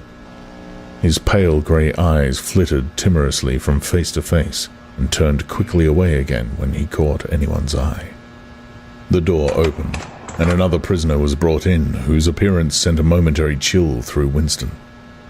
He was a commonplace, mean-looking man, who might have been an engineer or technician of some kind, but what was startling was the emaciation of his face. It was like a skull. Because of its thinness, the mouth and eyes looked disproportionately large, and the eyes seemed filled with a murderous, unappeasable hatred of somebody or something. The man sat down on the bench at a little distance from Winston. Winston did not look at him again, but the tormented, skull-like face was as vivid in his mind as though it had been straight in front of his eyes. Suddenly, he realized what was the matter. The man was dying of starvation. The same thought seemed to occur almost simultaneously to everyone in the cell. There was a very faint stirring all the way round the bench. The eyes of the chinless man kept flitting towards the skull-faced man, then turning guiltily away, then being dragged back by an irresistible attraction. Presently, he began to fidget on his seat. At last he stood up, waddled clumsily across the cell, dug down into the pocket of his overalls, and, with an abashed air, held out a grimy piece of bread to the skull-faced man. There was a furious, deafening roar from the telescreen. The chinless man jumped in his tracks.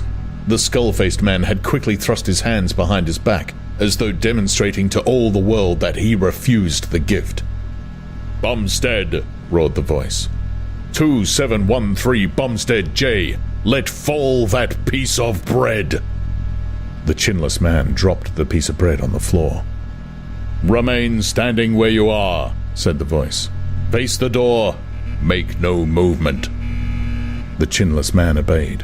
His large, pouchy cheeks were quivering uncontrollably. The door clanged open. As the young officer entered and stepped aside, there emerged from behind him a short, stumpy guard with enormous arms and shoulders. He took his stand opposite the chinless man, and then, at a signal from the officer, let free a frightful blow, with all the weight of his body behind it, full into the chinless man's mouth. The force of it seemed almost to knock him clear of the floor. His body was flung across the cell and fetched up against the base of the lavatory seat. For a moment he lay as though stunned, with dark blood oozing from his mouth and nose. A very faint whimpering or squeaking, which seemed unconscious, came out of him. Then he rolled over and raised himself unsteadily on hands and knees.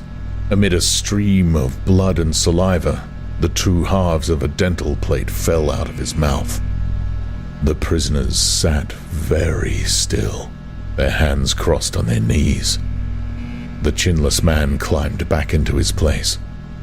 Down one side of his face, the flesh was darkening. His mouth had swollen into a shapeless cherry-colored mass with a black hole in the middle of it. From time to time, a little blood dripped onto the breast of his overalls. His grey eyes still flitted from face to face, more guiltily than ever, as though he were trying to discover how much the others despised him for his humiliation. The door opened. With a small gesture, the officer indicated the skull-faced man. "Room 101, he said. There was a gasp and a flurry at Winston's side. The man had actually flung himself onto his knees on the floor with his hands clasped together. "Comrade, officer," he cried, "you don't have to take me to that place. Haven't I told you everything already? What else is it you want to know? There's nothing I wouldn't confess, nothing. Just tell me what it is and I'll confess straight off. Write it down and I'll sign it. Anything, not room 101. "Room 101, said the officer. The man's face, already very pale, turned a color Winston would not have believed possible. It was definitely, unmistakably, a shade of green. "Do anything to me," he yelled. "You've been starving me for weeks. Finish it off and let me die. Shoot me, hang me, sentence me to 25 years. Is there somebody else you want me to give away? Just say who it is and I'll tell you anything you want. I don't care who it is or what you do to them. I've got a wife and 3 children. The biggest of them isn't 6 years old. You could take the whole lot of them and cut their throats in front of my eyes and I'll stand by and watch it, but not room 101. "Room 101, said the officer. The man looked frantically round at the other prisoners, as though with some idea that he could put another victim in his own place. His eyes settled on the smashed face of the chinless man. He flung out a lean arm. "That's the one you ought to be taking, not me," he shouted. "You didn't hear what he was saying after they bashed his face. Give me a chance and I'll tell you every word of it. He's the one that's against the party, not me." The guard stepped forward. The man's voice rose to a shriek.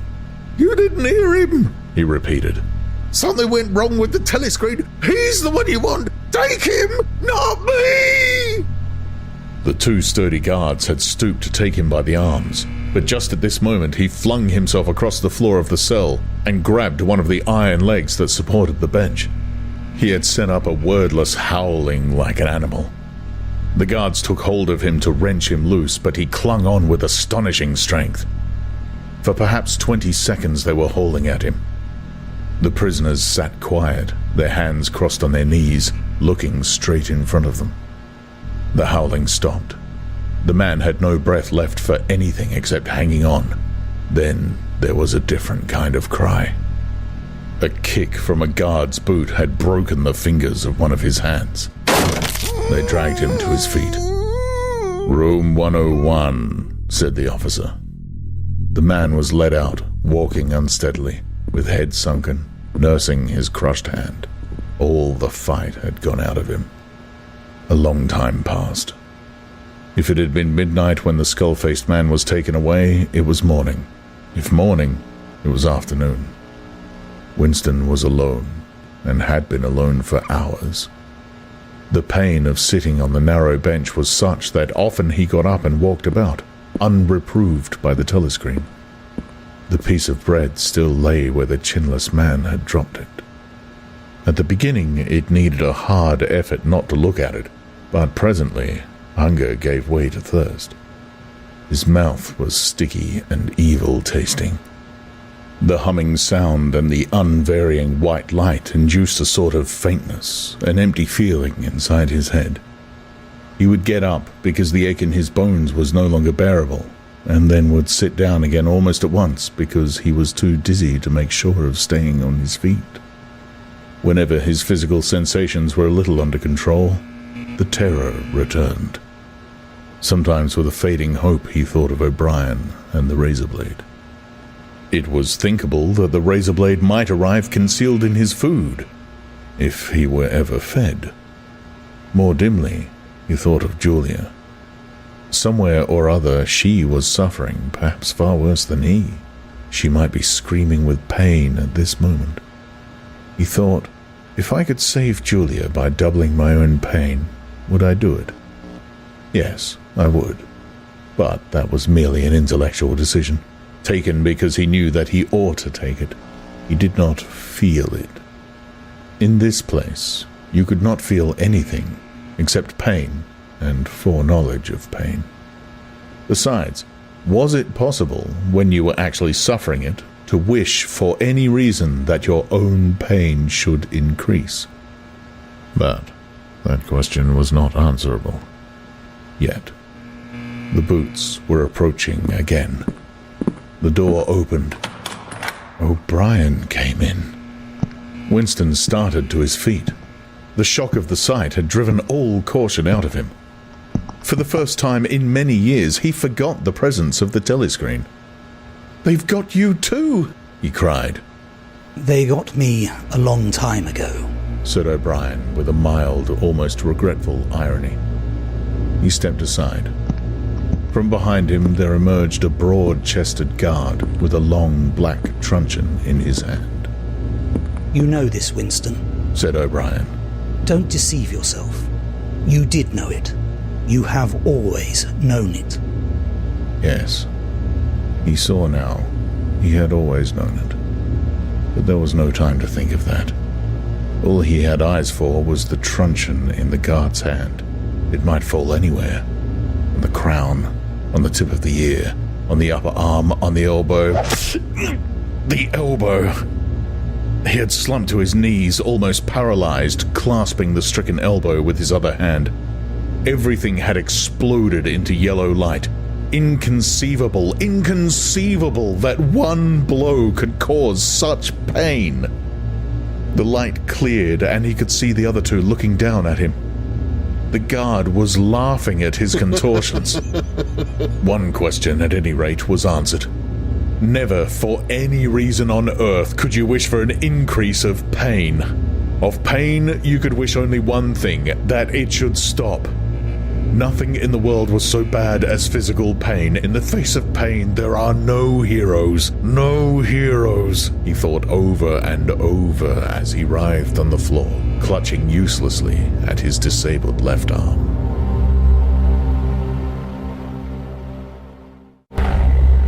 Book 3, Chapter 2. He was lying on something that felt like a camp bed, except that it was higher off the ground, and that he was fixed down in some way so that he could not move. Light that seemed stronger than usual was falling on his face. O'Brien was standing at his side, looking down at him intently. At the other side of him stood a man in a white coat, holding a hypodermic syringe. Even after his eyes were open, he took in his surroundings only gradually. He had the impression of swimming up into his room from some quite different world, a sort of underwater world far beneath it. How long he had been down there, he did not know. Since the moment when they arrested him, he had not seen darkness or daylight. Besides, his memories were not continuous. There had been times when consciousness, even the sort of consciousness that one has in sleep, had stopped dead and started again after a blank interval. But whether the intervals were of days or weeks or only seconds, there was no way of knowing. With that first blow on the elbow, the nightmare had started. Later, he was to realize that all that then happened was merely a preliminary, a routine interrogation to which nearly all prisoners were subjected. There was a long range of crimes, espionage, sabotage, and the like, to which everyone had to confess as a matter of course. The confession was a formality, but the torture was real. How many times he had been beaten, how long the beatings had continued, he could not remember. Always there were 5 or 6 men in black uniforms at him simultaneously. Sometimes it was fists, sometimes it was truncheons, sometimes it was steel rods, sometimes it was boots. There were times when he rolled about on the floor, as shameless as an animal, writhing his body this way and that, in an endless, hopeless effort to dodge the kicks, and simply inviting more and yet more kicks, In his ribs, in his belly, on his elbows, on his shins, in his groin, in his testicles, on the bone at the base of his spine. There were times when it went on until the cruel, wicked, unforgivable thing seemed to him not that the guards continued to beat him, but that he could not force himself into losing consciousness. There were times when his nerves so forsook him that he began shouting for mercy even before the beating began, when the mere sight of a fist drawn back for a blow was enough to make him pour forth a confession of real and imaginary crimes. There were other times when he started out with the resolve of confessing nothing, when every word had to be forced out of him between gasps of pain. And there were times when he feebly tried to compromise, when he said to himself, "I will confess, but not yet. I must hold out until the pain becomes unbearable. 3 more kicks, 2 more kicks, and then I will tell them what they want." Sometimes he was beaten till he could hardly stand, then flung like a sack of potatoes onto the stone floor of a cell, left to recuperate for a few hours, and then taken out and beaten again. There were also longer periods of recovery. He remembered them dimly because they were spent chiefly in sleep or stupor. He remembered a cell with a plank bed, a sort of shelf sticking out from the wall, and a tin wash basin, and meals of hot soup and bread, and sometimes coffee. He remembered a surly barber arriving to scrape his chin and crop his hair, and businesslike, unsympathetic men in white coats feeling his pulse, tapping his reflexes, turning up his eyelids, running harsh fingers over him in search for broken bones, and shooting needles into his arm to make him sleep. The beatings grew less frequent, and became mainly a threat, a horror to which he could be sent back at any moment when his answers were unsatisfactory. His questioners now were not ruffians in black uniforms, but party intellectuals, little rotund men with quick movements and flashing spectacles, who worked on him in relays over periods which lasted, he thought, he could not be sure, 10 or 12 hours at a stretch. These other questioners saw to it that he was in constant slight pain, but it was not chiefly pain that they relied on. They slapped his face, wrung his ears, pulled his hair, made him stand on one leg, refused him leave to urinate, shone glaring lights in his face until his eyes ran with water, but the aim of this was simply to humiliate him and destroy his power of arguing and reasoning. Their real weapon was the merciless questioning that went on, hour after hour, tripping him up, laying traps for him, twisting everything that he said, convicting him at every step of lies and self-contradiction until he began weeping as much from shame as from nervous fatigue. Sometimes he would weep 6 times in a single session. Most of the time they screamed abuse at him and threatened at every hesitation to deliver him over to the guards again. But sometimes they would suddenly change their tune, call him comrade, appeal to him in the name of Ingsoc and Big Brother, and ask him sorrowfully whether even now he had not enough loyalty to the party left to make him wish to undo the evil he had done. When his nerves were in rags after hours of questioning, even this appeal could reduce him to sniveling tears. In the end, the nagging voices broke him down more completely than the boots and fists of the guards. He became simply a mouth that uttered, a hand that signed whatever was demanded of him. His sole concern was to find out what they wanted him to confess, and then confess it quickly, before the bullying started anew. He confessed to the assassination of eminent party members, the distribution of seditious pamphlets, embezzlement of public funds, sale of military secrets, sabotage of every kind. He confessed that he had been a spy in the pay of the Eastasian government as far back as 1968. He confessed that he was a religious believer, an admirer of capitalism, and a sexual pervert.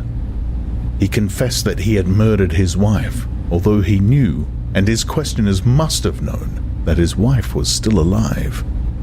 He confessed that for years he had been in personal touch with Goldstein, and had been a member of an underground organization which had included almost every human being he had ever known.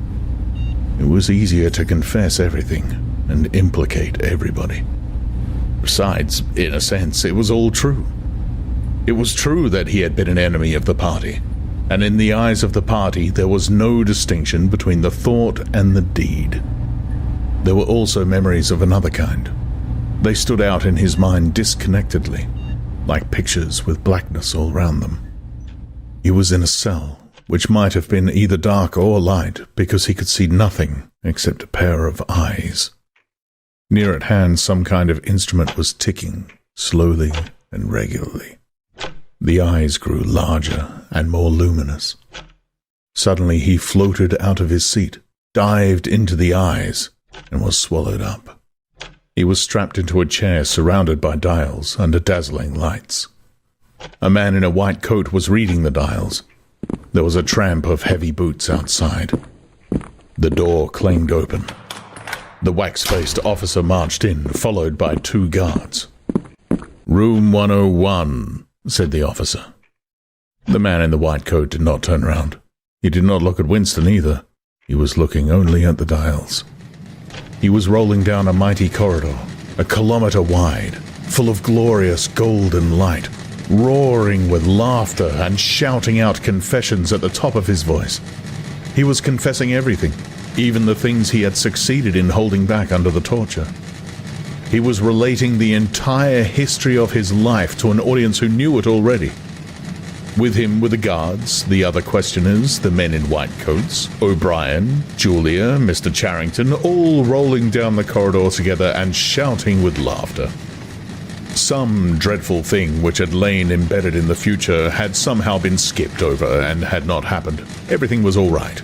There was no more pain. The last detail of his life was laid bare, understood, forgiven. He was starting up from the plank bed in the half-certainty that he had heard O'Brien's voice. All through his interrogation, although he had never seen him, he had had the feeling that O'Brien was at his elbow, just out of sight. It was O'Brien who was directing everything. It was he who set the guards onto Winston, and who prevented them from killing him. It was he who decided when Winston should scream with pain, when he should have a respite, when he should be fed, when he should sleep, when the drugs should be pumped into his arm. It was he who asked the questions and suggested the answers. He was the tormentor. He was the protector. He was the inquisitor. He was the friend. And once, Winston could not remember whether it was in drugged sleep or in normal sleep or even in a moment of wakefulness, a voice murmured in his ear. Don't worry, Winston. You are in my keeping. For 7 years I have watched over you.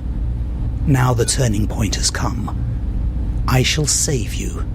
I shall make you perfect. He was not sure whether it was O'Brien's voice, but it was the same voice that had said to him, We shall meet in the place where there is no darkness. In that other dream 7 years ago. He did not remember any ending to his interrogation. There was a period of blackness, and then the cell, or room, in which he now was, had gradually materialized round him. He was almost flat on his back and unable to move. His body was held down at every essential point. Even the back of his head was gripped in some manner. O'Brien was looking down at him, gravely and rather sadly. His face, seen from below, looked coarse and worn, with pouches under the eyes and tired lines from nose to chin. He was older than Winston had thought him. He was perhaps 48 or 50. Under his hand there was a dial with a lever on top, and fingers running round the face. I told you, said O'Brien, that if we met again, it would be here. Yes, said Winston. Without any warning, except a slight movement of O'Brien's hand, a wave of pain flooded his body. It was a frightening pain, because he could not see what was happening, and he had the feeling that some mortal injury was being done to him. He did not know whether the thing was really happening or whether the effect was electrically produced, but his body was being wrenched out of shape. The joints were being slowly torn apart. Although the pain had brought the sweat out on his forehead, the worst of all was the fear that his backbone was about to snap. He set his teeth and breathed hard through his nose, trying to keep silent as long as possible. You are afraid, said O'Brien, watching his face, that in another moment something is going to break. Your especial fear is that it will be your backbone. You have a vivid mental picture of the vertebrae snapping apart and the spinal fluid dripping out of them. That is what you are thinking, is it not, Winston? Winston did not answer. O'Brien drew back the lever on the dial. The wave of pain receded almost as quickly as it had come. That was 40, said O'Brien. You can see that the numbers on this dial run up to 100. Will you please remember, throughout our conversation, that I have it in my power to inflict pain on you at any moment, and to whatever degree I choose. If you tell me any lies, or attempt to prevaricate in any way, or even fall below your usual level of intelligence, you will cry out with pain instantly. Do you understand that? Yes, said Winston. O'Brien's manner became less severe. He resettled his spectacles thoughtfully and took a pace or two up and down. When he spoke, his voice was gentle and patient. He had the air of a doctor, a teacher, even a priest, anxious to explain and persuade rather than to punish. I am taking trouble with you, Winston, he said, because you are worth trouble. You know perfectly well what is the matter with you. You have known it for years, though you have fought against the knowledge. You are mentally deranged. You suffer from a defective memory. You are unable to remember real events, and you persuade yourself that you remember other events which have never happened. Fortunately, it is curable. You have never cured yourself of it, because you did not choose to. There was a small effort of the will that you were not ready to make. Even now, I am well aware you are clinging to your disease under the impression that it is a virtue. Now we will take an example. At this moment, which power is Oceania at war with? When I was arrested, Oceania was at war with Eastasia. With Eastasia, good. And Oceania has always been at war with Eastasia, has it not? Winston drew in his breath. He opened his mouth to speak, and then did not speak. He could not take his eyes away from the dial. The truth, please, Winston. Your truth. Tell me what you think you remember. I remember that until only a week before I was arrested, we were not at war with Eastasia at all. We were in alliance with them. The war was against Eurasia. That had lasted for 4 years. Before that... O'Brien stopped him with a movement of the hand. Another example, he said. Some years ago, you had a very serious delusion indeed.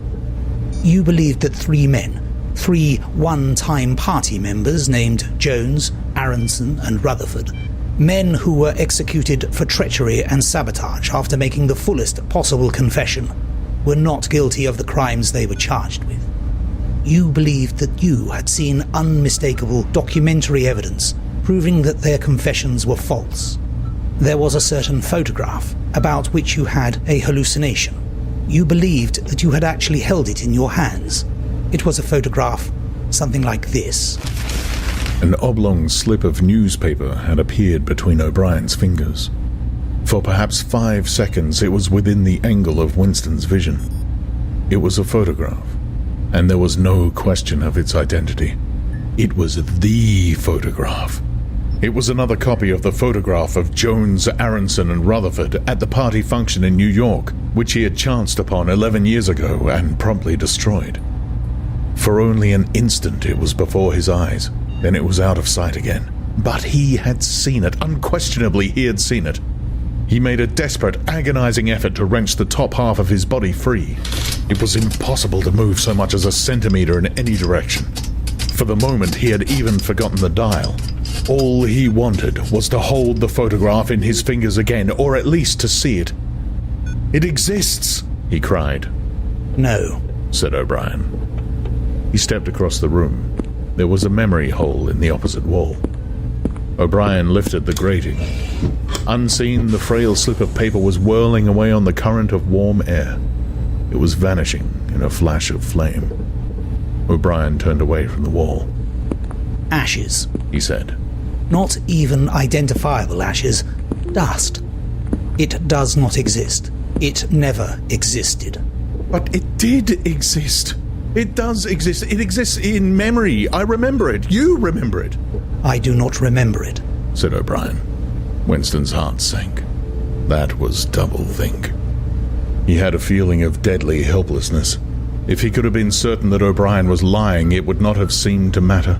But it was perfectly possible that O'Brien had really forgotten the photograph, and if so, then already he would have forgotten his denial of remembering it, and forgotten the act of forgetting. How could one be sure that it was simple trickery? Perhaps that lunatic dislocation in the mind could really happen. That was the thought that defeated him. O'Brien was looking down at him speculatively. More than ever, he had the air of a teacher taking pains with a wayward but promising child. There is a party slogan dealing with the control of the past, he said. Repeat it, if you please. Who controls the past controls the future. Who controls the present controls the past, repeated Winston obediently. Who controls the present controls the past, said O'Brien, nodding his head with slow approval. Is it your opinion, Winston, that the past has real existence? Again, the feeling of helplessness descended upon Winston. His eyes flitted towards the dial. He not only did not know whether yes or no was the answer that would save him from pain, he did not even know which answer he believed to be the true one. O'Brien smiled faintly.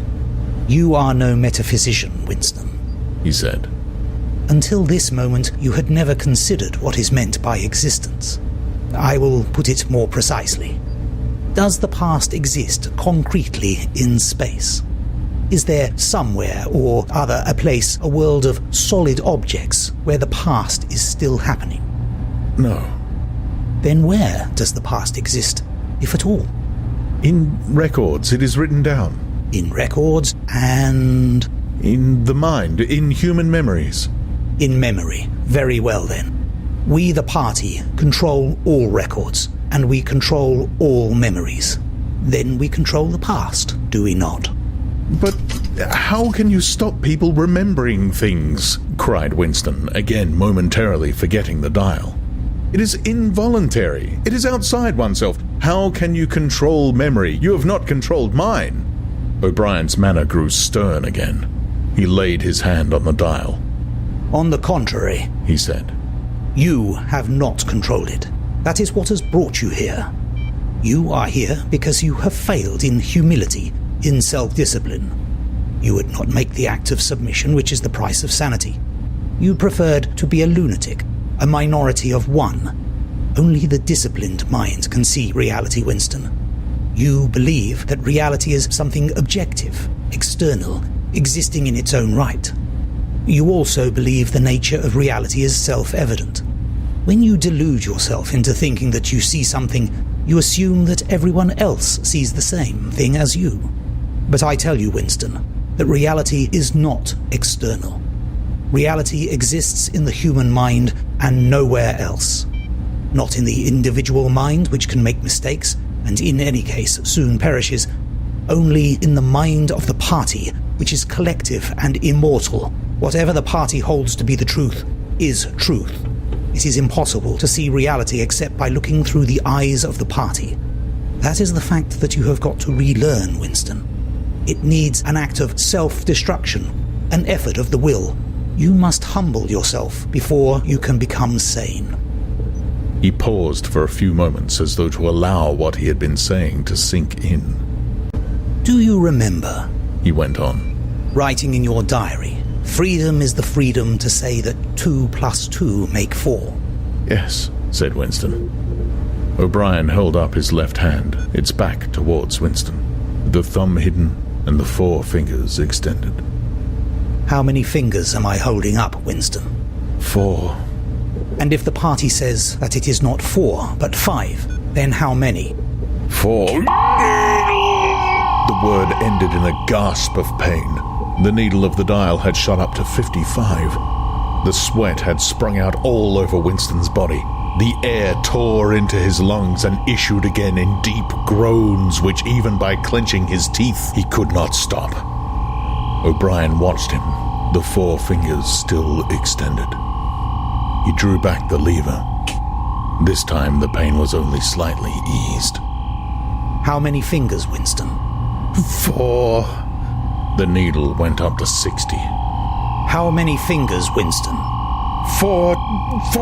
What else can I say? 4. The needle must have risen again, but he did not look at it. The heavy, stern face and the 4 fingers filled his vision. The fingers stood up before his eyes like pillars, enormous, blurry, and seeming to vibrate, but unmistakably 4. How many fingers, Winston? 4! Stop it! How can you go on? 4! How many fingers, Winston? 5! No, Winston, that is no use. You are lying. You still think there are 4. How many fingers, please? 4! 5! 4! Anything you like! Only stop it! Stop the pain! Abruptly, he was sitting up, with O'Brien's arm round his shoulders. He had perhaps lost consciousness for a few seconds.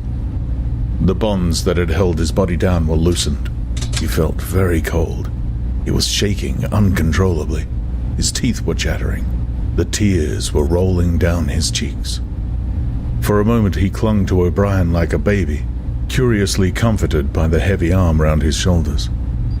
He had the feeling that O'Brien was his protector, that the pain was something that came from outside, from some other source, and that it was O'Brien who would save him from it.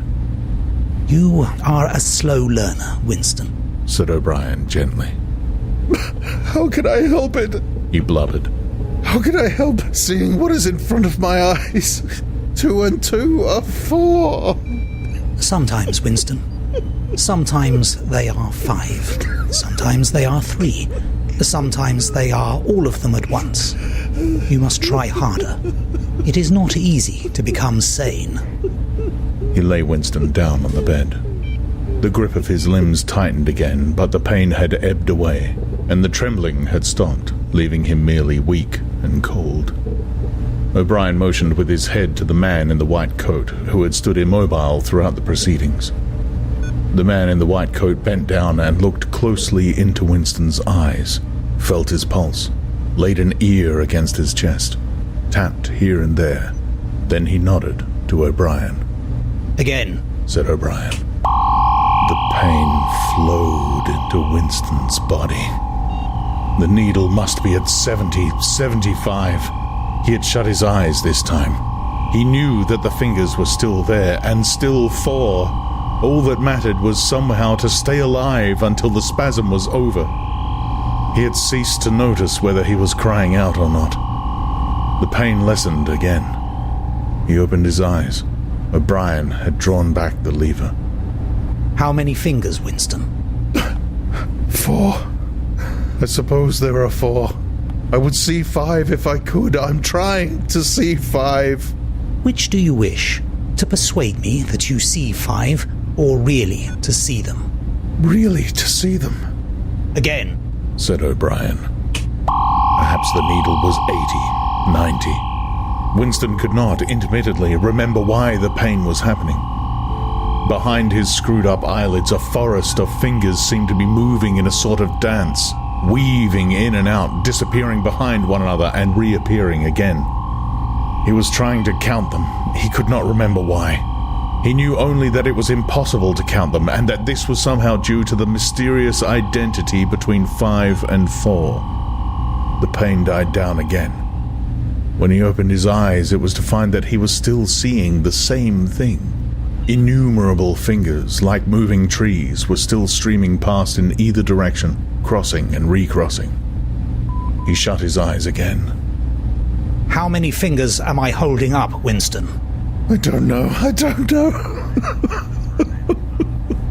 You will kill me if you do that again. 4, 5, 6, in all honesty, I don't know. Better. said O'Brien. A needle slid into Winston's arm. Almost in the same instant, a blissful, healing warmth spread all through his body. The pain was already half forgotten. He opened his eyes and looked up gratefully at O'Brien. At sight of the heavy, lined face, so ugly and so intelligent, his heart seemed to turn over. If he could have moved, he would have stretched out a hand and laid it on O'Brien's arm. He had never loved him so deeply as at this moment, and not merely because he had stopped the pain.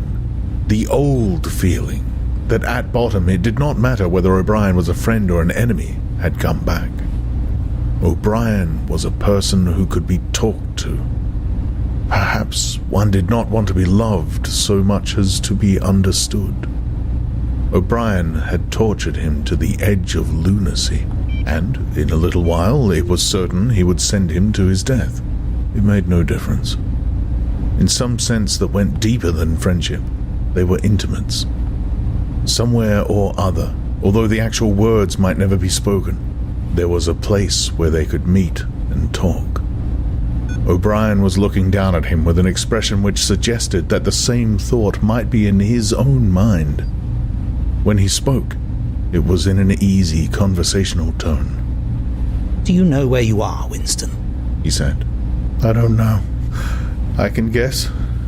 The Ministry of Love. Do you know how long you have been here? I don't know. Days, weeks, months. I think it is months. And why do you imagine that we bring people to this place? To make them confess.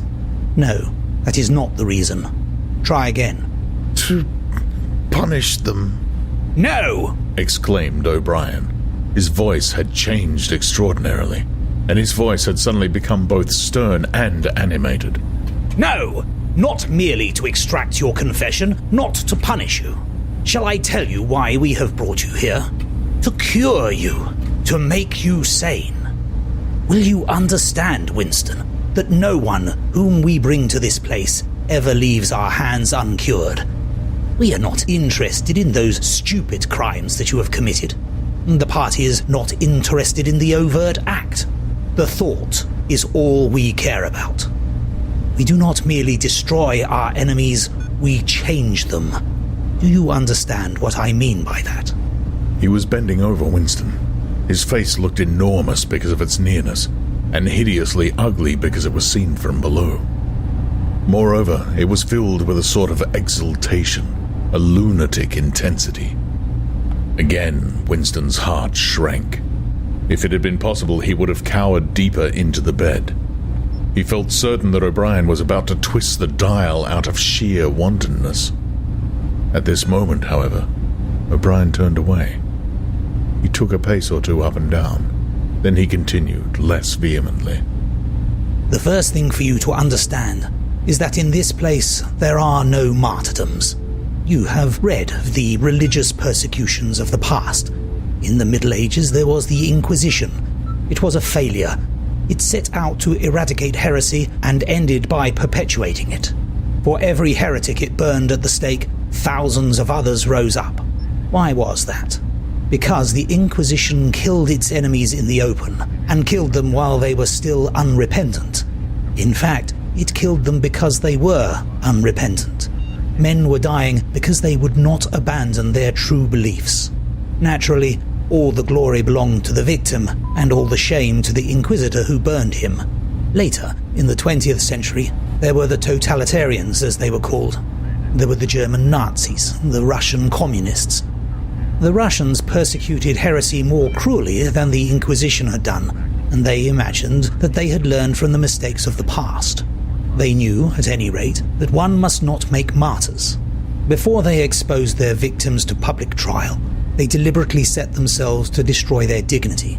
They wore them down by torture and solitude until they were despicable, cringing wretches confessing whatever was put into their mouths, covering themselves with abuse, accusing and sheltering behind one another, whimpering for mercy. And yet, after only a few years, the same thing had happened over again. The dead men had become martyrs, and their degradation was forgotten. Once again, why was it? In the first place, because the confessions that they had made were obviously extorted and untrue. We do not make mistakes of that kind. All the confessions that are uttered here are true. We make them true. And above all, we do not allow the dead to rise up against us. You must stop imagining that posterity will vindicate you, Winston. Posterity will never hear of you. You will be lifted clean out from the stream of history. We shall turn you into gas and pour you into the stratosphere. Nothing will remain of you, not a name in a register, not a memory in a living brain. You will be annihilated in the past as well as in the future. You will never have existed. Then why bother to torture me? Thought Winston, with a momentary bitterness. O'Brien checked his step as though Winston had uttered the thought aloud. His large, ugly face came nearer, with the eyes a little narrowed. You are thinking, he said, that since we intend to destroy you utterly so that nothing that you say or do can make the smallest difference, in that case, why do we go to the trouble of interrogating you first? That is what you were thinking, was it not? Yes, said Winston. O'Brien smiled slightly. You are a flaw in the pattern, Winston. You are a stain that must be wiped out. Did I not tell you just now that we are different from the persecutors of the past? We are not content with negative obedience, nor even with the most abject submission. When finally you surrender to us, it must be of your own free will. We do not destroy the heretic because he resists us. So long as he resists us, we never destroy him. We convert him. We capture his inner mind. We reshape him. We burn all evil and all illusion out of him. We bring him over to our side. Not in appearance, but genuinely, heart and soul. We make him one of ourselves before we kill him.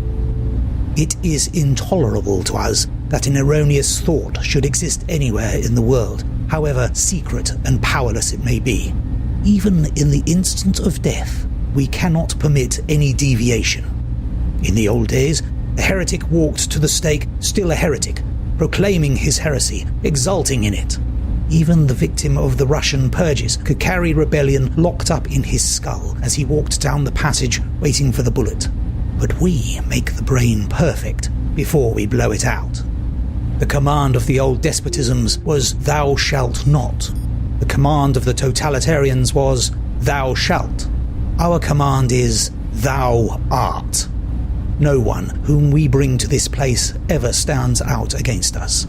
Everyone is washed clean, even those 3 miserable traitors in whose innocence you once believed, Jones, Harrison and Rutherford. In the end, we broke them down.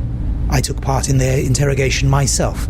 I saw them gradually worn down, whimpering, grovelling, weeping, and in the end it was not with pain or fear, only with penitence. By the time we had finished with them, they were only the shells of men. There was nothing left in them except sorrow for what they had done, and love of Big Brother. It was touching to see how they loved him. They begged to be shot quickly so that they could die while their minds were still clean. His voice had grown almost dreamy. The exultation, the lunatic enthusiasm was still in his face. He is not pretending, thought Winston. He is not a hypocrite. He believes every word he says. What most oppressed him was the consciousness of his own intellectual inferiority. He watched the heavy yet graceful form strolling to and fro, in and out of the range of his vision. O'Brien was a being in all ways larger than himself. There was no idea that he had ever had or could have that O'Brien had not long ago known, examined, and rejected. His mind contained Winston's mind. But in that case, how could it be true that O'Brien was mad? It must be he, Winston, who was mad. O'Brien halted and looked down at him. His voice had grown stern again. Do not imagine that you will save yourself, Winston, however completely you surrender to us. No one who has once gone astray is ever spared.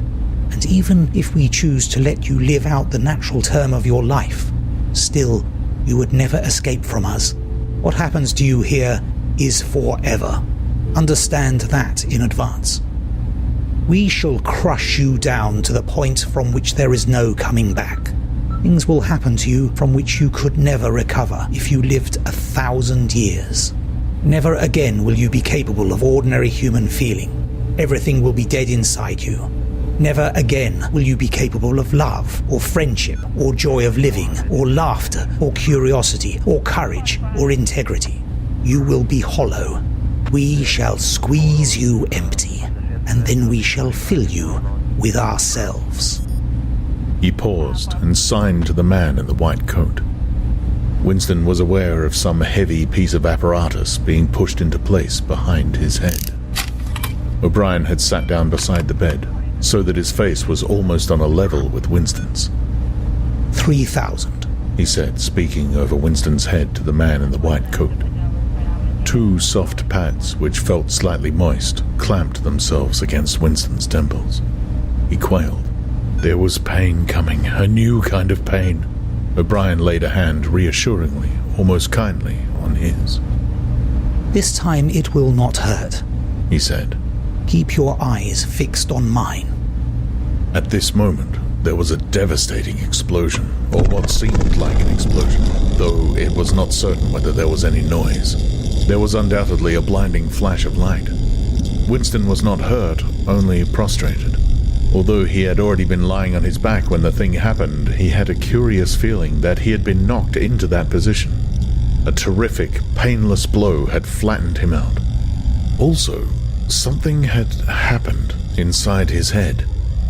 As his eyes regained their focus, he remembered who he was and where he was, and recognized the face that was gazing into his own, but somewhere or other there was a large patch of emptiness, as though a piece had been taken out of his brain.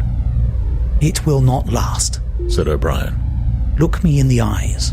What country is Oceania at war with? Winston thought. He knew what was meant by Oceania, and that he himself was a citizen of Oceania.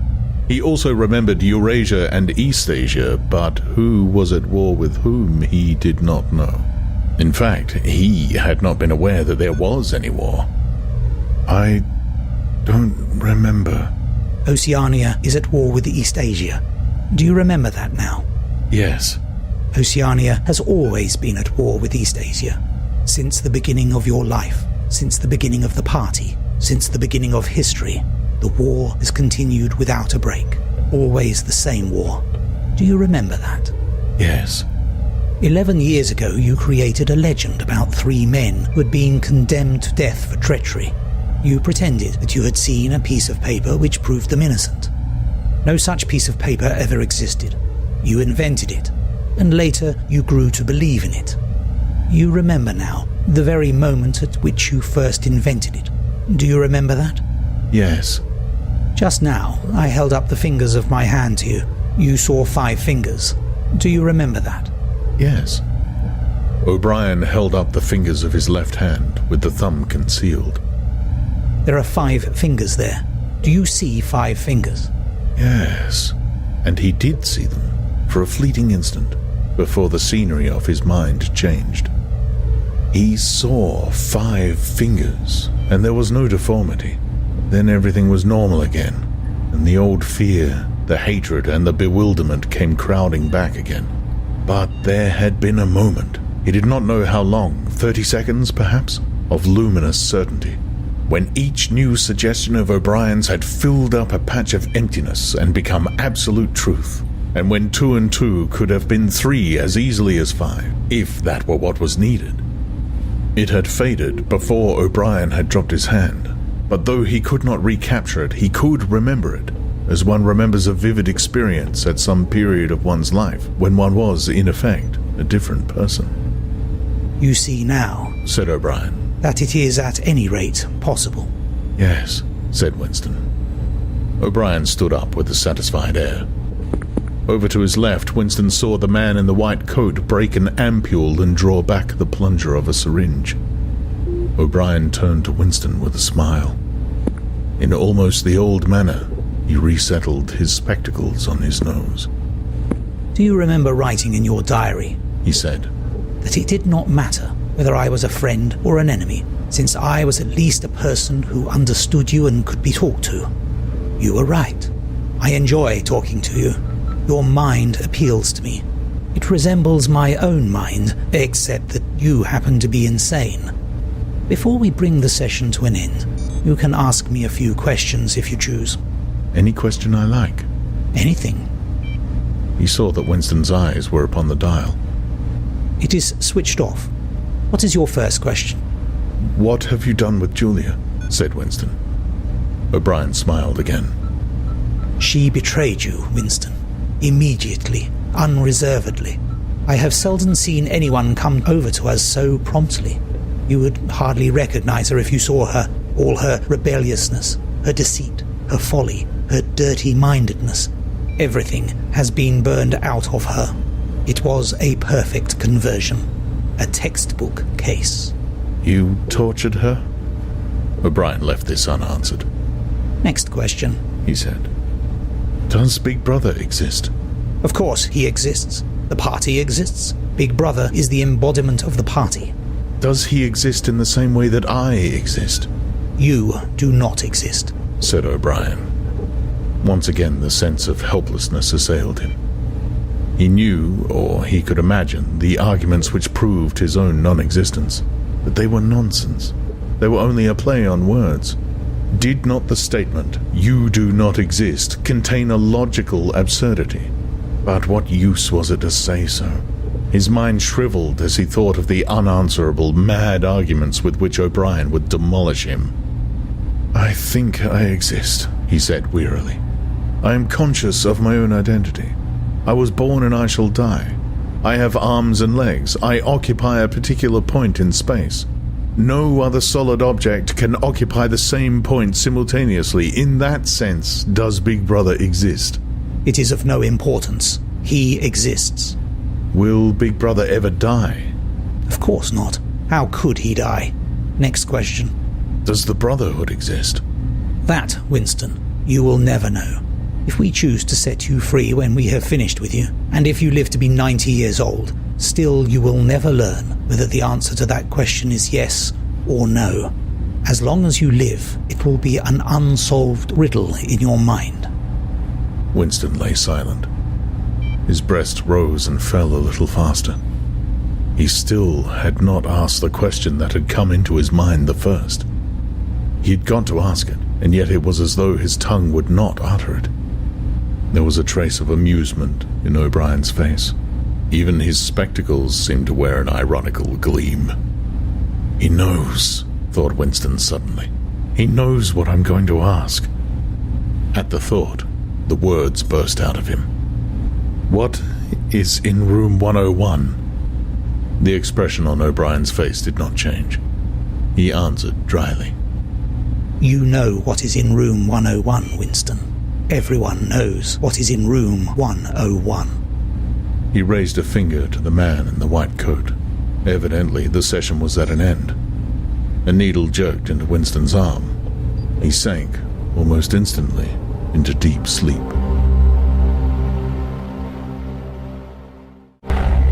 Book 3, Chapter 3. There are 3 stages in your reintegration, said O'Brien. There is learning, there is understanding, and there is acceptance. It is time for you to enter upon the 2nd stage. As always, Winston was lying flat on his back, but of late his bonds were looser. They still held him to the bed, but he could move his knees a little, and could turn his head from side to side and raise his arms from the elbow. The dial also had grown to be less of a terror. He could evade its pangs if he was quick-witted enough. It was chiefly when he showed stupidity that O'Brien pulled the lever. Sometimes they got through a whole session without use of the dial. He could not remember how many sessions there had been. The whole process seemed to stretch out over a long, indefinite time, weeks, possibly, and the intervals between the sessions might sometimes have been days, sometimes only an hour or 2. As you lie there, said O'Brien, you have often wondered, you have even asked me, why the Ministry of Love should expend so much time and trouble on you. And when you were free, you were puzzled by what was essentially the same question. You could grasp the mechanics of the society you lived in, but not its underlying motives. Do you remember writing in your diary, "I understand how, I do not understand why"? It was when you thought about why that you doubted your own sanity. You have read the book, Goldstein's book, or parts of it at least. Did it tell you anything that you did not know already? You have read it? Said Winston. I wrote it. That is to say, I collaborated in writing it. No book is produced individually, as you know. Is it true, what it says? As description, yes. The program it sets forth is nonsense. The secret accumulation of knowledge, a gradual spread of enlightenment, ultimately a proletarian rebellion, the overthrow of the party. You foresaw yourself that that was what it would say. It is all nonsense. The proletarians will never revolt. Not in 1,000 years or 1,000,000. They cannot. I do not have to tell you the reason. You know it already. If you have ever cherished any dreams of violent insurrection, you must abandon them. There is no way in which the party can be overthrown. The rule of the party is forever. Make that the starting point of your thoughts. He came closer to the bed.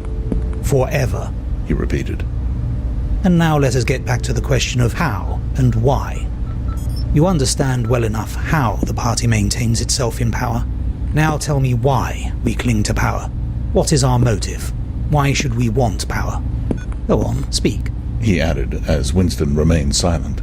Nevertheless, Winston did not speak for another moment or two. A feeling of weariness had overwhelmed him. The faint, mad gleam of enthusiasm had come back into O'Brien's face. He knew in advance what O'Brien would say. That the party did not seek power for its own ends, but only for the good of the majority.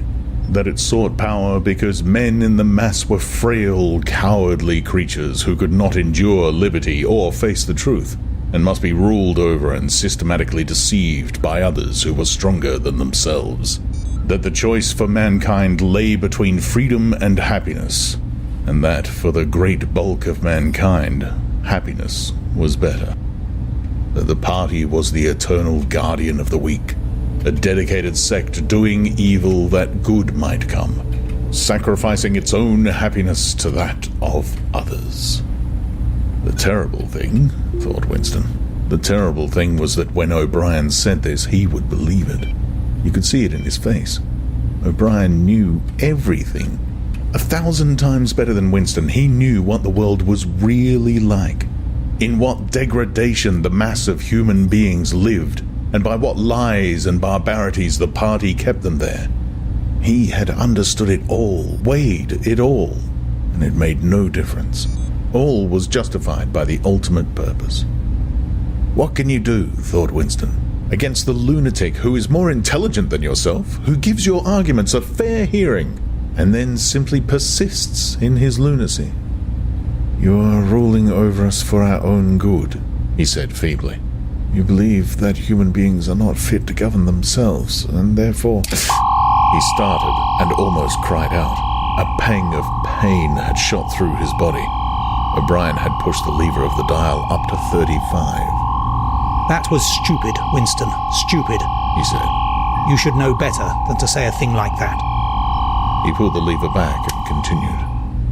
Now I will tell you the answer to my question. It is this. The party seeks power entirely for its own sake. We are not interested in the good of others.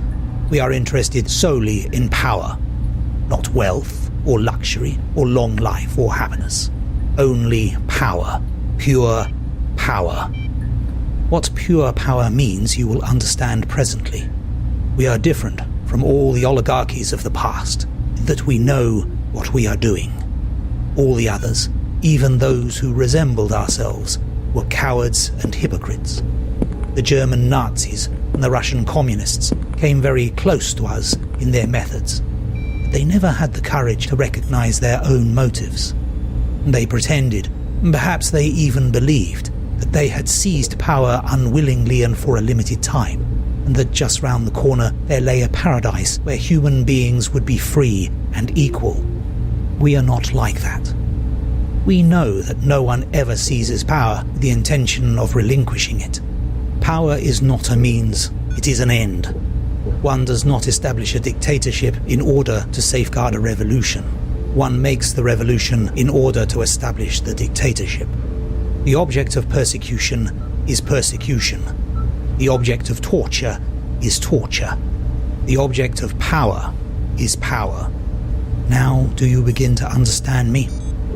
Winston was struck, as he had been struck before, by the tiredness of O'Brien's face. It was strong and fleshy and brutal. It was full of intelligence and a sort of controlled passion before which he felt himself helpless, but it was tired. There were pouches under the eyes. The skin sagged from the cheekbones. O'Brien leaned over him, deliberately bringing the worn face nearer. You are thinking, he said, that my face is old and tired. You are thinking that I talk of power, and yet I am not even able to prevent the decay of my own body. Can you not understand, Winston, that the individual is only a cell? The weariness of the cell is the vigor of the organism. Do you die when you cut your fingernails? He turned away from the bed and began strolling up and down again, one hand in his pocket. We are the priests of power, he said. God is power, but at present, power is only a word so far as you are concerned. It is time for you to gather some idea of what power means. The first thing you must realize is that power is collective. The individual only has power insofar as he ceases to be an individual. You know the party slogan, freedom is slavery. Has it ever occurred to you that it is reversible? Slavery is freedom. Alone, free, the human being is always defeated. It must be so, because every human being is doomed to die, which is the greatest of all failures. But if he can make complete, utter submission, if he can escape from his identity, if he can merge himself in the party so that he is the party, then he is all-powerful and immortal. The second thing for you to realize is that power is power over human beings, over the body, but above all, over the mind. Power over matter, external reality as you would call it, is not important. Already our control over matter is absolute. For a moment, Winston ignored the dial. He made a violent effort to raise himself into a sitting position, and merely succeeded in wrenching his body painfully. But how can you control matter? He burst out. You don't even control the climate or the laws of gravity. And there are disease, pain, death. O'Brien silenced him by a movement of his hand. We control matter because we control the mind. Reality is inside the skull. You will learn by degrees, Winston. There is nothing that we could not do. Invisibility, levitation, anything. I could float off this floor like a soap bubble if I wished to. I do not wish to, because the party does not wish it. You must get rid of those 19th century ideas about the laws of nature. We make the laws of nature. But you do not. You are not even masters of this planet. What about Eurasia and Eastasia? You have not conquered them yet. Unimportant. We shall conquer them when it suits us. And if we did not, what difference would it make? We can shut them out of existence. Oceania is the world. But the world itself is only a speck of dust. And man is tiny, helpless. How long has he been in existence? For millions of years the Earth was uninhabited. Nonsense. The Earth is as old as we are, no older. How could it be older? Nothing exists except through human consciousness. But the rocks are full of the bones of extinct animals. Mammoths, mastodons, and enormous reptiles which lived here long before man was ever heard of. Have you ever seen those bones, Winston? Of course not. 19th century biologists invented them. Before man, there was nothing. After man, if he could come to an end, there would be nothing. Outside man, there is nothing. But the whole universe is outside us. Look at the stars. Some of them are 1,000,000 light years away. They are out of our reach forever. What are the stars? Said O'Brien indifferently. They are bits of fire a few kilometers away. We could reach them if we wanted to, or we could blot them out.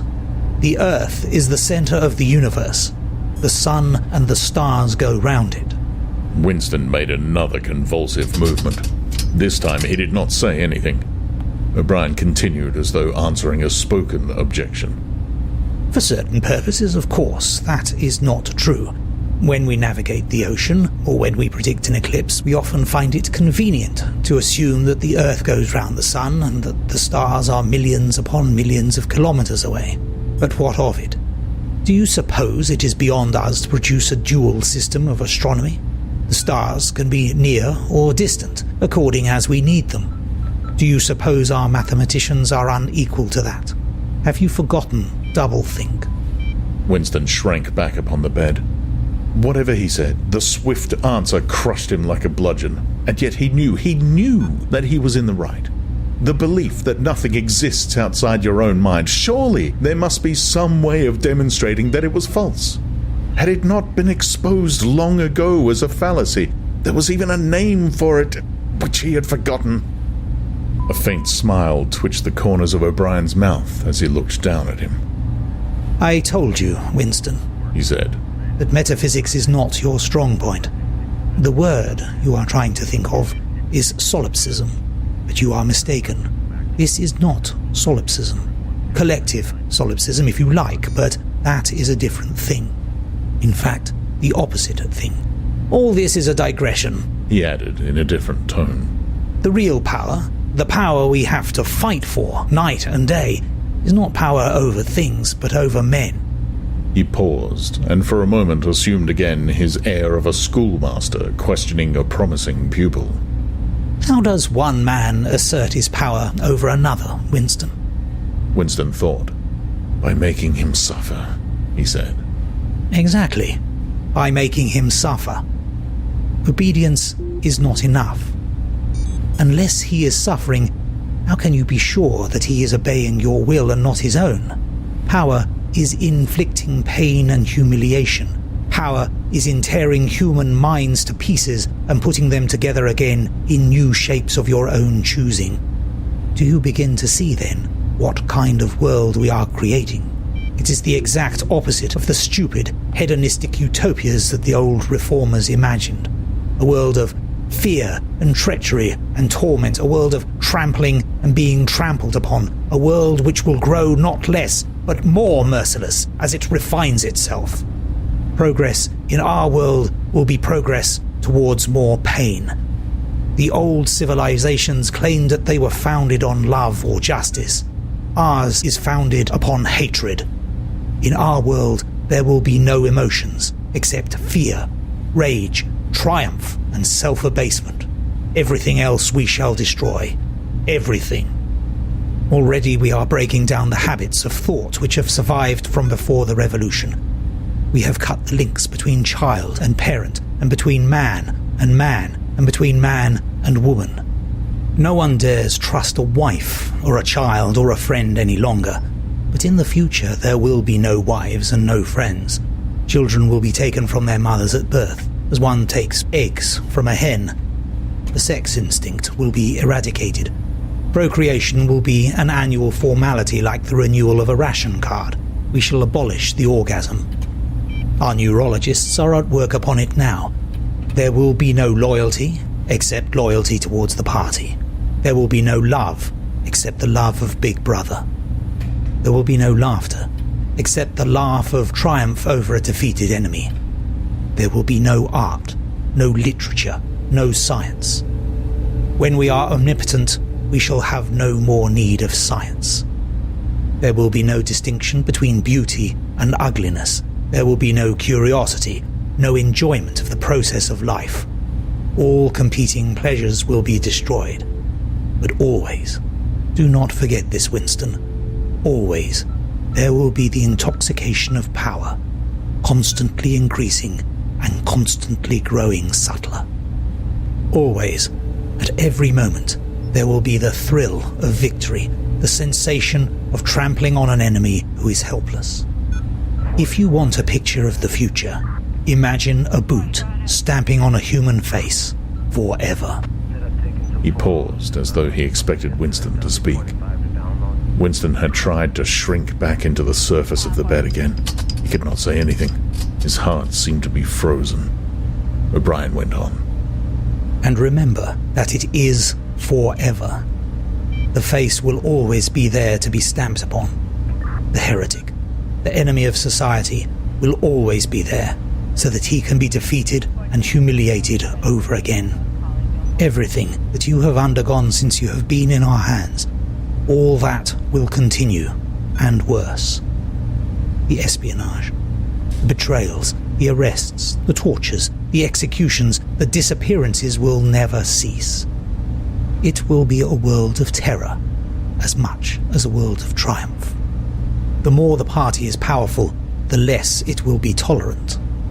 The weaker the opposition, the tighter the despotism. Goldstein and his heresies will live forever.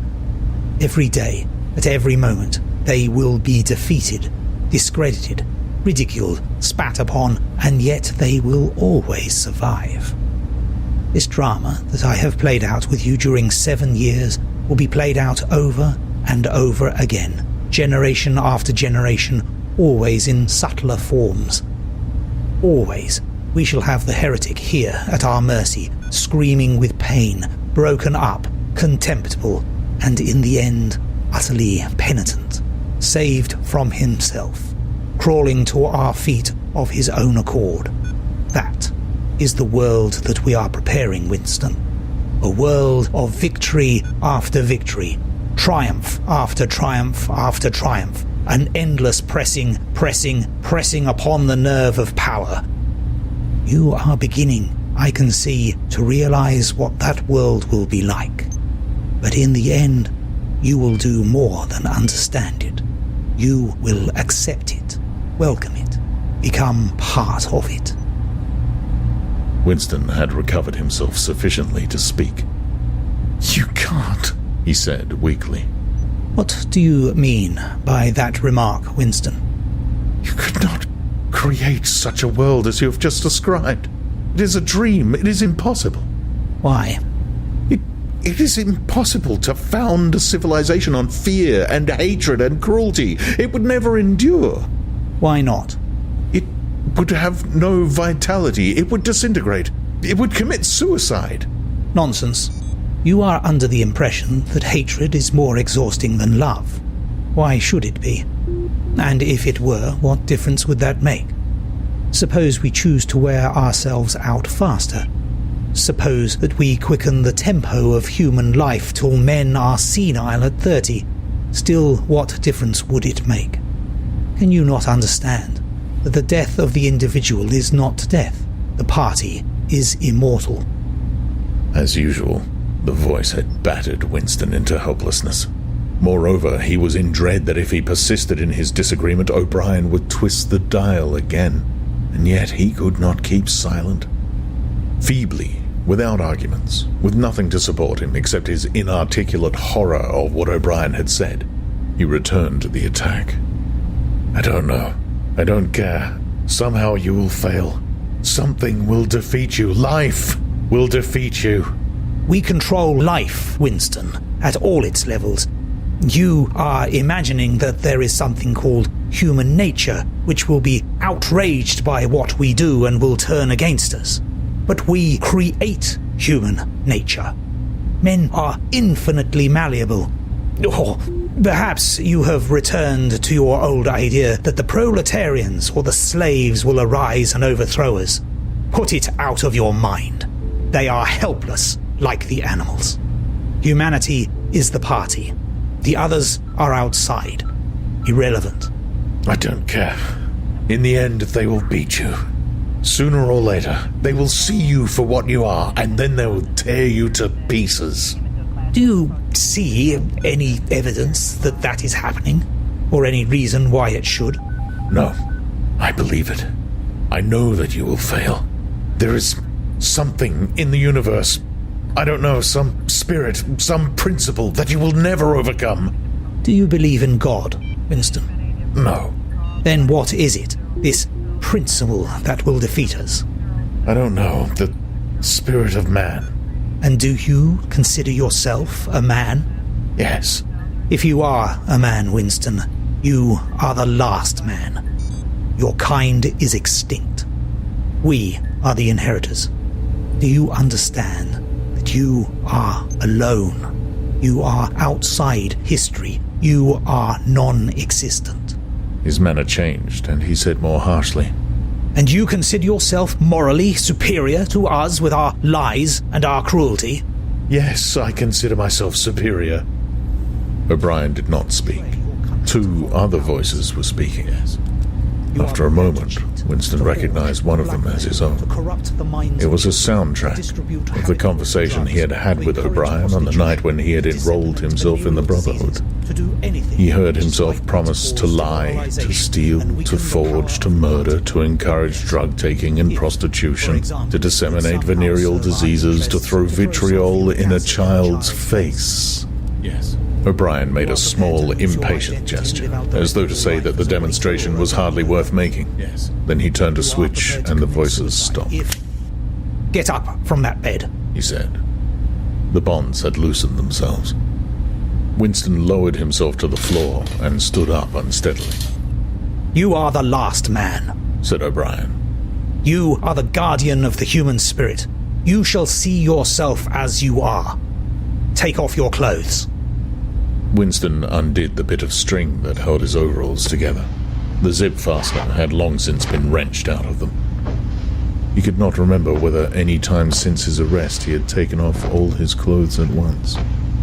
Beneath the overalls, his body was looped with filthy yellowish rags, just recognizable as the remnants of underclothes. As he slid them to the ground, he saw that there was a three-sided mirror at the far end of the room. He approached it, then stopped short. An involuntary cry had broken out of him. Go on, said O'Brien. Stand between the wings of the mirror. You shall see the side view as well. He had stopped because he was frightened. A bowed, grey-colored, skeleton-like thing was coming towards him. Its actual appearance was frightening, and not merely the fact that he knew it to be himself. He moved closer to the glass. The creature's face seemed to be protruded because of its bent carriage. A forlorn jailbird's face, with a knobby forehead running back into a bald scalp, a crooked nose, and battered-looking cheekbones, above which his eyes were fierce and watchful. The cheeks were seamed, the mouth had a drawn-in look. Certainly it was his own face, but it seemed to him that it had changed more than he had changed inside. The emotions it registered would be different from the ones he felt.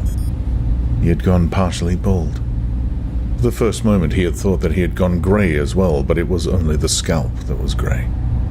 Except for his hands and a circle of his face, his body was grey all over with an ancient, ingrained dirt. Here and there under the dirt there were the red scars of wounds. Near the ankle, the varicose ulcer was an inflamed mass, with flakes of skin peeling off it. But the truly frightening thing was the emaciation of his body. The barrel of the ribs was as narrow as that of a skeleton. The legs had shrunk so that the knees were thicker than the thighs. He saw now what O'Brien had meant about seeing the side view. The curvature of the spine was astonishing. The thin shoulders were hunched forward so as to make a cavity of the chest. The scraggy neck seemed to be bending double under the weight of the skull. At a guess, he would have said that it was the body of a man of 60, suffering from some malignant disease. You have thought sometimes, said O'Brien, that my face, the face of a member of the inner party, looks old and worn. What do you think of your own face? He seized Winston's shoulder and spun him round so that he was facing him. Look at the condition you are in, he said. Look at this filthy grime all over your body. Look at the dirt between your toes. Look at that disgusting running sore on your leg. Do you know that you stink like a goat? Probably you have ceased to notice it. Look at your emaciation. Do you see? I can make my thumb and forefinger meet round your bicep. I could snap your neck like a carrot. Do you know that you have lost 25 kilograms since you have been in our hands? Even your hair is coming out in handfuls. Look. Open your mouth. 9, 10, 11 teeth left. How many had you when you came to us? And the few you have left are dropping out of your head. Look here. He seized one of Winston's remaining front teeth between his powerful thumb and forefinger. A twinge of pain shot through Winston's jaw. O'Brien had wrenched the loose tooth out by the roots. He tossed it across the cell. You are rotting away, he said. You are falling to pieces. What are you? A bag of filth. Now turn around and look into that mirror again. Do you see that thing facing you? That is the last man. If you are human, that is humanity. Now put your clothes on again. Winston began to dress himself with slow, stiff movements. Until now, he had not seemed to notice how thin and weak he was. Only one thought stirred in his mind, that he must have been in this place longer than he had imagined. Then, suddenly, as he fixed the miserable rags round himself, a feeling of pity for his ruined body overcame him. Before he knew what he was doing, he had collapsed onto a small stool that stood beside the bed and burst into tears. He was aware of his ugliness, his gracelessness, a bundle of bones in filthy underclothes, sitting, weeping into the harsh white light, but he could not stop himself. O'Brien laid a hand on his shoulder, almost kindly. It will not last forever, he said. You can escape from it whenever you choose.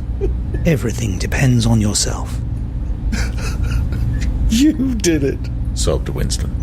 You reduced me to this state. No, Winston. You reduced yourself to it. This is what you accepted when you set yourself up against the party. It was all contained in that first act. Nothing has happened that you did not foresee. He paused and then went on. We have beaten you, Winston. We have broken you up. You have seen what your body is like. Your mind is in the same state. I do not think there can be much pride left in you. You have been kicked and flogged and insulted. You have screamed with pain. You have rolled on the floor in your own blood and vomit. You have whimpered for mercy. You have betrayed everybody and everything. Can you think of a single degradation that has not happened to you? Winston had stopped weeping, though the tears were still oozing out of his eyes. He looked up at O'Brien. I have not betrayed Julia, he said. O'Brien looked down at him thoughtfully. No, he said. No, that is perfectly true. You have not betrayed Julia. The peculiar reverence for O'Brien, which nothing seemed able to destroy, flooded Winston's heart again. How intelligent, he thought. How intelligent.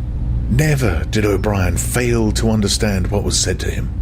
Anyone else on Earth would have answered promptly that he had betrayed Julia. For what was there that they had not screwed out of him under torture?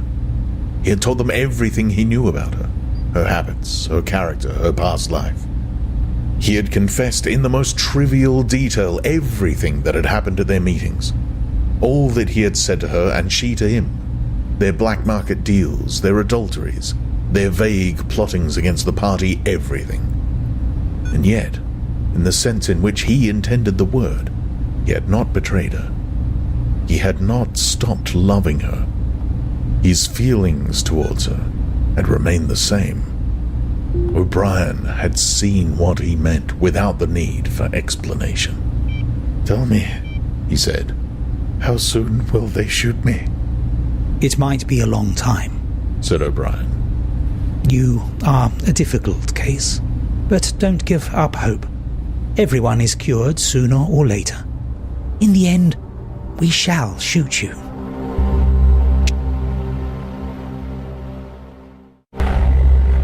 Book 3, Chapter 4. He was much better. He was growing fatter and stronger every day, if it was proper to speak of days. The white light and the humming sound were the same as ever, but the cell was a little more comfortable than the others he had been in. There was a pillow and a mattress on the plank bed and a stool to sit on. They had given him a bath, and they allowed him to wash himself fairly frequently in a tin basin. They even gave him warm water to wash with. They had given him new underclothes and a clean suit of overalls. They had dressed his varicose ulcer with soothing ointment. They had pulled out the remnants of his teeth and given him a new set of dentures. Weeks or months must have passed. It would have been possible now to keep count of the passage of time, if he had felt any interest in doing so, since he was being fed at what appeared to be regular intervals. He was getting, he judged, 3 meals in the 24 hours. Sometimes he wondered dimly whether he was getting them by night or by day.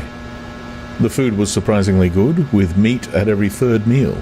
Once there was even a packet of cigarettes. He had no matches, but the never-speaking guard who brought his food would give him a light. The first time he tried to smoke, it made him sick, but he persevered and spun the packet out for a long time, smoking half a cigarette after each meal. They had given him a white slate with a stump of pencil tied to the corner. At first, he made no use of it. Even when he was awake, he was completely torpid. Often he would lie from one meal to the next almost without stirring. Sometimes asleep, sometimes waking into vague reveries in which it was too much trouble to open his eyes. He had long grown used to sleeping with a strong light on his face. It seemed to make no difference except that one's dreams were more coherent. He dreamed a great deal all through this time, and they were always happy dreams. He was in the Golden Country, or he was sitting among enormous, glorious, sunlit ruins with his mother, with Julia, with O'Brien, not doing anything, merely sitting in the sun, talking of peaceful things. Such thoughts as he had when he was awake were mostly about his dreams. He seemed to have lost the power of intellectual effort now that the stimulus of pain had been removed. He was not bored. He had no desire for conversation or distraction, merely to be alone, not to be beaten or questioned, to have enough to eat, and to be clean all over was completely satisfying. By degrees, he came to spend less time in sleep, but he still felt no impulse to get off the bed. All he cared for was to lie quiet and feel the strength gathering in his body.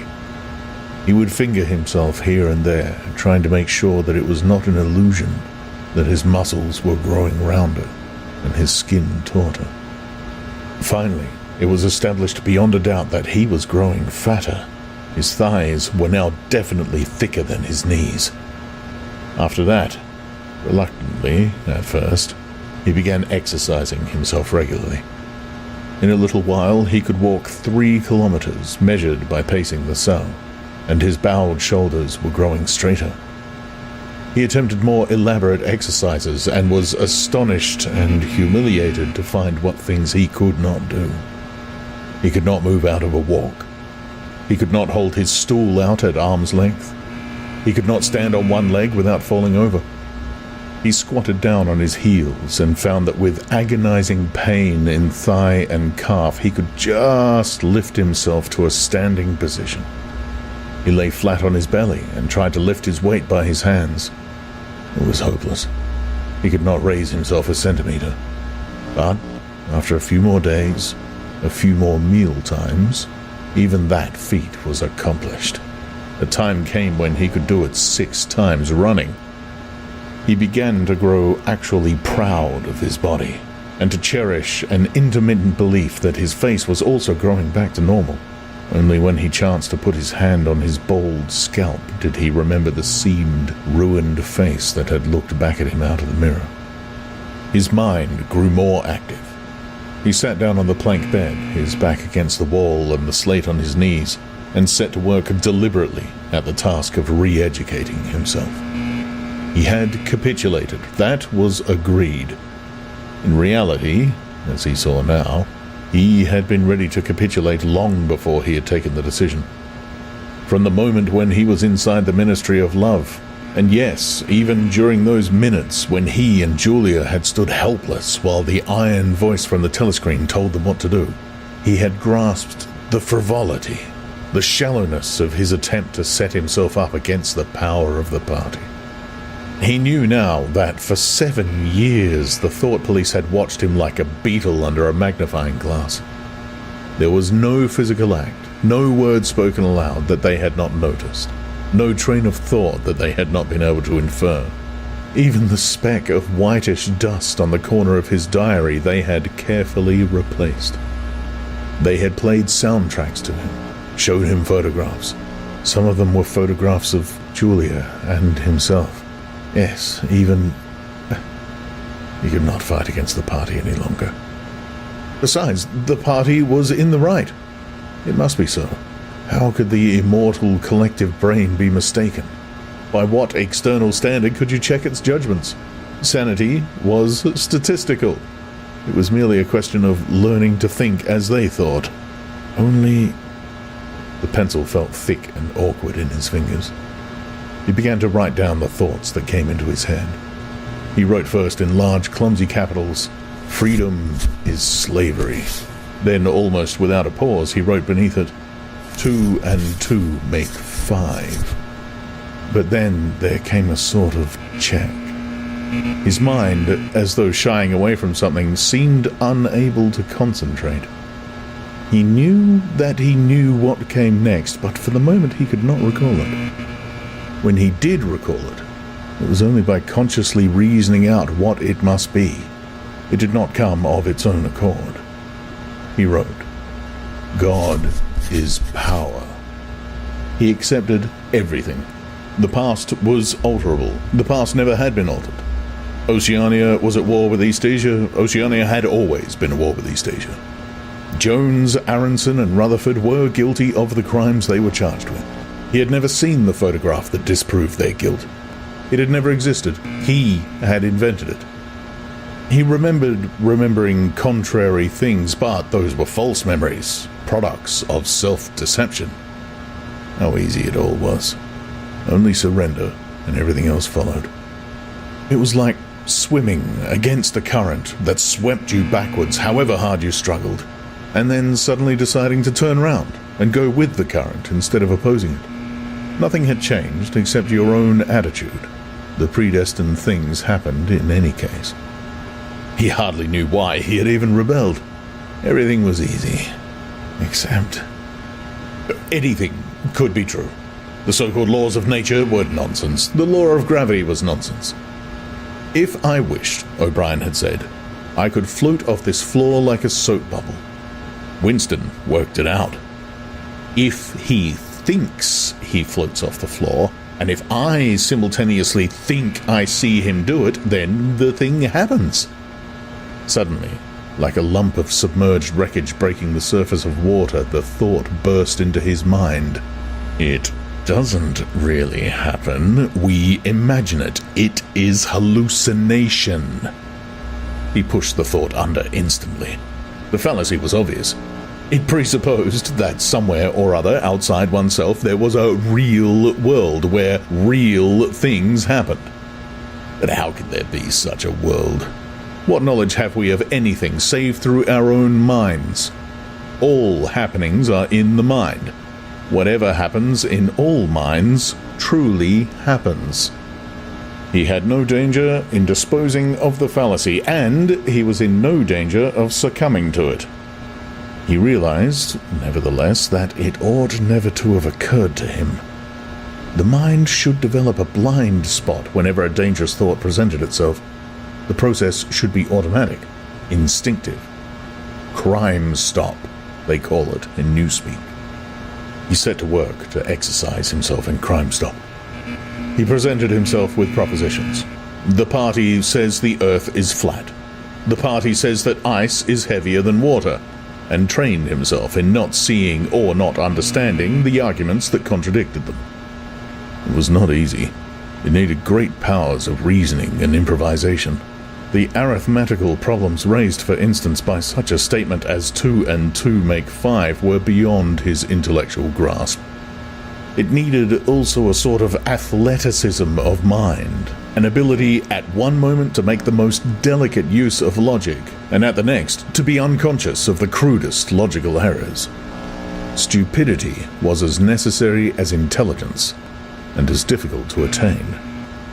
All the while, with one part of his mind, he wondered how soon they would shoot him. Everything depends on yourself, O'Brien had said, but he knew there was no conscious act by which he could bring it nearer. It might be 10 minutes hence, or 10 years. They might keep him for years in solitary confinement. They might send him to a labor camp. They might release him for a while, as they sometimes did. It was perfectly possible that before he was shot, the whole drama of his arrest and interrogation would be enacted all over again. The one certain thing was that death never came at an expected moment.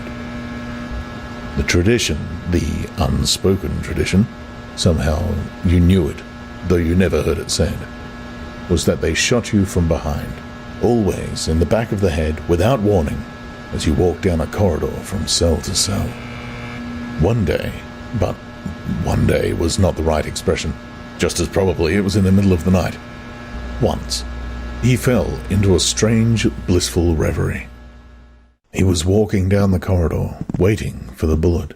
He knew that it was coming in another moment. Everything was settled, smoothed out, reconciled. There were no more doubts, no more arguments, no more pain, no more fear. His body was healthy and strong. He walked easily, with a joy of movement and with a feeling of walking in sunlight. He was not any longer in the narrow white corridors in the Ministry of Love. He was in the enormous sunlit passage, a kilometre wide, down which he had seemed to walk in the delirium induced by drugs. He was in the golden country, following the foot tracks across the old rabbit-cropped pasture. He could feel the short, springy turf under his feet and the gentle sunshine on his face. At the edge of the field were the elm trees faintly stirring, and somewhere beyond that was the stream where the dace lay in the green pools under the willows. Suddenly, he started up with a shock of horror. The sweat broke out on his backbone.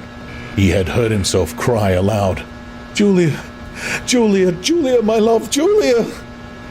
For a moment, he had had an overwhelming hallucination of her presence. She had seemed to be not merely with him, but inside him. It was as though she had got into the texture of his skin. In that moment, he had loved her far more than he had ever done when they were together and free. Also, he knew that somewhere or other she was still alive and needed his help. He lay back on the bed and tried to compose himself. What had he done? How many years had he added to his servitude by that moment of weakness?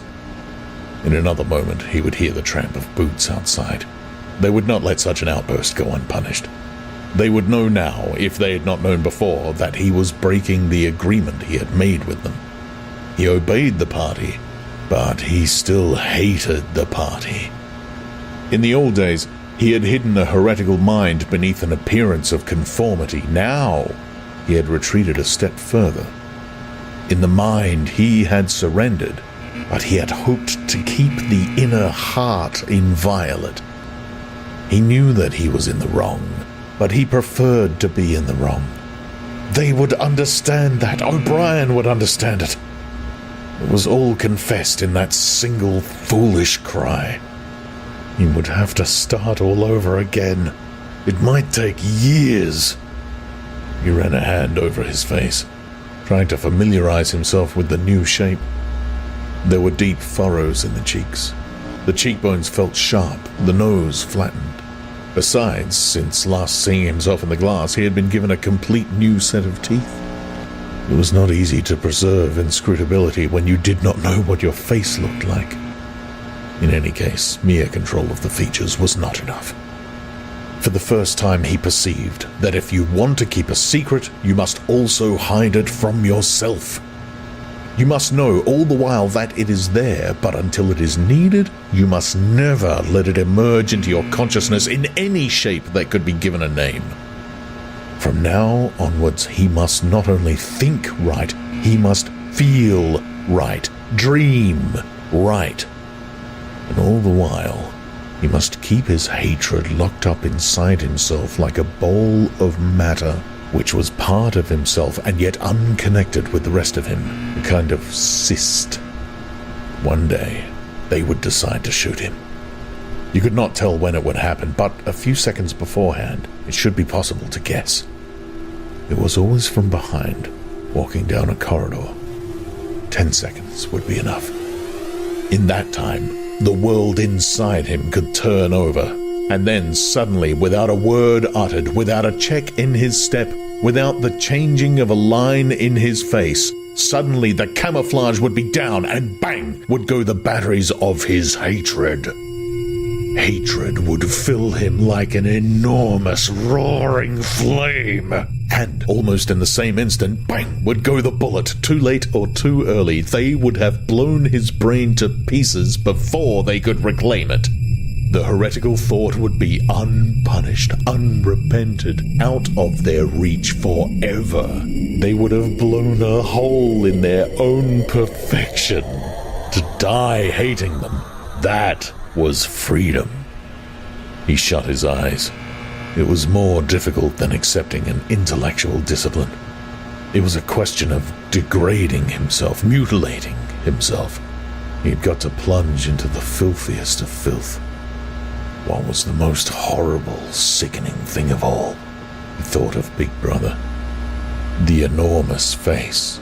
Because of constantly seeing it on posters, he always thought of it as being a meter wide, with its heavy black moustache and the eyes that followed you to and fro, seemed to float into his mind of its own accord. What were his true feelings towards Big Brother? There was a heavy tramp of boots in the passage. The steel door swung open with a clang. O'Brien walked into the cell. Behind him were the waxen-faced officer and the black-uniformed guards. "Get up," said O'Brien. "Come here." Winston stood opposite him. O'Brien took Winston's shoulders between his strong hands and looked at him closely. "You have had thoughts of deceiving me," he said. "That was stupid. Stand up straighter. Look me in the face." He paused and went on in a gentler tone. "You are improving. Intellectually, there is very little wrong with you. It is only emotionally that you have failed to make progress. Tell me, Winston, and remember, no lies. You know that I am always able to detect a lie. Tell me, what are your true feelings towards Big Brother?" "I hate him." "You hate him? Good. Then the time has come for you to take the last step. You must love Big Brother. It is not enough to obey him. You must love him." He released Winston with a little push towards the guards. "Room 101, he said.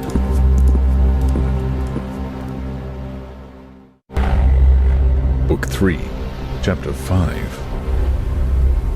At each stage of his imprisonment, he had known, or seemed to know, whereabouts he was in the windowless building.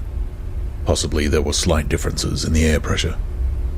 The cells where the guards had beaten him were below ground level. The room where he had been interrogated by O'Brien was high up near the roof. This place was many meters underground, as deep down as it was possible to go. It was bigger than most of the cells he had been in, but he hardly noticed his surroundings. All he noticed was that there were 2 small tables straight in front of him, each covered with green baize. One was only a meter or 2 from him, the other was further away, near the door. He was strapped upright in a chair, so tightly that he could move nothing, not even his head. A sort of pad gripped his head from behind, forcing him to look straight in front of him. For a moment he was alone, then the door opened, and O'Brien came in. "You asked me once," said O'Brien, "what was in room 101. I told you that you knew the answer already. Everyone knows it. The thing that is in room 101 is the worst thing in the world." The door opened again.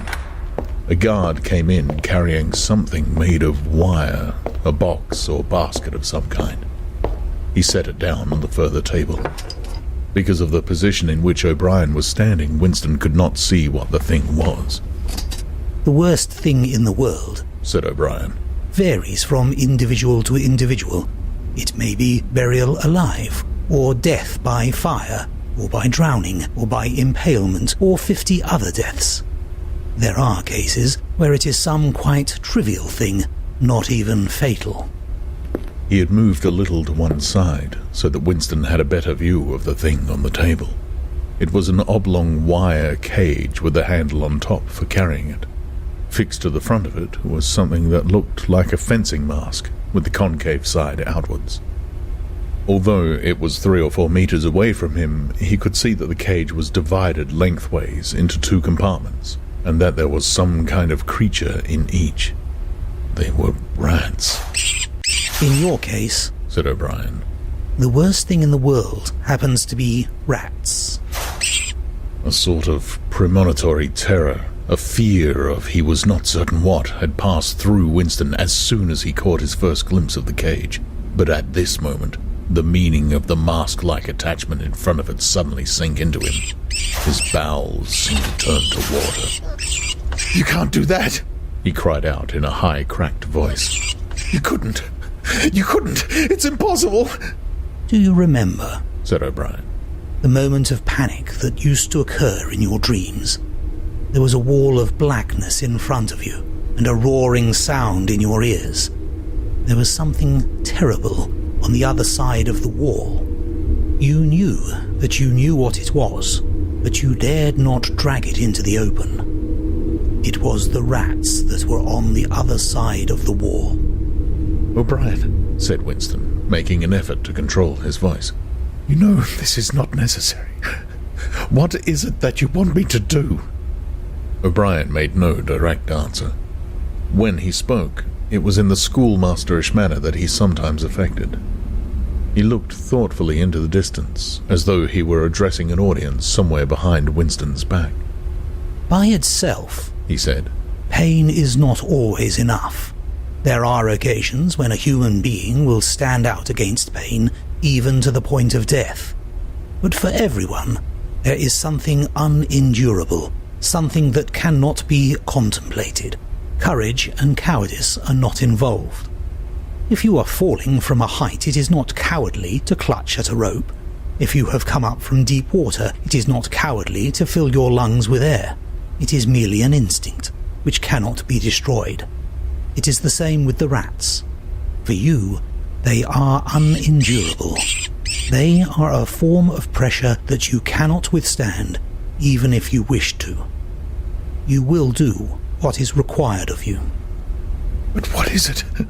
What is it? How can I do it if I don't know what it is? O'Brien picked up the cage and brought it across to the nearer table. He set it down carefully on the baize cloth. Winston could hear the blood singing in his ears. He had the feeling of sitting in utter loneliness. He was in the middle of a great empty plain, a flat desert drenched with sunlight, across which all sounds came to him out of immense distances. Yet the cage with the rats was not 2 meters away from him. They were enormous rats. They were at the age when a rat's muzzle grows blunt and fierce and his fur brown instead of grey. The rat, said O'Brien, still addressing his invisible audience, although a rodent, is carnivorous. You are aware of that. You will have heard of the things that happen in the poor quarters of this town. In some streets, a woman dare not leave her baby alone in the house, even for 5 minutes. The rats are certain to attack it. Within a quite small time, they will strip it to the bones. They also attack sick or dying people. They show astonishing intelligence in knowing when a human being is helpless. There was an outburst of squeals from the cage. It seemed to reach Winston from far away. The rats were fighting. They were trying to get at each other through the partition. He heard also a deep groan of despair. That, too, seemed to come from outside himself. O'Brien picked up the cage and as he did so, pressed something in it. There was a sharp click. Winston made a frantic effort to tear himself loose from the chair. It was hopeless. Every part of him, even his head, was held immovably. O'Brien moved the cage nearer. It was less than a meter from Winston's face. I have pressed the first lever, said O'Brien. You understand the construction of this cage. The mask will fit over your head, leaving no exit. When I press this other lever, the door of the cage will slide up. These starving brutes will shoot out of it like bullets. Have you ever seen a rat leap through the air? They will leap onto your face and bore straight into it. Sometimes they attack the eyes first. Sometimes they burrow through the cheeks and devour the tongue. The cage was nearer. It was closing in. Winston heard a succession of shrill cries which appeared to be occurring in the air above his head, but he fought furiously against his panic. To think, even with a split second left, to think was the only hope. Suddenly, the foul, musty odor of the brutes struck his nostrils. There was a violent convulsion of nausea inside him, and he almost lost consciousness. Everything had gone black. For an instant, he was insane, a screaming animal. Yet, he came out of the blackness clutching an idea. There was one, and only one, way to save himself. He must interpose another human being, the body of another human being, between himself and the rats. The circle of the mask was large enough now to shut out the vision of anything else. The wire door was a couple of handspans from his face. The rats knew what was coming now. One of them was leaping up and down. The other, an old scaly grandfather of the sewers, stood up with his pink hands against the bars and fiercely sniffed the air. Winston could see the whiskers and the yellow teeth. Again, the black panic took hold of him. He was blind, helpless, mindless. It was a common punishment in Imperial China, said O'Brien, as didactically as ever. The mask was closing on his face. The wire brushed his cheek. And then... no, it was not relief, only hope. A tiny fragment of hope. Too late, perhaps too late, but he had suddenly understood that in the whole world there was just one person to whom he could transfer his punishment. One body that he could thrust between himself and the rats. And he was shouting frantically over and over. Do it to Julia! Do it to Julia, not me! Julia! I don't care what you do to her! Tear her face off, strip her to the bones! Not me! Julia! Not me! He was falling backwards into enormous depths away from the rats. He was still strapped in the chair, but he had fallen through the floor, through the walls of the building, through the earth, through the oceans, through the atmosphere, into outer space, into the gulfs between the stars, always away, away, away from the rats. He was light years distant, but O'Brien was still standing at his side. There was still the cold touch of wire against his cheek, but through the darkness that enveloped him he heard another metallic click and knew that the cage door had clicked shut and not open.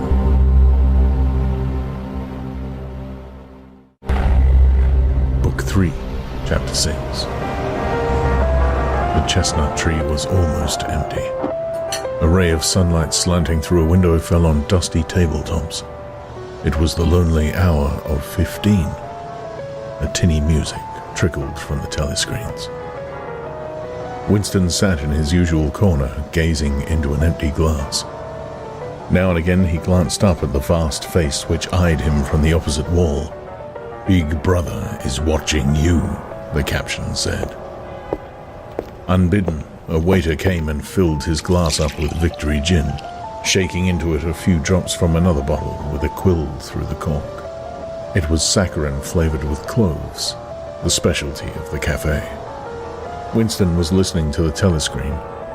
At present only music was coming out of it, but there was a possibility that at any moment there might be a special bulletin from the Ministry of Peace.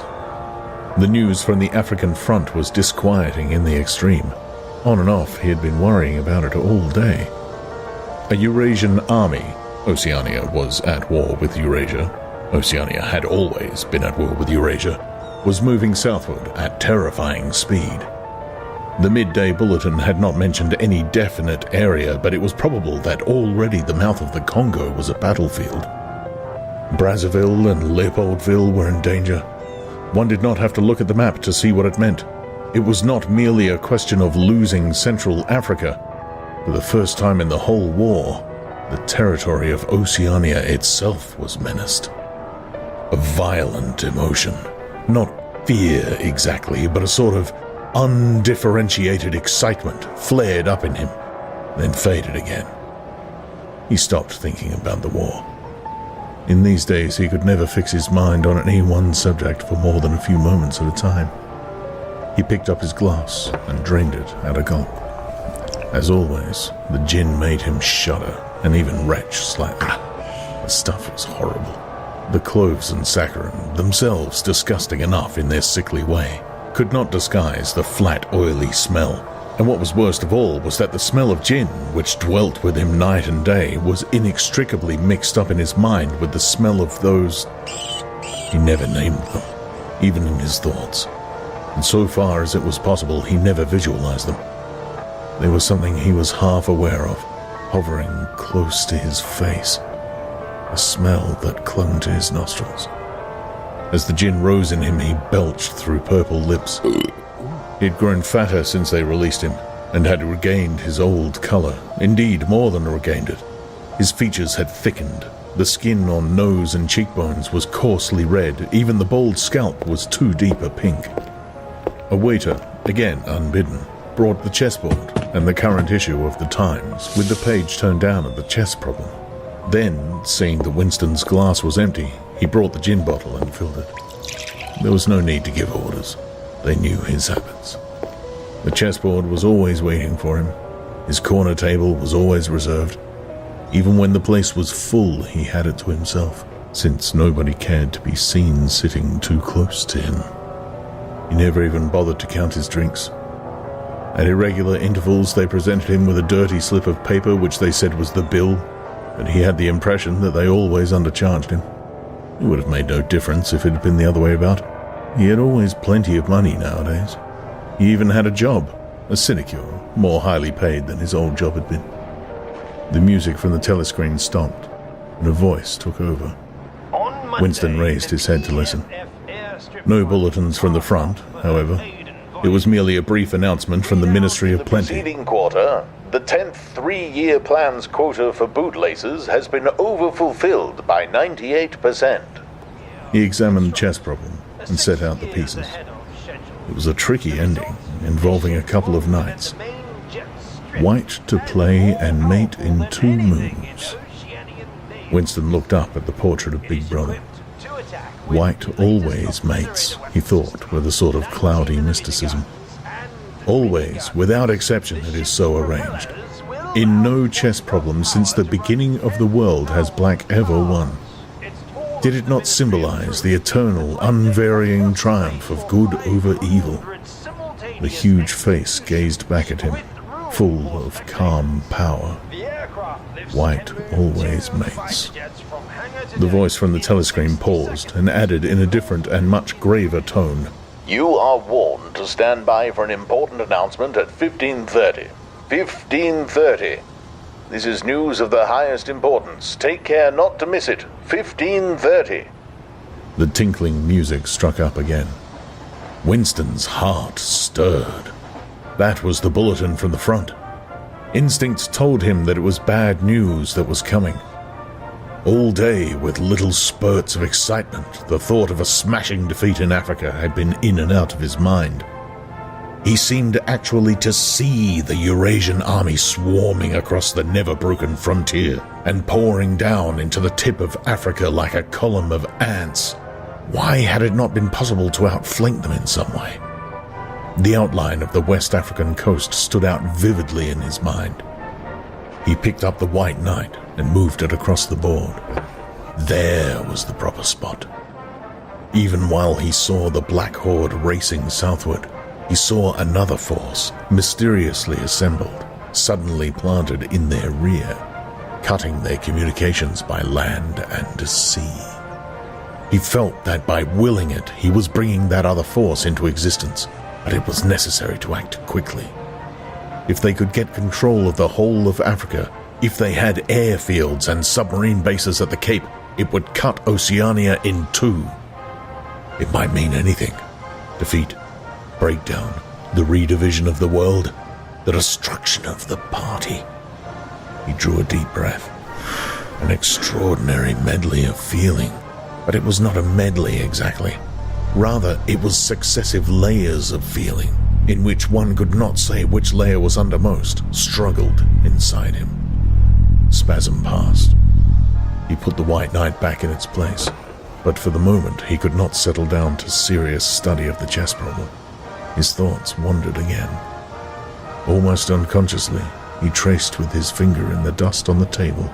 2 + 2 = 5. They can't get inside you, she had said, but they could get inside you. What happens to you here is forever, O'Brien had said. That was a true word.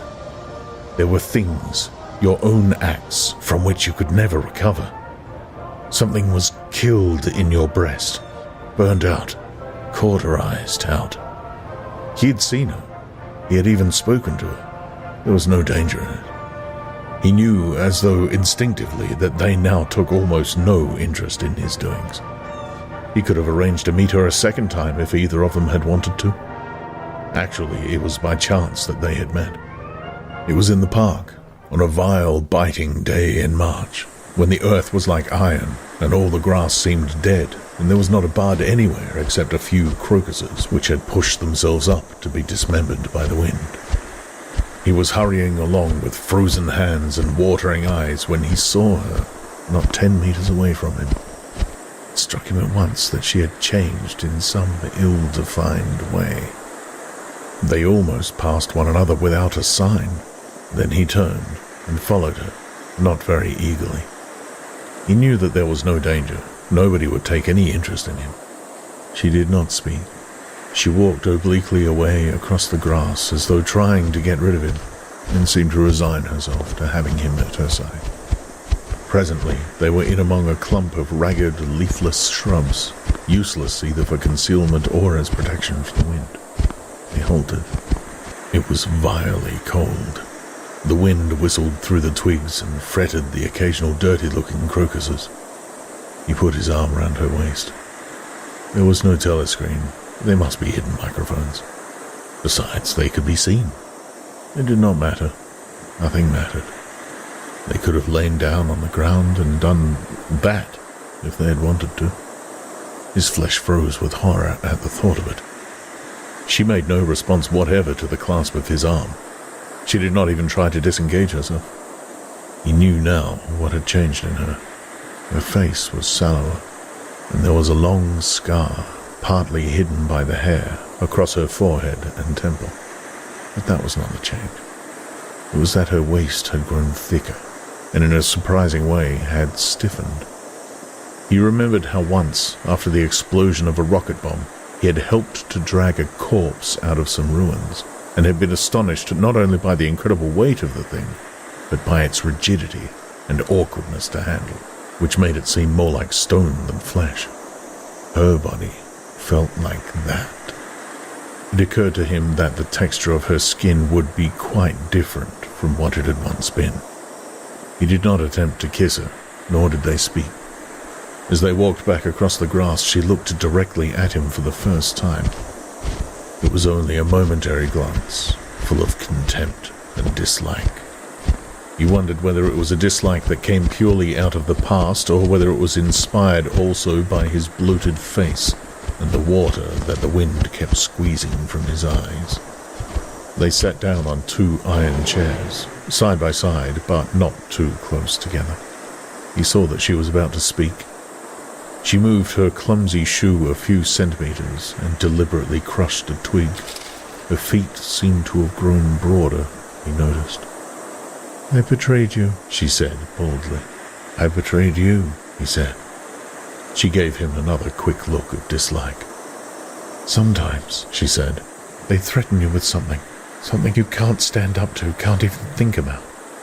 And then you say, don't do it to me, do it to somebody else. Do it to so-and-so. And perhaps you might pretend afterwards that it was only a trick, and that you just said it to make them stop and didn't really mean it, but that isn't true. At the time when it happens, you do mean it. You think there's no other way of saving yourself, and you're quite ready to save yourself that way. You want it to happen to the other person. You don't give a damn what they suffer. All you care about is yourself." "All you care about is yourself," he echoed. "You don't feel the same towards the other person any longer." "No," he said. "You don't feel the same." There did not seem to be anything more to say. The wind plastered their thin overalls against their bodies. Almost at once it became embarrassing to sit there in silence. Besides, it was too cold to keep still. She said something about catching her tube and stood up to go. "We must meet again," he said. "Yes," she said. "We must meet again." He followed irresolutely for a little distance, half a pace behind her. They did not speak again. She did not actually try to shake him off, but walked at just such a speed as to prevent his keeping abreast of her. He had made up his mind that he would accompany her as far as the tube station, but suddenly this process of trailing along in the cold seemed pointless and unbearable. He was overwhelmed by a desire not so much to get away from Julia as to get back to the Chestnut Tree Cafe, which had never seemed so attractive as at this moment. He had a nostalgic vision of his corner table with the newspaper and the chessboard and the ever-flowing gin. Above all, it would be warm in there. The next moment, not altogether by accident, he allowed himself to become separated from her by a small knot of people. He made a half-hearted attempt to catch up, then slowed down, turned, and made off in the opposite direction. When he had gone 50 meters, he looked back. The street was not crowded, but already he could not distinguish her. Any one of a dozen hurrying figures might have been hers. Perhaps her thickened, stiffened body was no longer recognizable from behind. "At the time when it happens," she had said, "you do mean it." He had meant it. He had not merely said it, he had wished it. He had wished that she and not he should be delivered over to the... Something changed in the music that trickled from the telescreen. A cracked and jeering note, a yellow note, came into it. And then, perhaps it was not happening. Perhaps it was only a memory taking on the semblance of sound. A voice was singing. Under the spreading chestnut tree, I sold you and you sold me. Tears welled up in his eyes. A passing waiter noticed that his glass was empty and came back with the gin bottle. He took up his glass and sniffed at it. The stuff grew not less but more horrible with every mouthful he drank, but it had become the element he swam in. It was his life, his death, and his resurrection. It was gin that sank him into stupor every night, and gin that revived him every morning. When he woke, seldom before 1100, with gummed-up eyelids and fiery mouth and a back that seemed to be broken, it would have been impossible even to rise from the horizontal if it had not been for the bottle and teacup placed beside the bed overnight. Through the midday hours he sat with glazed face, the bottle handy, listening to the telescreen. From 15 to closing time he was a fixture in the Chestnut Tree. No one cared what he did any longer. No whistle woke him, no telescreen admonished him. Occasionally, perhaps twice a week, he went to a dusty, forgotten-looking office in the Ministry of Truth, did a little work, or what was called work. He had been appointed to a subcommittee of a subcommittee which had sprouted from one of the innumerable committees dealing with minor difficulties that arose in the compilation of the 11th edition of the Newspeak Dictionary. They were engaged in producing something called an interim report, but what it was they were reporting on he never definitely found out. It was something to do with the question of whether commas should be placed inside brackets or outside. There were 4 others on the committee, all of them persons similar to himself. There were days when they assembled and then promptly dispersed again, frankly admitting to one another that there was not really anything to be done. But there were other days when they settled down to their work almost eagerly, making a tremendous show of entering up their minutes and drafting long memoranda which were never finished. When the argument as to what they were supposedly arguing about grew extraordinarily involved and abstruse, with subtle haggling over definitions, enormous digressions, quarrels, threats even to appeal to higher authority, and then suddenly the life would go out of them, and they would sit round the table, looking at one another with extinct eyes, like ghosts fading at cockcrow. The telescreen was silent for a moment. Winston raised his head again. The bulletin. But no, they were merely changing the music. He had the map of Africa behind his eyelids. The movement of the armies was a diagram, a black arrow tearing vertically southward, and a white arrow horizontally eastward across the tail of the first. As though for reassurance, he looked up at the imperturbable face in the portrait. Was it conceivable that the second arrow did not even exist? His interest flagged again. He drank another mouthful of gin, picked up the white knight, and made a tentative move. Check. But it was evidently not the right move because, uncalled for, a memory floated into his mind. He saw a candlelit room with a vast white counterpaned bed, and himself, a boy of 9 or 10, sitting on the floor, shaking a dice box and laughing excitedly. His mother was sitting opposite him and also laughing. It must have been about a month before she disappeared. It was a moment of reconciliation, when the nagging hunger in his belly was forgotten, and his earlier affection for her had temporarily revived. He remembered the day well. A pelting, drenching day when the water streamed down the window pane, and the light indoors was too dull to read by. The boredom of the 2 children in the dark, cramped bedroom became unbearable. Winston whined and grizzled, made futile demands for food, fretted about the room, pulling everything out of place, and kicking the wainscoting until the neighbors banged on the wall, while the younger child wailed intermittently. In the end, his mother said, "Now be good, and I'll buy you a toy, a lovely toy. You'll love it." And then she had gone out in the rain to a little general shop which was still sporadically open nearby, and came back with a cardboard box containing an outfit of snakes and ladders. He could still remember the smell of the damp cardboard. It was a miserable outfit. The board was cracked and the tiny wooden dice were so ill-cut that they would hardly lie on their sides. Winston looked at the thing sulkily and without interest. But then his mother lit a piece of candle, and they sat down on the floor to play. Soon he was wildly excited, and shouting with laughter as the tiddlywinks climbed hopefully up the ladders, and then came slithering down the snakes again, almost to the starting point. They played 8 games, winning 4 each. His tiny sister, too young to understand what the game was about, had sat propped up against the bolster, laughing because the others were laughing. For a whole afternoon, they had all been happy together, as in his earlier childhood. He pushed the picture out of his mind. It was a false memory. He was troubled by false memories occasionally. They did not matter so long as one knew them for what they were. Some things had happened, others had not happened. He turned back to the chessboard and picked up the white knight again. Almost in the same instant it dropped onto the board with a clatter. He had started as though a pin had run into him. A shrill trumpet call had pierced the air. It was the bulletin. Victory! It always meant victory when a trumpet call preceded the news. A sort of electric drill ran through the cafe. Even the waiters had started and pricked up their ears. The trumpet call had let loose an enormous volume of noise. Already an excited voice was gabbling from the telescreen, but even as it started, it was almost drowned by a roar of cheering from outside. The news had run round the streets like magic.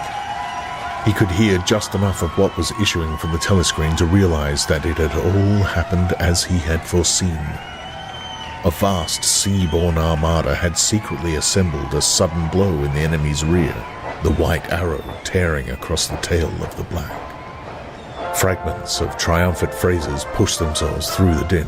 Vast strategic maneuver, perfect coordination, utter rout, 500,000 prisoners, complete demoralization, control of the whole of Africa. Bring the war within measurable distance of its end. Victory! Greatest victory in human history! Victory! Victory! Victory! Under the table, Winston's feet made convulsive movements. He had not stirred from his seat, but in his mind he was running, swiftly running. He was with the crowds outside, cheering himself deaf. He looked up again at the portrait of Big Brother, the colossus that bestrode the world, the rock against which the hordes of Asia dashed themselves in vain. He thought how 10 minutes ago, yes, only 10 minutes, there had still been equivocation in his heart as he wondered whether the news from the front would be of victory or defeat. It was more than a Eurasian army that had perished.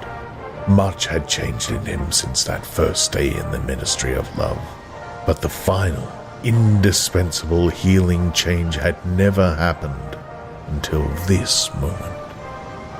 The voice from the telescreen was still pouring forth its tale of prisoners and booty and slaughter, but the shouting outside had died down a little. The waiters were turning back to their work. One of them approached with the gin bottle. Winston, sitting in a blissful dream, paid no attention as his glass was filled up. He was not running or cheering any longer. He was back in the Ministry of Love, with everything forgiven, his soul white as snow. He was in the public dock, confessing everything, implicating everybody. He was walking down the white-tiled corridor, with the feeling of walking in sunlight, and an armed guard at his back. The long-hoped-for bullet was entering his brain. He gazed up at the enormous face. 40 years it had taken him to learn what kind of smile was hidden beneath that dark moustache. Oh, cruel, needless misunderstanding. Oh, stubborn, self-willed exile from the loving breast. 2 gin-scented tears trickled down the sides of his nose.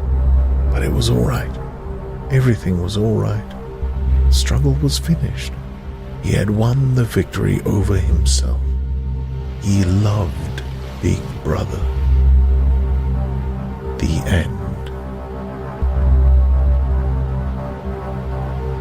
1984, written by George Orwell. Read by Steve Parker, with performances by Jet, James Whitrow, and Tim Williams, who played O'Brien. To support this and future releases, please visit patreon.com/Steve Parker.